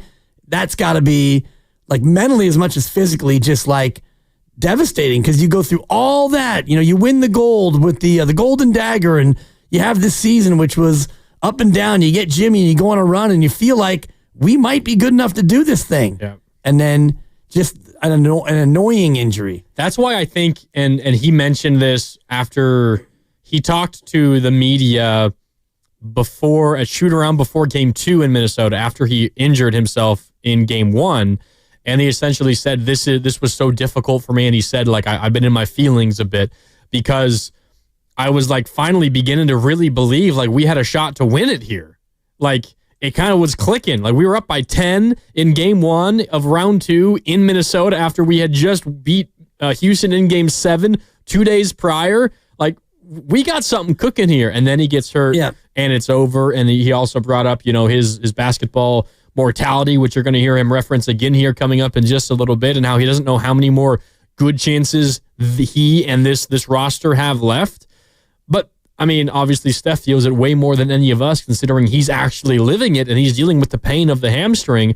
But it's why the way this season ended is just so rough, because I was right there with Steph. I felt like they had an opportunity to really do this thing. And think about what he overcame this year with the thumb that we haven't mentioned in a couple of weeks because he hasn't been playing, but he had the bruised tailbone. He had the thumb. I'm sure he had a couple of ankle sprains that have happened along the way. He had a little bit of a knee. And so physically, he's had some injuries and he's gotten over them. And then you get to this point, and I don't know if you've ever pulled the hammy, but no, not really. It's just kind of an annoying thing, and it hurts and you can't do anything. And it just takes time. There's no way to like tape it up or inject it. You just got to wait. And while he's waiting, his team's out there trying like heck, but they're losing every game. They just needed to get one. One game, Grandy.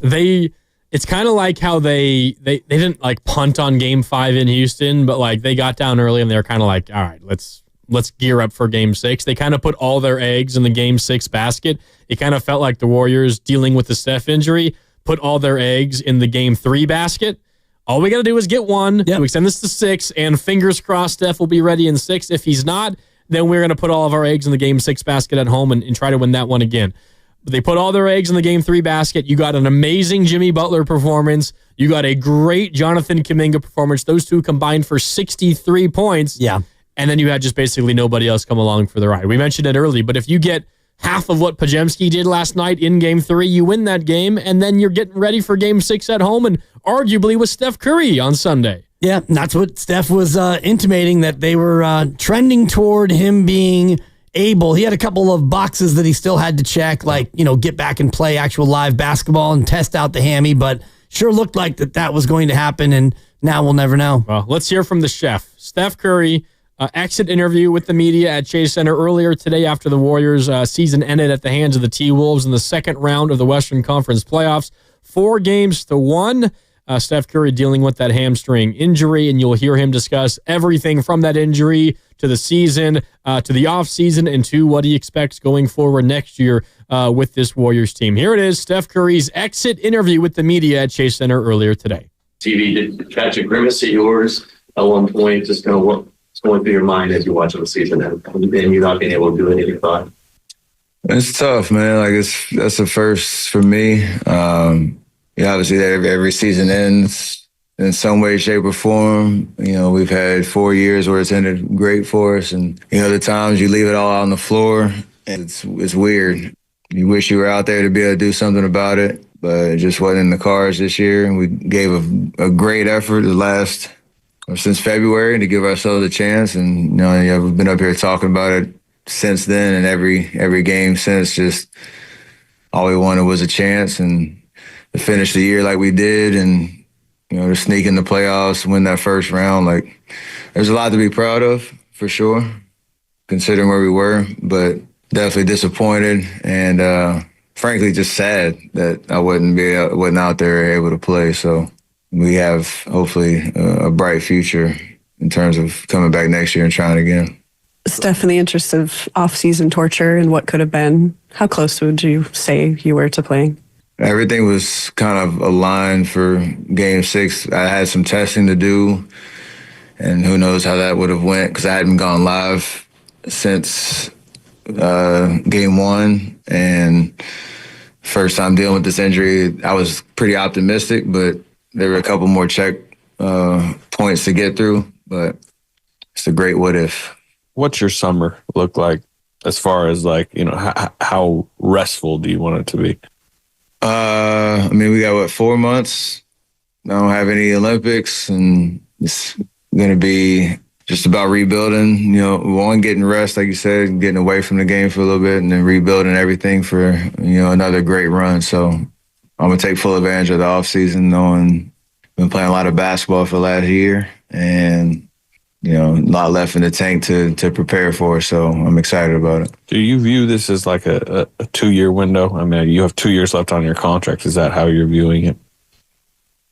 Yes, but also I'm just looking forward to next year. Like, as this league reminds you, you see teams that are still alive, you see the injuries that have happened, unfortunately, and nothing is, guaranteed in terms of you being competitive or being a contender. So, yeah, our contracts are all me, Draymond, Steve, Jimmy, all 2 years, and we want this ride to last as long as possible, but it's just about what does this team need for next year, answering those questions over the summer, everybody preparing themselves individually to get through, another 82-game season, hopefully with a little bit more of a little comfort room down the stretch where we don't have to have a 2-month gauntlet just to make the playoffs. So that's all we're really focused on right now. And I'm excited about it because there's clarity, although there are a lot of, decisions that need to be made over the summer. Steph, you've said a couple of times during this postseason, if you told me in January, we'd take it, of where you are. Does knowing where you were when it felt kind of hopeless and a little bit lost, does that ease the feeling of this kind of gut punch? Not right now, no, but it'll give us optimism coming into next year. September rolls around and, there's 29 teams that ended their year disappointed in some way, shape, or form, who are excited about making the charge like we want to be as confident as possible coming into next year. And I think that window where we're 20, whatever our record was down the stretch, like that meant something. That was real. When I got hurt in Game 1, obviously that changed a lot, but we have a lot to be, again, proud of and a lot to build off of for next year. So we got to maintain that optimism. Steph, the way you guys were playing coming out of that Game 7 and then in that Game 1, you were playing well. Everybody was playing well. Even when you went down, the rest of the team still won that game.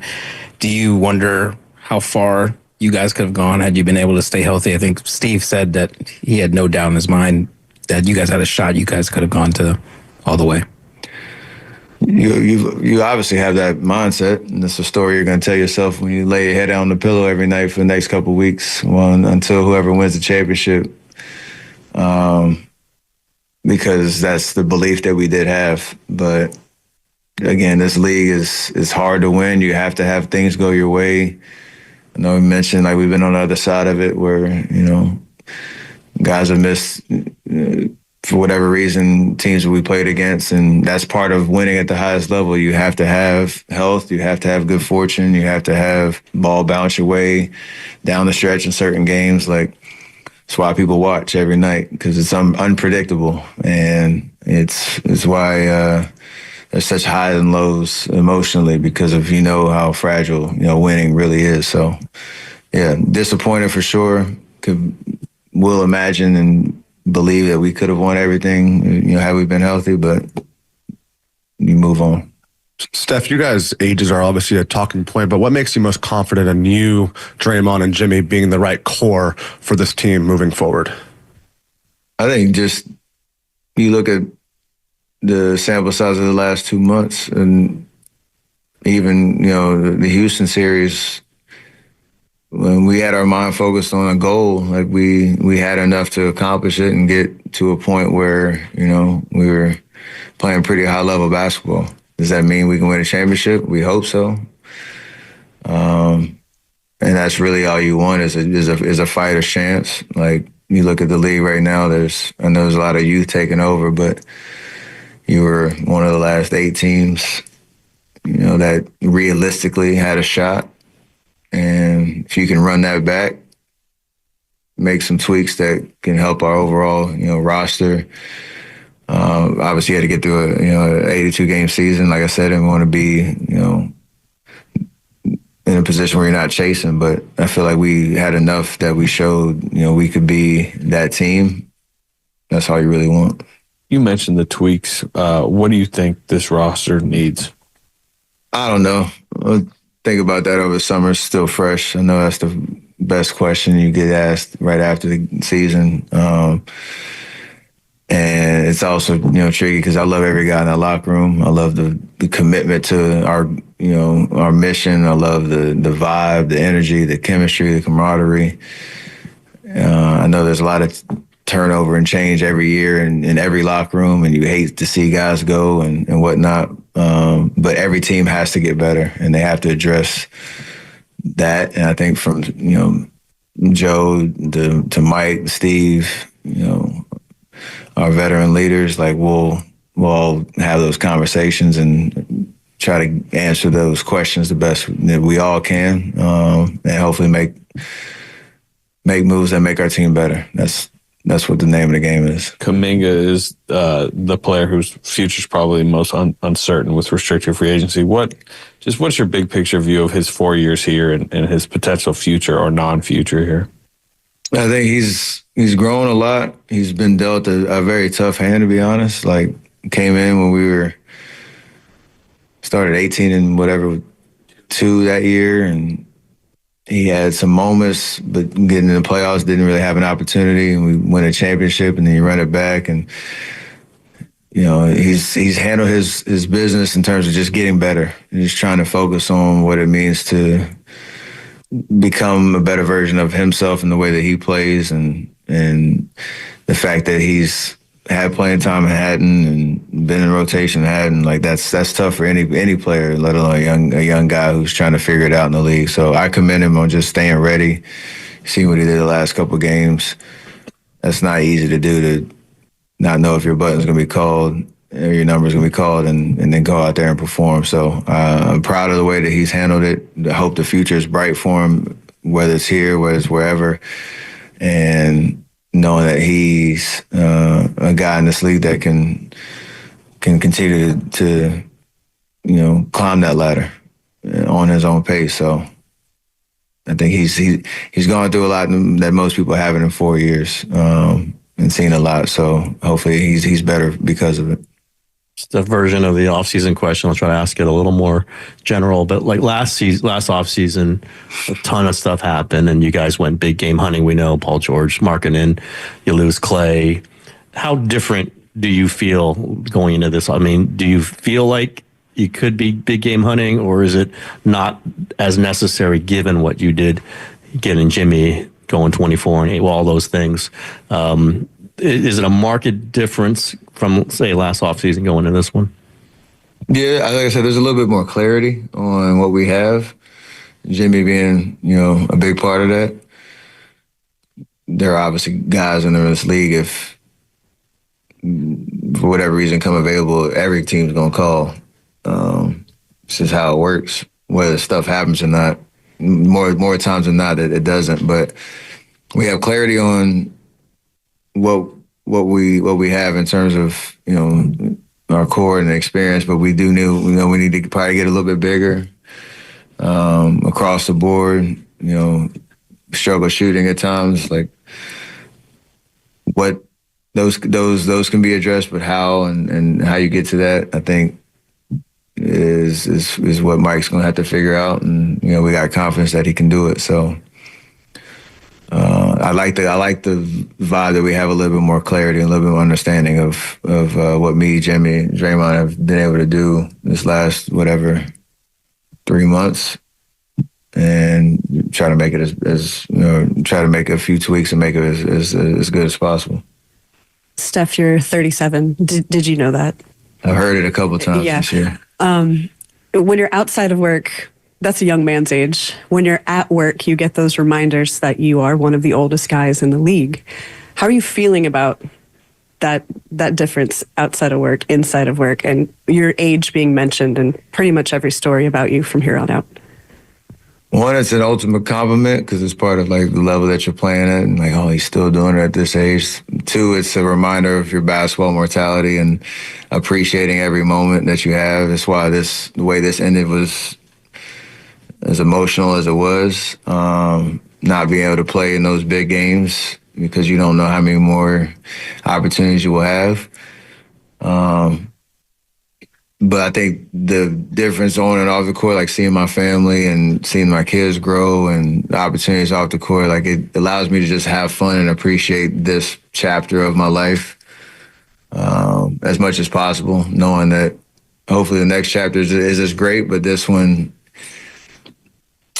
I'm trying to get every,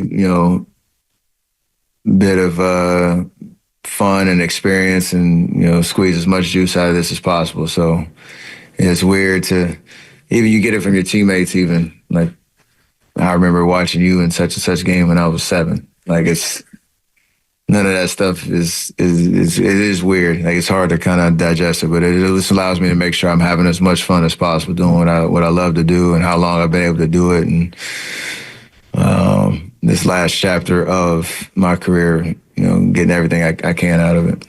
Stephen, looking back at these last 3 months and since Jimmy got here, was it above and beyond maybe what you expected in terms of how seamless it was, or about what you thought could be when he joined you guys? It seemed like everything just clicked immediately, and that says something about the whole group, doesn't it? Absolutely. There's a lot of chatter of whether that was the right trade or not when it happened. And I don't know, when we were in Utah and the trade went down, we were emotional in that period because we saw 3 of our guys who we love, Wiggs, being a part of our championship run, having to go. But from the first game in Chicago to last night, it was a seamless fit. Me and him complimented each other so well. He gave us so much belief that we could, beat anybody any given night and make a legitimate run at climbing up the standings and, even having some playoff, experience to look forward to. So I think it was a success. And now you have to build off of that with a full season, hopefully, in front of us. So I'm excited about it. Steph, to feed off some of those off-season plans, another basketball team is here tomorrow night, the Valkyries. Do you have a plan to be an ambassador, to be there, to kind of be involved with that team this offseason? I'm going to be a fan. I'm gonna be here as many games as possible. It's great for the entire Bay. You know, the inaugural season. I know the atmosphere is pretty cool when they had the preseason game here. So I'm excited to watch them play and wish them nothing but success. And it's gonna be really cool to be here opening night when they get to kind of plant their flag, what Valkyrie basketball means around here. So pretty excited to watch it. Appreciate y'all. Leave me alone this summer. There's Steph. There it is. Leave me alone this summer. Sounds like a few things, Dibs. One, he seems upset the season is over. Sure. He seems pretty emotionally drained. And he also seems legitimately confident and excited about what next year might bring. They all are, and I was reading some of the quotes from Jimmy Butler today, and he said, our age is not as big of a deal as you think because we're all in really good shape. And even Draymond Green, give him credit for playing as many games as he did this year. And I know he always has ice packs and heat packs every time he comes off the floor. We talk about him breaking down, but I mean, when was the last time he missed a game? He played a ton of games. Yeah. He played 68. Steph played 70 in the regular year. Jimmy came here and he missed just the one playoff game with the tailbone. And he missed one other game, I think, in the regular season. The Philly game, Yeah, these guys, I do think, are they slowing down? Yes. I don't think that they're breaking down. And it's going to be exciting to see what happens in the offseason to get this roster better going into October. Yeah, I'm with you. There does seem to be, that was a relatively disappointed Steph. You could tell that he was upset, but you can definitely feel the optimism that is in this group for what next season may bring. And you felt that same thing from Draymond Green, and you heard it from Steve Kerr last night as well. So how do you guys feel, Dub Nation? 888-957-9570. Do you share in that optimism that the Warriors aren't going to just run it back, but they're going to keep the core group of Steph and Jimmy and Draymond, and they feel really good about their chances to try to win a championship next year? How do you feel? We got callers on the line right now. We'll get to you when we come back, and plenty more time for your calls and your text.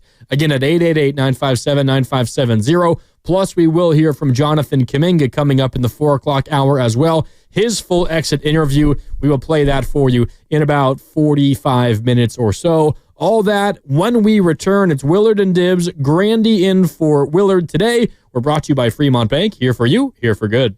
And it's Dan Dibley here to give more info on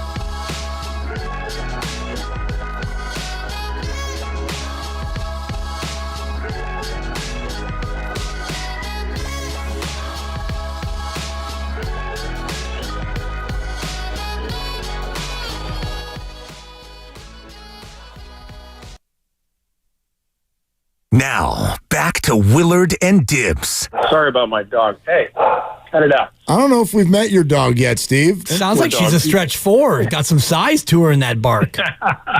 More of a backup point guard. On 95.7 The Game. We didn't hear from Steve Kerr today. I would imagine he and Mike Dunleavy are going to talk at some point pretty soon. I think it's tomorrow. Tomorrow. That's what I had heard. Players today, and man, you really like this song, don't you? Can you maybe fade it out? No? Okay. It's a great song. I'm not angry. Just sorry, You YouTube. do your job, I'll do mine. We'll do it better. We're rocking out to Fleetwood Mac, YouTube audience, apparently. There you go. There we go. Crank it. Okay, all right. But I'll be interested to see what Steve Kerr and Mike Dunleavy have to say. Every player that's on the roster spoke today, including like Braxton Key, and I think Taron Armstrong also spoke. Okay. Including all these guys. I don't think we have that sound to go to. He's in the country? Yeah. I think. I don't know. Don't quote me on that. I think he spoke. I don't know. I didn't hear him, but every player spoke at some point. So we will hear from Jonathan Kuminga coming up later on in the 4 o'clock hour. We already heard from Steph Curry. We'll hear a little bit here and there from Draymond and from Jimmy Butler and more as we go on through the show. I did want to read you this text, though, Dibs, and this comes courtesy of the Boxer and Gerson Work Injury Attorneys text line. The 415 answered the question I threw out before the break. The Warriors seem pretty darn confident in this group, this core's ability, Steph, Jimmy, and Draymond, and whoever else to compete going forward. Do you share in that optimism? And the 415, again on the Boxer and Gerson Work Injury Attorneys text line, says, no optimism for bringing this group back. They are washed. Yeah, I disagree. Seems a little harsh. It seems very harsh, and I don't agree with that notion. So if Steph doesn't get hurt, and let's just say you're able to advance over Minnesota, and then in the next round you lose to either Denver or OKC, but you're one of the last 4 teams playing, does that mean that they're washed? I don't look at it that way. I look at a team that won 48 games and as a 7 seed became one of only 7 teams seeded number 7 or number 8 in the last 20 some odd seasons to win a first round series. That tells me that you're not washed, and you needed 7 games to beat a younger Houston team that, yeah, they're going to get better, and OKC is still going to be good. Denver's still going to be good. Minnesota is still going to be good. I understand that, but you get into the playoffs and you've got this core, and if they were able to remain healthy, they, I think, would have had a real shot to advance one more round. And I mentioned this yesterday about the parity in the NBA, and it's unprecedented. In the last 6 seasons, there have been 6 different teams who've won the championship. That's only been done one other time, 1975 to 1980. It looks like this year we're going to have a 7th different team. Tonight could be the night that seals it, because the only teams remaining who have won in the last 6 years are Denver, down 3-2, and Boston, down 3-2. So if New York wins and OKC wins, we're going to have another new champion over the last 6 years. So that would be 7 straight years of a new team. Parity is here in the NBA, which means any number of teams are going to have a shot next year, and I put the Warriors in that group. Absolutely, I put the Warriors in that group. Even if they just ran it back with this same roster, which is not going to happen because they have so many free agents, and they're not going to bring all of them back. Even if they wanted to, they probably couldn't. But there's certainly going to be players that they had on the roster this year that they have no interest in bringing back next year, at least maybe not at the money that it would cost them. Such as the aforementioned Taron Armstrong, who is one of, and I'm adding it up right now, they've got 9 free agents. So the roster is going to look vastly different. Right. And obviously the goal is to make the roster better next year than it was this year. But just on the strength of having Jimmy Butler on the roster for the entire season, Dibs, I would give the Warriors a better chance next year than they had this year. I just want to have them be healthy come next April. Yeah. And, you know, you've got Jimmy on the roster and Draymond and Steph. Well, you're not going to have those guys play more than probably 65. Is that the number to win an award? Is it 65 games? I think so, yeah. Yeah, so that's going to be, for Draymond, that's absolutely the target. Steph the same, and Jimmy. Buddy's going to play all 82 because that's what Buddy does. Yep. And, you know, the rest of it is going to have to be supplemented by the youth. That's why when I look at Kuminga, and you think, you know, he may not fit in their eyes, whatever. He's a guy at 22, 23 next year. You can play him 82 games. And Pod, same thing, young player. These are the guys who can help to save the legs of Steph and Jimmy and Draymond if you have them on the team. Yeah, and while those guys they were relied upon as starters, specifically Podziemski and Moody down the stretch, and the Warriors were 19-4 with those two, along with the group of veterans as their starting five this year. I think it was 19-4. They moved away from it at the end of the regular season and into the postseason. But it was working really well. Those guys were relied upon as like legitimate key cogs on the team. But when you have, and who knows what next year holds, there might be injuries and there might be unforeseen bumps in the road that leads them to maybe a similar start as this year was when they were 25-26. But even if you're just, instead of through 51 games, you're 25-26, instead of being that, you're looking at 31-20 over 51 games. Even if you feel like you have to keep winning to make a postseason spot, you don't have to push those guys nearly as hard. And instead of playing 35 minutes a night down the stretch, you can only be playing them 30 minutes a night. And that saves them for a postseason series. Yeah. And then who knows, maybe in a situation like that, if that was the case this year, Steph doesn't hurt his hamstring and you're still going. Or maybe you have the ability to even load manage them and not play them at all. True. And you mentioned it, this year you had to push. You got Jimmy and you were sub 500 and you really had to push. And all the winning you did, you were only able to climb up to the 7th seed. Now, you probably should have been a little higher. You had a couple of hiccups late in the year that kept you from being the 6 or even better, but 48 wins is nothing to sneeze at. And I think that this core has enough left in them to probably duplicate that next year. Yeah. So go out to the phones. We got a lot of people on hold who have been very patient.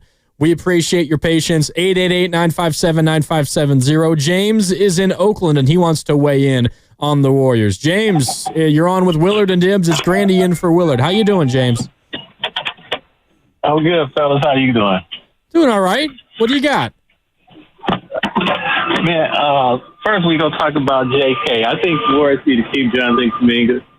He's the best and the most athletic young one we got. I think we can get rid of Looney. I love Looney, but he's a shell of himself. Plays no defense anymore. They just drive to the rim on him. We can get rid of Moody, and we can get rid of Pod. But you want to keep J.K. He's an athlete. And I know the Warriors missed Jaquan Fowler now when they could have had him after the Summer League, and they got rid of him. So I don't have too much to say. I don't think Steve Kerr has an idea what he's doing. He showed us that by managing the Olympic team and what he did with that bench. And he has no bench management skills, and he's killing our team. Okay. And I'll leave you with this James. one question: Who has Steve Kerr developed since he's been here? In Golden State, who has he developed? Well, he's developed Brandon Podziemski. Yep. He's developed Trace Jackson Davis, although he hasn't played a lot lately, but you got a whole lot more out of him than anybody was expecting. He developed Jordan Poole. Who else did he develop? Well, he's been here for 11 years. So to think that players like Steph Curry and Draymond Green and Klay Thompson, they all took leaps under him, no doubt. Sure. I mean, Yeah. does he get full credit for those guys? Of course not, because Steph was already a good player and trending toward being great, and then Steve came here and immediately won an MVP. Right, they won a championship and 2 MVPs and a Finals MVP. So the whole thing about what has he done, who has he developed, I think is a little bit unfair. You can look at the Jonathan Kuminga one and say that's interesting. If Kuminga does go elsewhere and becomes an all-star and starts to average 25 a night and becomes a winning player elsewhere, then yeah, you might be able to look back and say Steve Kerr mismanaged it. Jordan Poole has left here and gone on to be a volume shooter and a guy who can score, but he's not leading his team to victories, and he's not very accurate with his shot. One of the other things that James, our caller, brought up, and the 707 on the Boxer and Gerson work injury attorneys text line is on top of it as well. James said Steve Kerr has no idea what he's doing. Look no further than how he managed the Olympic team last summer. They won the gold. Yeah, they won the gold. I don't know. Are they supposed to win the gold by beating everybody by 40 points in the process? Is that the standard? Maybe it is for USA basketball, but they won the gold. I don't know if that was a shot at how he handled Jason Tatum. He mentioned he has no clue on bench management. Right. They won the gold medal, and they had to dig deep to do it. They had to take on two very good teams in the last matchups in the semifinal and then the gold medal game. So, yeah, does he get credit for winning the gold? Probably not if you're, somebody who's down on Steve Kerr. Yeah, probably not. 888-957-9570. Up next is Jay in Hayward. Jay wants to talk about this Warriors core. What's up, Jay? Yes, I do. Good afternoon, fellas. I got a few points I just want to make. I feel anybody that dribbles to the paint and you're looking out and you don't have a plan, i.e. Jimmy Butler and Podziemski, you need to sit. Jimmy stops the action when he gets the ball. It's time for Looney to go. We have strength in numbers, but what killed us last night is when they reviewed that foul that Draymond swore took place that he did not, or he swore he did not foul him. That gave their starters a chance to rest. That gave them their second win that they needed, because if you remember, our deep bench, strength in numbers, right, was making a comeback. And I said, do not put those starters back in. Things fell apart. Jay, let me ask you this really quick. Let me ask you really quick, Jay. Did you say that Jimmy Butler needs to go? Absolutely. In the last 4 games, you just saw why. What did we bring him for? So when Steph's not on the floor, because Kuminga outperformed him, I've been hearing, now I'm starting to find out why, because I wasn't really in tune this season like I normally am, like with the injuries. So I'm finding out Jonathan Kuminga got injured. They get Jimmy Butler, he takes his place. Last night, Steve Kerr made a sub that I said the only thing he needs to do is take Jimmy out and put Kuminga back in. Jimmy, like the previous caller said, Jimmy is not what I thought we were getting when he came. All this Batman and Robin. Batman and Robin is Steph and Draymond. Jimmy, you pick another character and you make sure he has attributes that are going to help us, because you dribble into the paint under the bucket, fellas. Why are you looking to pass out, Jimmy? Jay, I hear you. First of all, I do think you bring up some fair points, and I'm going to get to them in a sec. But first, I did want to remind everybody that you're listening to 95.7 The Game, KGMZ FM and HD1 San Francisco, and Odyssey Sports Station, and the home of the Golden State Warriors and Valkyries, always live on the free Odyssey app, coming to you live from the Laughing Monk Studios. First of all, I do think, Jay, is fair to criticize sometimes when Jimmy Butler drives with the intention to pass instead of the intention to finish, especially when Steph Curry has missed time. But the idea that Jimmy Butler needs to go and should no longer be a Warrior is absolutely ludicrous to me, Dibs. The Warriors were 25-26. Yeah. They traded out 4 players, including one who is a key to your championship in 2022, and they immediately then went 23-8 to close the regular season and went to the second round of the postseason. And I know that Jimmy didn't do all of that by himself, but it was his introduction into this roster that turned the whole season around. You got better. When you got Jimmy Butler in, you got better, and I don't think that you sign a guy to a 2-year deal for more than $50 million a season. You don't do that thinking, okay, now we're going to trade him if this thing falls short. And you mentioned it. They beat Houston, and you got into a series against a Minnesota team that played great, and you didn't have your star. So I don't look at that as a need for rash decisions. I do think that Jimmy should have been more aggressive offensively the last 2 games, and I know he was defended tough by long defenders and the rest of it, but I think that he was looking to pass a little too much for my taste, but this might be the player that he is now. You know, this is not Jimmy from the bubble 5 years ago. It's not Jimmy from 2 years ago. This is a 35-year-old who, was not in peak form, might have still been under the weather. He won't make that excuse, so I won't make it for him, but he was a guy who was not playing as offensively aggressively as I would have liked. Yeah, I'm with you. The last 2 games, they're hard to explain away, and you're right. You mentioned under the weather. That was certainly the case for Game 4. Who knows about Game 5? But you felt like the Warriors needed a 30-point game from him in one of those games to have a chance, and you didn't get that. In his last 2 games, in Games 4 and 5 combined, Jimmy Butler scored 31 points on 20 shot attempts over the last 2 games. And in those 2 games, which were a little more than 76 minutes on the court, Dibs, he was a minus 47 in those 2 games, which means in the about 20 minutes while he rested, the Warriors were a plus 29, oddly enough, while Jimmy was on the bench the last 2 games. That's a very small sample, and it by no means erases away all of the good that Jimmy Butler did leading up to that moment. So our caller mentioned Jimmy Butler needs to get out of here. That would certainly be a big move and a crazy swing and a crazy change that the Warriors would make this offseason. I don't think that's what's going to happen. But Shams Charania was on ESPN earlier today. Okay. And he did report the Warriors are going to be very aggressive this offseason. Here's Shams.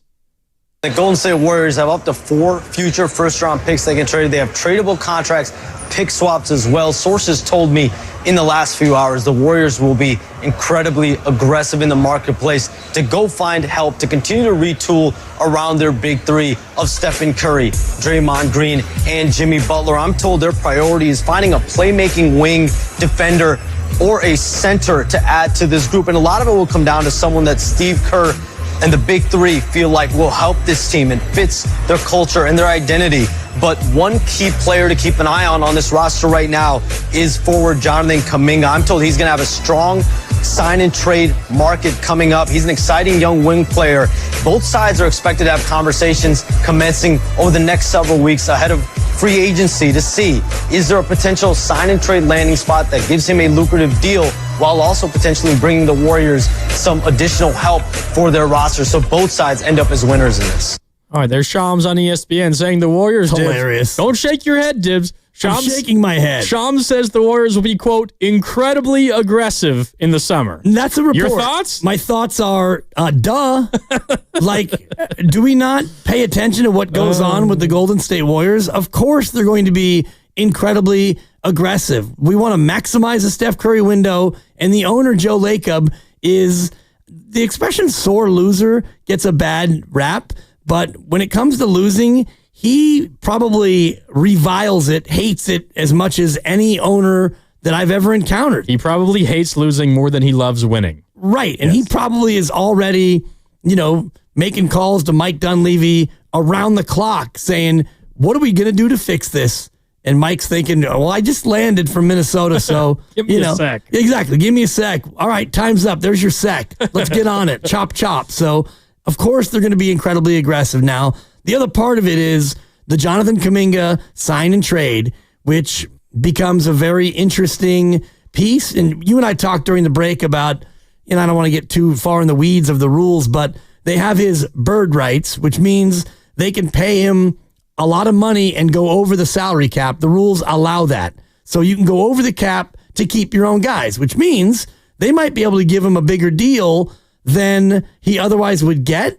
And so they could take that bigger deal and then shop that to another team. Yes. And I'm pretty sure, again, I don't know like the exact specifics, but you get to a point when you're dealing with big contracts and on teams that already have a lot of money tied up, you have to, the money has to be equal on both sides. If you were doing a sign and trade, I believe that it isn't 1-to-1. Every dollar isn't 1-to-1. You send out, say it's $30 million a year for Kuminga, you can't take back $30 million a year back because the money it shifts around. But does seem like Sean. I think the biggest piece of news there, Dibs, isn't that the Warriors are going to be incredibly aggressive, because he mentioned incredibly aggressive, and then he said, a playmaking wing defender and a center, not like Giannis, right? Like they're not going to go after one of those guys, although they'll probably make a call, but it seems very, very unlikely. Maybe the biggest piece of news is that he says Jonathan Kuminga is going to have a robust sign and trade market, which when we discuss areas in which the Warriors can make a pretty sizable change to their roster, a Kuminga sign and trade feels like the easiest, most straightforward way to get that done. Absolutely. And, he also mentioned other contracts that they have that are attractive and that can be used in similar fashions. And the Kuminga one is definitely a contract, but Moses Moody's only making $11.5 next year. His contract actually kicks in next year, which I think was a $39 million deal over 3 years. Yeah, so, if the Warriors have soured on Moses, that's a pretty good contract for a player who's only 22 this year, 23 next year. So that becomes attractive. And you hate to think about it, but Buddy Hield doesn't make that much money either. No. He makes 9, then a player option for 10.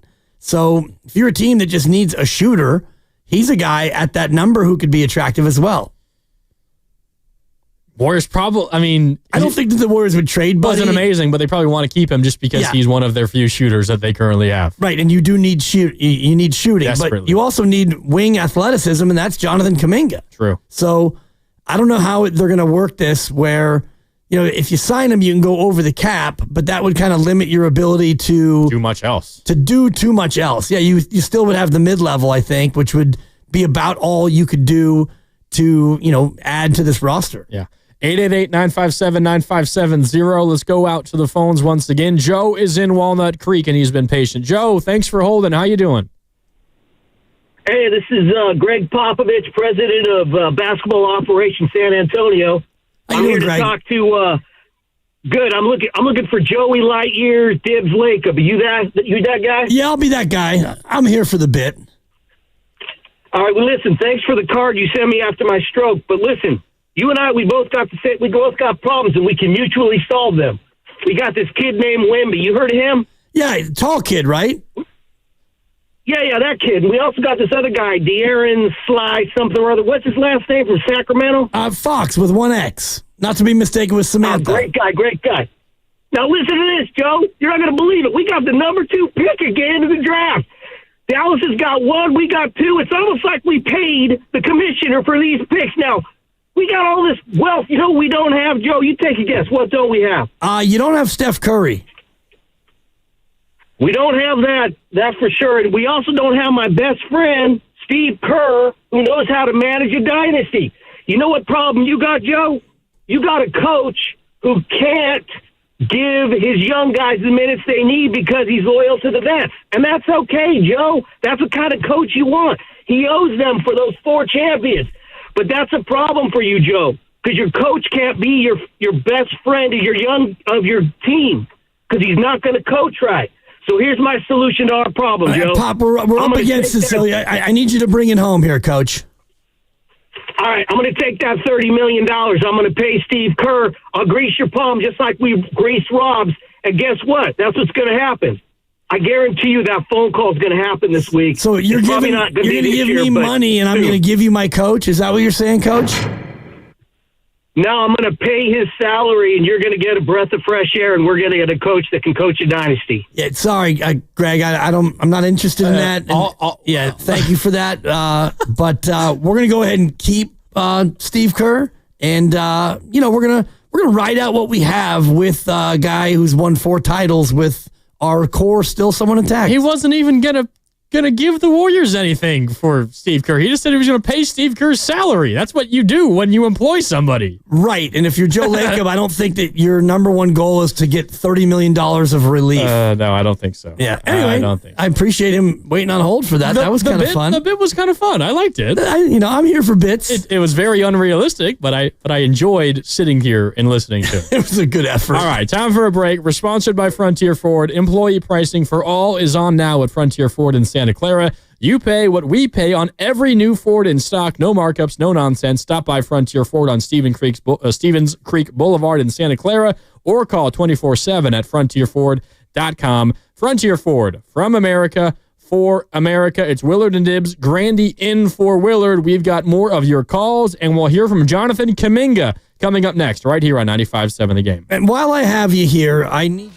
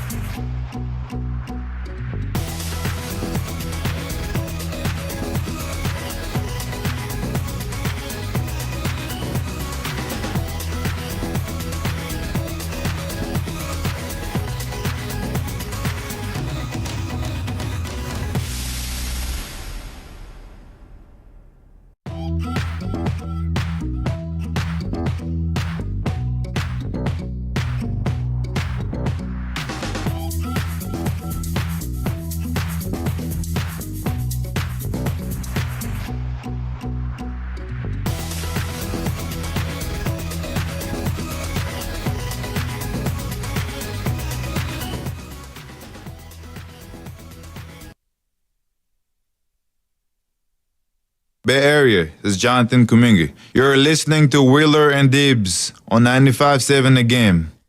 Thanks, Jonathan. It's Grandy in for Willard, though. So Dibs and Grandy with you here on Willard and Dibs on 95.7 The Game. And we will hear more from Jonathan Kuminga coming up in a little bit. In about 7 minutes or so, Dibs, we're going to hear his full exit interview with the media at Chase Center.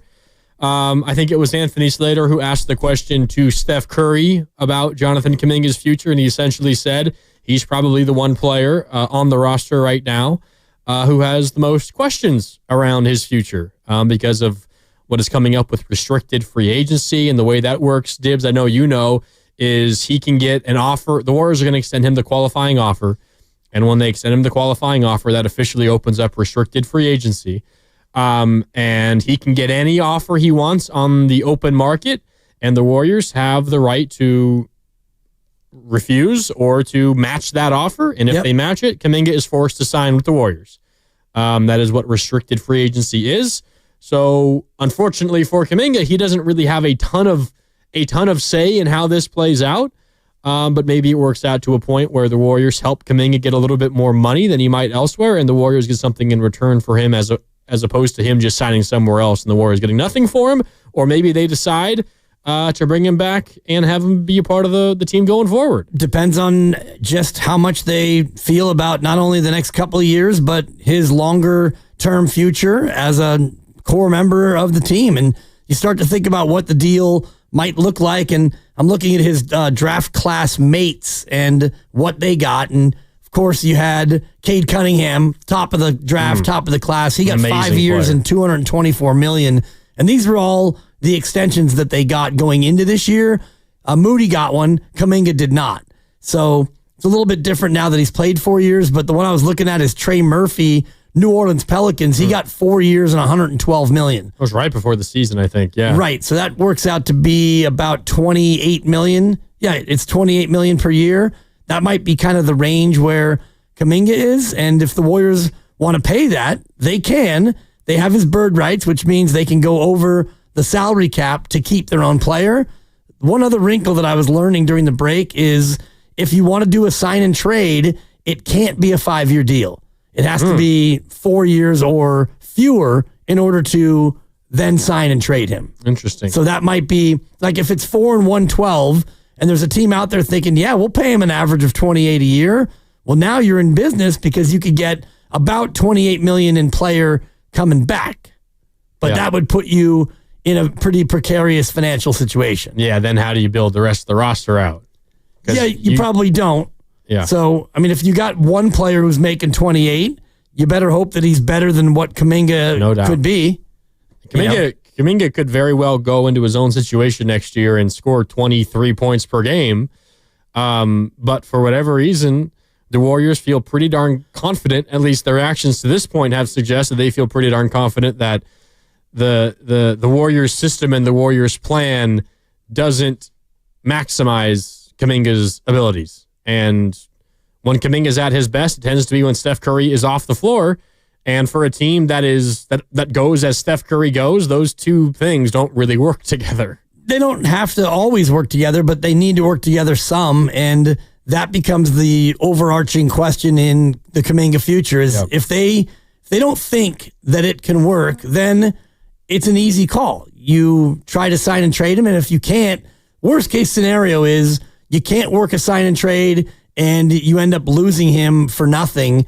Because you don't want to match an offer. If another team out there offers 4 years and $120 million, and you don't think that you can find somebody else to take that contract, and you might just lose him for nothing. Maybe that seems to me to be pretty bad business. But maybe it's out of the Warriors' hands if something like that arises. The Warriors have been great though with sign and trades, and you think about Kevin Durant and Klay Thompson; those were all players that you were able to sign and trade and get something back. Ultimately, the KD sign and trade eventually netted you Kuminga and Wiggins, and the Wiggins helped you win a championship. Yeah. And then the Klay Thompson sign and trade eventually helped net you Jimmy Butler. Yeah.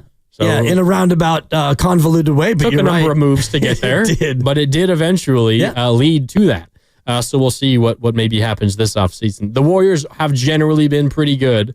Generally, not entirely, but generally been pretty good at for when they're done with an asset and they want to move on, getting something in return for it. Maybe it's not entirely market value, but it's better than losing said player for nothing. We're going to hear from Kuminga coming up here in a couple of minutes, but let's sneak in one more call first. CJ is in Oakland who wants to weigh in. CJ, what's up? You're on Willard and Dibs. It's Grandy in for Willard. How you doing? All right. Good afternoon, gentlemen. I'm just curious, is there any true basketball fan, a.k.a. Warrior fan as well, that was surprised at the results after number 30 went down? I saw that was going to happen, basically because do you realize the team that the Warriors won the first championship since 74 was built by? A defensive first team, a team with at least 6 or 7 players that can consistently get double figures. And it wasn't from 3-point range, which the team they've constructed now doesn't seem to have a clue. The majority of you aren't Steph Curry. The majority of you shouldn't be taking more than 1 3. If you miss that one, the rest of yours are 20 feet or in the paint. And they, unfortunately for the Warriors, let's face it, Steve Kerr is not a developmental coach. And that's their bigger issue. They've had countless draft picks. He does not have the patience. Let's face it, Steve Kerr did not develop the team that won the first championship. He inherited. He's not a developmental coach. He can coach 4-year players or older, great. But how long can you live on that? I hear you, CJ. Yeah, CJ, I hear you. I think as far as Steve Kerr and developing draft picks goes, at some point we also have to at least share the blame with who made the picks and who the players are themselves. I mean, do you blame Steve Kerr for not developing James Wiseman, for example? Or is James Wiseman just not a great basketball player? I usually wait until I see a player go somewhere else and thrive before I blame the previous situation. And so far, James Wiseman, I know he tore the Achilles, and so he'll have to try again this upcoming season. Hopefully he catches on somewhere and gets a chance to actually have a career. But so Didn't far, really fit in Detroit before he tore his Achilles. He actually, this year, he was starting to play better. He was not playing phenomenally, but I think, and that's the real tragedy, is he was actually starting to play better. I don't know if he would have been more than a 9th or 10th man, but he was starting to show some glimmers. And Jordan Poole's the other one where he developed Jordan Poole, or they developed Jordan Poole, and they decided that he wasn't fitting for whatever reason. And you can go back to the punch and whatever else happened, but he's gone on and he's a good player. He scored a lot of points. He scored a lot of points. And I'm looking at that first championship year. Harrison Barnes was in his second year. Klay Thompson was in his third year. So does Steve Kerr not get some credit for Draymond Green also in developing those? Yeah, Draymond Green, second year. Those are really, really young players. And yes, they were good, but does he not get credit? Do they not get credit for developing those players that Steve got when they were babies? I would imagine our caller's probably talking specifically about Jonathan Kuminga, would be my guess. And to your point, you generally wait until a player goes elsewhere and thrives, and then we could have the blame conversation. But there's no doubt, if Kuminga leaves for whatever reason, if the Warriors decide on it and he goes elsewhere and he scores 25 a game and leads a team to a decent record, then then we might be talking about this in an entirely different light. But the Warriors, I don't think they've made a number of mistakes in that regard. Generally, when they've let a player go, I mean, maybe one example is Ty Jerome as one who hasn't really has gotten away from the Warriors. But even when he was on the Warriors, Steve Kerr played him a lot. He played him over Kuminga and played him over Moody, which incensed a lot of Warrior fans, and I understood why. But we could talk more about that throughout the offseason and as we continue here today.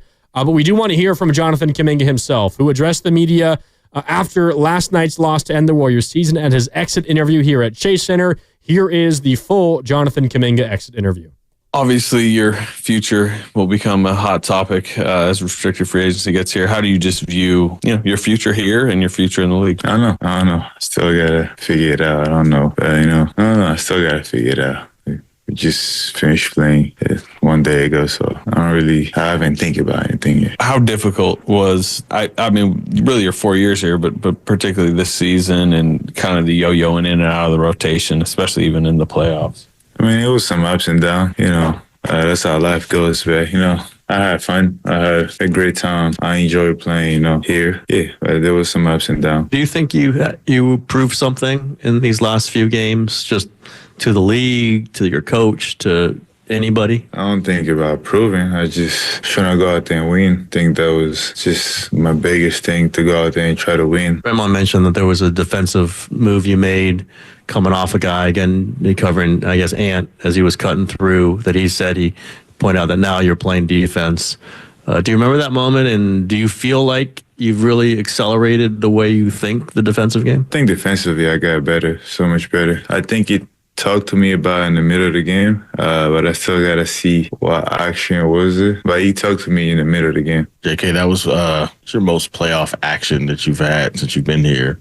How do you feel like that's going to help you moving forward and developing your game? I think I just got to go back, and watch. I still got to learn, study those moments. Just got to go back there and just learn and just work towards it and see what else I could have done, And if I ever get those type of chances again, how I could be impactful, how I could help us win by any means. How much would you say you've grown in your 4 years here? I've grown a lot. I've grown a lot. When I look back from day one when I got here compared to now, it's like, it's a lot of things that people don't see, But me personally, I feel like I've grown a lot as a player, as a person. JK, I mean, would you need to hear from this team or your next team that you're in the rotation? There's going to be no question about that.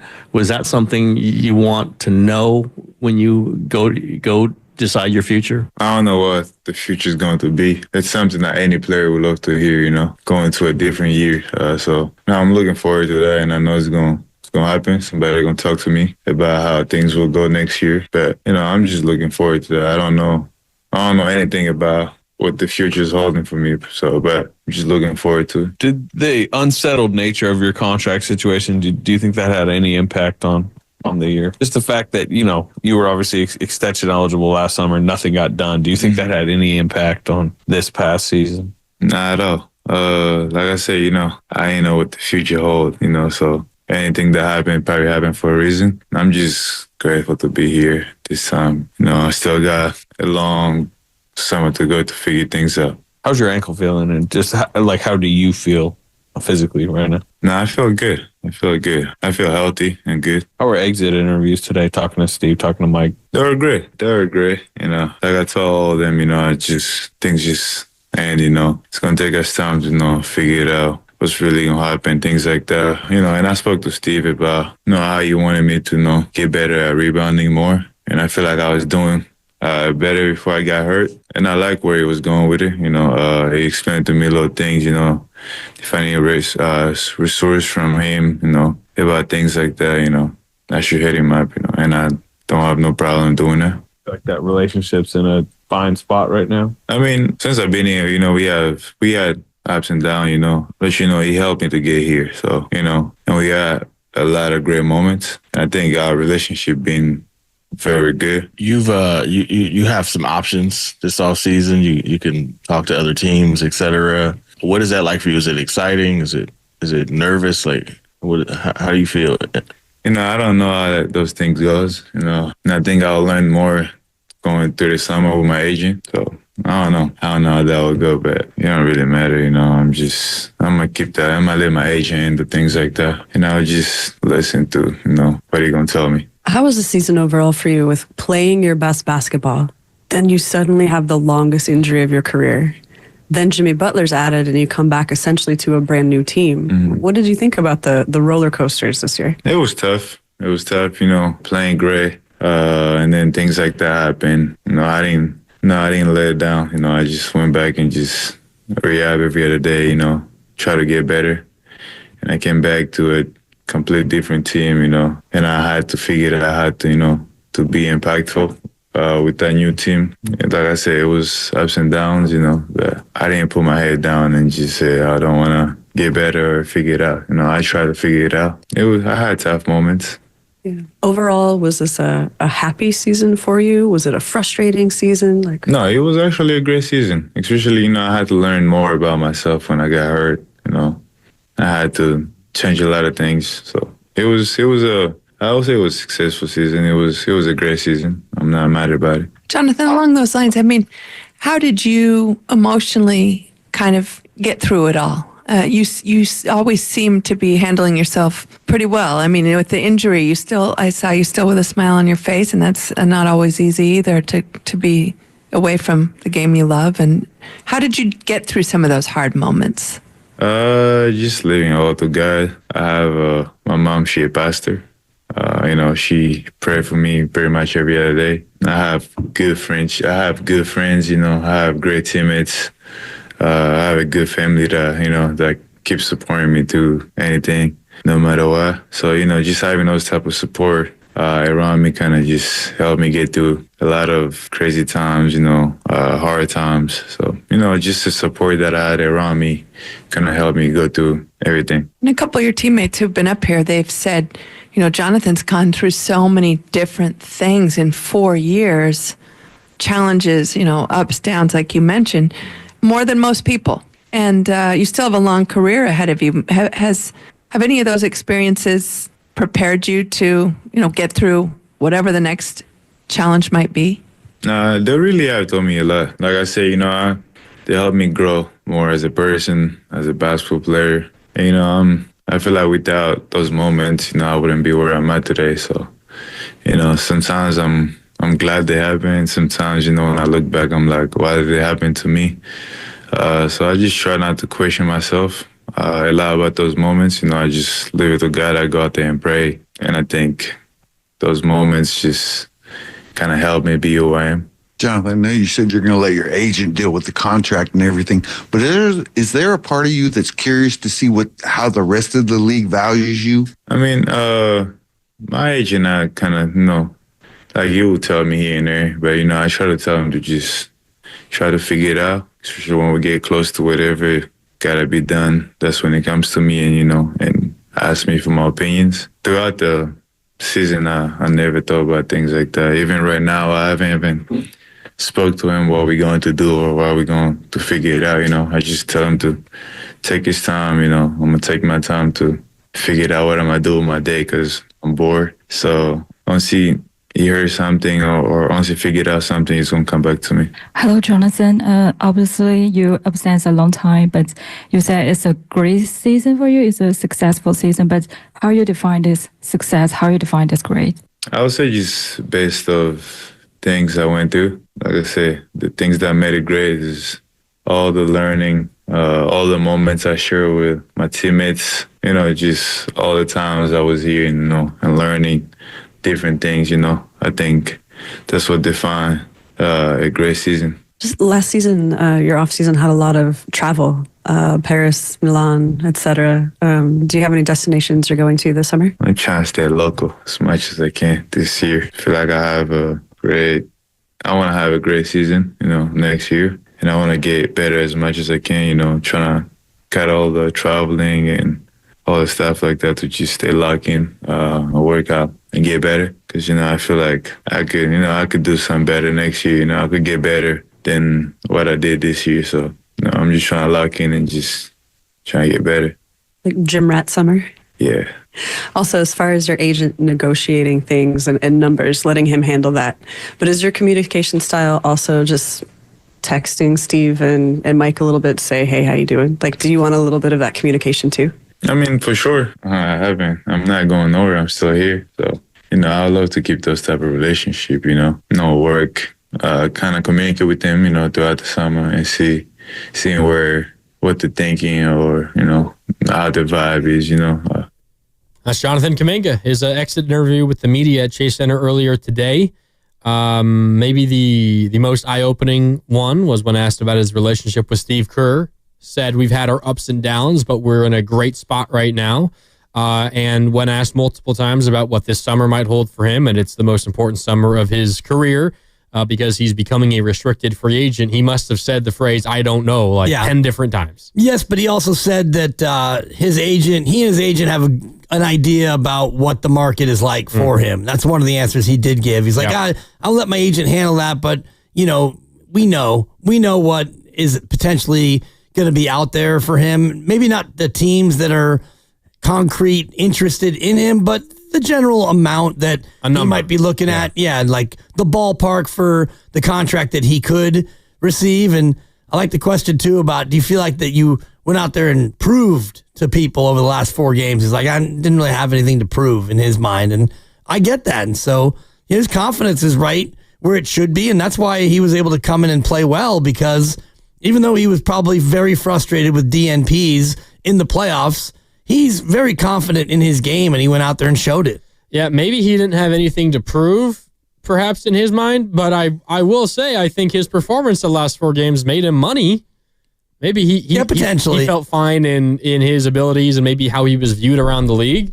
But I would imagine, what he did the last 4 games might give him another shooter or two, and if you throw another shooter or two into the mix, that might up your AAV, the amount of money you make per year, up by, I don't know, $5, $6, $7 million. It could. Depending on if there are multiple teams that are going to be looking to bring in Jonathan Kuminga. And again, the Warriors have the ability to match any offer that is out there. And having his bird rights means that they can go over the salary cap and they can pay whatever they need to pay, even though it does get you up into the luxury tax and all the other penalties. But Joe Lacob has been so far pretty willing to spend as much as possible to put out a winning team. And I don't think that this performance changes Joe Lacob's approach. Disappointed, yes, that you only won 5 playoff games and not 16, but you were in the mix and you lost your star. So if I'm Joe Lacob, I wouldn't be shaken by this second round ouster. I would be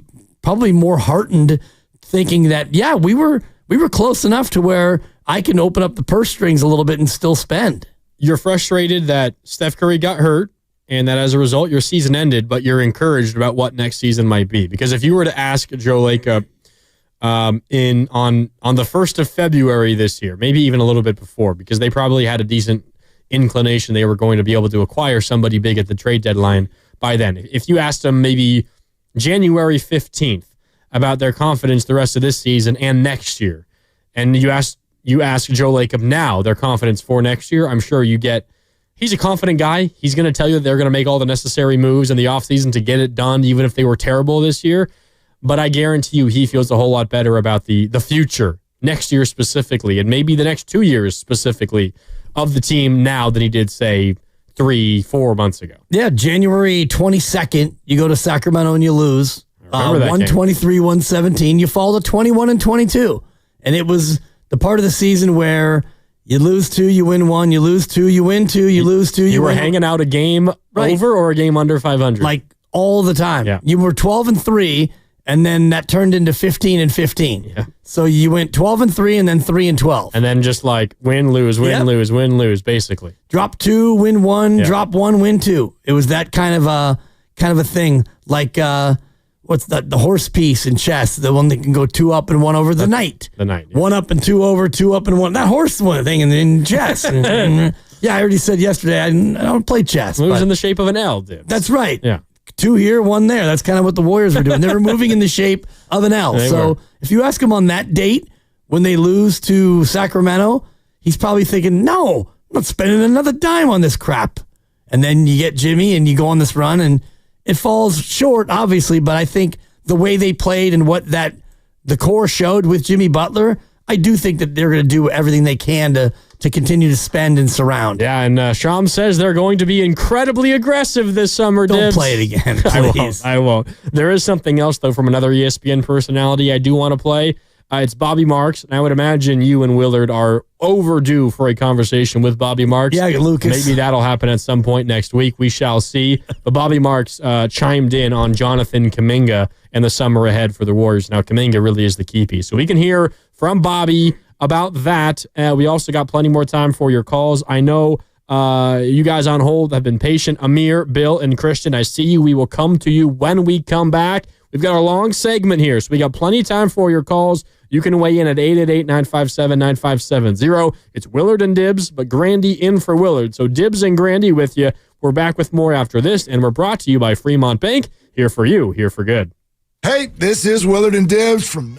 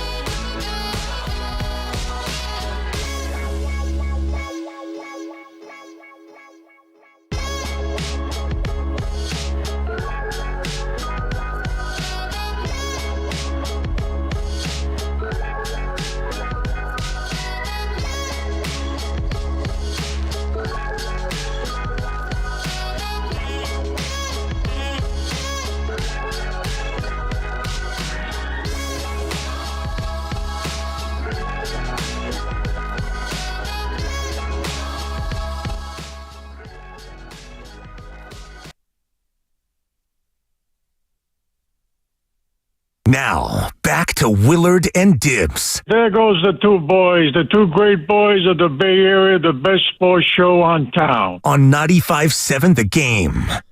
I wonder how Kurt's doing. The Warriors season's come to an end. Yeah, probably not handling it great. That Julius Randle, he's a little runt. He was not a little runt in this series. Rudy Gobert, he's a runt. Oh. 7-1. Stifle Tower. Playing in the Western Conference Finals for the second consecutive year. Yeah. Unfortunately. Yeah.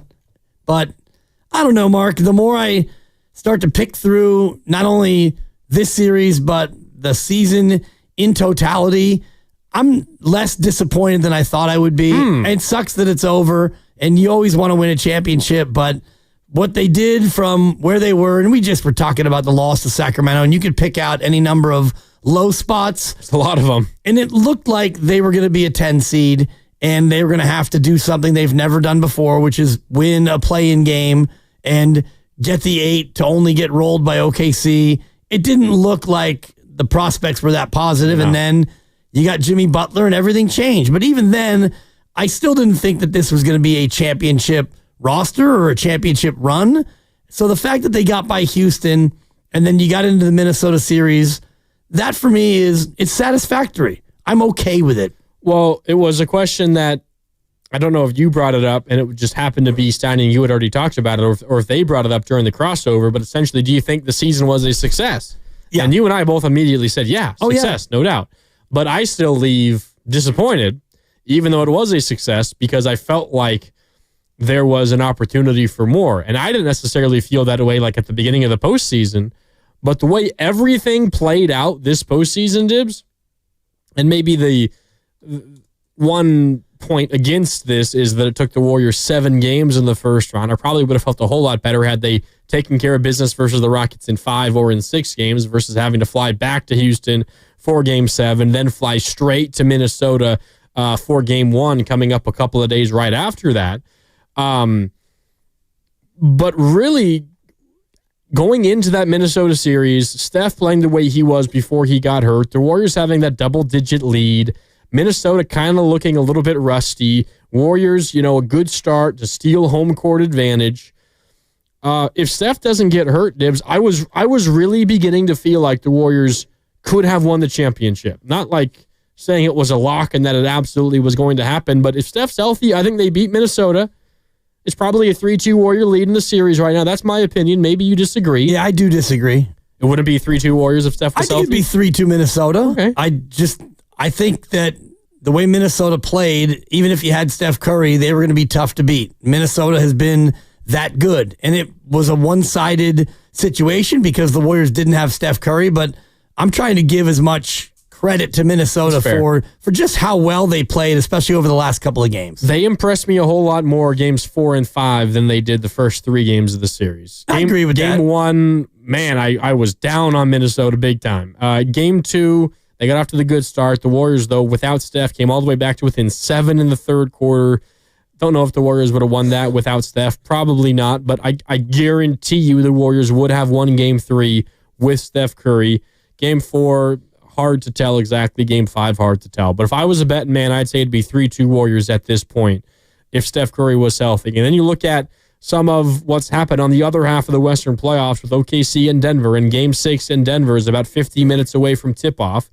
OKC can close out Denver in Denver today with a win. I'm not a huge believer in Denver. I didn't even think they were going to beat the Clippers. They've already proven me wrong, and they've hung really tough with OKC. OKC hasn't been as impressive as I thought they were going to be.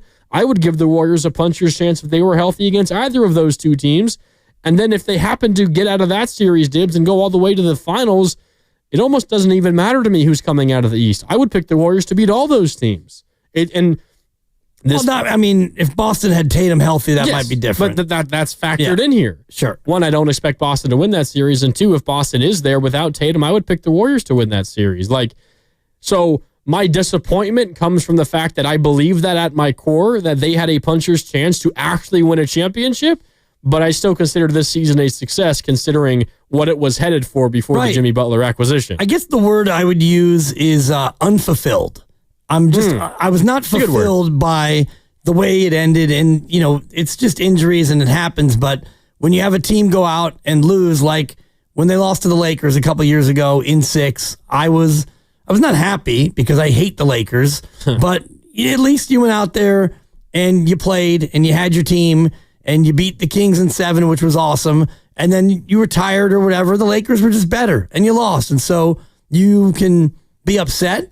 But for me, at least it's fulfilling as a sports fan to watch your team play healthy, go out and compete, and you lose. And Lonnie Walker IV did what he did. And that's a name that will forever resonate with that series because Game 4, Lonnie Walker. Performance out of nowhere. And yeah, the Lakers won it and they advanced, and that's just the way that went. This one is unfulfilling because you lost your best player and then ostensibly you lost your chance. And also, he said today in his press availability that he was trending toward being ready on Sunday. So if you could have just gutted out that Game 3 and prolonged it, then we'd be heading for one of the great games dramatically, drama-wise. Game 6, Steph coming back off of injury, Warriors backs against the wall, Chase Center. That would have been an absolutely electric moment at Chase. And so for that to not happen, that's why I'm unfulfilled. No doubt. Unfulfilled is a good word. And yeah, if you missed it, the exact quote from Steph Curry, and actually we do have it here. I'll play it here in just a sec. Steph asked about any chance, I know it's pointless now considering that the season's over, but any chance you might have been able to play on Sunday in Game 6? Everything was kind of aligned for Game 6. I had some testing to do, and who knows how that would have went because I hadn't gone live since Game 1. And first time dealing with this injury, I was pretty optimistic, but there were a couple more checkpoints to get through. But it's a great what if. The great what if. That is correct. I don't know. Did you get home in time to watch like tip off of the game, or were you listening? No, you were listening on the radio. Listening on the radio. Yeah, I was kind of taken aback because the game was televised on TNT. It was Brian Anderson and Stan Van Gundy, Stan Van, friend of the show. Yep. And Stan Van essentially said right as the game was tipping off. I don't know if he had some inside information from the Warriors during pre-game conversations, pre-tip conversations, but he essentially said, really good chance that Steph's back if this goes to a Game 6 on Sunday. And at that point, we hadn't really heard anything super positive. We heard from Steve Kerr pregame yesterday that there was a possibility, but that was the most we had heard. So I was kind of surprised hearing that from Stan Van, but what Steph Curry said today kind of backs that up. If only the others could have gotten it done. All they had to do, Dibs, was win one of the next 4 games. Just win 1 of 4. And they couldn't get it done. Yeah, and I think that Game 3 was the one that was most winnable. And, last night you're going back to Minnesota, and the T-Wolves played great, so they get credit for that. And Game 2 was the tester game where Steve kind of threw everything at the wall to see what would stick and who could actually Pat play. Spencer game. Right. Pat had 9 in the second quarter. It's like, okay, let Pat cook. And Game 3 was the kind of rock fight that I thought suited them more.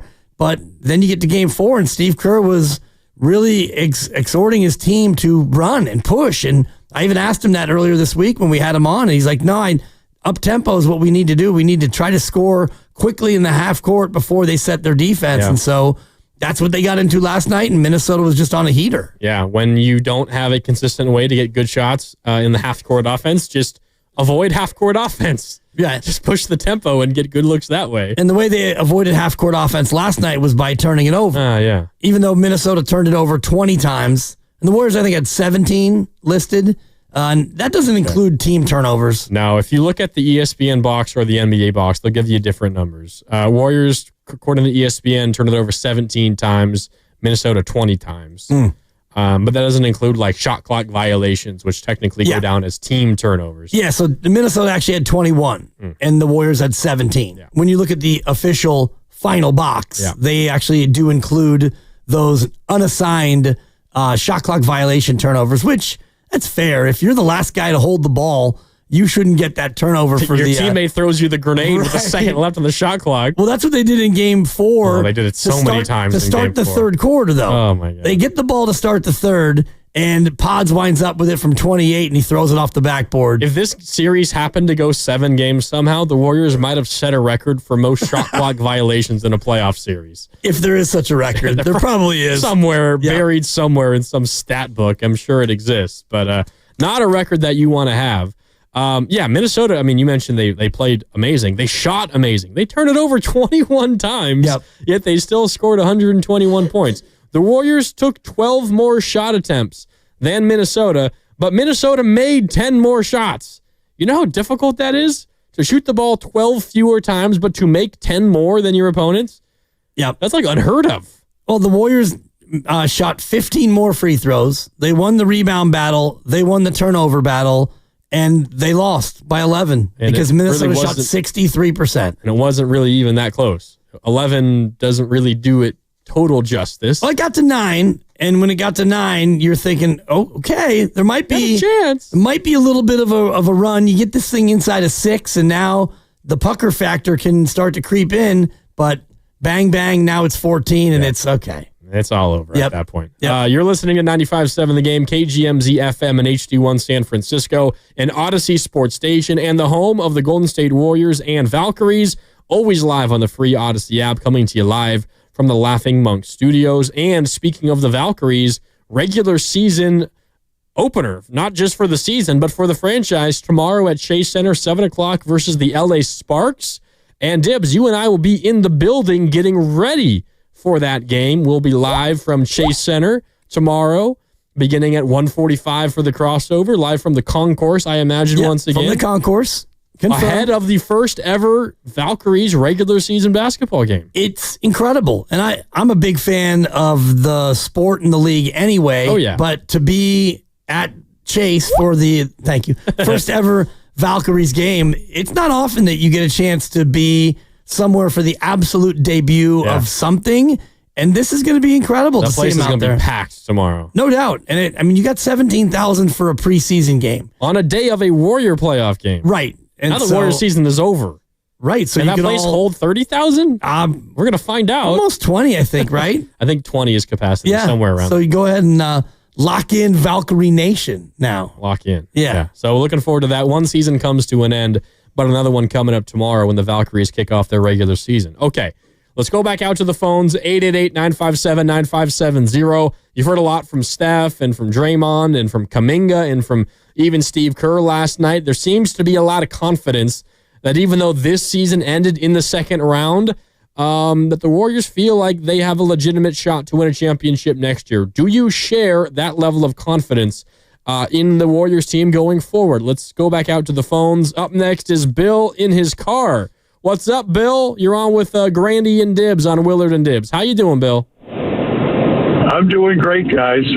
I've been listening to you relive what might have been, but I think it's time to move on to the future. All right. I have a trade proposal. It involves Kuminga. It involves Moody. Kuminga's going to have to be a sign and trade, and Moody, and whatever center the other team wants of our three. And I would like to get back Sabonis and Keon Ellis. Sabonis and Keon Ellis. Interesting idea there, Bill. So first, it would be Kuminga on a sign and trade, Moody a trade straight up, plus any of the centers. I imagine he said any of the three. I imagine he's including Looney. Looney is a free agent. Right. So you'd have to sign and trade Looney as well for Sabonis and Keon Ellis from the Kings. I can say off the jump, I don't know if the money works, Dibs, and it's going to depend what the Kuminga contract becomes. The Kings would not trade Sabonis to the Warriors. Right. So, like Quentin Post, and who's the third center that I'm missing? Trayce Jackson-Davis. Okay. I guess he's a center, I suppose, but he fits better as a power forward, in my opinion. But just a quick aside on Trayce Jackson-Davis, he's got to get in the lab and work on an offensive game. Because right now, he can be a dunker and end of Trayce Jackson-Davis's offensive ability. That's about it. So you need to get set you a mean screen, Dibs. That's great, and he can protect the rim a little bit, but he's got to get in the lab and develop some offensive moves, a low post move here or there, a mid range jump or whatnot. Domas Sabonis makes 43.6 next year, and then 46.7 and 49.9. That's a lot. Right. And he's got, that's 3 years of big time money. And I don't necessarily know if he fits with this team, because you want some shooting, right? We all want more shooting, and he's a guy that the Warriors decided a couple years ago to just stop guarding. He's got a nice mid-range, but yeah, I don't know how much he can really space the floor.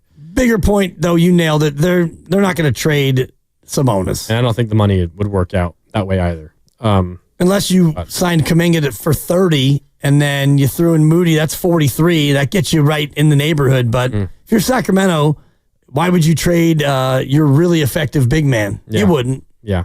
So that trade from Bill in his car, and love the creativity, Bill. Love it.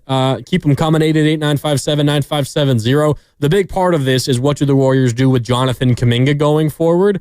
That's like, I think, the fulcrum of the Warriors' entire offseason. What happens, whether you let him walk, whether you sign and trade him, whether you just sign him and keep him, that decision has to be made really before anything else for the Warriors can happen, at least anything major. Bobby Marks, maybe the best capologist, NBA capologist in the world of ESPN, Bobby Marks was talking about Jonathan Kuminga and how important just the Kuminga conversation is for the Warriors offseason. Here is Bobby Marks.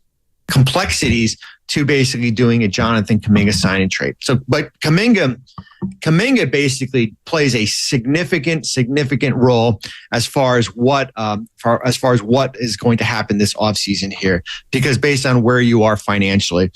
Okay, that's Jonathan Kuminga, and Bobby Marks talking about Kuminga and the significant role that conversation has on the Warriors offseason. Here's more Bobby Marks on maybe a team that might be a player for Kuminga. There's only one team out there, which is the Brooklyn Nets, that can go out and make a significant offer sheet on Jonathan Kuminga. Okay. That's essentially the only team that has any kind of cap space. Right. It's so the Brooklyn Nets. If that's the case, and Brooklyn is not interested in offering him, let's just say $30 million as a ballpark, because I think if you get a $30 million offer and you're the Warriors, that might make you blush a little bit. And that might make you think, I don't know if we want to go quite that high. Well, if there isn't another team out there, and he's right, I was just looking at all the cap numbers. I was telling you this during the break. I think Detroit's got around 20 of projected cap space, but the majority of teams in the NBA aren't going to have cap space. Mm-hmm. So if there isn't an offer that comes in for Kuminga, now the Warriors are able to kind of control the way this goes. Either you lowball him and you pay him 20 and you keep him, or you pay him 25 or 30 even, and you work a sign and trade with that salary in mind. And you might ask yourself, well, why would the Warriors, or why would Kuminga be interested in doing a sign and trade? Just go and sign anywhere. The Warriors haven't done you a ton of favors recently. I wouldn't be shocked if Kuminga feels that way. He said all the right things today at his exit interview, saying his interview or his relationship with Steve Kerr is in a good spot right now, despite some ups and downs. Saying that he thought this was a hugely successful season for him. All the things that he learned was what he referenced, why this was a success. But I would not blame Kuminga if he were to feel a little frustrated by how the Warriors have handled his 4 years. So why would Kuminga be interested in helping the Warriors get something in return for him if he goes elsewhere? Well, it's pretty simple. If the free agent market is kind of dry for Kuminga, just simply because of the fact that there are not a lot of teams that have salary room, have cap space, then what the Warriors can do is sign him, and you mentioned they have his bird rights, so they could sign him for as much money as he could possibly make, and the Warriors can sign him for more than anybody else can, even if other teams have cap space, because they have his bird rights. They could sign him to the most amount that he could possibly get anywhere, and then trade him, so he could get all of the money that he's been dreaming of, and not be on the Warriors. That's where the interest lies for Kuminga. And as Bobby Marks laid out, maybe the only team that has the space to sign what Kuminga is going to go for are the Nets. And if for whatever reason the Nets are not interested in that kind of money, then Kuminga has a decision to make. Does he want to control where he goes and take a whole lot less money, or maybe have less of a say in where he goes but get more money as a result?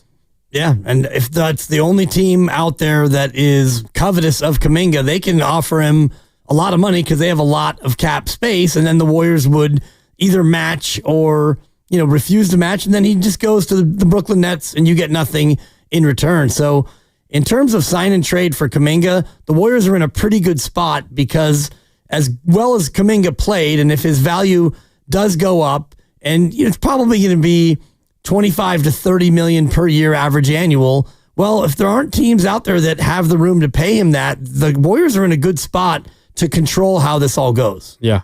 The ball is, it will at some point be in the Warriors' court. They know that. No matter what happens, they will have a decision to make. They will not be left holding the pot unless they decide to be left holding the pot.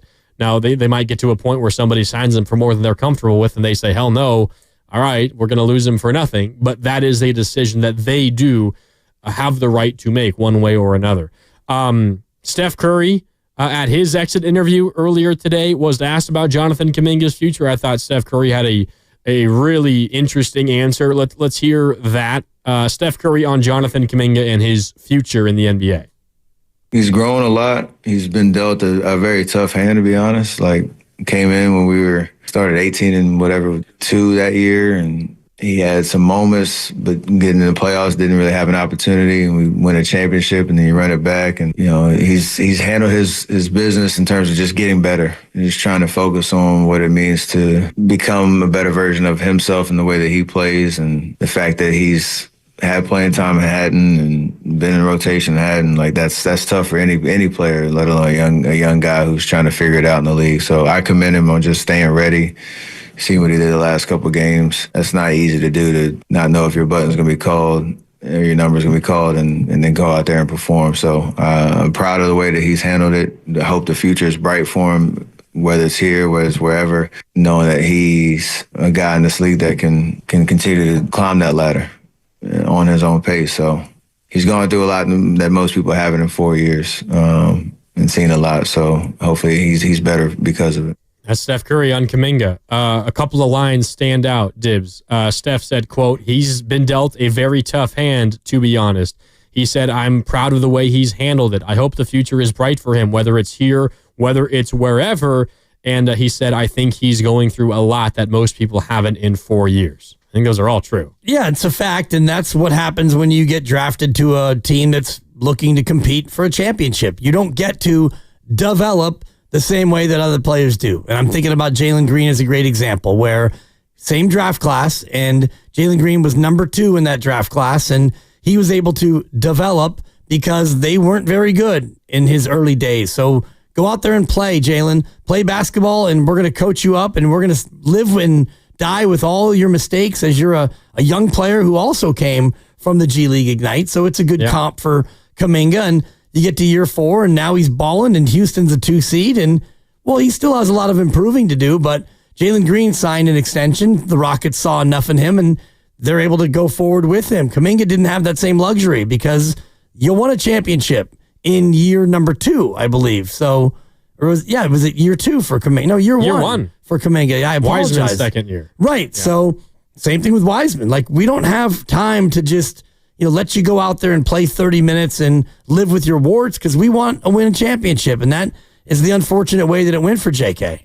And if you were to ask the Warriors maybe 4 years ago when they drafted Kuminga and Moody and even Wiseman, 4 years from now, Steph's 37. How good do you think Steph is? Maybe they wouldn't have expected Steph to still be this good and for them to still realistically be chasing a title led by Steph. Like, that's a possibility. The Warriors could have just entirely miscalculated on how long Steph was going to be great for. And I also think that, and they never use this phrase, but 2 timelines is a phrase that's been used to assign or categorize basically what the Warriors were trying to do. And I think that is fair to look at what they were trying to do. And even if the core was to last another year or 2, you were hopeful that Jordan Poole and Wiseman and Kuminga and Moody, and then now the other draft picks that you've gotten subsequent, you would hope that in 2 years, they would all be ready to not automatically compete for a title, but be good enough to be a core part of what you were trying to do. And for a number of reasons, that second timeline has disintegrated in many ways. Yeah. It is also interesting, and Draymond said a very similar thing. In fact, I have the quote here specifically from Draymond on Jonathan Kuminga's future. He said, quote, his future is bright, whether it's here or whether it's somewhere else, almost a word for word what Steph Curry said. I hope the future is bright for him, whether it's here, whether it's wherever. Oftentimes, you get leaders of a team like Steph and Draymond Dibbs who are asked this question about a player who is entering a free agent summer, and you ask them, like, what do you expect? Like, what's the future for this player? And if they want that player, they desperately need that player on the franchise for the future, for next year, they will say, like, we want him. Yeah. Like, we got to sign him. We need him. And I don't know. It seems somewhat telling that neither Steph nor Draymond went as far as saying that. They just said, again, I hope the future is bright for him, whether it's here, whether it's wherever. That's what Steph said. Exactly. And I think the writing is mostly on the wall that he's going to probably end up somewhere else. And if you look at the likelihood of him just getting an offer somewhere else and going to that team, it's not very likely. Looking at Spot Track and the cap space projected for next year, Brooklyn's got $55.7 million projected. Detroit's number 2 on the list at $24.6. So if Kuminga's going to get, let's just say, $25 million a year, Detroit can't afford him. The only team that could afford him at that number would be Brooklyn. And Brooklyn, they're showing 9 players active for next year. Brooklyn probably needs more than just one player. They probably need 2 or 3. Who the hell knows what Brooklyn's Well, doing? I don't think Brooklyn's in win now mode. No. So maybe they look at Kuminga and think, we love him. We'll give him 30 of our 55 available. And if that's the case, well, then the Warriors might be in a little bit of a spot. And I think generally the lack of teams with cap room to sign a free agent outright is why the sign and trade market is probably going to be the way in which this plays out. Because then you have the ability, any team that is interested in his talent, regardless of cap space, has the ability to approach the Warriors and try to make a deal work, because you just ship money back to the Warriors and then you could get Kuminga in return. Yeah, exactly. So, I mean, if Brooklyn offers 25 and the Warriors can pay him 30 and then trade him, and that team would give up 30 million of their own. And if they like Kuminga that much, then the Warriors can control it by, the sign and trade process. Yeah. So right now on May 15th, if I had to guess, I would guess that there will be a Kuminga sign and trade, but these stories can take unknown turns, and we'll see how it all happens. Yeah, think Brock Purdy. I mean, we're still waiting for that guy to sign, right? Yeah. Jeez. I mean, we can start talking about that next week. Oh, God. A lot of things we can start talking Brock, about. Figure it out. Right. Kyle, Parag, John, get a deal done. Yeah, we can get into all the stuff that we've been neglecting, like the NFL schedule, which came out. And I don't know if you saw, but the Niners have they have a 9-day rest advantage. I this saw year. that. A rest advantage. And according to 2024 win-loss records, they have the easiest strength of schedule. Yep. In the entire NFL. We're going to be Super Bowl. Undefeated? Is that what you're predicting? 16-1. Be one hiccup. Okay. Yep. Who's it going to be against? I'll let you know next week. We'll get into it. 888-957-9570. Christian is in Fairfield. What's up, Christian? You're on with Willard and Dibbs. It's Grandy in for Willard. How you doing? I'm good. How you guys doing? Doing good. I want to talk. I think Kerr does a great job developing. I don't think the fans understand his job isn't for me. We'll use me because I don't want to talk bad about none of the players. They had a great season, and I'm happy for them. If I had 20 rebounds in 187 minutes, Steve Kerr's job isn't to call me and say, hey, I'm going to shoot around and you come box me out. His job is to teach you how to win. So Andrew Wiggins came here. He never made an all-star team. He was an all-star and a champion. Kevin Durant hasn't won anywhere he's went, played with some of the greatest players ever. He's a champion. So all the Kerr talk to me is crazy talk. So that's all I wanted to say is I'm happy. I mean, I'm disappointed, but when you lose your best player, if the Bulls lose Michael Jordan, they don't win a championship. So I don't know why we thought we were going to win without Steph. And I think the guys played great. I think we can build on Pod's performance. If Kuminga stays and he works on his rebounding and his defensive rotation, I think he can be a great player. And as far as the offseason, someone like a Brook Lopez and a Malik Beasley, if they keep the youngsters, that would be good because we don't have to get younger. We just got to get a little better. So great show, fellas. Go Warriors, and I'm looking forward to what's up next. Appreciate the call. Yeah. Thank you, Christian. I like it. I think Christian brings up a good point in terms of like the Kerr development conversation. You could maybe poke holes in his development record if you want, and I think the Kuminga future is going to be a big argument on one side or the other for that. But one thing that I think Kerr, and maybe this is more of a Warriors thing in general, but Kerr deserves a lot of credit for it, is maybe not necessarily like rookies or young players, but whenever a player comes into the Warriors after not being on the Warriors in their past, they generally play the best that they ever had as Warriors. Like, there's a number of examples of that over the course of Steve Kerr's entire tenure. You could go all the way back to Sean Livingston, and a lot of that was injury related, but still, he was by far his best and most effective as a Warrior. Yeah. Maurice Spates was his best and most effective. JaVale McGee, another one, resuscitated his career. Basically, no one wanted him. Right. And then he win another ring with the Lakers. Was he on that Lakers team in 2020? I don't remember. Yeah, I'm not sure. But signed multiple contracts after that. Otto Porter a couple of years ago. Nemanja Bjelica a couple of years ago. Maybe development isn't necessarily Steve Kerr's strong suit if you want to go that far, but it does feel like generally you have a player that has kind of bounced around a bit. When they come to the Warriors, they play the best basketball that they have in their career, and Steve Kerr deserves credit for that. Yes, and I think the whole idea of development is an overrated concept because the individual player has to go out and get better on his own. You have to, like Jonathan Kuminga, for example, if he wants to go out and become a better rebounder, he has to do that. And the caller's right. Like, Steve Kerr can't go to him and say, hey, JK, let's go shoot some shots and you can practice boxing me out.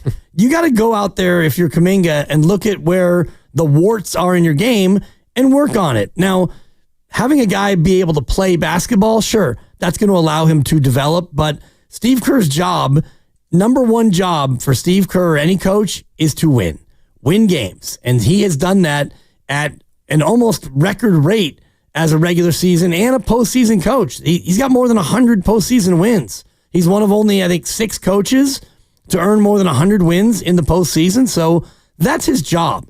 And yes, develop young players. That's all part of it. There are many things that are part of it, but this whole idea about development for me is a little foolish because his job is to win, and he's done that.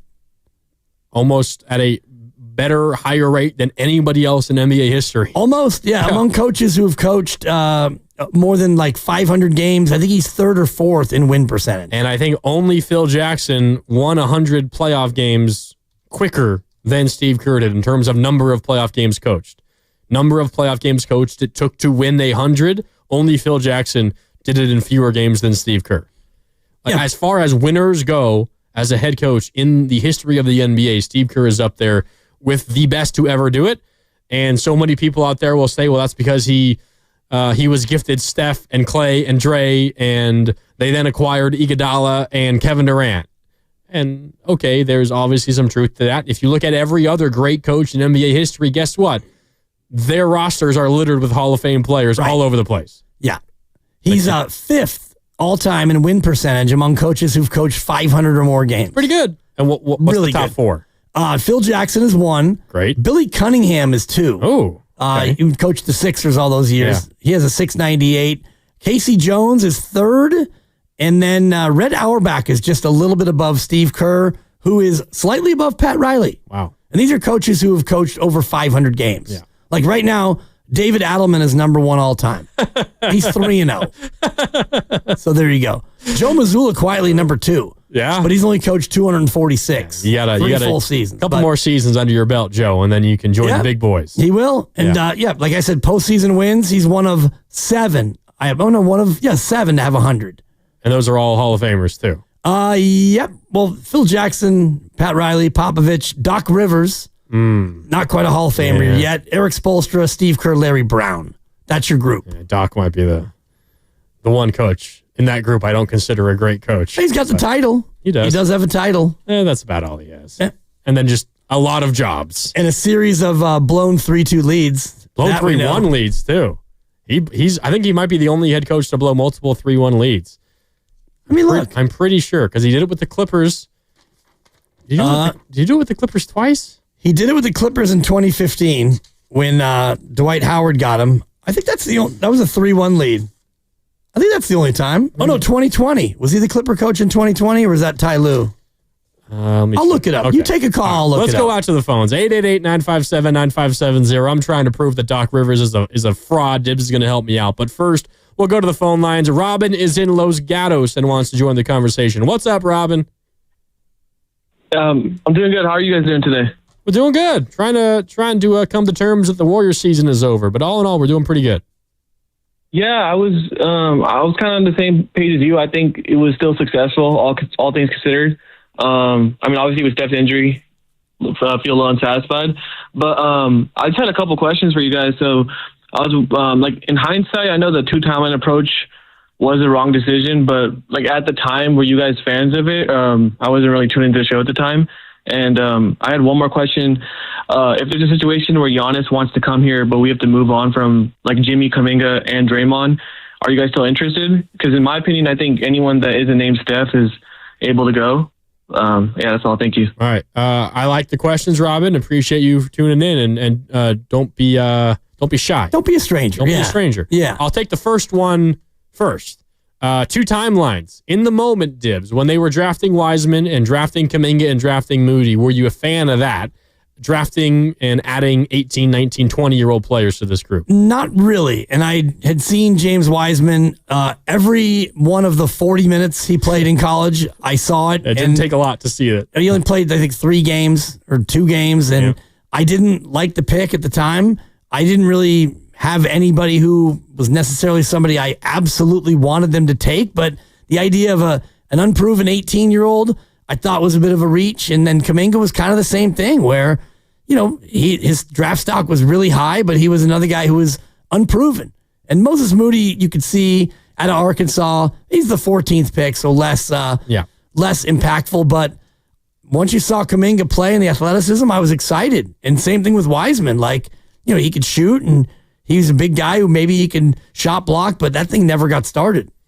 I was always more of a fan of trading the picks for proven players right now to help you win. Now, they ended up winning the 2022 championship, so that kind of made me eat my words. And who knows what player they would have been able to acquire for, say, the Wiseman pick or the Kuminga pick, and if they would still be Warriors now or would have been Warriors past the 2022 season when they won a championship. Maybe, maybe not. The risk you run by doing that, though, is like, say the Warriors traded the Wiseman pick. They traded the number 2 overall pick in, what was that? The 2020 NBA draft. And they go and, I mean, at the moment it was maybe like Bradley Beal. So maybe they get Bradley Beal. Maybe Bradley helps them win the championship still in 2022, whatever the case is. But then, as has happened, Tyrese Halliburton becomes a star in the league. And then you have everybody upset at the move because you could have had Tyrese Halliburton, but the reality was the Warriors probably weren't going to pick Tyrese Halliburton 2nd overall anyway. Yep. So, I mean, it's just a whole big what if. I thought generally the safer option was just do whatever you think is going to help the team right now. And generally what's going to help a team right now is not a rookie. It's somebody who's proven that they belong in the league. Yeah, Obi Toppin is the answer. I was in love with Obi Toppin. Obi Toppin, that's right. Flyers. Obi Toppin is who I wanted them to take instead of Wiseman. And, well, it's taken some time, but now he's... Naismith National Player of the Year, if memory serves. And maybe it was just the highlights. It was the guru in me, the explosiveness. And, well, now he's doing great in Indiana. Yeah. So he's still playing. Right. Eastern Conference finals appearances. Yeah, so, I mean, that's the one. And I don't even remember of these other names in the Kuminga draft. I mean, I could say Franz Wagner, but I'd probably be lying. Şengün. Right. I like Şengün, but I don't think that anybody thought to take him in the lottery. I mean, he went 16. Yeah, he did go 16. To OKC. I forget about that. If there's a good player in the league right now, OKC drafted them. Right. Yeah. And well, the thing about the NBA they're going to draft continue is to draft them. Every player who gets drafted usually gets traded before the night's over. Yeah. That's the NBA draft. And if you look at the draft order this year, OKC has their fingerprints on like 8 different picks. They don't own them all, but it had been theirs at one point, or they currently own them. Before you go back to the phones, confirmed Doc Rivers was coaching in 2020 for the Clippers. Blown 3-1 leads for Doc. Of the 13 ever blown, Doc was coaching 2 of them. Yeah, and the one championship that he had an amazing roster with Kevin Garnett and Paul Pierce and Rajon Rondo and Ray Allen. So congrats, Doc. Right. You just have longevity and you had one really good team that you won a championship with. Steve Kerr also a blown 3-1 lead. Yeah. Not 2, though. Fair. Not 2. Almost 2, but not 2. Dude, no doubt. Almost, but not quite. Back out to the phones we go. 888-957-9570. Skills is in Vallejo and wants to join the convo. What's up, Skills? Mark, Randy, Dan Dibley. Before I make my main point, I just want to say to each one of you, yo, what's up? What's up, Skills? Along with every other Warriors fan, I want the Warriors to continue on the playoffs after all the work that they did just to get to the playoffs. Starting with by not listening to my dumbass to bring in Jimmy Butler, then by finishing with 23 wins in their last 31 games, getting on into the playoffs. Should have been 24, but they had to go lose to San Antonio that night, which cost me a perfectly good saucer, but that's neither here nor there. These Timberwolves, they're not your mama's Timberwolves, let's put it that way. J.R. Ryder is not their franchise player anymore. They no longer believe Johnny Flynn is superior to Stephen Curry in any way connected to basketball. This team was real. This team was deep. They were healthy, and they were hungry, and they just beat us. But the worst element to me, at least, losing to Minnesota, as I speak to Mark Grandy and Dan Dibley on 95.7 The Game, is the Warriors supporting cast got our fans' hopes up, for months, and then let us down when we needed them the most in the playoffs. We didn't need them to, we didn't need them to be heroes. We just needed them to be confident. We needed Moody to shoot the 45% he shot from January to April and not go 4 entire playoff games without a field goal. We needed Podziemski to shoot the 48% from the field and the 47% he shot from 3 from March to April, not the 32.7% he shot in the playoffs. We just need Post to be the 46% shooter he was for February to April, not the 33% shooter he was in the playoffs. We weren't asking for much. We weren't asking anyone to do anything they hadn't proven they weren't capable of already doing, Grandy and Dibs. It's not like we were asking Kevon Looney to start dropping sky hooks or Trace Jackson Davis to start raining threes from behind the arc. We weren't asking for any of that. We just needed decent from guys, from those role players and stuff like that. And even minus Curry, I still feel that if we had gotten decent from those guys who ended up being terrible in the playoffs, we might have had a chance. And as for Butler, this is my last point, I'll let you go. I just hope that he wasn't healthy in these last few games after that fall he took in Houston. Because if he was, what we had in him was a $121 million decoy. We had basically a max deal Harrison Barnes out there. And that's the kind of stuff that's going to eat me this offseason. The Timberwolves did beat the Warriors, but in some ways the Warriors beat the Warriors too. Thank you. Thanks for the call, Skills. Rack him. And, technically a very sound phone call. Savvy, with a couple of resets in there. Only thing he was missing was a tease.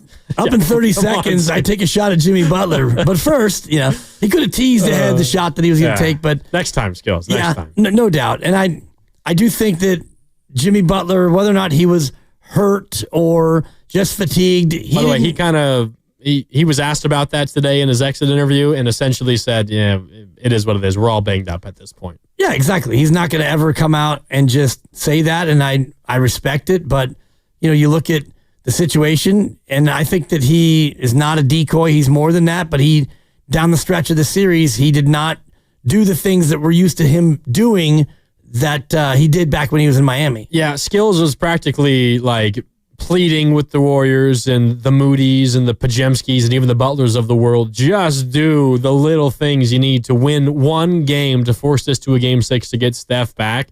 I told you at the beginning of the show, Dibs, that my overarching feeling is just disappointment that the season is over. It's also just amazement that one player can have such a profound impact on everybody on a roster. You just take Steph Curry out, and not only does the overall, like the sum of the parts decrease like by 100%. Like they lose